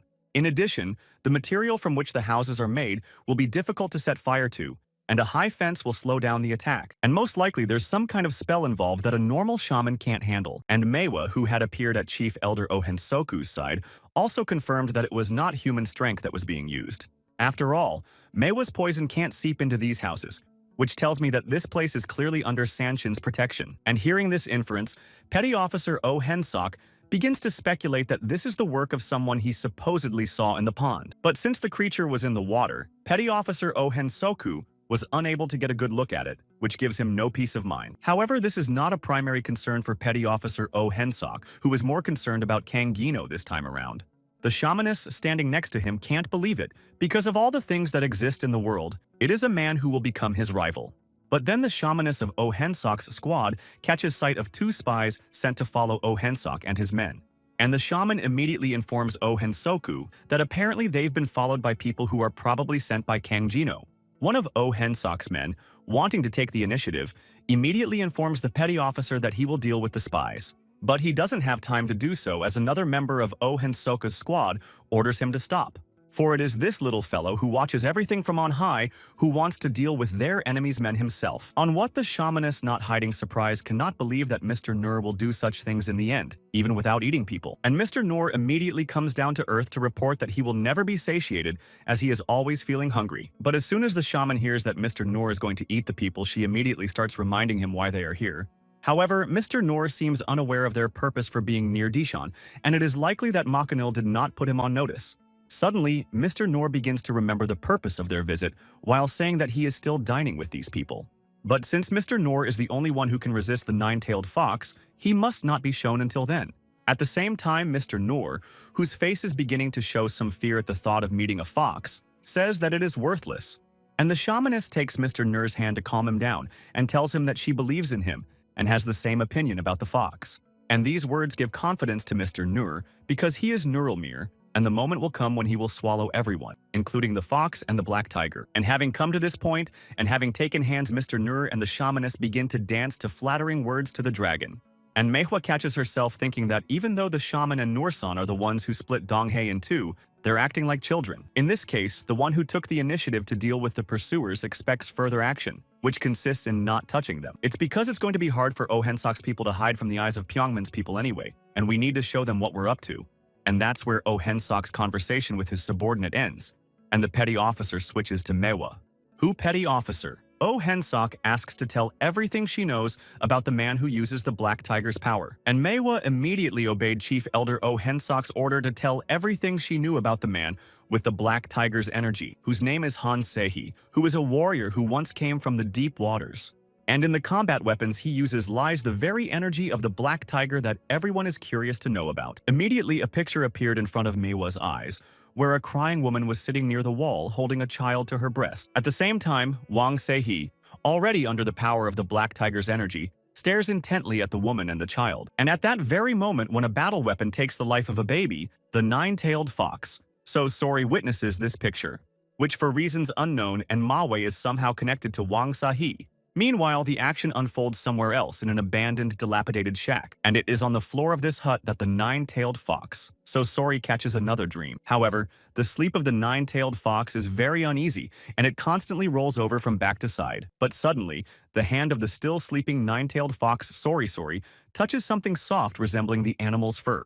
And to understand what caused the unplanned awakening of the nine-tailed fox, she begins to open her eyes. What was her surprise that next to her, the very thing her hand had touched, was the body of a lifeless dog. At that, immediately as the realization reaches Sori, she jumps up from seeing the horror lying next to her. But when he goes outside, Sori notices that there are bodies of dogs scattered all over the neighborhood.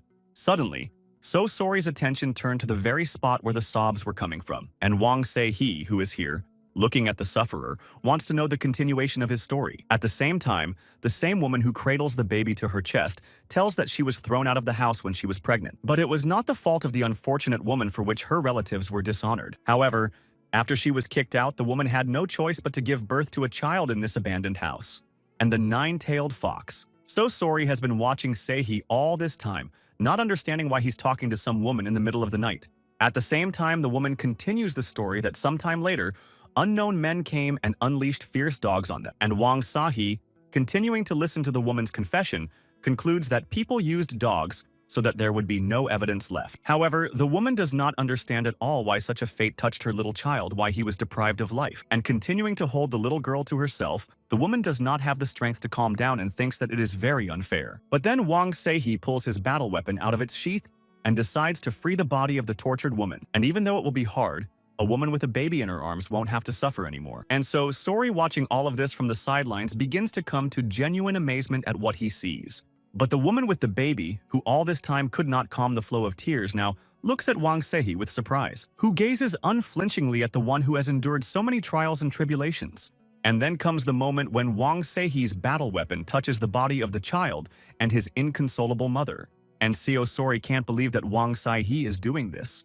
At that, the spirit of the tortured woman with a baby in her arms, smiling with relief, thanks Wang Se-hee for it. However, Wang Se-hee himself, unwilling to move from his seat, is drunk on the energy of the woman he let go with an infant in his arms. And the now out in the open Sori, making claims against Wang Se-hee, now realizes why he offered to spend the night at the house. But suddenly, the wall of the house that Sori had been leaning against since the beginning of the conversation begins to crumble. And now the nine-tailed fox, Sori, was lying in puffs of dust at the feet of Wang Se-hee, standing next to her. The fallen nine-tailed fox tries not only to recover but also to push away the column of dust. And still standing nearby, Wang Se-hee only chases the dust away from him without rendering aid to the still lying Sori, who at this point is very curious as to why Wang Se-hee is worried about ghosts but not at all worried about her. That said, Wang Se-hee makes some corrections to Sori's conversation, saying that he wasn't caring but only absorbed what he needed. But Sori insists that Wang Se-hee first listened to what was on the ghost's mind and only then absorbed it. As the suddenly about to leave, Wang Se-hee freezes in anticipation of what is to happen next. Sori comes up from behind and embraces Wang Se-hee, who doesn't understand why she's doing this. To which Sori says that Se-hee is a very generous man, and when his soul most wanted to tell him about the injustice, Se-hee listened. However, Wang Se-hee continues to insist that he didn't do it because he recognized the poor woman's feelings. Suddenly, Sori interrupts Wang Se-hee, surprised that he doesn't push her away this time. And Wang Se-hee has gotten a hold of himself and thinks that Sori likes it when he does that to her. And as soon as such words were uttered, Wang Se-hee Sori bounces aside, saying that such words make one move farther away. However, deciding to return to reality, Sori looks around the dog-infested area and wonders whose handiwork it is. To which Wang Se-hee informs Sori that because these stray dogs attacked Saribi, dealt with them himself. However, Sori doesn't expect that the seemingly so cute Saribi could be so ruthless during an attack. And when asked by Sori where the cute Wang Se-hee could have gone, he just says that the Tokebi suddenly went somewhere else. And since Wang Se-hee is clearly hurt by the comparison of Saribi to Cutie in Sori's mouth, he only dryly replies that Tokebi is not his friend. Meanwhile, Sori, who seems disturbed by Saribi's absence, begins to speculate about what the Tokebi might have done in a certain situation. And since the Tokebi left so suddenly, it is likely that he went alone to take revenge on the people who destroyed the mountain Tokebi. At this, Wang Se-hee begins to guess that Saribi has plans alone to confront the guest from Dangchun. Meanwhile, Tokebi Saribi bypasses the trees, very sorry for going off on his own without Seiha and Mrs. So sorry. But this case is only about Takebi, which means it's up to Saribi to handle it on his own without help. Suddenly, on the horizon in front of Saribi, the lights in the houses of the settlement belonging to Daejeon begin to appear. With that, Saribi decides to stop his movement for a while to be sure that Daejeon is ahead. But then Saribi's attention begins to shift from Daejeon to someone else near the province. And it's not for nothing because there are people camped not far from Daejeon, and Saribi can't help but notice it. But also Tokebi Saribi notes that there are a lot of people in this camp, which cannot help but arouse suspicion. And the longer Tokebi Saribi stares at the camp near Daejeon, the stranger thoughts creep into his head. And to test his hunch for sure, Tokebi Saribi decides to go on a reconnaissance trip closer to the sprawling camp. But then begins to happen what seems to be in no way expected Tokebi Saribi, because he lost his bearings and fell. And he falls so fast and so hard that he loses the ability to somehow find a traction point. As soon as Saribi finds himself lying on the ground and recovering from the blow, Mr. Noor lands behind him. And Saribi, now seeing that he is not alone in approaching Mr. Noor, wants to know who he is. To which Mr. Noor, omitting to answer the question posed, merely says that he is too hungry, and if that's the case, Mr. Noor will not hesitate to use even a tokebi that comes his way. But Tokebi Saribi does not want to realize that the little boy standing in front of him can do such a thing. Suddenly, Mr. Noor takes off from his seat and, making a jump, plans to land just where Saribi is, who, despite being injured in the fall, still manages to get his bearings and bounce back in time. At this, Mr. Noor does land in the spot previously belonging to Saribi, throwing the ladder backwards with force. And Saribi, seeing the power of the little boy called Mr. Noor, can't believe what she's seeing. At the very spot where Mr. Noor landed, an impressive hole forms from the impact, and Tokebi Saribi now concludes that Mr. Noor is a strong enough opponent that he will need a combat weapon. But no sooner does Tokebi Saribi put his thoughts into action than warriors from Oh Hensok's squad appear behind his back. And now the completely disarmed Tokebi Saribi, surrounded on all sides, appears before Mr. Noor. And appearing from behind his men, Petty Officer Oh Hensok, looking at Spryby, can't believe that there are still Takabi left on Earth. And as soon as Petty Officer Oh Hensok utters his words, Tokebi Saribi quickly realizes what these people know about Tokebi. However, Chief Petty Officer Oh Hensok, not wanting a prolonged fight, orders his men to finish off Tokebi Saribi. But this arrangement does not please Mr. Noor, who believes that if the Tokebi is deprived of his life, he will be hungry again. However, Oh Hensok's subordinates do not serve Mr. Noor, and therefore, when they receive an order from their superior officer, they immediately rush to fulfill it. The only thing he wants to know is whether these people are the people from Dangcheon. But instead of answering, Tokebi Saribi gets a blow that one of Oh Hensok's subordinates is about to jump on him. However, success does not favor the warrior elder Oh Hensok, as instead of eliminating Saribi, he falls into a trap himself, and now Saribi is using a couple of his moves to throw his opponent away from him. That said, the next thing Saribi does is grab his battle weapon, and now in full battle readiness, Tokebi Saribi prepares to confront all his enemies who have trapped him, who one by one and sometimes two by two again throw themselves on Tokebi Saribi in a desire to defeat the hostage, who, with the corner of his eye, notices the threat looming over him and is already preparing to strike back. And now Tokebi Saribi in this, as well as in the previous time, comes out unharmed from this confrontation, unlike his enemies. However, it can't help but escape the notice of Petty Officer Oh Hensok, who has been around the whole time. Oh Hensok's subordinates, having received significant injuries from Saribi's Tokebi, do not know what to do next.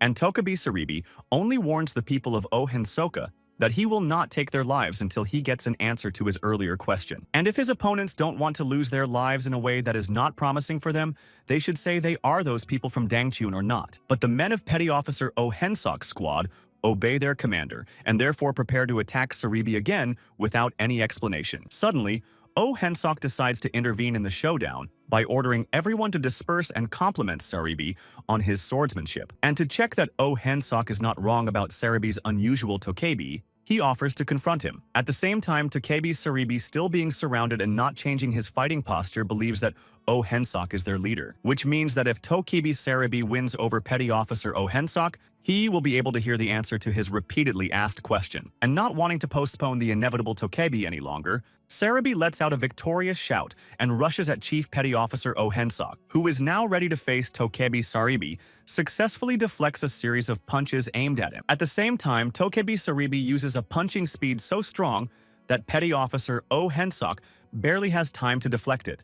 And seeing that Tokebi Saribi is great at punching Oh Hensok, wants to know who he learned the art of fighting from. But instead of answering the question, Tokebi Saribi chooses an opportunity and prepares to strike at Chief Petty Officer Oh Hensoku from above, who, in time to deflect the blows aimed at him by Takabe Saribi, realizes the latter's intentions. At the same time, Petty Officer Oh Hensok recognizes that Takabe Saribi's fighting skills are amazing and wants to pass the technique on to his students. But Takabe Saribi, taking such a compliment as an insult, orders Chief Petty Officer Oh Hensoku not to say another word. He swung his battle weapon with all his might at Petty Officer Oh Hensok, who was standing opposite, who not only manages to repel the blow, but also to strike back, which can't help but be noticed by Takabe Saribi. Plus, Petty Officer Oh Hensok is looking at Saribi's Tokabe, and he's starting to think of the right moment to strike the enemy. And that moment comes as Takabe Saribi fails to notice Oh Hensok's movement in time and gets hit in the shoulder area. At the same time, Takabe Saribi, having decided to take a break, does not understand how he could have made such a mistake that resulted in a wound. But Oh Hensok thinks he was the one who made the mistake since Takabe Saribi was able to dodge him. Which means that Petty Officer Oh Hensok doesn't underestimate the power of the Takabe Saribi standing in front of him, and that only makes it more interesting. However, Takabe Saribi thinks otherwise because he is wounded, and Petty Officer Oh Hensok is incredibly strong. But then, with the words that everyone is pissed off in the confrontation between Takabe Saribi and Elder Oh Hensok, intervenes Mr. Noor. And no longer paying attention to what was happening, pushing everyone in his way, Mr. Noor rushed to the Takabe Saribi. At the same time, ordering everyone to disperse. Mr. Noor is going to deal with him himself. But Takabe Saribi, to his good fortune, notices that the threat to his life is coming from the back in the person of Mr. Noor. And in order to prevent such a defeat, Takabe Saribi is preparing to repel Mr. Noor's attack, which without slowing down is already treating straight to the martial weapon displayed as a defense belonging to Takabe Saribi. But as soon as Mr. Noor's hand touches Saribi's Takabe battle weapon, the latter immediately shatters into small pieces. And this happens in front of the eyes of complete horror and incomprehension from what happened to Takabe Saribi, who has no time to recover from the loss of his battle weapon, but immediately receives a blow from Mr. Noor in the abdomen. And besides, the force of Mr. Noor's blow is so great that it forms an air vortex and throws Saribi's Tokabe off, which, losing the ground under his feet, flies off for a considerable distance, hitting his back against a standing tree. And just like that, Saribi, immobilized by the blow and temporarily unconscious, propped up against the trunk of a tree. And Mr. Noor is overjoyed to note that Takabe Saribi couldn't even take one hit. But suddenly Takabe Saribi catches her second breath and, coming to her senses, begins to open her eyes. And not wanting to waste his time, Takabe Saribi begins the transformation to fly into the air to leave the scene of the massacre. And Mr. Noor, seeing what is unfolding before his eyes, does not understand what is happening to Takabe Saribi now, which at this very moment has already flown into the air and is heading high up, leaving its enemies behind. Neither Mr. Noor nor his subordinates from Oh Hensok's squad can give an explanation for the departing Takabe Saribi, who, gathered all the will in a fist, decides now to retreat to find a good fighting weapon and give a worthy fight back to the enemies. But suddenly, while still in flight, Saribi realizes that something wrong is happening to him, and for good reason, as at that very moment, two large piercing spears are thrust into Saribi's Tokabe in midair. And so Takabe Saribi has nothing else to do but to fall down, already wounded and unable to move any further. And just like that, a luminous dot flying along begins its early landing. All the while, Mr. Noor, watching Saribi's Tokabe move, notes that the latter has fallen. And as it turns out, it is the work of a shaman who confirms the words of Mr. Noor reports that from her magic cannot stand. But as soon as Mr. Noor begins to praise the shamaness, he immediately notices that Saribi's Tokabe is beginning to gain altitude again. The shamaness is no less surprised than Mr. Noor, however, and admits that since Takabe Saribi was able to resist such an attack, he is amazing. And Mr. Noor is starting to lose his temper, and now he wants to know what kind of a Tokabe he is who could resist even after his blow. The shamaness, trying to calm Mr. Noor, asks him not to get upset even though the Tokabe is unusual. And Petty Officer Oh Hensok can't believe that Sang Mi's magic didn't work, because if they miss the Tokabe, it will be bad. But that doesn't hurt Sang Mi, who thinks that since Tokabe isn't a shaman, he's not her equal in power and can't take out the poisoned spears. At the same time, Chief Petty Officer Oh Hensok is satisfied with Sang Mi's answer and admits that it is impossible to find a similar one in all of Dongha. As suddenly Petty Officer Oh Hensok, who is finishing his Sang Mi, begins to return his battle weapon to its place, begins to shift his gaze, which now touches the palm of Petty Officer Oh Hensok's hand, which shows scuff marks from his confrontation with Takabe Saribi. And this makes Petty Officer Oh Hensok angry, as he tries to restrain himself by clenching his injured hand into a fist with all his might, which means now Petty Officer Oh Hensok will long remember the Takabe Saribi who was able to harm him. At the same time, Saribi's Tokabe, though able to soar upwards, starts to fall down clinging to tree branches because of his injuries. And so in the end, Tokebi Saribi with poisoned spears in his body falls straight to the ground. That said, now that the Tokebi can examine Songmi Shaman's weapons, he sees that the spears contain a poison that is deadly to him. And in order to alleviate her suffering and reduce the poisonous effects of the Tokebi poison, Saribi tries to pull the spears out of her body. But since the spears are of magical origin, Tokebi Saribi can't remove them from her body. And besides, Saribi's Tokebi is starting to feel like poison is starting to spread through his body. And now, lying completely defenseless, Tokebi Saribi believes that he not only failed to take revenge but also lost his dignity in front of Tokebi. However, Tokebi Saribi decides that he needs to report these people to Sehi and So Sorry by all means. But Saribi's Tokebi strength is already starting to leave him, though the thought that he can't just lose his life like that is still in his head. Meanwhile, while Tokebi Saribi seems to be lying in a clearing, one appearing man notices him in his path. And that man is Bodil, who remembers that it is at this very spot that he is to have a fateful meeting. But as soon as Bodil realizes that because of the prediction he will have to stay up all night, his gaze touches the man lying in front of him. And seeing a man, Bodil begins to guess who he belongs to until his guesses stop at Tokebi.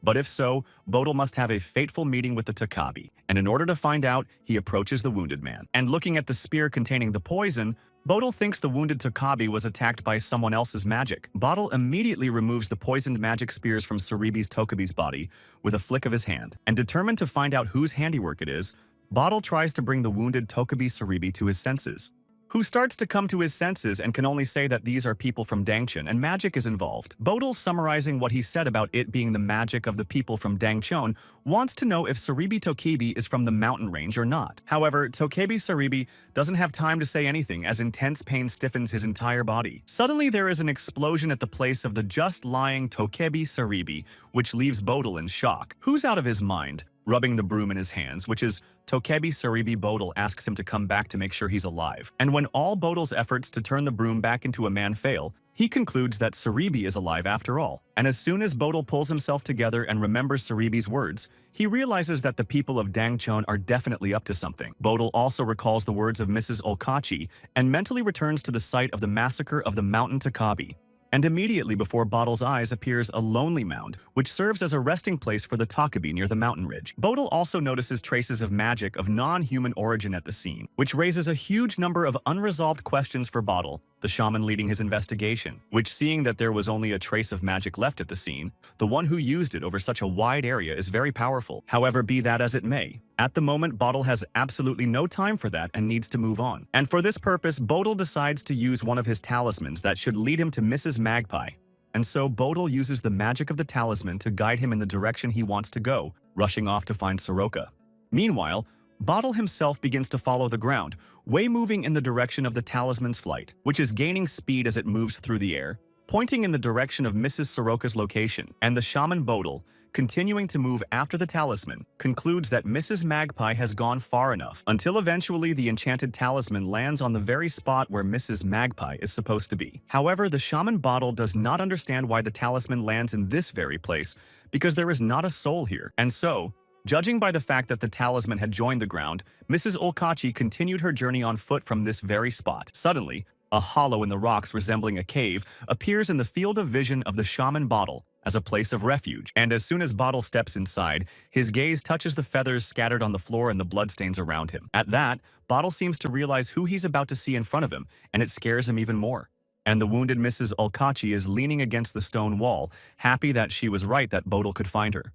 And as soon as the shaman Bodil sees the wounded Mrs. Olkachi in front of him, he immediately rushes to her aid. At the same time, the first thing shaman Bodil does is to apply his healing talismans to the site of Mrs. Olkachi's wounds, who expresses her gratitude to the shaman Bodil, who came to her aid for being able to stop her bleeding. And now, as before, Mrs. Olkachi is once again in debt to the shaman Bodil, who found her in a bad situation. And it all started when the shaman Bodil was able to save Mrs. Olkachi's children from being attacked by an adder. But the next moment was when the shaman Bodil cured Mrs. Olkachi when she was hit by an arrow belonging to a hunter. And there was also the time when the shaman Bodil defended Mrs. Olkachi one-on-one from a monster that attacked her.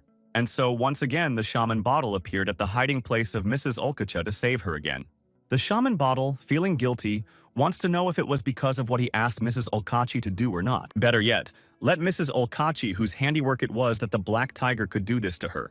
But it must be admitted that this time the Black Tiger is not to blame and is not involved in injuring Mrs. Okacha so badly. After all, the warriors from the Dangchun residence led by Oh Hensok and the girl shaman in their midst are involved. And then there was the one who lost Yuiju, namely the dragon whose name must be well known to the shaman Bodil Nurulmir. However, hearing what was said from the lips of Mrs. Okachi, the shaman Bodil can't believe that Nurulmir is in the midst of everything. Thus, Mrs. Okachi makes some edits and reports that she cannot call Nurulmir a dragon because it was a greedy monster, and the shaman Bodil, still not coming to his senses from what he has heard, only wants to know where Nurulmir is now.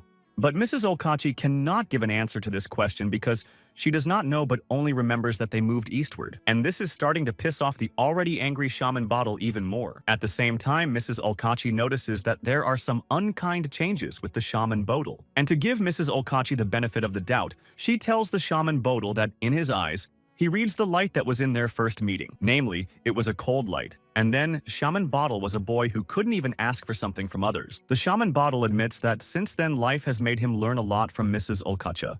And now, after so much time has passed, Shaman Bodil is finally smiling a lot, and it's great. And the Shaman Bodil now comes to his senses, looking directly at Mrs. Okachi to make sure that she is pleased with this transformation.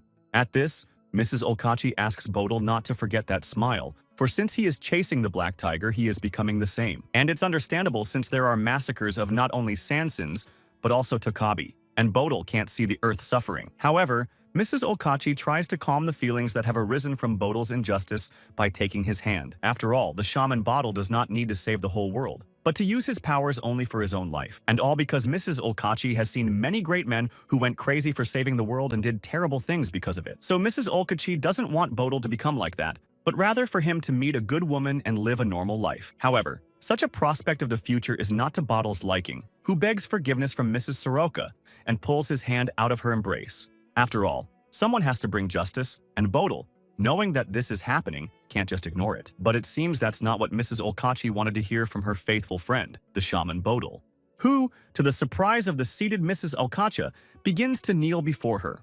At the same time, the shaman Bodil, saying that he has patched up Mrs. Okachi a bit, asks the latter to rest a bit and return to Ulsan. And as soon as Shaman Bodil finishes his speech, he immediately bows to Mrs. Okachi in a bow of thanks.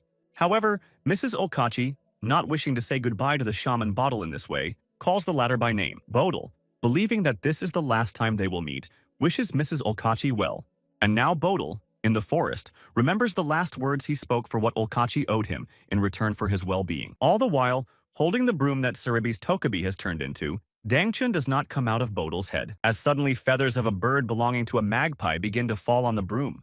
And it is not a mistake, because climbing on the head of the shaman Bodil lands Mrs. Okachi in the form of a magpie. Thus, seeing in the hands of the shaman Bodil a broom, Mrs. Okachi wants to know if it is not a Tokabi in front of them. However, Bodil reminds Okachi that her wings are not yet healed and she had better go back to the node. But the appearance of Mrs. Okachi outside is understandable, because she is so hard to be in confinement and wants fresh air. And the shaman Bodil, addressing Mrs. Okachi, wants to know for what purpose she follows him, for her debts are all forgiven. To which Mrs. Okachi, expressing her concern for Bodil, is going to see to it that he doesn't go mad. At this, the shaman Bodil reminds her of her words that he should live his life, but hike that Soroka has a lot of interest in others. But Mrs. Okachi, omitting the answer, decides that if they go in the direction she's pointing to, they'll come to Daejeon, which is to their advantage, and it becomes to the liking of the shaman Bodil, who such from Mrs. Okachi smiles contentedly. But for the entire journey, Mrs. Okachi must lag in the knot for her own good, and the shaman Bodil will go for the two of them. And just like that, time flies by, and the night is replaced by a clear sunny morning over the mountains and forests. At the entrance to Daejeon, people are already starting to crowd in, forming a traffic jam not typical for this place at any other time. And the reason for that is the armed guards stationed at the entrance to Daejeon, who don't let in people who haven't been checked. And in order to enter Daejeon, a person from the street must present a pass. But since the pass was not required before, the person wants to know since when it was not better to let him just get in. At the same time, the person checking the passes immediately shouting informs that if there is no pass, the passage is forbidden, and it is the order of the official Cho. And the rest of the people who are also crowding the entrance to Daejeon expressing their discontent want to know what the news is about the pass. And among the crowds gathered at the entrance to Dachan are Seo Sori and Wang Sai-hee, who are wondering how they can get in. At the same time, Wang Se-hee thinks about the possibility of returning to the slope from the other side, but it is time-consuming. And then, an elderly man with a load who sighs heavily from his burden catches Wang Se-hee's eye. After all, it is hard for a man of that age to move around. And besides, the queue of those who want to go to Daejeon is not getting smaller. And now, as Wang Se-hee watches the elderly man suffer, some plan of action begins to emerge in his mind. That said, what follows is very surprising to So Sori, who doesn't yet understand what Wang Sai-hee is up to. Which is loaded with bulks of the elderly man's belongings one of them gives to a still uncomprehending Sori. Wang Sai-hee decides to make things clear, and tells Sori and the old man that the girl is now grandfather's granddaughter, and he is their porter. And this resourcefulness on Wang Sai-hee's part brings a clearly underestimated So Sori to delight, who immediately snuggles up to the old man and tells him that she is now his granddaughter, thereby driving the man into color. However, once the embarrassment passes, the elderly man seems very happy that he suddenly has such a granddaughter. And that's how the elderly man and the following. So Sori and the laden Wang Se-hee get inside Daejeon. At the same time, So Sori, wanting to praise Wang Sai-hee, notes that he's smarter than he looks. But suddenly, the voice of the checker from behind calls out to Sori Wang Se-hee and an elderly man who had already entered inside. And So Sori, who just thought they got off very lightly, hears that they should come up again and show their faces. But then Sori, having already gotten himself under control, turns to the inspector and decides to clarify whether he has just spoken about them. To which the checker quite seriously tells So Sori to come over to him right now so he can look at her face. And Sori, in a hurry to immediately comply with the order, rushes at the inspector to tell him if she's close enough to him. At this, the checker seems very confused by such an obscenely close distance between him and So Sori, who is waiting for an answer.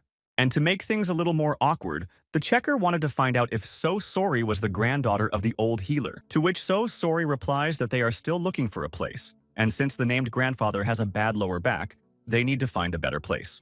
And the checker advises travelers to go to Hanalcheong, as it is not so expensive, and they have recently brought in good blankets. For something Sori. Sori immediately rushes to thank the inspector, who only refuses because he has not done anything special. And So Sori, having solved the earlier problem, rushes back to Wang Sai-hee and his grandfather to tell him that everything is fine. And grabbing the said grandfather under his arm and pulling Sori to him, Sori nods in passing for them to walk away from this place as soon as possible. As soon as the old healer comes to his senses from embarrassment, he informs her that he would be very happy if So Sori was his real granddaughter. She immediately tells him that she doesn't want to part with him either, and asks the old healer to buy her some soup. The old healer immediately agrees, because both Wang Se-hee and So Sori have helped him with his heavy luggage. And So Sori, to please Wang Sai-hee, calls out to the latter and asks him to hurry up as the old healer is going to buy them something to eat. And Wang Se-hee, being in a bad mood, once again makes sure that you can't expect anything else from a nine-tailed vixen who always gets her way. And just as the meal ends, it is time to say goodbye to the old healer, and So Sori wishes him to be careful. So Sori now suggests that Wang Sai-hee go ahead and take the bead away. That being said, So Sori wonders how Wang Se-hee plans to do it with force, or will he steal the bead? But one way or another, Wang Se-hee shouldn't rely on the help of Sori, who he didn't want to use for such a case anyway. And Seo Sori, hearing such a statement from Wang Sai-hee, realizes that he now doesn't hesitate to say the word use. And seeing a couple walking hand in hand in front of him, Sori decides to call such a deal by another word, namely cooperation. The closer the passing couple is to Sori, the more she sees them holding hands, and a plan begins to form in her head. And now approaching Wang Se-hee, Sori bows her head to him, causing him some bewilderment. Suddenly, Wang Se-hee notices that Sori is taking his hand without a word and without any warning. At that, So Sori puts conditions on Wang Se-hee, which is that if they walk hand in hand, she will probably help him in his case. But Wang Se-hee abruptly pulls his hand out of Seo Sori's hand with a shout to tell her that he doesn't need her help. However, such a move doesn't work with Seo Sori, who immediately grabs the hand of a surprised Wang Se-hee again. And the harder Wang Se-hee tries to free herself from Sori's hand, the more deftly she brings her hand back into his.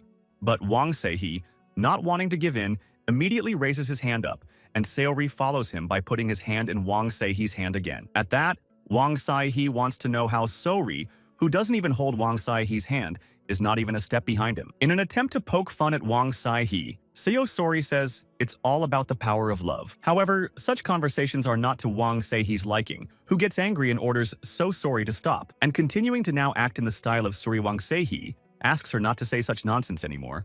Suddenly, Wang Seihe notices that he can, with some effort, replicate So Sori's movement technique. And the first thing Wang Seihe does is to brake sharply with his foot, after finding a firm footing. And in the second step, Wang Saihe removes his hand that had just embraced Sayori's hand with all his might, who, having lost her balance, begins to fall downwards with all her might, unable to find any more support in Wang Saihe. That being said, So Sori is very curious to know if Wang Saihe really doesn't like holding her hand that much since he pushes her away. To which Wang Saihe only replies that it can help practicing sword fighting and asks So Sori to move faster this time. But hearing that So Sori is not going to do, said Wang Saihe he turns around to leave takes her mindset.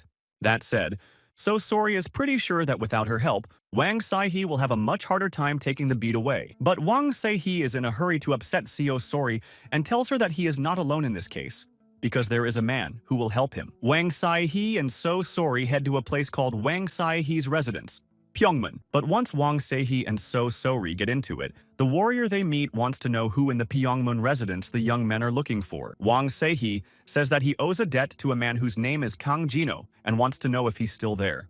And the inspector, who met Seo Sori and Wang Saihe, who at first didn't quite understand who they were talking about, now realizes that the young men are talking about a petty officer. But hearing that Kang Jino is now Petty Officer Wang Saihe notes that he has become a petty officer during this time and asks permission to see him. The warrior who met them informs them that Kang Jino is a busy man and asks them to wait for his return answer. And just like that, Wang Saihe and So Sori find themselves still standing on the threshold of the entrance to Pyongmun in front of closed doors. At the same time, Seo Sori thinks that the Pyongmun residence is very famous as she saw a lot of people through the half-open door. And so, Sori hearing that her guess is confirmed by Wang Saihe notes that the letters of the northern countries are very complicated and even gets the name wrong. And Wang Saihe, making her correction, also reports that 50 years ago the present-day residence of Pyongmun was called Pyeongchon. And back to history, Wang Saihe says that since ancient times, Dangchun and Pyeongchon have opposed each other for the title of the best in sword fighting. However, it was the people from Dangchun who started the strife, saying that two residences cannot have a syllable meaning, sky, in their names. And it was decided that the one who loses would remove the syllable from the name and lost Pyeongchang, and the foreman could not bear the shame and killed himself. However, after this incident, Pyongmun began to fall apart little by little, but things have recently started to change for the better. At that, just as Wang Saihe began to finish his story, the doors of the residence began to open, and appearing at the entrance, Petty Officer Kang Jino, smiling affably, notes that it's been too long since the last time they met. And even though Petty Officer Kang Jino hasn't seen the guest in a long time, he remembers that his name is Seihe, who immediately bows his head to the elder as a sign of respect and gives Kang Jino his brotherly greeting. But as soon as all the formalities have been completed, Wang Saihe, taking a more friendly tone, notices that Kang Jino is now a petty officer. And petty officer, as Jino already too playing along with Wang Saihe, doesn't make him question his new rank. At this, Wang Saihe improves the moment by asking Petty Officer Kang Jino to listen to his urgent request. To which Kang Jino notes that this request is very important to Wang Saihe, who says this despite the fact that they haven't seen each other in years. And Wang Saihe immediately confirms that what comes next is really important to him and very urgent. If so, Petty Officer Kang Jino tells Wang Saihe that he's ready to listen to him without delay. And Wang Saihe now directly asks Petty Officer Kang Jino to give him the yuju he so badly desires. But in fact, Wang Saihe's request perplexes Petty Officer Kang Jino, who instead of answering on the spot invites Wang Saihe and So Sori to proceed inside the residence to continue the conversation they started. And so Wang Saihe and Sori, following the elder Kang Jino, enter the courtyard of Pyongmun where they are surrounded by warriors. However, as soon as So Sori gets inside, she notices one strange thing among other things. Namely that the warriors of the residence who are standing at the entrance begin to put the gate latch back in place. At the same time, a huge number of warriors led by Chief Petty Officer Kang Jino are already surrounding Wang Saihe and So Sori, enclosing them in a circle. And So Sori, seeing that they are trapped, wants to know what it all means, because Wang Saihe said earlier that Chief Petty Officer Kang Jino will help them. At the same time, Petty Officer Kang Jino directly addresses Wang Saihe and asks him not to do anything stupid. At the same time, Seo Ori, hearing the threat in Senior Kang Jino's voice, decides that he can help Wang Saihe solve the case, who holds Sori's hand and asks her to help if she can. thus causing Sori to be perplexed. But the help should be for Sori to pull herself together and try to be quiet. At the same time, Seo Sori pulls away from Wang Saihee as a leper, noting that this is the first time he's asked her for anything. However, as it is, Sori is beyond furious and asks Wang Saihee not to dare grab her arm in this way anymore. But this behavior of Seo Sori is not the least bit afraid of Wang Saihee, who immediately intercepts the nine-tailed vixen's hand again, who, it should be noted, is very happy that Wang Saihee was able to learn so quickly from her, which is to be commended. And that was really true, because Wang Saihee was just watching Seo Sori's actions and continuously practicing in his mind the entire time. However, deciding to return to their earlier conversation, Wang Saihee once again asks Seo Sori to be quiet within the residence. Seo Sori immediately declares that she doesn't like it, but if Wang Saihee asks her to do it, she'll do it. As soon as Wang Saihee realizes that everything is settled with Seo Sori, he immediately takes up the belt to which his battle weapon is strapped, which he immediately throws to the ground at his feet, thus showing his most good-natured intentions in not wanting to get in the way. However, Petty Officer Kang Jino, though accepting of this outcome of his confrontation with Wang Saihee, still orders the uninvited guest to be imprisoned. Meanwhile, the crowd at the entrance of Daichin still doesn't get smaller, forming a traffic jam of people wanting to get in. And here among the waiting people with a request to show the pass stands the shaman Bottle, who does not know at all that it is necessary to show it. On that, the checker informs that the rules have become effective since this morning, and if there is no pass, you need at least a feudal lord's badge. But Bottle as a shaman has no feudal token, and besides, the people behind his back are beginning to express their displeasure. At the same time, the checker at the entrance saying that only a pass or token can give permission to pass, otherwise you cannot. And this is not in the plans of the shaman Bottle, because he is in too much of a hurry and also does not know where to get these things. But suddenly Sobak appears in front of the shaman Bodil, who was already desperate to get inside Daichin, calling him brother. At the same time, Sobak said that she had been waiting for Bodil since dawn, and apologized for making him wait now. And the shaman Bodil, not knowing who is in front of him, thanks the girl for coming to his rescue in time. With Sobak showing Bodil's pass to the checker, he's approved that he's okay. And that's how Bodil enters Daejeon's territory without remembering who the girl is that accompanies him. And to at least try to remember the girl, Bodil watches Sobak surreptitiously, who all the while continues to follow in the footsteps of the shaman Bodil without giving any sign. And this goes on until Bodil decides to break the awkward silence by saying that he must have known the girl when he met her, to which Sobak replies that she and the shaman Bodil used to be trained by the same hermit, but since he was young, he doesn't recognize her now. However, even such a tip doesn't give Bodil a clue, who admits that he has always had a hard time remembering people's faces and names. And this statement seems to be very upsetting to Sobak, who had harbored the hope that after what Bodil had said, she would remember her. But as it happens, Bodil feels himself in an awkward situation and realizes that he still doesn't remember the girl. However, Sobak says she's not going to be upset about it because Bodil has always been cold to her. And to lighten the mood, Sobak asks Bodil to speed up because she has been waiting for him and has prepared a lot of food. However, one thing clearly bothers Bodil, and that is how Sobak knew Bodil was coming to this very place. To which Sobak still wants to ask Bodil, who doesn't remember anyone at all, why he has no connection to people.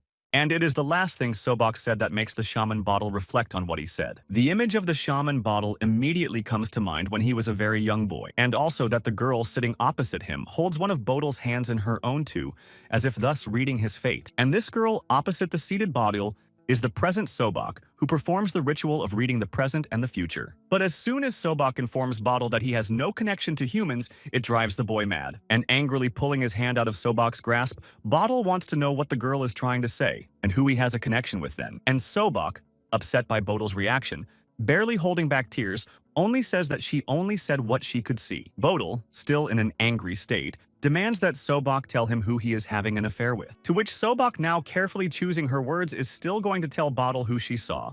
And this related Bodil is none other than the black tiger that Sobak saw during the ritual.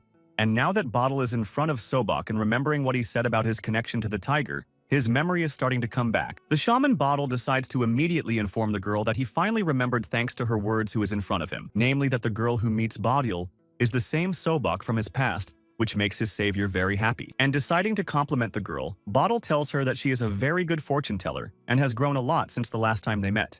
To which Sobak, while agreeing that she has grown a lot, would still like to always remain a child forever. At that, Bodil said that too much time had passed, but he hadn't seen that expression on her face when she was a child. However, according to Bodil, this may suggest that the soothsayer Sobak is doing well without even asking if this is the case. And Sobak, not wanting to continue talking about it any further, summarizes by saying that Bottle is right and she's doing fine. Bodil decides to remind Sobok that she told him about the food and that he should go faster because he is hungry, to which Sobok gladly agrees and directs Bodil in the direction of where the house with treats for him is. And pressing harder against Bodil's arm, Sobok reminds him once again that they should go as fast as possible. Even though Sobok seems to be acting in good faith, she still has a look on her face that suggests she's up to something. And sometime later, the action begins to unfold in the hut where Sobok has brought her guest shaman Bottle, who, in the face of unbearable hunger, sinks his teeth into the meat on a chicken leg. But not only the shaman Bottle greedily devours the food, but also Mrs. Olkachi is not lagging behind him. However, despite the fact that, according to the shaman Bottle, Mrs. Olkachi is eating at both cheeks, she also complains that human food is salty. Bodil, hearing that this is only a necessary measure, asks Mrs. Olkachi in an orderly tone to eat and not to talk and to be grateful. And in order not to offend in any way the Sobok shaman Bottle, who accepted them, asks not to take Mrs. Olkachi's words seriously. At the same time, Sobok asks Bodil not to worry about the situation and says that she is honored to set the table for Sanchin. Bodil thanked Sobok for this and went back to eating, explaining that he had come from far away and was therefore hungry. But Sobok, deciding to go straight to the question she is interested in, asks Bodil head-on if he will go to Chogyebon. And since Bodil does plan to pay Chogyebon a visit, he's quite surprised that Sobok knows about it. At the same time, Sobok explains the demand for a pass at the entrance to Dishin by saying that something dangerous has been going on around Mr. Cho lately. And these speculations, Sobok's agreement about the danger, is confirmed by the shaman Bottle himself, who also believes that something bad awaits Cho. And since that is the case, Sobok asks the shaman Bottle to tell her everything he knows about this dangerous business, which is important to her. And to the surprise of Mrs. Olkachi sitting next to Bottle, he puts aside his food to share with Sobok what he himself knows. Namely that Shaman Bodil came to Daejeon to take the much-coveted Yeoju. And this statement is very alarming to Sobok, who even temporarily loses the power of speech from hearing it. At the same time, Mrs. Olkachi, who believes that Bodil has said too much, hears that Sobok can be trusted because her abilities can help them. And even when all the food offered has been eaten, the conversation continues about Yuju, and the fact that Tanchan's people are destroying the Sanshin and the Tokabi. Sobok guesses that Tanchan's people need Yuju too, and that's why they're doing this unjustified action. And Bodil, who now looked warily at Mrs. Olkachi, again agreed with Sobok's version. At the same time, Sobok wants her to know that Bodil and Mrs. Olkachi are chasing the people from Tanchan because they are destroying the Sansins. And this is true because Mrs. Olkachi herself has suffered at the hands of people from Tanchan who deserve to be punished. To which Sobok scrutinizes the determination in Bodil's plan, noting that he hasn't changed a bit since the last time they met. After all, Bodil had always been only interested in despising people who mocked the gods and destroyed ghosts. Bodil never noticed the people who were always faithfully by his side, and now, Bodil begins to realize who Sobok means and decides to ask her how she has been living all this time. To which Sobok begins her story by saying that since Bodil and her mentor left her, she has been alone. Bodil, wanting to ease the awkwardness of the situation, wants to know if it is hard for Sobok to live in such conditions. After all, with powers like Sobok's, you can get rich, so why didn't she take advantage of it? To which Sobok says she can't accurately predict people's futures and has been slapped in the face several times for telling the truth. And this is very disturbing to Bodil, who even though he asks if Sobok has had a hard time in his absence, realizes that she has suffered. But since it's business as usual for Sobok, she decides to change the subject and switch to Bodil. And Sobok takes the pebbles out of her purse and holds them out to Bodil, who doesn't quite know what they are. But Sobok explains that she made these pebbles from gravel from the goat trail and will now use them to predict their future. And once all explanations have been given, Sobok begins preparations for the process of predicting the future itself. At this, Bodil and Mrs. Olkachi await with surprise and horror what will follow from Sobok next, who, after a moment's hesitation, closes her eyes and opens her hand, from which pebbles roll out, which are rolled out in an orderly fashion on the floor in front of Mrs. Olkachi and Bodil. And Bodil, in suspense, can't even look away from the fact that his future will soon appear before him.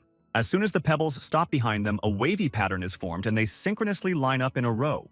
But Sobok has yet to say a word about Bodil, saying that their mutual mentor is not alive and getting confirmation of it. And Sobok guesses that, at this point, Bodil was with the mentor, but doesn't guess since the mentor said goodbye to life alone. But still, Sobok insists that she sees that with the mentor at that moment was someone, however maybe the prediction is distorted. However, Bodil says that he saw his mentor when he was already dead and asks him to tell him what else Sobok sees, who turns to Bodil and says he had an amazing encounter with someone recently. Immediately, two identities pop up in Bodil's mind, one belonging to Wang Se-hee and the other to the nine-tailed fox So-So-Ri. However, Bottle, who has little interest in this information, still agrees that this meeting can be called surprising. But Bottle does not expect at all that the next question will be whether this meeting took place yesterday.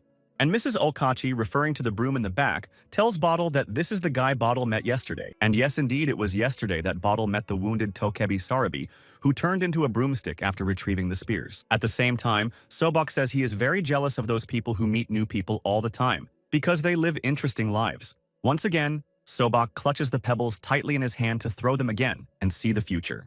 And so another batch of pebbles fly to fall to the floor and synchronize into a certain shape. But as soon as the pebble pattern appears, Sobok comes to a great shock. For now, Sobok's future tells her Bottle is destined to meet someone she can count on. But since Bottle is not good at predictions, he still wants to know which one of them has been stoned this time. And Sobok, without giving an answer, instantly rakes the pebbles back into his hand, without stinging the continuation. And Sobok explains her behavior by saying that she dropped the pebbles by accident, and even Bottle needs to practice his predictions. And to change the subject, Sobok suggests that Bottle drink tea, as it will be much more pleasant to have a conversation over it. That being said, as soon as Sobok gets her proposal accepted, she immediately leaves the house.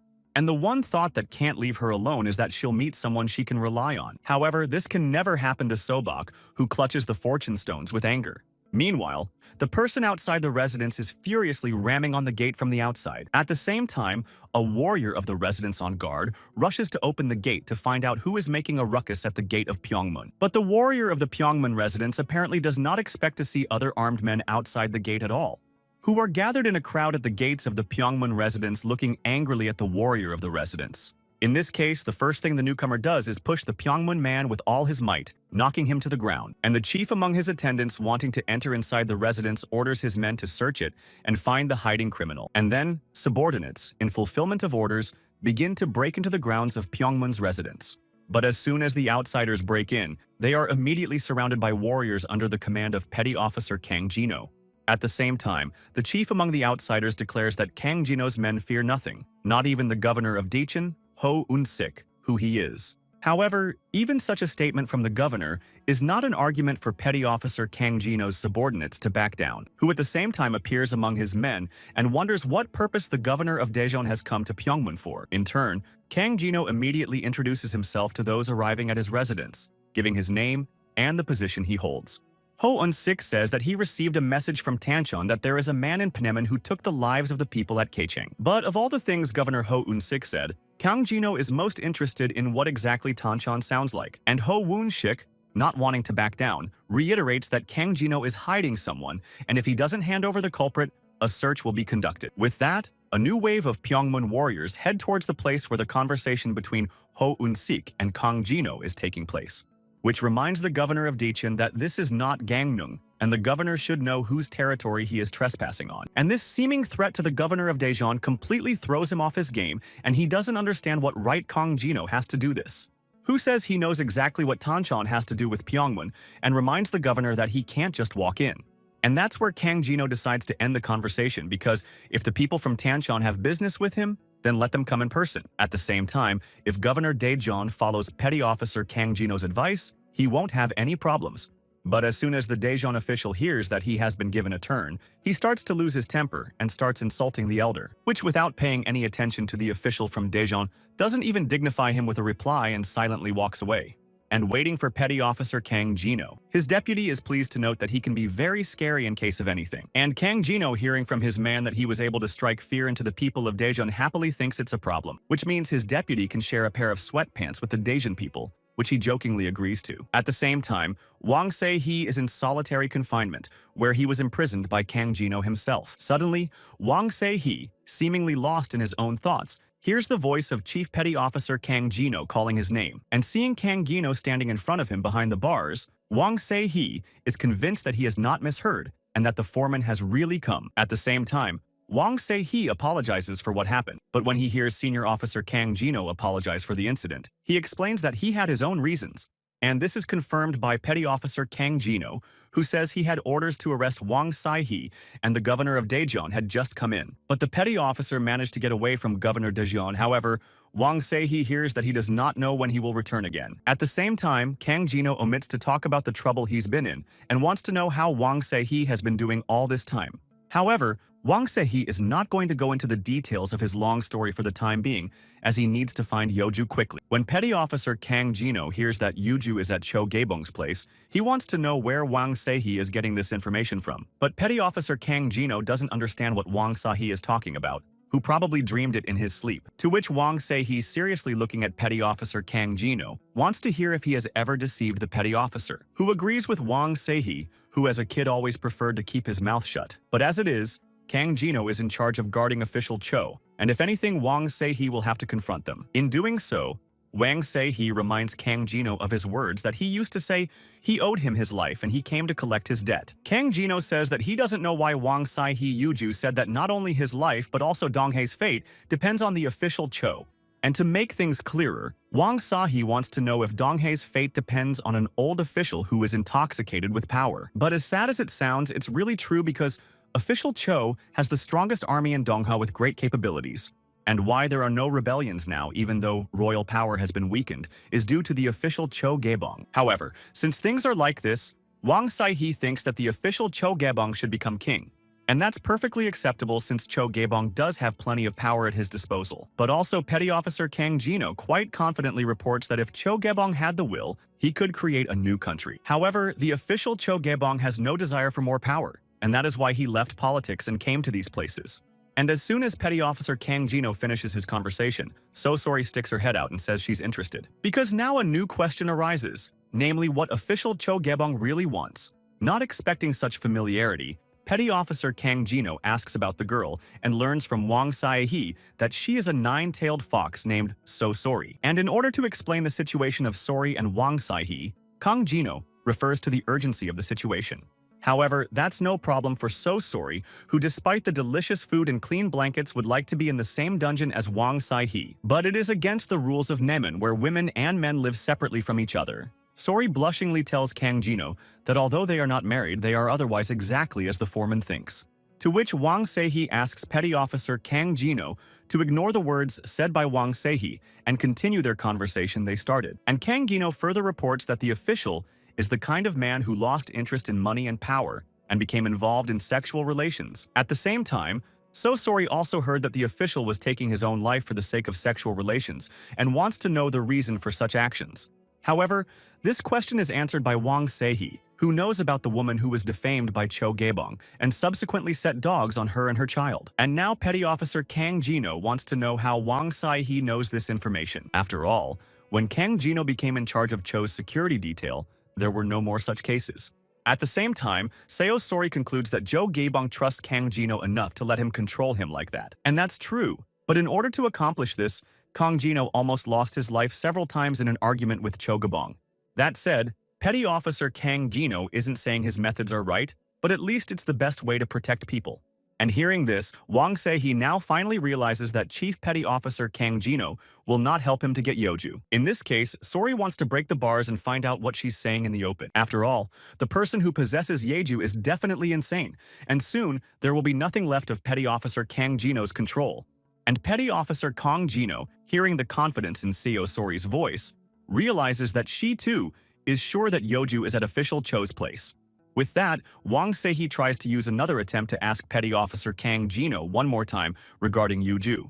It's whether or not Petty Officer Kang Jino really doesn't know where Yeoju is right now. But no matter how hard Wang Seihe tries, Petty Officer Kang Jino can't give an answer to his question and asks him to end the conversation there. And Wang Seihe, now realizing that he can't get anything out of Kang Jino, all he has to do is thank him.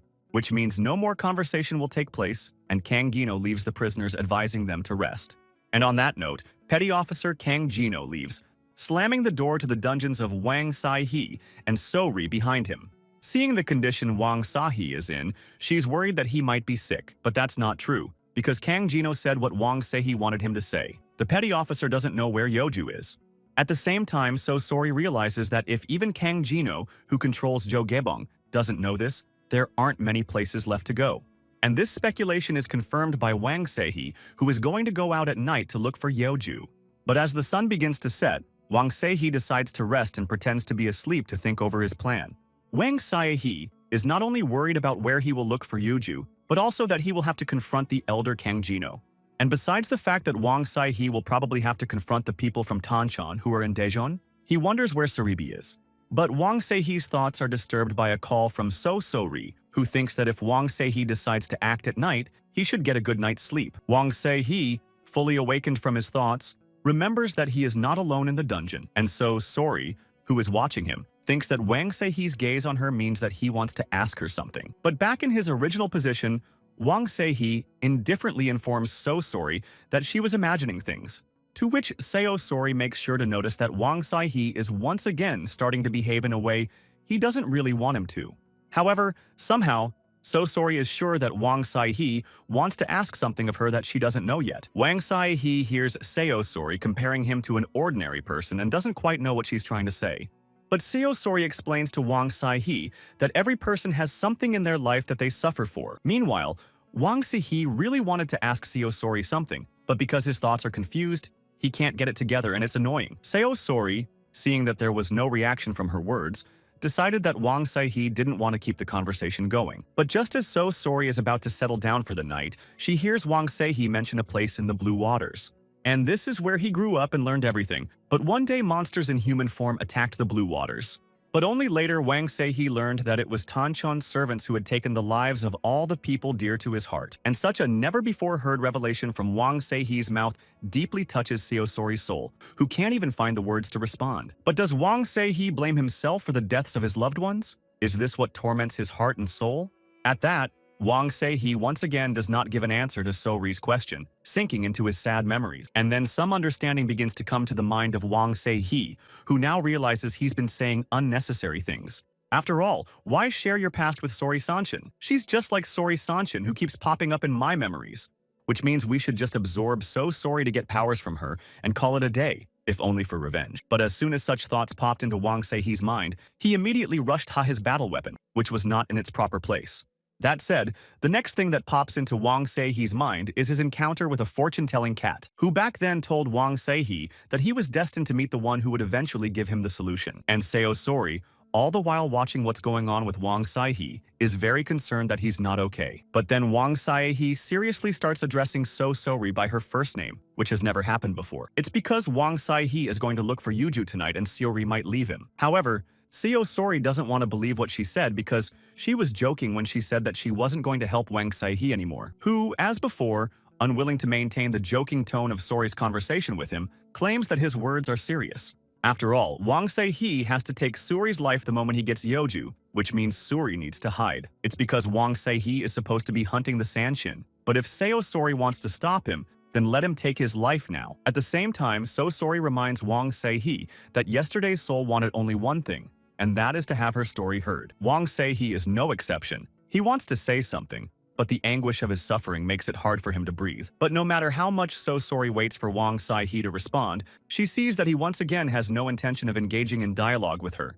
Sori decides that this is the end of the conversation and turns his back on Wang Se-hee. Though the silence drags on, Sori's head sank into her own thoughts, realizing that she was right. At the same time, Wang Se-hee, who is also thinking about what he said earlier, is doing the same thing, catching the synchronicity in his actions with Seo-Sori. And this goes on until night falls and Wang Se-hee makes sure that So-ri is sound asleep with no dreams. It seems that it is really true, because So-Sori is cozily nestled in his cell, sleeping sweetly, and Wang Se-hee looks at the girl one last time, as if saying goodbye to memorize both her and her facial features. And at the same time, the shaman bottle with Mrs. Soroka, still staying in the cabin offered to them by Sobuk, decides to sharpen their battle weapons. All the while looking at the tip of the blade, various thoughts continue to swirl in the mind of Bottle the shaman. And Mrs. Okachi looking at the broom that Saribi's Tokubi has turned into notes that he has already recovered, which speaks to his strength. And it's also very strange that Sobuk, who left to get tea, has not yet returned to them, as Bodil himself confirms. Mrs. Okachi, seeing that it doesn't bother Bodil at all, decides to ask if Sobuk can be trusted. But the shaman Bottle can't answer the question because he doesn't remember much about Sobuk. The only moment Bottle remembers well is when Sobuk asks him if he really has to go.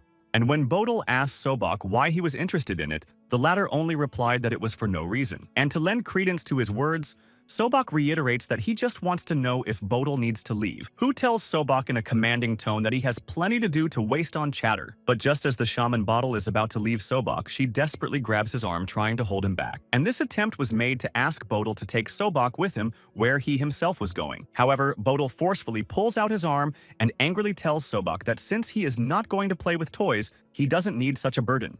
And now Sobok, realizing that she is losing her last chance to follow Bodil, just watches in silence as the one she considers a brother leaves. Meanwhile, Bodil, fully convinced of his rightness, begins to walk away from Sobok without even wanting to turn around to say goodbye. With Sobok left alone, all she has to do is cry for her brother who abandoned her. And the tears are already pouring down Sobok's face, who only calls Bodil, calling him brother. And that's exactly what Bodil's last memory of him and his relationship to Sobok is. At the same time, when asked by Mrs. Olkachi whether Bodil remembered anything, the latter only says that he did very badly to Sobok, and this upsets Mrs. Olkachi, who doesn't know what kind of character Bodil had before he met her and wants to know what he's done. Which means Bodil has no choice but to confess everything now to Mrs. Olkachi, who is so eager to know. And he starts with how Sobok asked him to take her with him, but since Sobok had fallen down the mountain and was all bruised up, he didn't need her. And Mrs. Olkachi, hearing that such an act was seen as cool by Bodil at the time, now thinks he's an asshole. But since the deed is done and it's in the past, Bodil needs to apologize to Sobok right away, because it's never too late to do that. However, wanting to push the hurt Ms. Olkachi now doesn't even know if such a heartless child can apologize. But just as Bodil begins to talk about his efforts to reform himself, he hears Sobok's voice outside calling out to him. At this, Sobok invites Bodil and Mrs. Olkachi to leave the house to meet someone who can help them. And Bodil immediately goes outside and can't believe that Sobok has brought along someone who can help them with their case. And indeed, next to Sobok stands another person, or rather a child in appearance very similar to the shamaness. However, the first thing Sobok Bodil asks Sobok is what kind of child he is and how he can help them. But instead of Sobok now answers the girl herself, who expresses a sign of greeting and introduces herself as Sang-mi, and who has just followed the shaman Bodil is recognized by Mrs. Olkachi and informs Bodil about it. In this case, Sang-mi expresses joy despite the fact that Mrs. Olkachi is so frightened from the meeting on the contrary, and Bodil, hearing from Mrs. Olkachi that Sang-mi had struck her on the mountain pass, guesses that she was involved in the destruction of the Takabi. In addition, Bodil, not even knowing that their house is surrounded by the elders' men, tells Mrs. Olkachi that he smells blood around him. Even so, Bodil decides to come out to Sobok, from whom he wants to hear why she is doing this to him. However, Sobok posturing tells Bodil that he knew her so well that he could so easily believe all of this. Did Bodil even know that when he and Sobok were studying with the hermit, what she was going through? But as sad as it sounds for Sobok, Bodil admits to her that he doesn't remember this time. And it is not surprising for Sobok, because for Bodil, she was always nothing more than a small weed or a pebble in the path. At that, Bodil immediately confirms that he has such a side. But that doesn't give Sobok the right to bring to him people who destroy Donghei's life. But Bodil's spoken words leave Sobok indifferent to Donghei's plight because of what Donghei in turn has done for her. And hearing what Sobok Bodil said, he realizes that if she really thinks so, he has nothing more to say to her in response. And Sobok now turns to Sang-mi in an orderly tone and tells them to grab Bodil as soon as possible and stop him from talking nonsense. And Sang-mi immediately understood the order correctly and signaled to the men who were under the command of the petty officer, some of whom hold their battle weapons at the ready and take cover on the rooftop to prepare for Bodil's attacker. At the same time, another part of the armed men immediately appear from around the corner and openings of the house in which Bodil and Mrs. Olkachi are. And Bodil, who at this very time is raking sand near the doorstep of the house, notes that too many people have gathered to catch them, and as soon as Bodil finishes saying the words, he hits the place where his foot was just now with force. The blow is so strong that it simply does not give the armed men of the petty officer the opportunity to move. And the same pressure is also felt by Sang-mi, who immediately reacted in time, who is beginning to realize that what Bodil is doing is called displacing magic. And the power of displacing magic is too great as even everything around the house is affected by it. At the same time, the armed men of the elders, shackled by magical power, do not realize what is happening not only around them but also with their bodies. And Sang-mi, still in the ready pose, doesn't understand how Bodil could use such magic without knowing the spell. Bodil, taking advantage of the situation and the general stupor, is already rushing towards Sang-mi with his battle weapon at the ready. But at the very moment Bodil strikes Sang-mi, he misses as the shamaness is able to react in time. Namely so that Sang-mi not only pulls back from the blow she was dealt, but also bounces back from Bodil. And once the situation is more or less safe, Sang-mi lands, noting Bodil's amazing skills. Even though Bottle asks him not to tell Sanmi what he knows about himself, he notes that the girl in front of him is not an easy one. But then the head of Tanchon appears on the horizon from behind Sangmi's back and notices Bottle's well-honed movements. And now, by going straight to Sangmi, the head of Tanchon wants to make sure that Bottle's shaman is in front of him, who clearly doesn't expect that not only will there be another figurehead on the field of confrontation, but that he will recognize him. At the same time, Bottle feels a stabbing sensation in the back of his head and still wants to know who this man is. But the answer to Bottle's question is given by the nearby Mrs. Okachi, who informs him that it is the head of Tanchon who has the power of a dead man. However, Mrs. Okachi doesn't have time to finish speaking before she and Bottle hear another arrival calling them his appetizer. In addition, Mr. Nurulmir is also celebrating Mrs. Okachi, whom he failed to eat the last time they met. And as soon as Mr. Nurulmir finishes his monologue, he immediately jumps to the ground. At that, Mrs. Okachi is no longer able to contain her fear and says that the boy she saw before is the same one in front of them. And this boy, aka Mr. Nurulmir, as soon as he lands on the ground, he forms a wave around himself from the force of the impact. And now Mr. Nurulmir will not miss a chance, and this time he will not let anyone go alive. And at this time, the shaman Bottle, being in the surroundings, begins to evaluate the situation, because behind the shaman and the man with the power of the dead, in this case, the way of Shaman Bottle and Mrs. Okachi is now blocked by a dragon named Nurulmir. But no matter how things go from there, the shaman Bottle decides that he must first address Sobok. It's more likely that Bottle will lose his life in this very place, and I wish I could tell Sobok what's on his mind over a cup of tea. But since there is a chance that there will be no more chance to talk, the shaman Bottle decides now to ask Sobok for forgiveness for everything. And Sobok seems totally unprepared to accept an apology from Bottle right now. And what's the point of Bottle doing this? He doesn't remember anything, so there's no need for these useless words now. However, it is hard for Bottle to disagree because it is all true and he does not remember the details, but he feels that he has done wrong to Sobok, who, already in a state of emotional instability, is being pushed to the brink by Bottle's words, who is now probably starting to think Sobok is fine, but in reality is completely wrong. And Bodial, who is now appreciating the look on Sobok's face, now realizes why he had no interest in women. And the reason is that Sobok's face kept popping up in his face, which tells me that Bottle's running things in that area. Meanwhile, Bottle, preparing for the approaching battle, agrees with Sobok that he can be forgiven so easily it takes more time, which means Bottle will do anything to survive, and then Bottle can apologize to Sobok properly. But since it is life-threatening for Sobok to be in this place, Bottle asks her to move away, which Sobok does despite the fact that Shaman Bottle and Lady Okachi are left alone against an outnumbered enemy. Mr. Nurulmir, who is going to attack Bottle and Mrs. Okachi, is already wishing himself a pleasant appetite, and now Mr. Nurulmir has already taken off from his seat, towering over Bottle, and is preparing to strike him, which hits Bottle just in the cheek area of his face, throwing him aside. But as soon as Mr. Nurulmir, who thinks he can defeat Bottle, hits the air, he doesn't realize what it is. And having realized that he did not catch Bottle, and having landed on the ground, Mr. Nurulmir begins to sputter with indignation. And since neither Bottle nor Mrs. Okachi is found by Mr. Nurulmir, he begins to look around furiously. In this case, Mrs. Okachi, deceptively already partially reincarnated as a magpie, already leaves the place of confrontation. And at Bottle's supposed location, talismans now appear enveloped in flames. And Mrs. Okachi, who still manages to leave the dangerous place for her, remains only with fear to watch what is happening below. And at this time, the fire whip under the control of the talismans belonging to Bottle is already splitting the air. And that's exactly what Sangmi doesn't expect to see, her surprise showing on her face. And Mrs. Okachi for a second hovered in the air, also watching the trick that Bottle was able to do, which explains to Sanmi that the magic he uses is called cleavage magic. And usually Bottle, looking at the flying Mrs. Okachi trying to distract the enemies from her, says that he uses 3 scrolls. At the same time, Mrs. Okachi, hovering in the air, holds her gaze on Bodial and understands what he wants to say to her with his actions. And the shamaness Shangmi, seeing that Mrs. Okachi is already far away from them, regretfully declares that they have missed her. At the same time, Sangmi turns to Bottle and wants to know if he is really saving Mrs. Okachi at the cost of his life. However, such a statement makes Bottle laugh a lot, who thinks that Sangmi's shamaness is confused about something. After all, the shaman Bottle is a hunter who has spent too much time hunting them himself, and Mrs. Okachi Bottle let Ms. Okachi go simply because he wants her away from a dangerous place. But finally, Bottle's time has come, and he can avenge all the Sanshin and Tokubi who have fallen at the hands of Tanchon's men. However, this amuses the shamaness Sanmi, who, although she notes Bodial's power level, is not sure he can handle them. And besides, Bottle's words madly piss off Mr. Nurulmir, who doesn't understand how a shaman dares to say such things.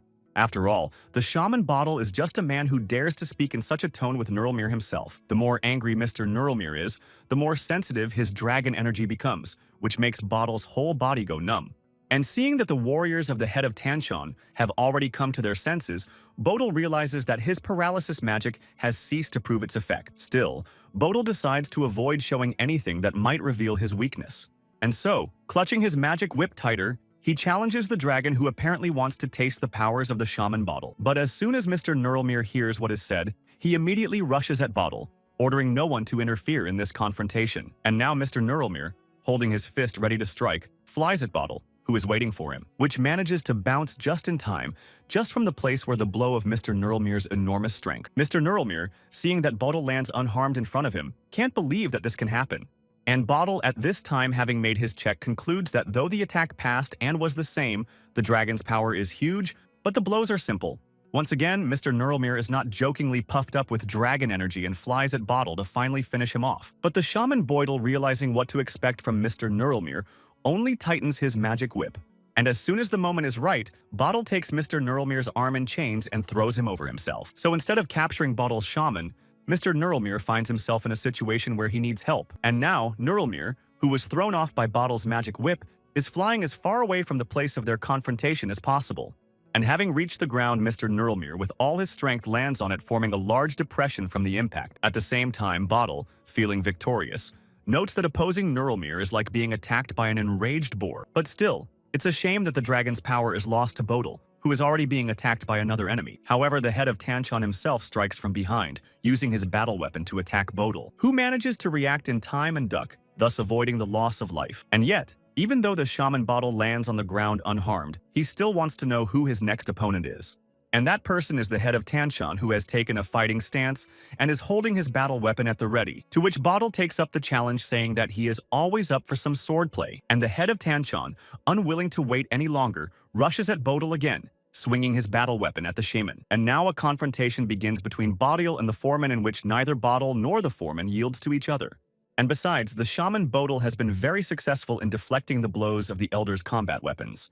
Not wanting to stop, the elder realizes that the shaman Bottle standing in front of him wields a sword. And even so, the elder makes new attempts to defeat the shaman Bottle, who is not far behind his rival. At the same time, the foreman also notices that the knife that Bottle had pointed at him is coming straight at him at a high rate of speed. But thanks to the fact that the bogeyman notices him in time, he manages to deflect the blow and change the direction of the knife belonging to Bottle.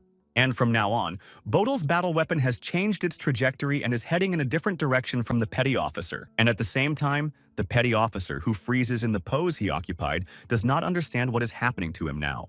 At the same time, Bottle, who gives praise to the yeoman, also reports that he uses magic because he is not a warrior, which means that the head of Tanchon should stand still in one pose, but at some point something goes wrong. And Bodil, who thinks he's done everything perfectly, notices that his magic is starting to crack. Bodil has to dodge and deflect the blows from the head of Tanchon once again, who finally breaks all the spells that have been restraining him and is about to go on a new offensive against the shaman Bottle, who hears Sangmi's voice reminding Bodil of his existence, which the shaman seems to have completely forgotten about. Well, as long as Sangmi is around, Shaman Bodil can safely assume that his magic is off limits. The shaman Bottle replies that Sangmi is too cruel to him, because how can you leave a shaman without magic? And besides, Mr. Nurulmir, who has come to his senses, reappears on the horizon, and his presence is discovered by the shaman Bottle, who does not seem to expect to see Mr. Nurulmir again so soon. And Mr. Nurulmir is already not on a joke, angry in full voice, says that he will immediately deal with the shaman Bottle. And so, the shaman Bodil finds himself surrounded not only by the men of the head of Tanchon, but also by the dragon and the shamaness Sangmi. But even though the shaman Bottle is surrounded, he still wonders what Mr. Nurulmir will do to him. And so, once again turning to his magic, the shaman Bottle decides to see what will come out of this confrontation next. And now, all the more confident in himself and his powers, the shaman Bottle offers his opponent some fun. Meanwhile, the unsuspecting Wang Sei-he continues to lie in his bed in the dungeon. Suddenly, Wang Sei-he's gaze catches that there is another person in the dungeon besides him, and So Sorry, who opens the door of the dungeon in which Wang Sei-he is being held and tells the latter that they are releasing them, suggesting that they get out. And when asked by Wang Sei-he who he is, the warrior informs that he is a deputy head of Pyongmun named Hong Seong-guk, who came on behalf of the head. But just as Hong Seong-guk is about to go to the second dungeon where Sori is, He notices that she is already out of it, and such a circumstance of affairs turns Hong Sung-guk in shock because he does not remember when he had time to open the door of the dungeon in which there was a girl. In doing so, Sori Sori remarks to the warrior that he should have taken care of her first, but he didn't, so Sori Sori opened up on her own. But once Hong Sung-guk's shock wears off, he holds out the items taken from the guests and says that they were put in the dungeon on purpose. However, neither the warrior nor the guests have much time on their hands, which means it's time to leave. But as soon as Wang Sai-hee and Seori go outside to follow Hong Sung-guk, the nine-tailed fox notices that she has soiled her new skirt, and not wanting to further spoil his belongings, Sori asks if there is another path to follow, but gets a negative answer. And besides, as soon as Wang Se-hee Suri and the attendant approach the high wall, the latter informs them that this is the end of their journey, which means that Wang Sai-hee and Sori can leave Pyongmun territory through the door that Hong Seong-guk is pointing to. Oh, and at the end, Hong Sung-guk, holding out the bag to Wang Se-hee, compliments the words of the chapter who apologizes for the way things turned out. And as soon as Vain Se-hee opens the sack, he and So Sori see that it is filled with a lot of gold. And Sori doesn't even try to hold back his admiration. He's already dreaming of spending that money on all the clothes he wants. Wang Sai-hee, who unlike Sori is completely indifferent to the gift, gives the whole bag to the nine-tailed fox. Wang Se-hee is doing this so that Sori can buy nice clothes and wear them to emphasize her beauty. But Seo Sori doesn't understand why Wang Se-hee is talking to her like that right now. However, Wang Se-hee does not dignify So Sori with a response this time as he has in the past. And instead of words, Wang Se-hee walks closer to Sori and wraps his arm around the girl's shoulders, pulling her closer to him. And just like that, Wang Se-hee and Seo Sori stand pressed against each other without another word, with Wang Se-hee leaning closer to the girl's face to confirm the words she said earlier. This is their farewell. However, So Sori doesn't want to believe what Wang Se-hee is telling her right now, standing as close to her as ever before. Still, to hear if Wang Se-hee's words are really true, Sori decides to ask again. But instead of answering, Wang Se-hee only silently bows his head to Seo Sori, implying that everything is finalized. And now, So Sori realizes that Se-hee is not joking, and can't hold back her tears and says what Wang Se-hee should have said to her, namely that he's going to kill her. However, no matter how it is or what Sori Wang Se-hee thinks, he is more serious than ever about his intentions. But that's not all Wang Se-hee wants to do with Seori, as he has a favor to ask of her, which is that in order to prevent Sori from happening to Wang Se-hee, Sori must promise him that she will go to the White Mountain of Ime. And when asked by Seo Sori why she should do it, Wang Se-hee replies that she'll find out for herself when she arrives. Oh, and at the end of the conversation, Wang Se-hee apologizes to Seo Sori for being very cold to her. But all this prolonged time, this behavior was Wang Se-hee's pretense towards So Sori.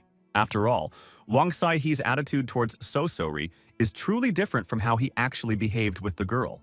However, Seo Sori is once again unwilling to accept that Wang Se-hee is thus saying a final goodbye to her. Meanwhile, Wang Se-hee, having said everything he wanted to say to Sori, turns away from the girl to leave her. But still, So Sori doesn't give up hope that he can stop Wang Se-hee and make him change his mind. However, Wang Se-hee's shouting of the girl's name slows the latter down, preventing her from moving from her seat and following Wang Se-hee, who turns to Sori one last time to thank her for everything she's done for Wang Se-hee, and it was these words that made Sori blush more than any other. So Sori is left alone and can only look at the departing Wang Se-hee with a glance, who no longer turns around, begins to retreat into the depths of the residence, getting further and further away from So Sori each time. After all, Seo Sori only has to watch Wang Se-hee walk away from her without even moving. After all, Wang Se-hee has already left her so far behind, and Seori can't even follow him if she wants to. And Hong Sung-guk, who also witnesses this scene, reminds us that Wang Se-hee is being searched for and how Seo Sori will act now. She can't take the pressure anymore and pounces on Hong Sung-guk, saying that he can't see what she's thinking. But after all of this, Sori starts to shift her gaze to the bag of gold Wang Se-hee left her, fully convinced that he's lost his mind. Meanwhile, Mrs. Olkachi, at a safe distance from the confrontation, watches as the house where Bodil is located goes up in flames. And all Mrs. Olkachi can think and talk about now is her faithful friend and his plight of Bodil. Meanwhile, the fire was already spreading to the roof and inside the house where Bodil and Mrs. Olkachi had been eating a little earlier. At the same time, the survivors who are subordinate to the head of Tanchun do not give up their positions and continue the offensive. And Bodil, who is using his last strength, realizes that he is tired of facing several people at once. And besides, the talismans are running out. And in all of this, Bodil blames the shamaness San Mi, who prevents Bodil from being able to conjure. At the same time, the head of Tanchon looking at Bodil is surprised that there is someone in Dongha who can use magic of this magnitude. But since the realities are like this, it's the head of Tanchon that should match the skills Bodil used. Who is trying to keep his wits about him in mockery asks the head of Banshon who is asking him to hold back. But then an enraged Mr. Neuralmere appears in the arena of confrontation, recalling his order not to interfere with anyone. Because now is the right moment for Neuralmere to finally absorb Bodil, which clamping his nose from his dislike of the smell of soybean paste, reminds him of the previously said that dragon attacks are not appropriate. And besides, what kind of dragon dares to call itself a dragon without Yuju, unless it's a water serpent? And this becomes the last straw for Mr. Neuralmere, who lashes out at Mr. Bodil with renewed vigor, who again turns to his magic to direct it at Mr. Neuralmere and concludes that the latter learns nothing. And now, the fireball that forms with Bodil's pitch is heading towards Mr. Neuralmere, flying at him, who despite Bodil's warnings is heading towards educated magic. At the same time, Mr. Neuralmere, as soon as the fireball touches him, is forced to take cover from its effects. And Bodil, seeing what is happening to Mr. Neuralmere, is interested in his present condition, for this fire has wounded even the Black Tiger.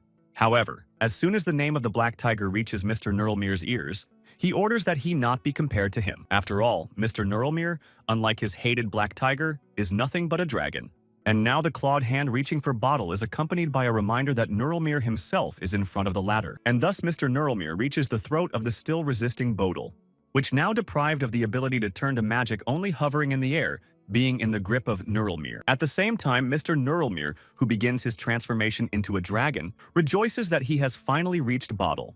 And the shamaness Sanmi, out of herself from joy from victory of Mr. Neuralmere as from something obvious, asks to absorb Bodil. And as soon as Mr. Neuralmere hears that his idea is approved, he immediately agrees to carry it out. And now, Mr. Neuralmere opens his huge mouth and threatens to wipe the shaman Bodil off the face of the earth, who until the last not wanting to lose his sense of humor makes a remark that in front of him is not a dragon but a natural water serpent. But Mr. Neuralmere again orders Bodil not to call him that, for with Yuiju, he was the strongest Sanshin. However, Bodil reminds Neuralmere that real dragons fly in the sky and don't want to come down to earth and eat people, and it is in the extreme pissing off words to Mr. Neuralmere that makes the latter move to insults. And now Bodil, who had just been hovering in the air, with a flick of the dragon's hand begins his movement. At the same time, Mr. Neuralmere not only throws Bodil over himself, but also hits him forcefully against the surface. And the blow is so strong that it deeply wounds Bodil, causing her to bleed internally. Meanwhile, as soon as all this happens, the broom lying nearby, which is Saribi's Tokabi, begins to vibrate. At the same time, Mr. Neuralmere, still furious at Bodil's insolence, continues to stand over the ladder. And all Mr. Neuralmere promises to do to Bodil is that his farewell to life will be very painful. But Bodil, still conscious though with his mouth closed by magic, repeats that Mr. Neuralmere is a monster. At the same time, the shamaness Sanmi, addressing the almost reincarnated Mr. Neuralmere, reminds that it is too early for him to show his appearance. In addition, when looking at Bodil, Sangmi's shaman accurately points out that he is so helpless that anyone could easily kill him. And now it's time for Mr. Neuralmere to come to his senses by taking even breaths in and out, which he does well. Oh, now that things have gotten better for Mr. Neuralmere, he can go back to Bodil to deal with him. But what starts to happen next makes everyone, including the head of Tanchon, quite surprised. And Mr. Neuralmere himself is in complete incomprehension of what is happening in front of him. And all because the reincarnated human Tokabi Saribi throws Bodil on his shoulder and leaves the place of confrontation with him. And Bodil, still conscious and in pain, still wants to see the face of his savior. But since Tokabi Saribi does not dignify Bodil with his answer, the latter again decides to repeat his question. This rhetorical question is also asked by Mr. Neuralmere, who again sees Tokabi Saribi in front of him. And as soon as the head of Tanchon comes to his senses from the same sighting, he immediately seeks the help of the shamaness Sangmi, who at this very moment, holding her magical talismans at the ready, is preparing to use them. And this does not escape the gaze of the shaman Bodil, who realizes that both he and Tokabi Saribi are in danger and decides to dodge the attack. And this leads to the fact that the talismans that were just arrowed towards the fleeing begin to swirl along the way. And it doesn't make sense to Sangmi's shaman, who just can't believe her eyes that her attack didn't work. However, the reason why Sangmi's shaman's plan failed is because it was Mrs. Olkachi who was able to hide Bodil from the shaman, who sees that at the cost of her life, Mrs. Olkachi is trying to protect both him and the Tokabi Saribi, who saves him. At the same time, Mrs. Olkachi herself is threatened by the danger that comes from the shamaness Sanmi, who believes that Soroka constantly interferes with her and annoys her. But once again, Tokabi Saribi interferes with the plans of shamaness Sanmi by dragging Mrs. Olkachi away from the shamaness' magical hands. And Shaman Bodil, seeing what Tokabi Saribi is capable of, is now finally sure that he is not an ordinary Tokebi. At the same time, the shamaness Sanmi, seeing their victims leaving, does not understand how it came to be that they are all at one with each other. And all the while Mr. Nurlmere, restraining himself, not wanting to believe that his food has escaped him again, rushes after him. At the same time, the head of Tanchon also accurately points out that the fact that the shaman and the Tokebi have formed an alliance will be a hindrance to them. And Sobok, who appeared behind their backs as if to add oil to the fire, adds that everyone present is very lucky. After all, if Bottle was ready to attack, no one would have a chance to save their life. However, such a remark made by Sobok is not to the liking of the shaman San-mi, who orders her to keep her mouth shut. The head of Tanchon, not paying any attention to the words said by Sobok, asks Sang-mi to bring Nurlmere back. After all, there is a possibility that Nurlmere will pursue the wounded fleeing, which could spoil the plan of the head of Tanchon. And Shamaness San-mi, understanding all the seriousness of the situation, rushes after Mr. Nurlmere with the promise to return soon. At the same time, as soon as the head of Tanchon makes sure that Sang-mi has accepted his instruction, he immediately switches to Sobok. And looking at the girl's face, the head of Tanchon wants an answer from her whether they can start their plan today. To which Sobok also seriously replies that he will start work as soon as it pleases the head of Tanchon himself. But before proceeding, Sobok once again asks the head of Tanchon to keep his promise and not take the life of official Cho. However, the newly emerged conversation on the topic is starting to piss off the head of Tanchon, who has already heard enough about it. But the fact that Sobok is reopening a topic that has been discussed many times before is because she doesn't trust people. And once the meaning of Sobok's words finally reaches the head of Tanchon, he agrees with her that it's a good habit. Meanwhile, the house where Sobok previously hosted Bodil's brother and Sanshin's Mrs. Ulkachi continues to go up in flames. And amidst all the mess and devastation, Sobok's attention is drawn to the skulls of broken dishes. At the same time, Sobok, immersed in her own thoughts, thinks that this time more than ever she has done well. But still, Sobok really wishes there was someone in the world who could try it. And then Sobok's memory takes her back to when she told her uncle as a child that she didn't want to be a courtesan. However, her uncle reminds Sobok that her mother left a debt of 2,000 nannies after her death and insists that the girl still work. At the same time, Sobok seizes the last opportunity to tell his uncle that he has strong feelings for one man, but uncle is already angry and can't believe that Sobok, mentioning the hermit's apprenticeship, continues to go to the hermit. However, Sobok, unable to hold back her tears, tells her uncle that she can make money by fortune-telling and asks him to leave her at home. However, her uncle, not wanting to hear anything more about Sobok's new trade, forcefully pushes the girl away from him, which, losing all ability to hold on to the pain and humiliation, now flies straight to the bare floor. And uncle couldn't believe his ears that Sobok was so infatuated with this hermit that she forgot who raised her. And to fulfill his threat in action, uncle begins to step on the defenseless girl who now has no choice. And Sobok realizes that something bad awaits her, but tries to stop her uncle from mocking her. But despite all Sobok's entreaties, her uncle brings the plan to an end, leaving the girl only the opportunity to cry.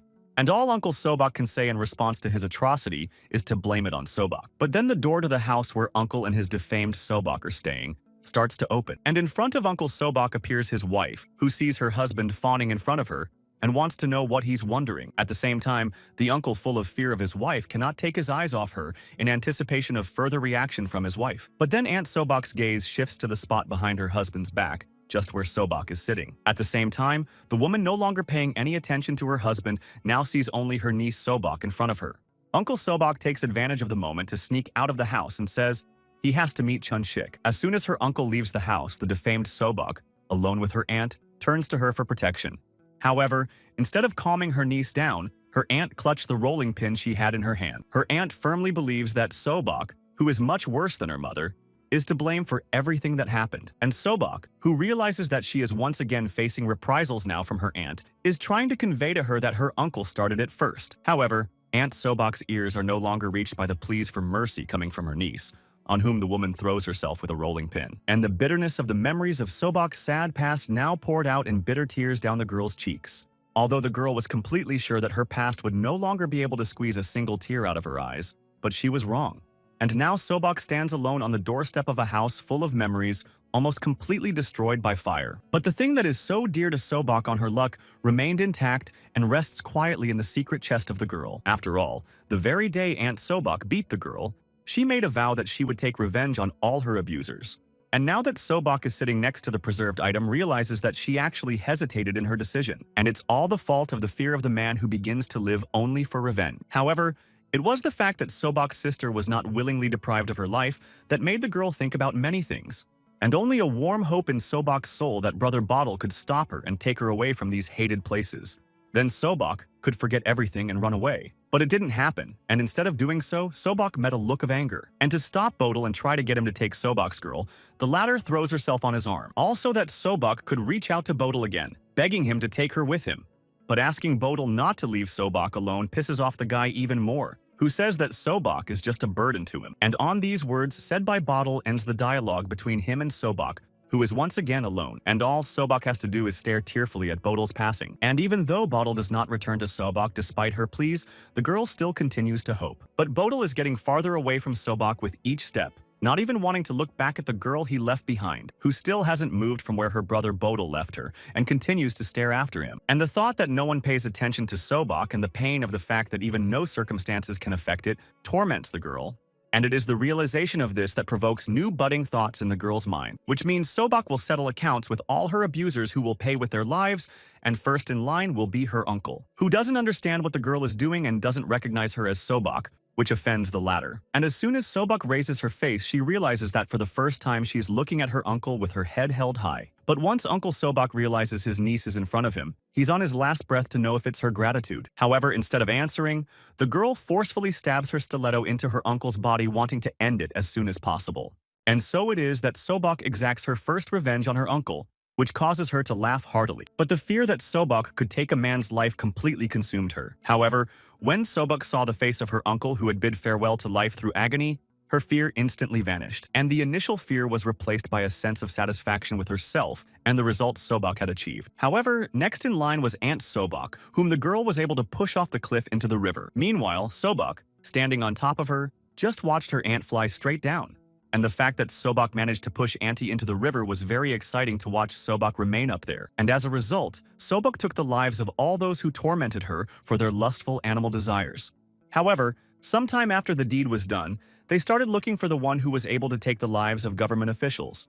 But because Sobok could see the future, no one could catch her and accuse her of what she had done.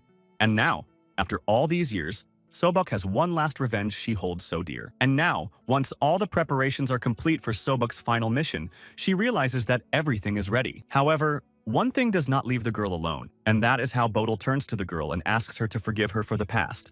But Sobok realizes that no matter how hard Bodil tries now, the girl will not be able to accept his apology. And that's because Sobok thinks the girl has no right to do it. And now that Sobok is finally ready, she asks her master to wait, for she is going to him. After all, this is the last revenge that, according to the girl's predictions, will interrupt her lifeline. Meanwhile, the action begins to unfold in the palace of a high-ranking official, Cho Gaebong. And now, on the territory of Cho Gaebong's residence, Chief Petty Officer Kang Jino is on duty according to his instructions, who up to this point has been in a calm state of mind, but now Kang Jino is very focused. And that's because standing before him in all his majesty on the bridge is none other than Baru himself. And seeing Baru, Chief Petty Officer Kang Jino asks him what he is doing at such a time on the grounds of the official Cho Gaebong's residence. However, such a question puzzles Baru because he lives here, and this palace was built by Cho Gaebong for him. And now, Petty Officer Kang Jino is putting the puzzles together in his head and realizing why so many fish have recently been brought into the territory. And Baru stands in front of Chief Petty Officer Kang Jino, uncovered and with his limbs exposed, watching the Chief Petty Officer with a sneaky eye, which now looking at Baru definitely convinces him that the latter is not human at all. But then who is he? At the same time, Baru raised his head up, hearing a foreign sound, and wondered if Petty Officer Kang Jino could hear such a thing. But since Kang Jino's hearing is not accessible to these sounds, Baru explains that these are the sounds of a battle that is not between ordinary people. However, the information brought to Petty Officer Kang Jino's attention makes him wary, and Baru, saying he has access to a lot of things, thinks it has to do with the man who was staring at him from the bridge. But it's not Yeoman O Hensok of Danshan that Baru is referring to, who confirms Jino's words by saying that he's not human. However, who he really is not known to Baru, who has lived 500 years and has never seen such a thing. And then Petty Officer Gang Jino tells Baru that Petty Officer Hensok talked to the official Cho Gaebong about Yuju. Seeing Baru's reaction, Kang Jino realizes that he knows that Cho Gaebong has Yeoju, so the people from Danshan want to get her. However, Baru in turn says that he has been waiting for Yuju to be his for 500 years, and now he will not let others get Yuju. And Petty Officer Kang Jino, unable to believe his ears, now wants to know who the Baru standing in front of him really is. which to such a direct question from Sister Kang Jino gives the same answer, which is that Baru is a water serpent. Kang Jino guesses that Baru lent the official Cho Gibong his power to get Yeoju. But the water serpent can just take Yeoju, however Baru doesn't really know where Yeoju is and is counting on Cho Gebong's promise. And Petty Officer Kang Jino, now realizing what this is all about, realizes that he hasn't heard such in-the-world betrayal characteristic of humans in a long time. However, it's time for Petty Officer Kang Jino to return to his service as Sobok has already arrived. Baru should know that if he has any problems, Petty Officer Kang Jino promises to help. And Baru doesn't seem to expect to hear such a thing from Petty Officer Kang Jino, but only thanks the latter. And Petty Officer Kang Jino, having decided to stick around, wants to know what Baru will do when he gets Yeoju to become a dragon. Baru sadly looks up into the sky and says that as soon as he gets Yuiju, he will fly in the sky. But is this really all that Baru dreams of? Who, when asked the question, confidently replies that he wants no more. And since things are really like this, Kang Jino will wait for the day when Baru becomes a real dragon. A short time later, Sobok is near Cho Gebong's palace, checking on the people under Jino's command. And all the while, Sobok is only concerned with one question: how long will she be searched by Petty Officer Kang Jino's subordinates? But quickly pulling herself together, Sobok calms down and suggests that the warriors search as long as they need to, since she has nothing anyway. Sobok is waiting for a high-ranking official, Cho Gebong, which means she has to go, but the warrior's call stops her. At that, also a voice belonging to Kang Jino stops Sobok from advancing further. And the whole reason is because Petty Officer Kang Jino repeatedly told Sobok not to take the jewelry that's on her head. And it's because of Kang Jino that Sobok has been unable to carry out his revenge for a long time. Even the talisman doesn't help.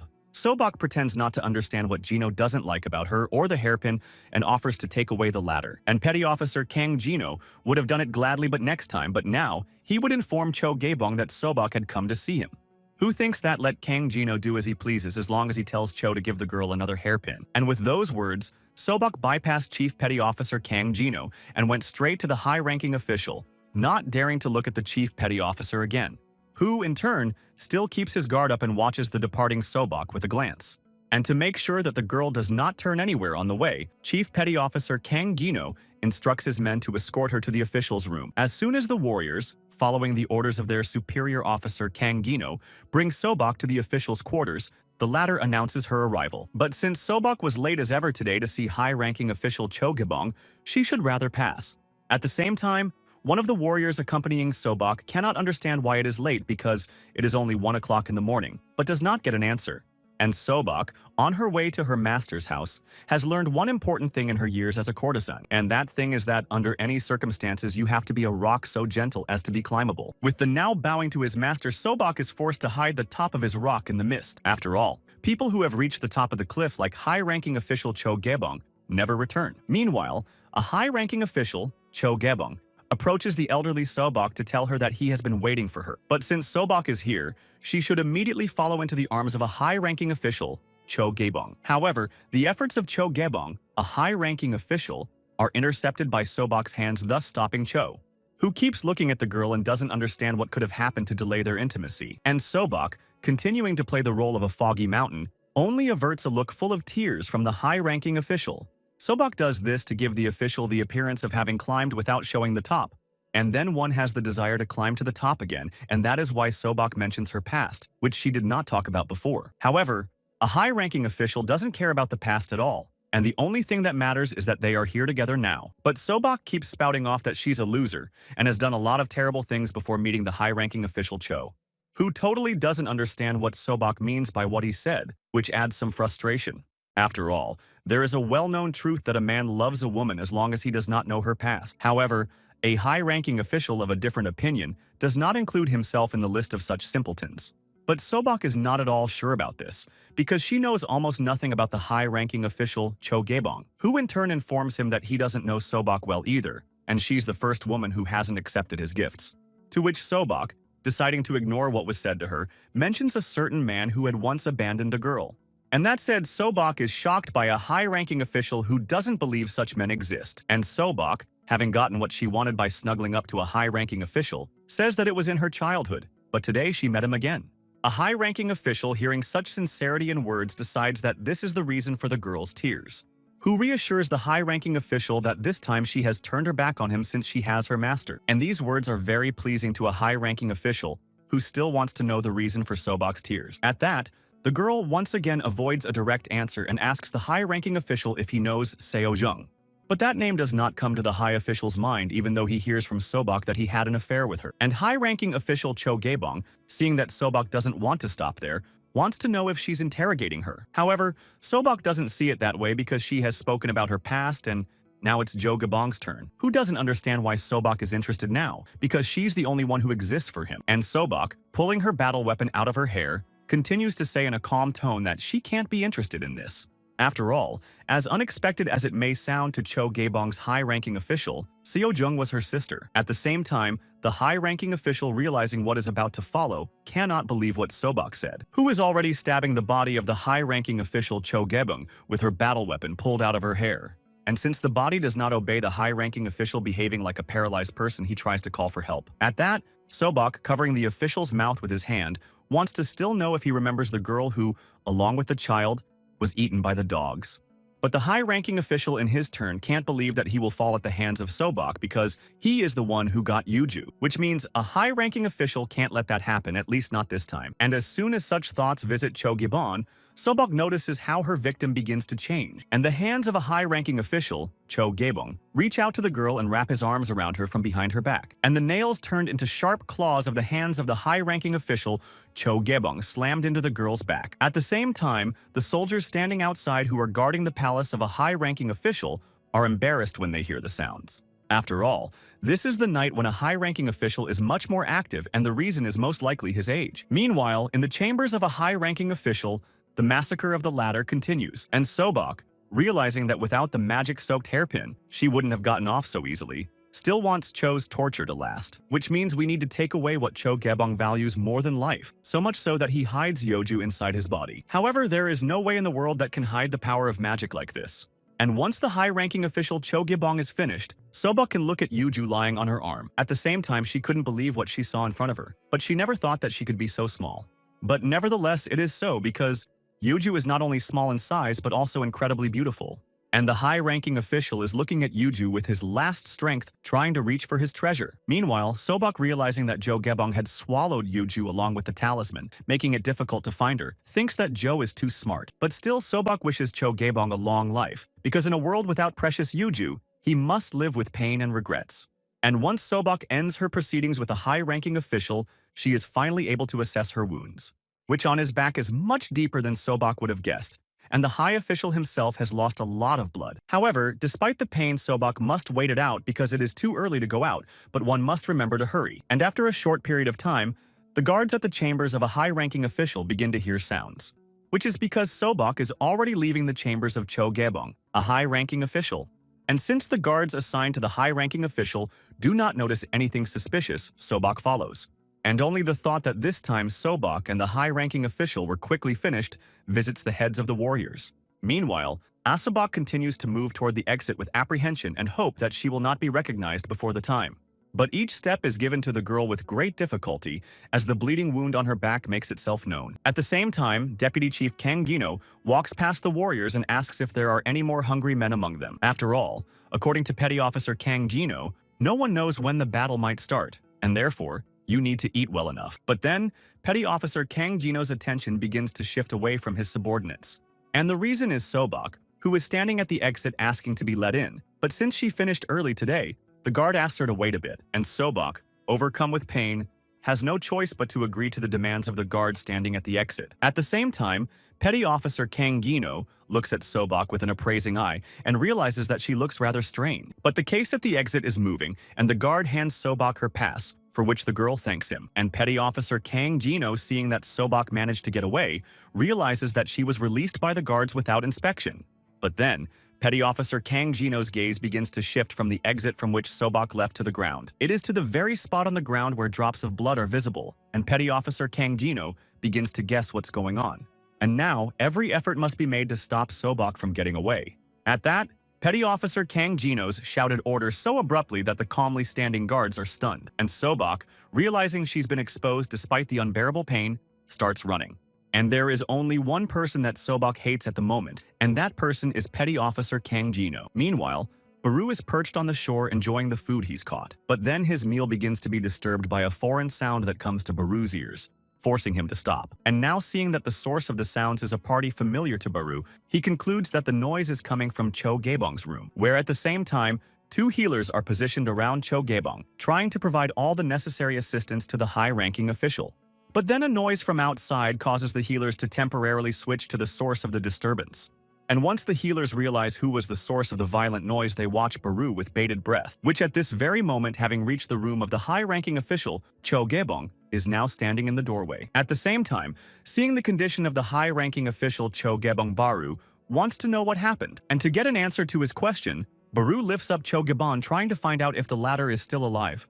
And the healers trying to keep Baru down ask him to put down a high-ranking official who can't be held that way now. However, the condition of the high-ranking official does not bother Baru at all, who orders the healers to shut their mouth. And finally, losing his temper, Baru forcefully strikes the healer who had just spoken to him, throwing him backwards. Meanwhile, leaning over, a high-ranking official asks him to keep his promise and tell him where Yeoju is. But all Cho Gaebong, a high-ranking official, can say now is the name of the girl Sobok, who forcibly took Yeju from a high-ranking official and threatened to destroy her. And as soon as Baru gets the information he needs, he immediately unclenches his hand, thus contributing to the downfall of the high-ranking official Cho Gaebong. Meanwhile, Baru himself is angry and can't understand how some Sobok dares to destroy his Yuiju. The warriors standing outside Cho Gaebong's chambers can't figure out what to do, because Baru is inside and wants to take someone's life. However, the high official's guards don't have time to speak as they fly out of Baru's chambers at that very moment, who is still in an unstable state of mind and says he will find Sobok. One of Cho Gaebong's guards turns to his boss and wants to know what will happen to them, because Cho is in a serious condition. But the boss doesn't know what to answer to the subordinate's question and asks not to ask such questions as he has his own head spinning. In addition, Cho Gaebong's chief of security sees Baru looming over him before he's even come to his senses, who continues to pounce on the guards despite them being an obstacle in the water serpent's path. And all Baru has time to yell at the guards on his way is for them to make way for him. And thus Baru, having left Cho Gaebong's residence, begins to go in search of Sobok, who stole Yeoju from him. And this does not go unnoticed by Wang Seihi, who has been in hiding all this time watching Baru's movements. And to be sure of the origin, Baru Wang Seihi gets his battle weapon, which already emanates the energy of the Black Tiger. With that, Wang Seihi concludes that Baru is a Sanshin with incredible strength, and if he had Yuiju, Seihi would be able to defeat Baru. But while Wang Seihi decides to focus on finding the Yuju Pearl and hears the commotion around him, he realizes that something is going on here. And by following Baru, Wang Seihi realizes that it will play into his hands to find Yeoju. In the meantime, Sobok continues to keep up his pace toward the designated meeting place.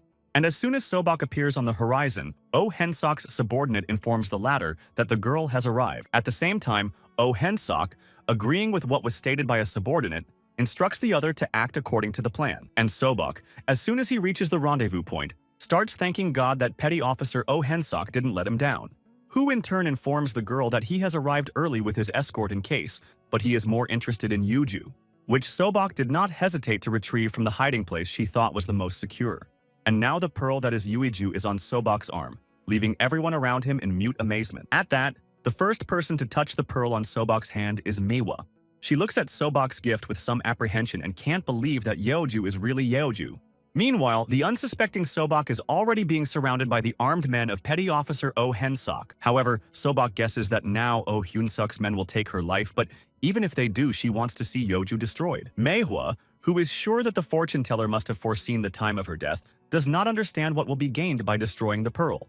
And so Manhwa's instructions assure Sobok that they will destroy Yeoju, so the fortune teller doesn't have to worry. And as soon as Manhwa finishes speaking, the warriors standing behind him thrust their battle weapons into Sobok's body. Sobok, though she pretends to be wounded, still manages to reincarnate, saying that she foresaw this outcome. And Manhwa, who sees that instead of a fortune teller standing there, it's just papers flying around, doesn't know what's going on.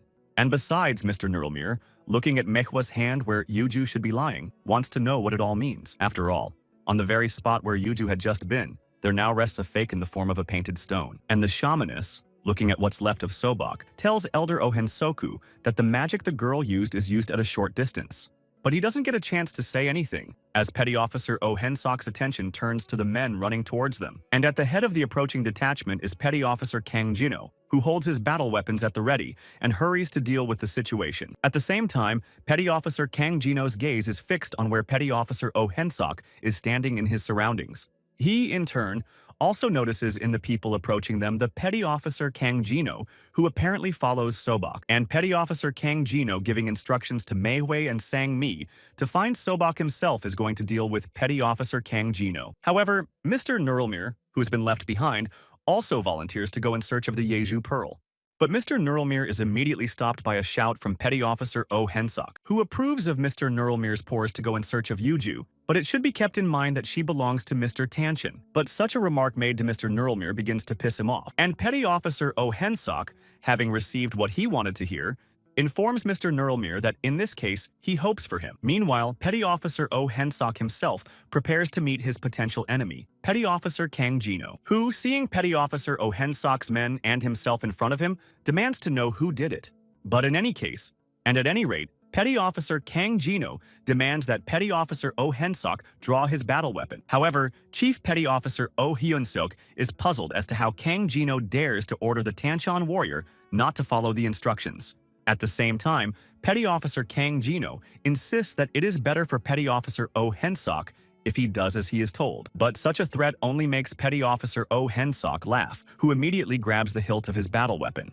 And now, with his battle weapon at the ready, Petty Officer Oh Hensok asks Petty Officer Kang Jino to be honest with everyone. In fact, Petty Officer Kang Jino is unwilling to confront the very head of Tanshan, Petty Officer Oh Hensoku. And this whole challenge thing is just a chance for Petty Officer Kang Jino to make up for that embarrassing incident. At the same time, Petty Officer Kang Jino's men, obeying their superior's orders, are already preparing for the upcoming confrontation with Oh Hensok's men. And Petty Officer Kang Jino realizes that after becoming a petty officer, he has not used his battle weapon, and finally that moment has come. After all, Kang Jino is sure to defeat Tanshan and return the syllable Cheon to the name of his residence. But Petty Officer Oh Hensok thinks otherwise, seeing a man who has a personal grudge against him. But one way or another, Petty Officer Oh Hensok will give Kang Jino the opportunity to fulfill his dream if he wins. At the same time, Petty Officer Kang Jino, hearing Oh Hyun-sok's words, can't believe that Pyongman will be able to become Pyeongchang again, which means Petty Officer Kang Jino must inform all those who have been serving Pyongman for so long. After all, today was a chance for the people of Pyongman to get a glimpse of their cherished sky, and Petty Officer Kang Jino would not hesitate to do so. And Petty Officer Kang Jino encourages everyone to follow him to try to get their heaven back together. At the same time, Deputy Kang Jino, enjoying his commander's speech, says that he always knew this day would come. And all as one warrior from the squad of Petty Officer Kang Jino, supporting his commander, are going to rush into battle. And Petty Officer Oh Hensok, in turn, with his combat weapon at the ready, goes after the armed Petty Officer Kang Jino, who also resorted to his battle weapons to face his hated enemy, Petty Officer Oh Hensoku. And thus it is that the combat arms of Petty Officer Kang Jino and Petty Officer Oh Hensok crossed paths in impact. In this case, the warriors of each side rushing to follow their commander begin a confrontation with their enemies. At the same time, the residents of the residence, seeing Baru walking down the street, are scattering in terror and shouting. At the same time, Baru himself starts to sweep away everything on his way in search of his cherished goal. After all, we're very nearby. The Baru water serpent's sense of smell picks up the power of the dragon, which means that there is definitely an Yuiju nearby. And the fact that Baru's movement is being hindered by everything is starting to piss the water serpent off, causing some serious irritation. The first thing that flies up in the air is a cart in the path of the moving water kite Baru. Meanwhile, Mr. Neuralmere, who stands in Baru's way, only silently contemplates how everything crumbles before him. At the same time, the residents of the residence, trying to protect Mr. Neuralmere from danger, ask him to leave as soon as possible, which in turn flies up into the air and fends off a cart flying at him, thrown back by Baru. And this cart goes straight to where the water serpent Baru is at the moment, who's completely confused by the fact that he's being hit by an object thrown at him by some kid. And this very cart crashes violently into an unsuspecting Baru, who can barely stay on his feet. And Mr. Neuralmere, who has landed on the ground, is perplexed that a water serpent dares to attack him.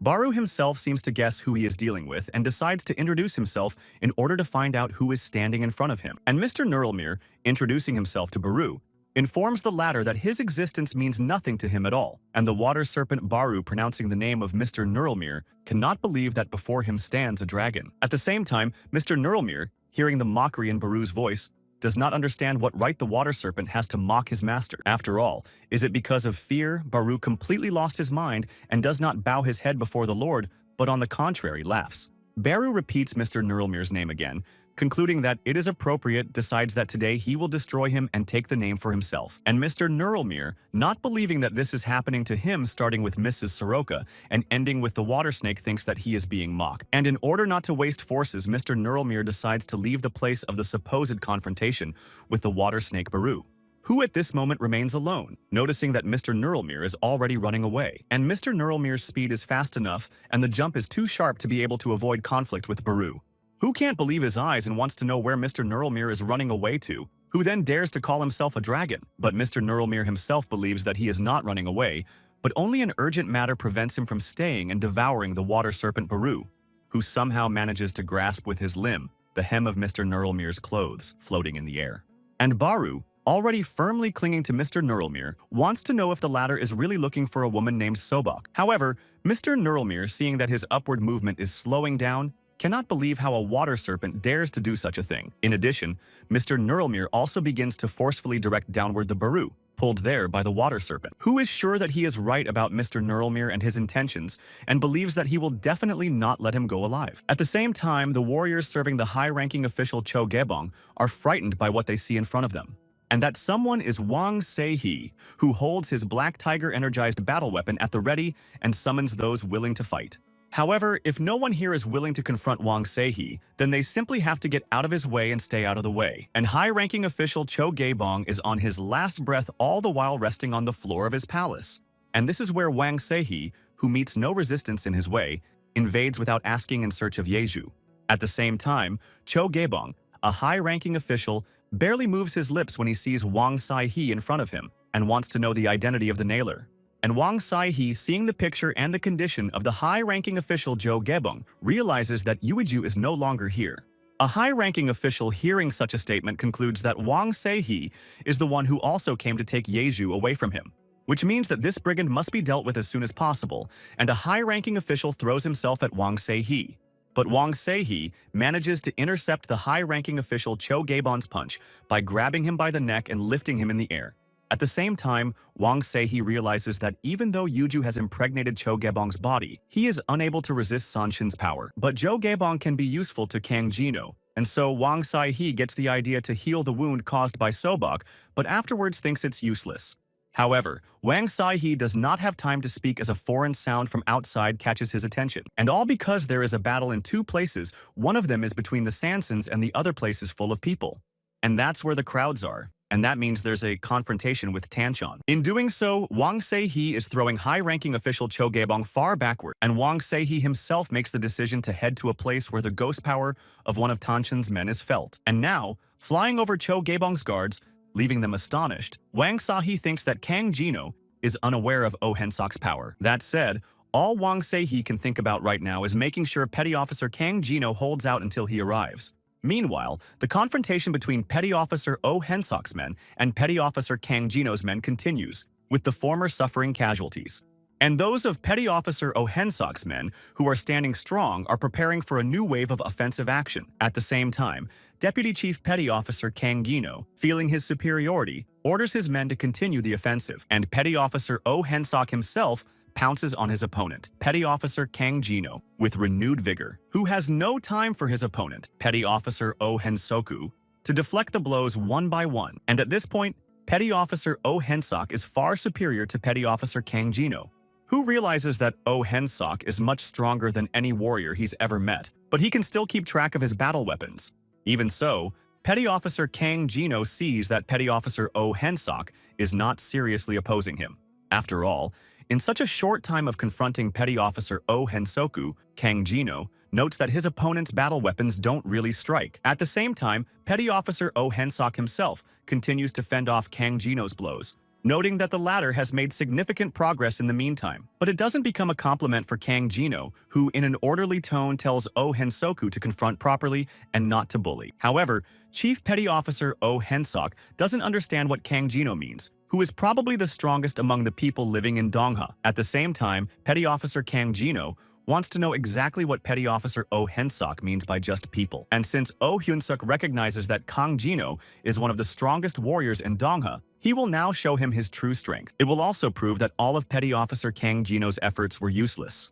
At the same time, Kang Jino sees that there is a haze around Oh Hyun-sok, which means he has to be careful because he doesn't know what he's dealing with. And to top it off, a certain pink haze is beginning to appear around Petty Officer Oh Hyun-sok's battle weapon. And that very battle weapon of Petty Officer Oh Hyun-soka begins to blur in front of Petty Officer Kang Jino's eyes, disappearing from sight, who not only doesn't notice how his battle weapon breaks but also how he is wounded. And this ignorance of what has happened shocked the still uncomprehending Petty Officer Kang Jino, who, from the wounds inflicted on him, now begins to fall to the ground, losing his footing. At the same time, Petty Officer Oh Hyun-sok looks down on Petty Officer Kang Jino as he puts his battle weapon back into its sheath, unharmed and unharmed, who, leaning over his opponent, now begins to realize that this is the true strength of Petty Officer Oh Hyun-sok. But Petty Officer Ka Jino doesn't understand how this is possible because Oh Hyun-sok had only one combat weapon and the attack was from two sides.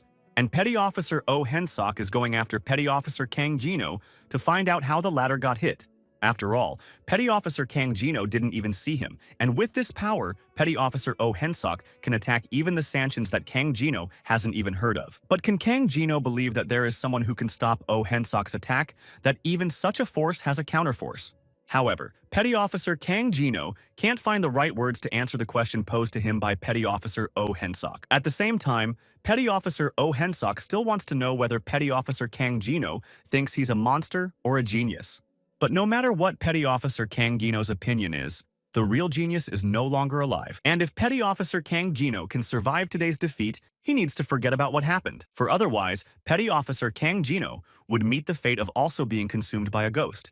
And with these last words spoken by Petty Officer Oh Hyun-sok, his dialogue with the wounded Petty Officer Kang Jino ends.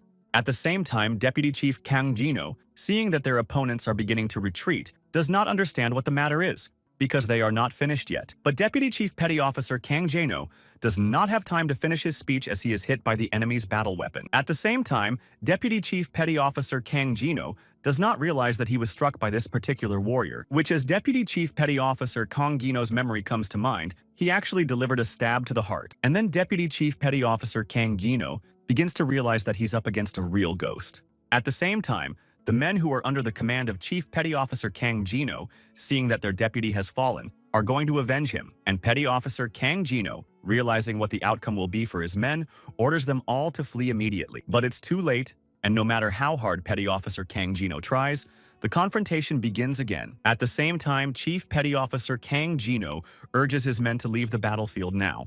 And the last thing the fainting Petty Officer Kang Jino manages to shout is for his subordinates to run away. Meanwhile, the wounded shaman Bottle, carried away by the Tokebi Saribi, begins to regain consciousness without recognizing the place he is in.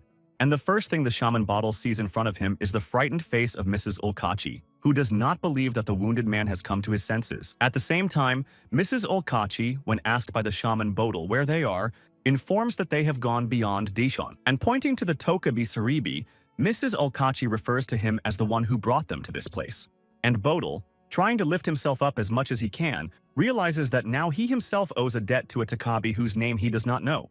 To which the Tokebi introduces himself to the shaman of Bottle by the name of Sarabi, who only repaid him when he himself was saved by him. However, since the shaman Bottle has recovered, Tokebi Saribi is going to leave even though he hasn't fully recovered yet. But this circumstance does not stop Tokebi Saribi, who decides to return because his friends are there. And the shaman Bottle realizes that it's about Wang Seihi and the nine-tailed fox So Sorry, but still wants to clarify if he's right. However, having put forward his hunch, the shaman Bottle is shocked by the Tokebi Saribi, who believes that even this is known to the shaman. But in fact, it was just a hunch of Bottle, who thinks that not many people are already friends with Tokebi and Seihi, longs for Yuju. And that means that the shaman Bottle decides to follow along with Tokebi Saribi, but for this he needs the help of Mrs. Ulkachi. And when asked by Tokebi Saribi how Bottle is going to walk in such a state, the latter suggests Tokebi to wait a bit. At the same time, Mrs. Olkachi, following the instructions of the shaman Bottle, is already holding a magical talisman at the ready, to activate which requires a drop of blood from the shaman Bottle, which he takes by biting his finger. In this case, the next stage becomes sprinkling of a magic talisman with blood belonging to the shaman Bottle. And as soon as everything ends, the magical talisman belonging to the shaman Bottle is activated and gains magical power. which by applying to the site of the lesion on the body of the Bodal shaman is actuated by Mrs. Olkachi, and in this way, the shaman Bodal not only heals from his wounds, but also gains new strength for the confrontation. And Tokebi Saribi, who's watching the whole process, can't believe it's what he thinks it is. At the same time, the shaman Bodil himself, feeling the magical power of healing, begins to finally come to his senses. And just as it all ends, the shaman Bodil offers the dumbfounded Tokebi Saribi to continue on his way as if nothing has happened. But Tokebi Saribi, still not trying to move, still wants to find out what it was all about. To which the shaman Bodil gives an explanation that it is a magic that takes the life force to heal the body. That said, Tokebi Saribi, when asked if it's only dangerous, only gets the answer that it's only a little bit. But no matter what, the people who want to get Yeoju will use her for something bad and a terrible disaster will befall Donghae. However, it is also significant that these men have implicated Sobok, which is unacceptable for a Bodal shaman, which means there's no time to delay because Shaman Bodal is determined to stop them. Meanwhile, Sobok is trying his best to persuade Tanchan's favored servants away from their pursuers. In doing so, Sobok heads to the very place where she predicted she would meet someone she could trust. And all the while, the image of the Shaman Bodal and his words of forgiveness for the past appear before Sobok's eyes.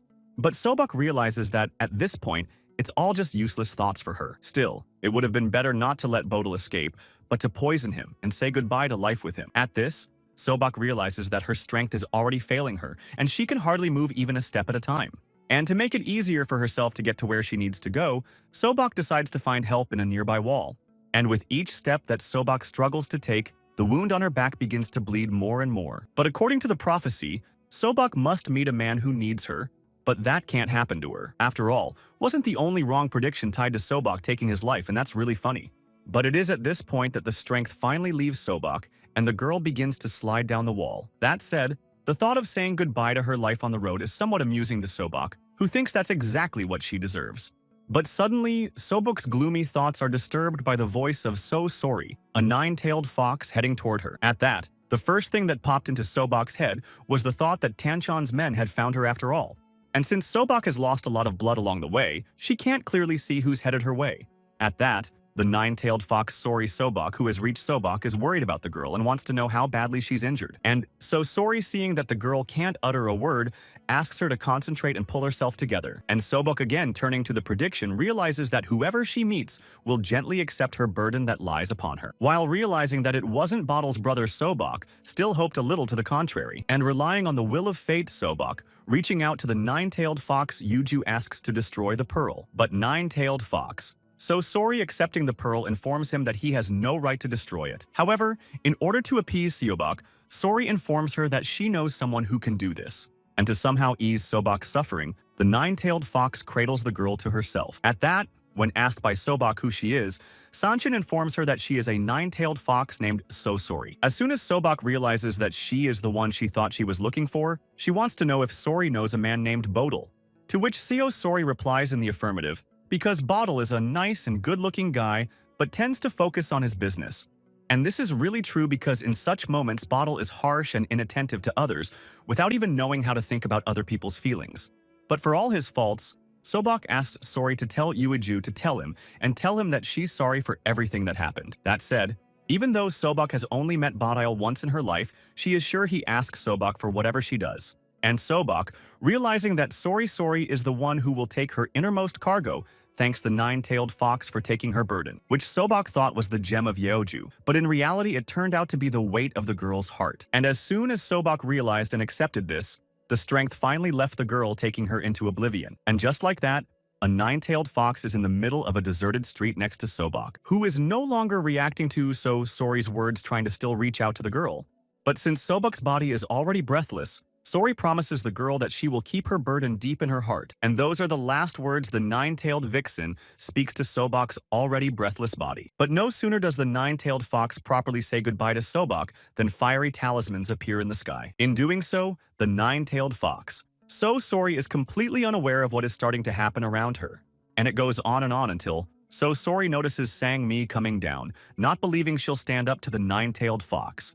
But before they begin, a girl descends from the air and introduces herself to Sorry. Sorry informs the latter that she is a shaman from Dangolcho Sanmi. The first thing Sang-mi decides to tell So Sorry in front of her is that if she is obedient, she won't get hurt. And Manhwa, who has joined Sang-mi, also expresses her joy at catching up with the nine-tailed fox. At the same time, the nine-tailed vixen, realizing that no one can avoid a collision, is already preparing to attack. And so not a second of time passes before the nine-tailed vixen lunges at his immediate enemies. After all, nine-tailed vixen, So Sori is absolutely certain that neither Shaman Sangmi nor Meiwi will be helped by their cheap tricks. That said, it seems that there's no way that Meiwa was expecting such a harsh attack on her by the nine-tailed vixen Suri. Meanwhile, the shamaness Sanmi, seeing the threat looming over them, begins to use a spell, which sparkles in the air as the talismans begin to spread around the circle. And under the spell of the shamaness, Sanmi falls naturally, and the nine-tailed fox itself, whose movement is slowed down. And as the spell summoned by the Sanmi shaman deprives the nine-tailed fox of its footing, it immediately falls to the ground. Even though Manhwa is outside the protective barrier for safety reasons, she still tries to cover herself with her hands. And a nine-tailed fox faced with a protective barrier has no choice but to look up at its enemy, while Meiwa realizes that the nine-tailed vixen is incredibly fast, even while under the influence of the barrier. While continuing to conjure, the shamaness Sangmi, who had heard of the power of the nine-tailed fox, was not going to hold back. And the nine-tailed fox. So Sori in turn is extremely surprised that Sangmi's shaman skills exceed human limits. To which Shaman Sanmi replies that the nine-tailed fox is also quite strong, but the barrier spell will only be stronger from this.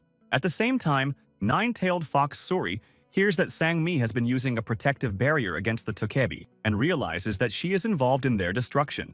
However, the nine-tailed fox Seo Sori's threats to Sangmi's shamaness seem useless to the latter, as she must first get out of the barrier. But saying such words to the nine-tailed fox, So Sori has the opposite effect on her, which causes her tail to appear, and the nine-tailed fox. So Sori wants to know if the shaman Sangmi is going to be as arrogant as she is now. After all, it is now that the nine-tailed fox is gaining its full strength that it is going to take down the shamaness Sangmi. And such a circumstance of affairs is very frightening to Meiwu. But Sangmi, on the contrary, believes that as long as So Sori is under the effect of the barrier, she is not scary. Meanwhile, the nine-tailed fox So Sori prepares to tear the protective barrier formed by Sangmi to pieces. And once all the preparations are complete, the nine-tailed fox So Sori channels all his power into destroying the protective barrier, and it works out for the nine-tailed vixen. So Sori, since as soon as the barrier was resolved, the shamaness Sangmi ricochets backwards. But the shamaness Sangmi is lucky, as her blow is softened by Meiwa, who catches Sangmi right on the ground. However, Meiwa and the shamaness Sangmi now have another problem, as they are faced with So Sori, who has escaped from behind the protective barrier, who is facing her opponents and enjoying the fact that finally all the pesky defense barriers have been destroyed. But now, Meiwa enters the arena of confrontation and decides to attack the nine-tailed fox on her own. And with a full chest of air, Meiwa releases the poison on the nine-tailed fox, who in defense of herself covers her face with her hands while trying to keep the situation under control.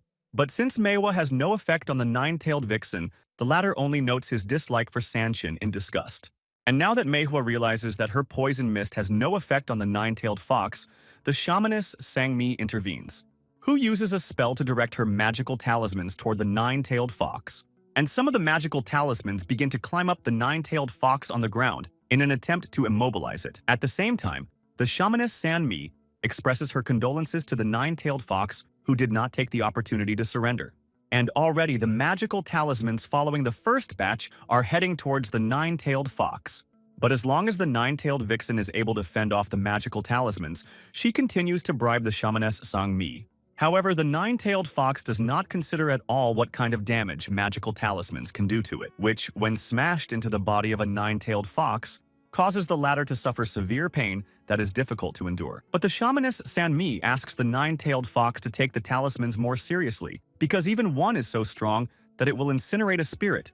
However, the pain inflicted and Sangmi shaman's words only further enrage the nine-tailed vixen with a renewed threat to the shaman. And to put his threat into action as quickly as possible, the nine-tailed vixen takes off. In doing so, the nine-tailed fox's rage is so great that the energy it emits begins to spread everywhere. And Meiwa, seeing what the nine-tailed fox is capable of, turns in fear to the shamaness Sangmi, who is standing by to attack. And already, the nine-tailed fox was already heading towards the newly released wave of magical talismans by shamaness Sangmi.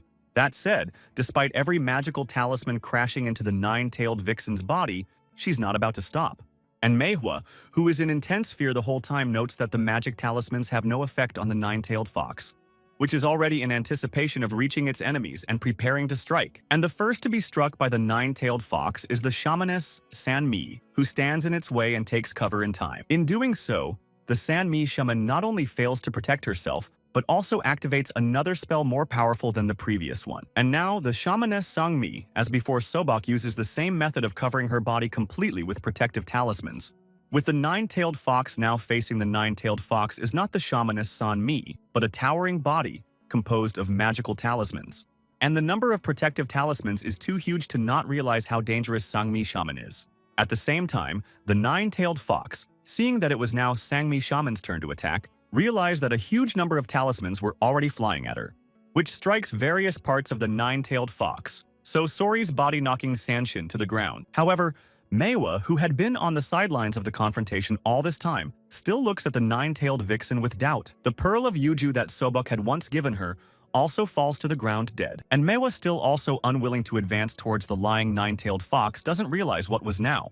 At the same time, the shamaness Sanmi, who is standing far away from Manhwa, confirms the rumors that the power of the foxes is indeed very great. But be that as it may, Sangmi's victory was aided by the use of a large number of seals similar to Sobok. Manhwa in turn recognizes the power of Sangmi as the one who was able to defeat the nine-tailed fox Co Sori. At this, Manhwa approaches the stricken nine-tailed fox and tells Sangmi that he is going to take the Yuju Pearl. But Manhwa doesn't have time to pick up either the nine-tailed fox or the Yuju Pearl, as a bright flash stops her. And because of this, Manhwa is forced to pause her movement in amazement at the object of the bright flash. And since the cause of this incident is clearly an outsider, both Manhwa and Shaman Sangmi assume attacking poses.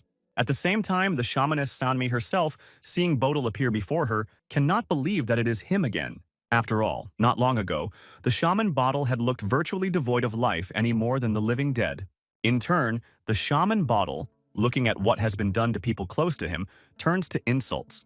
And the first sight of the shaman Bodil falls on the wounded nine-tailed fox So Sori, who lies breathless on the ground. And following the nine-tailed fox, the shaman Bodil notices Sobok, who also rests nearby without signs of life. At the same time, Bodil, fully convinced that Manhwa and the shamaness Sangmi are responsible for this, declares that he will take revenge, and that vengeance will be to burn to death the torture and suffering that Sangmi and Manhwa shaman deserve. To which the shaman Sanmi is confident of her victory, and this time very much doubts that the shaman Bodil will have the strength to do so.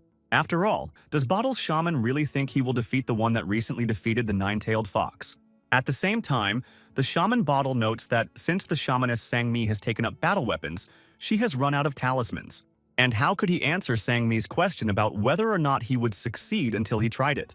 And now, in the very place where the two shamans confront each other, the sky is colored with magical flames.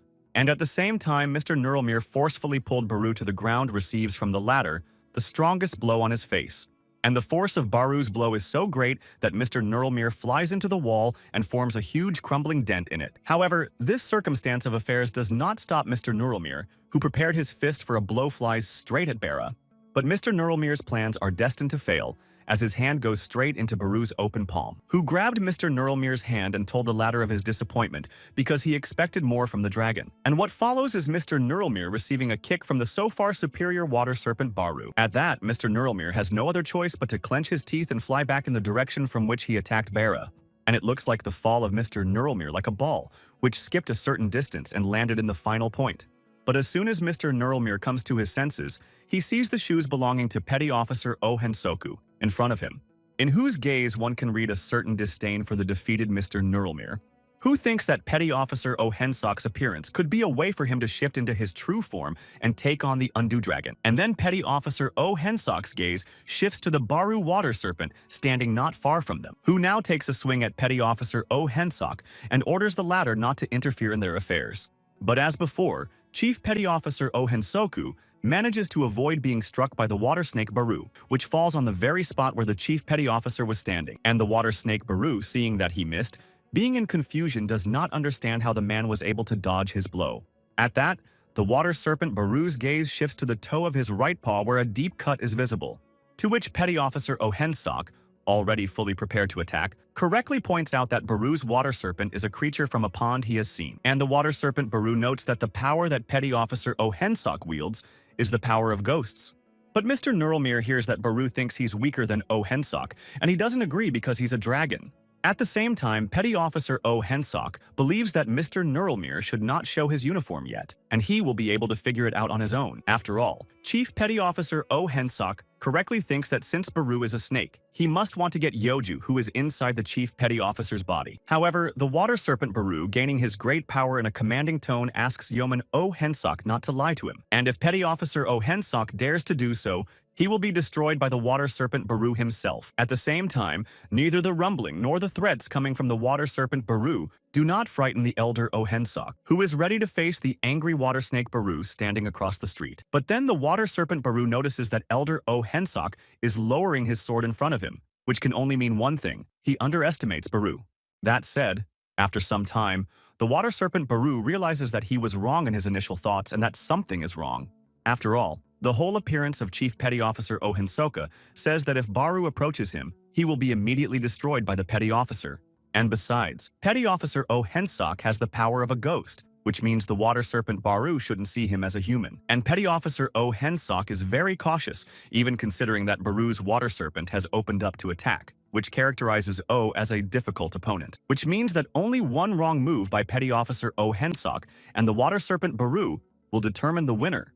And it's either the water serpent Baru, who's keeping an eye on his enemy Petty Officer Oh Hensok, or the winner of this confrontation will be Petty Officer Oh Hensok, who is still keeping calm and keeping an eye on Baru. But then Nurulmir intervenes in the silent confrontation between the elder Oh Hensok and the water serpent Baru, not understanding why nothing is happening, and the water snake Baru taking advantage of the situation of the dialogue between Mr. Nurulmir and elder Oh Hensok is going to strike. But Petty Officer Oh Hensok proves to be more attentive and prevents the water serpent from striking him, who in this attack on Petty Officer Oh Hensok loses the left hand he used to punch him. However, that doesn't stop the water serpent Baru from immediately striking another blow at Chief Petty Officer Oh Hensoku, who this time fails to react in time to receive a powerful kick to the chest.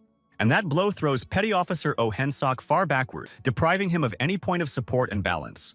And the water serpent Baru, leaning on his remaining arm, watches Yeoman Oh Hensoka ricochet across the ground like a ball. The water serpent Baru, looking at his healthy arm, doesn't understand how a man with the power of a ghost could dare to do such a thing. And now, the water serpent Baru is standing in front of Petty Officer Oh Hensok's men, lamenting that he let the latter do this to his hand. But the armed men of Elder Oh Hensok do not wait for the right moment to rush at the water serpent Baru. However, the blows inflicted by the armed men of Oh Hensoka Perfect have no effect on the water serpent Baru. At the same time, the armed men of Chief Petty Officer Oh Hensok, seeing that they were able to harm the water snake Baru, are perplexed. And the enraged water serpent Baru uses his healthy arm to throw the armed men of Oh Hensok off in one fell swoop. And one by one, the armed men of Petty Officer Oh Hensok fly over Mr. Nurulmir, ready to attack, who, seeing that now no one will be in his way, is waiting in anticipation for the right moment, and only the malicious smile on Mr. Nurulmir's face proves his intent. After all, finally now no one for Mr. Nurulmir will not be an obstacle, and he will be able to take his true form. With that, the Baru water serpent is still in place, waiting with anticipation for what will follow. And Mr. Nurulmir is already beginning to move into his true form, because there is no one else around who could prevent him. And now Mr. Nurulmir will show how it is to confront the water serpent Baru in the form of a dragon. In this case, now before the water serpent Baru is not just a boy and looks at him the very real dragon. And the water serpent Baru, looking at his opponent, now realizes that the latter is indeed a real dragon. And the dragon's aura is very strong, which means the water serpent Baru must defeat Nurulmir before he gets even bigger. But then Petty Officer Oh Hensok, who has appeared in the arena of confrontation, declares to Mr. Nurulmir that he did not allow him to transform. And with each step coming closer and closer to Nurulmir, Petty Officer Oh Hensok apologizes for not living up to the dragon's expectations. Switching immediately to the water snake Baru, Petty Officer Oh Hensok decides that it's time to keep the relationship going. And the water serpent in turn is puzzled because he with all his might struck at Chief Petty Officer Oh Hensoku, on which there is no trace of the blow. And besides, in its current state, the water serpent Baru can hardly stand up to a dragon.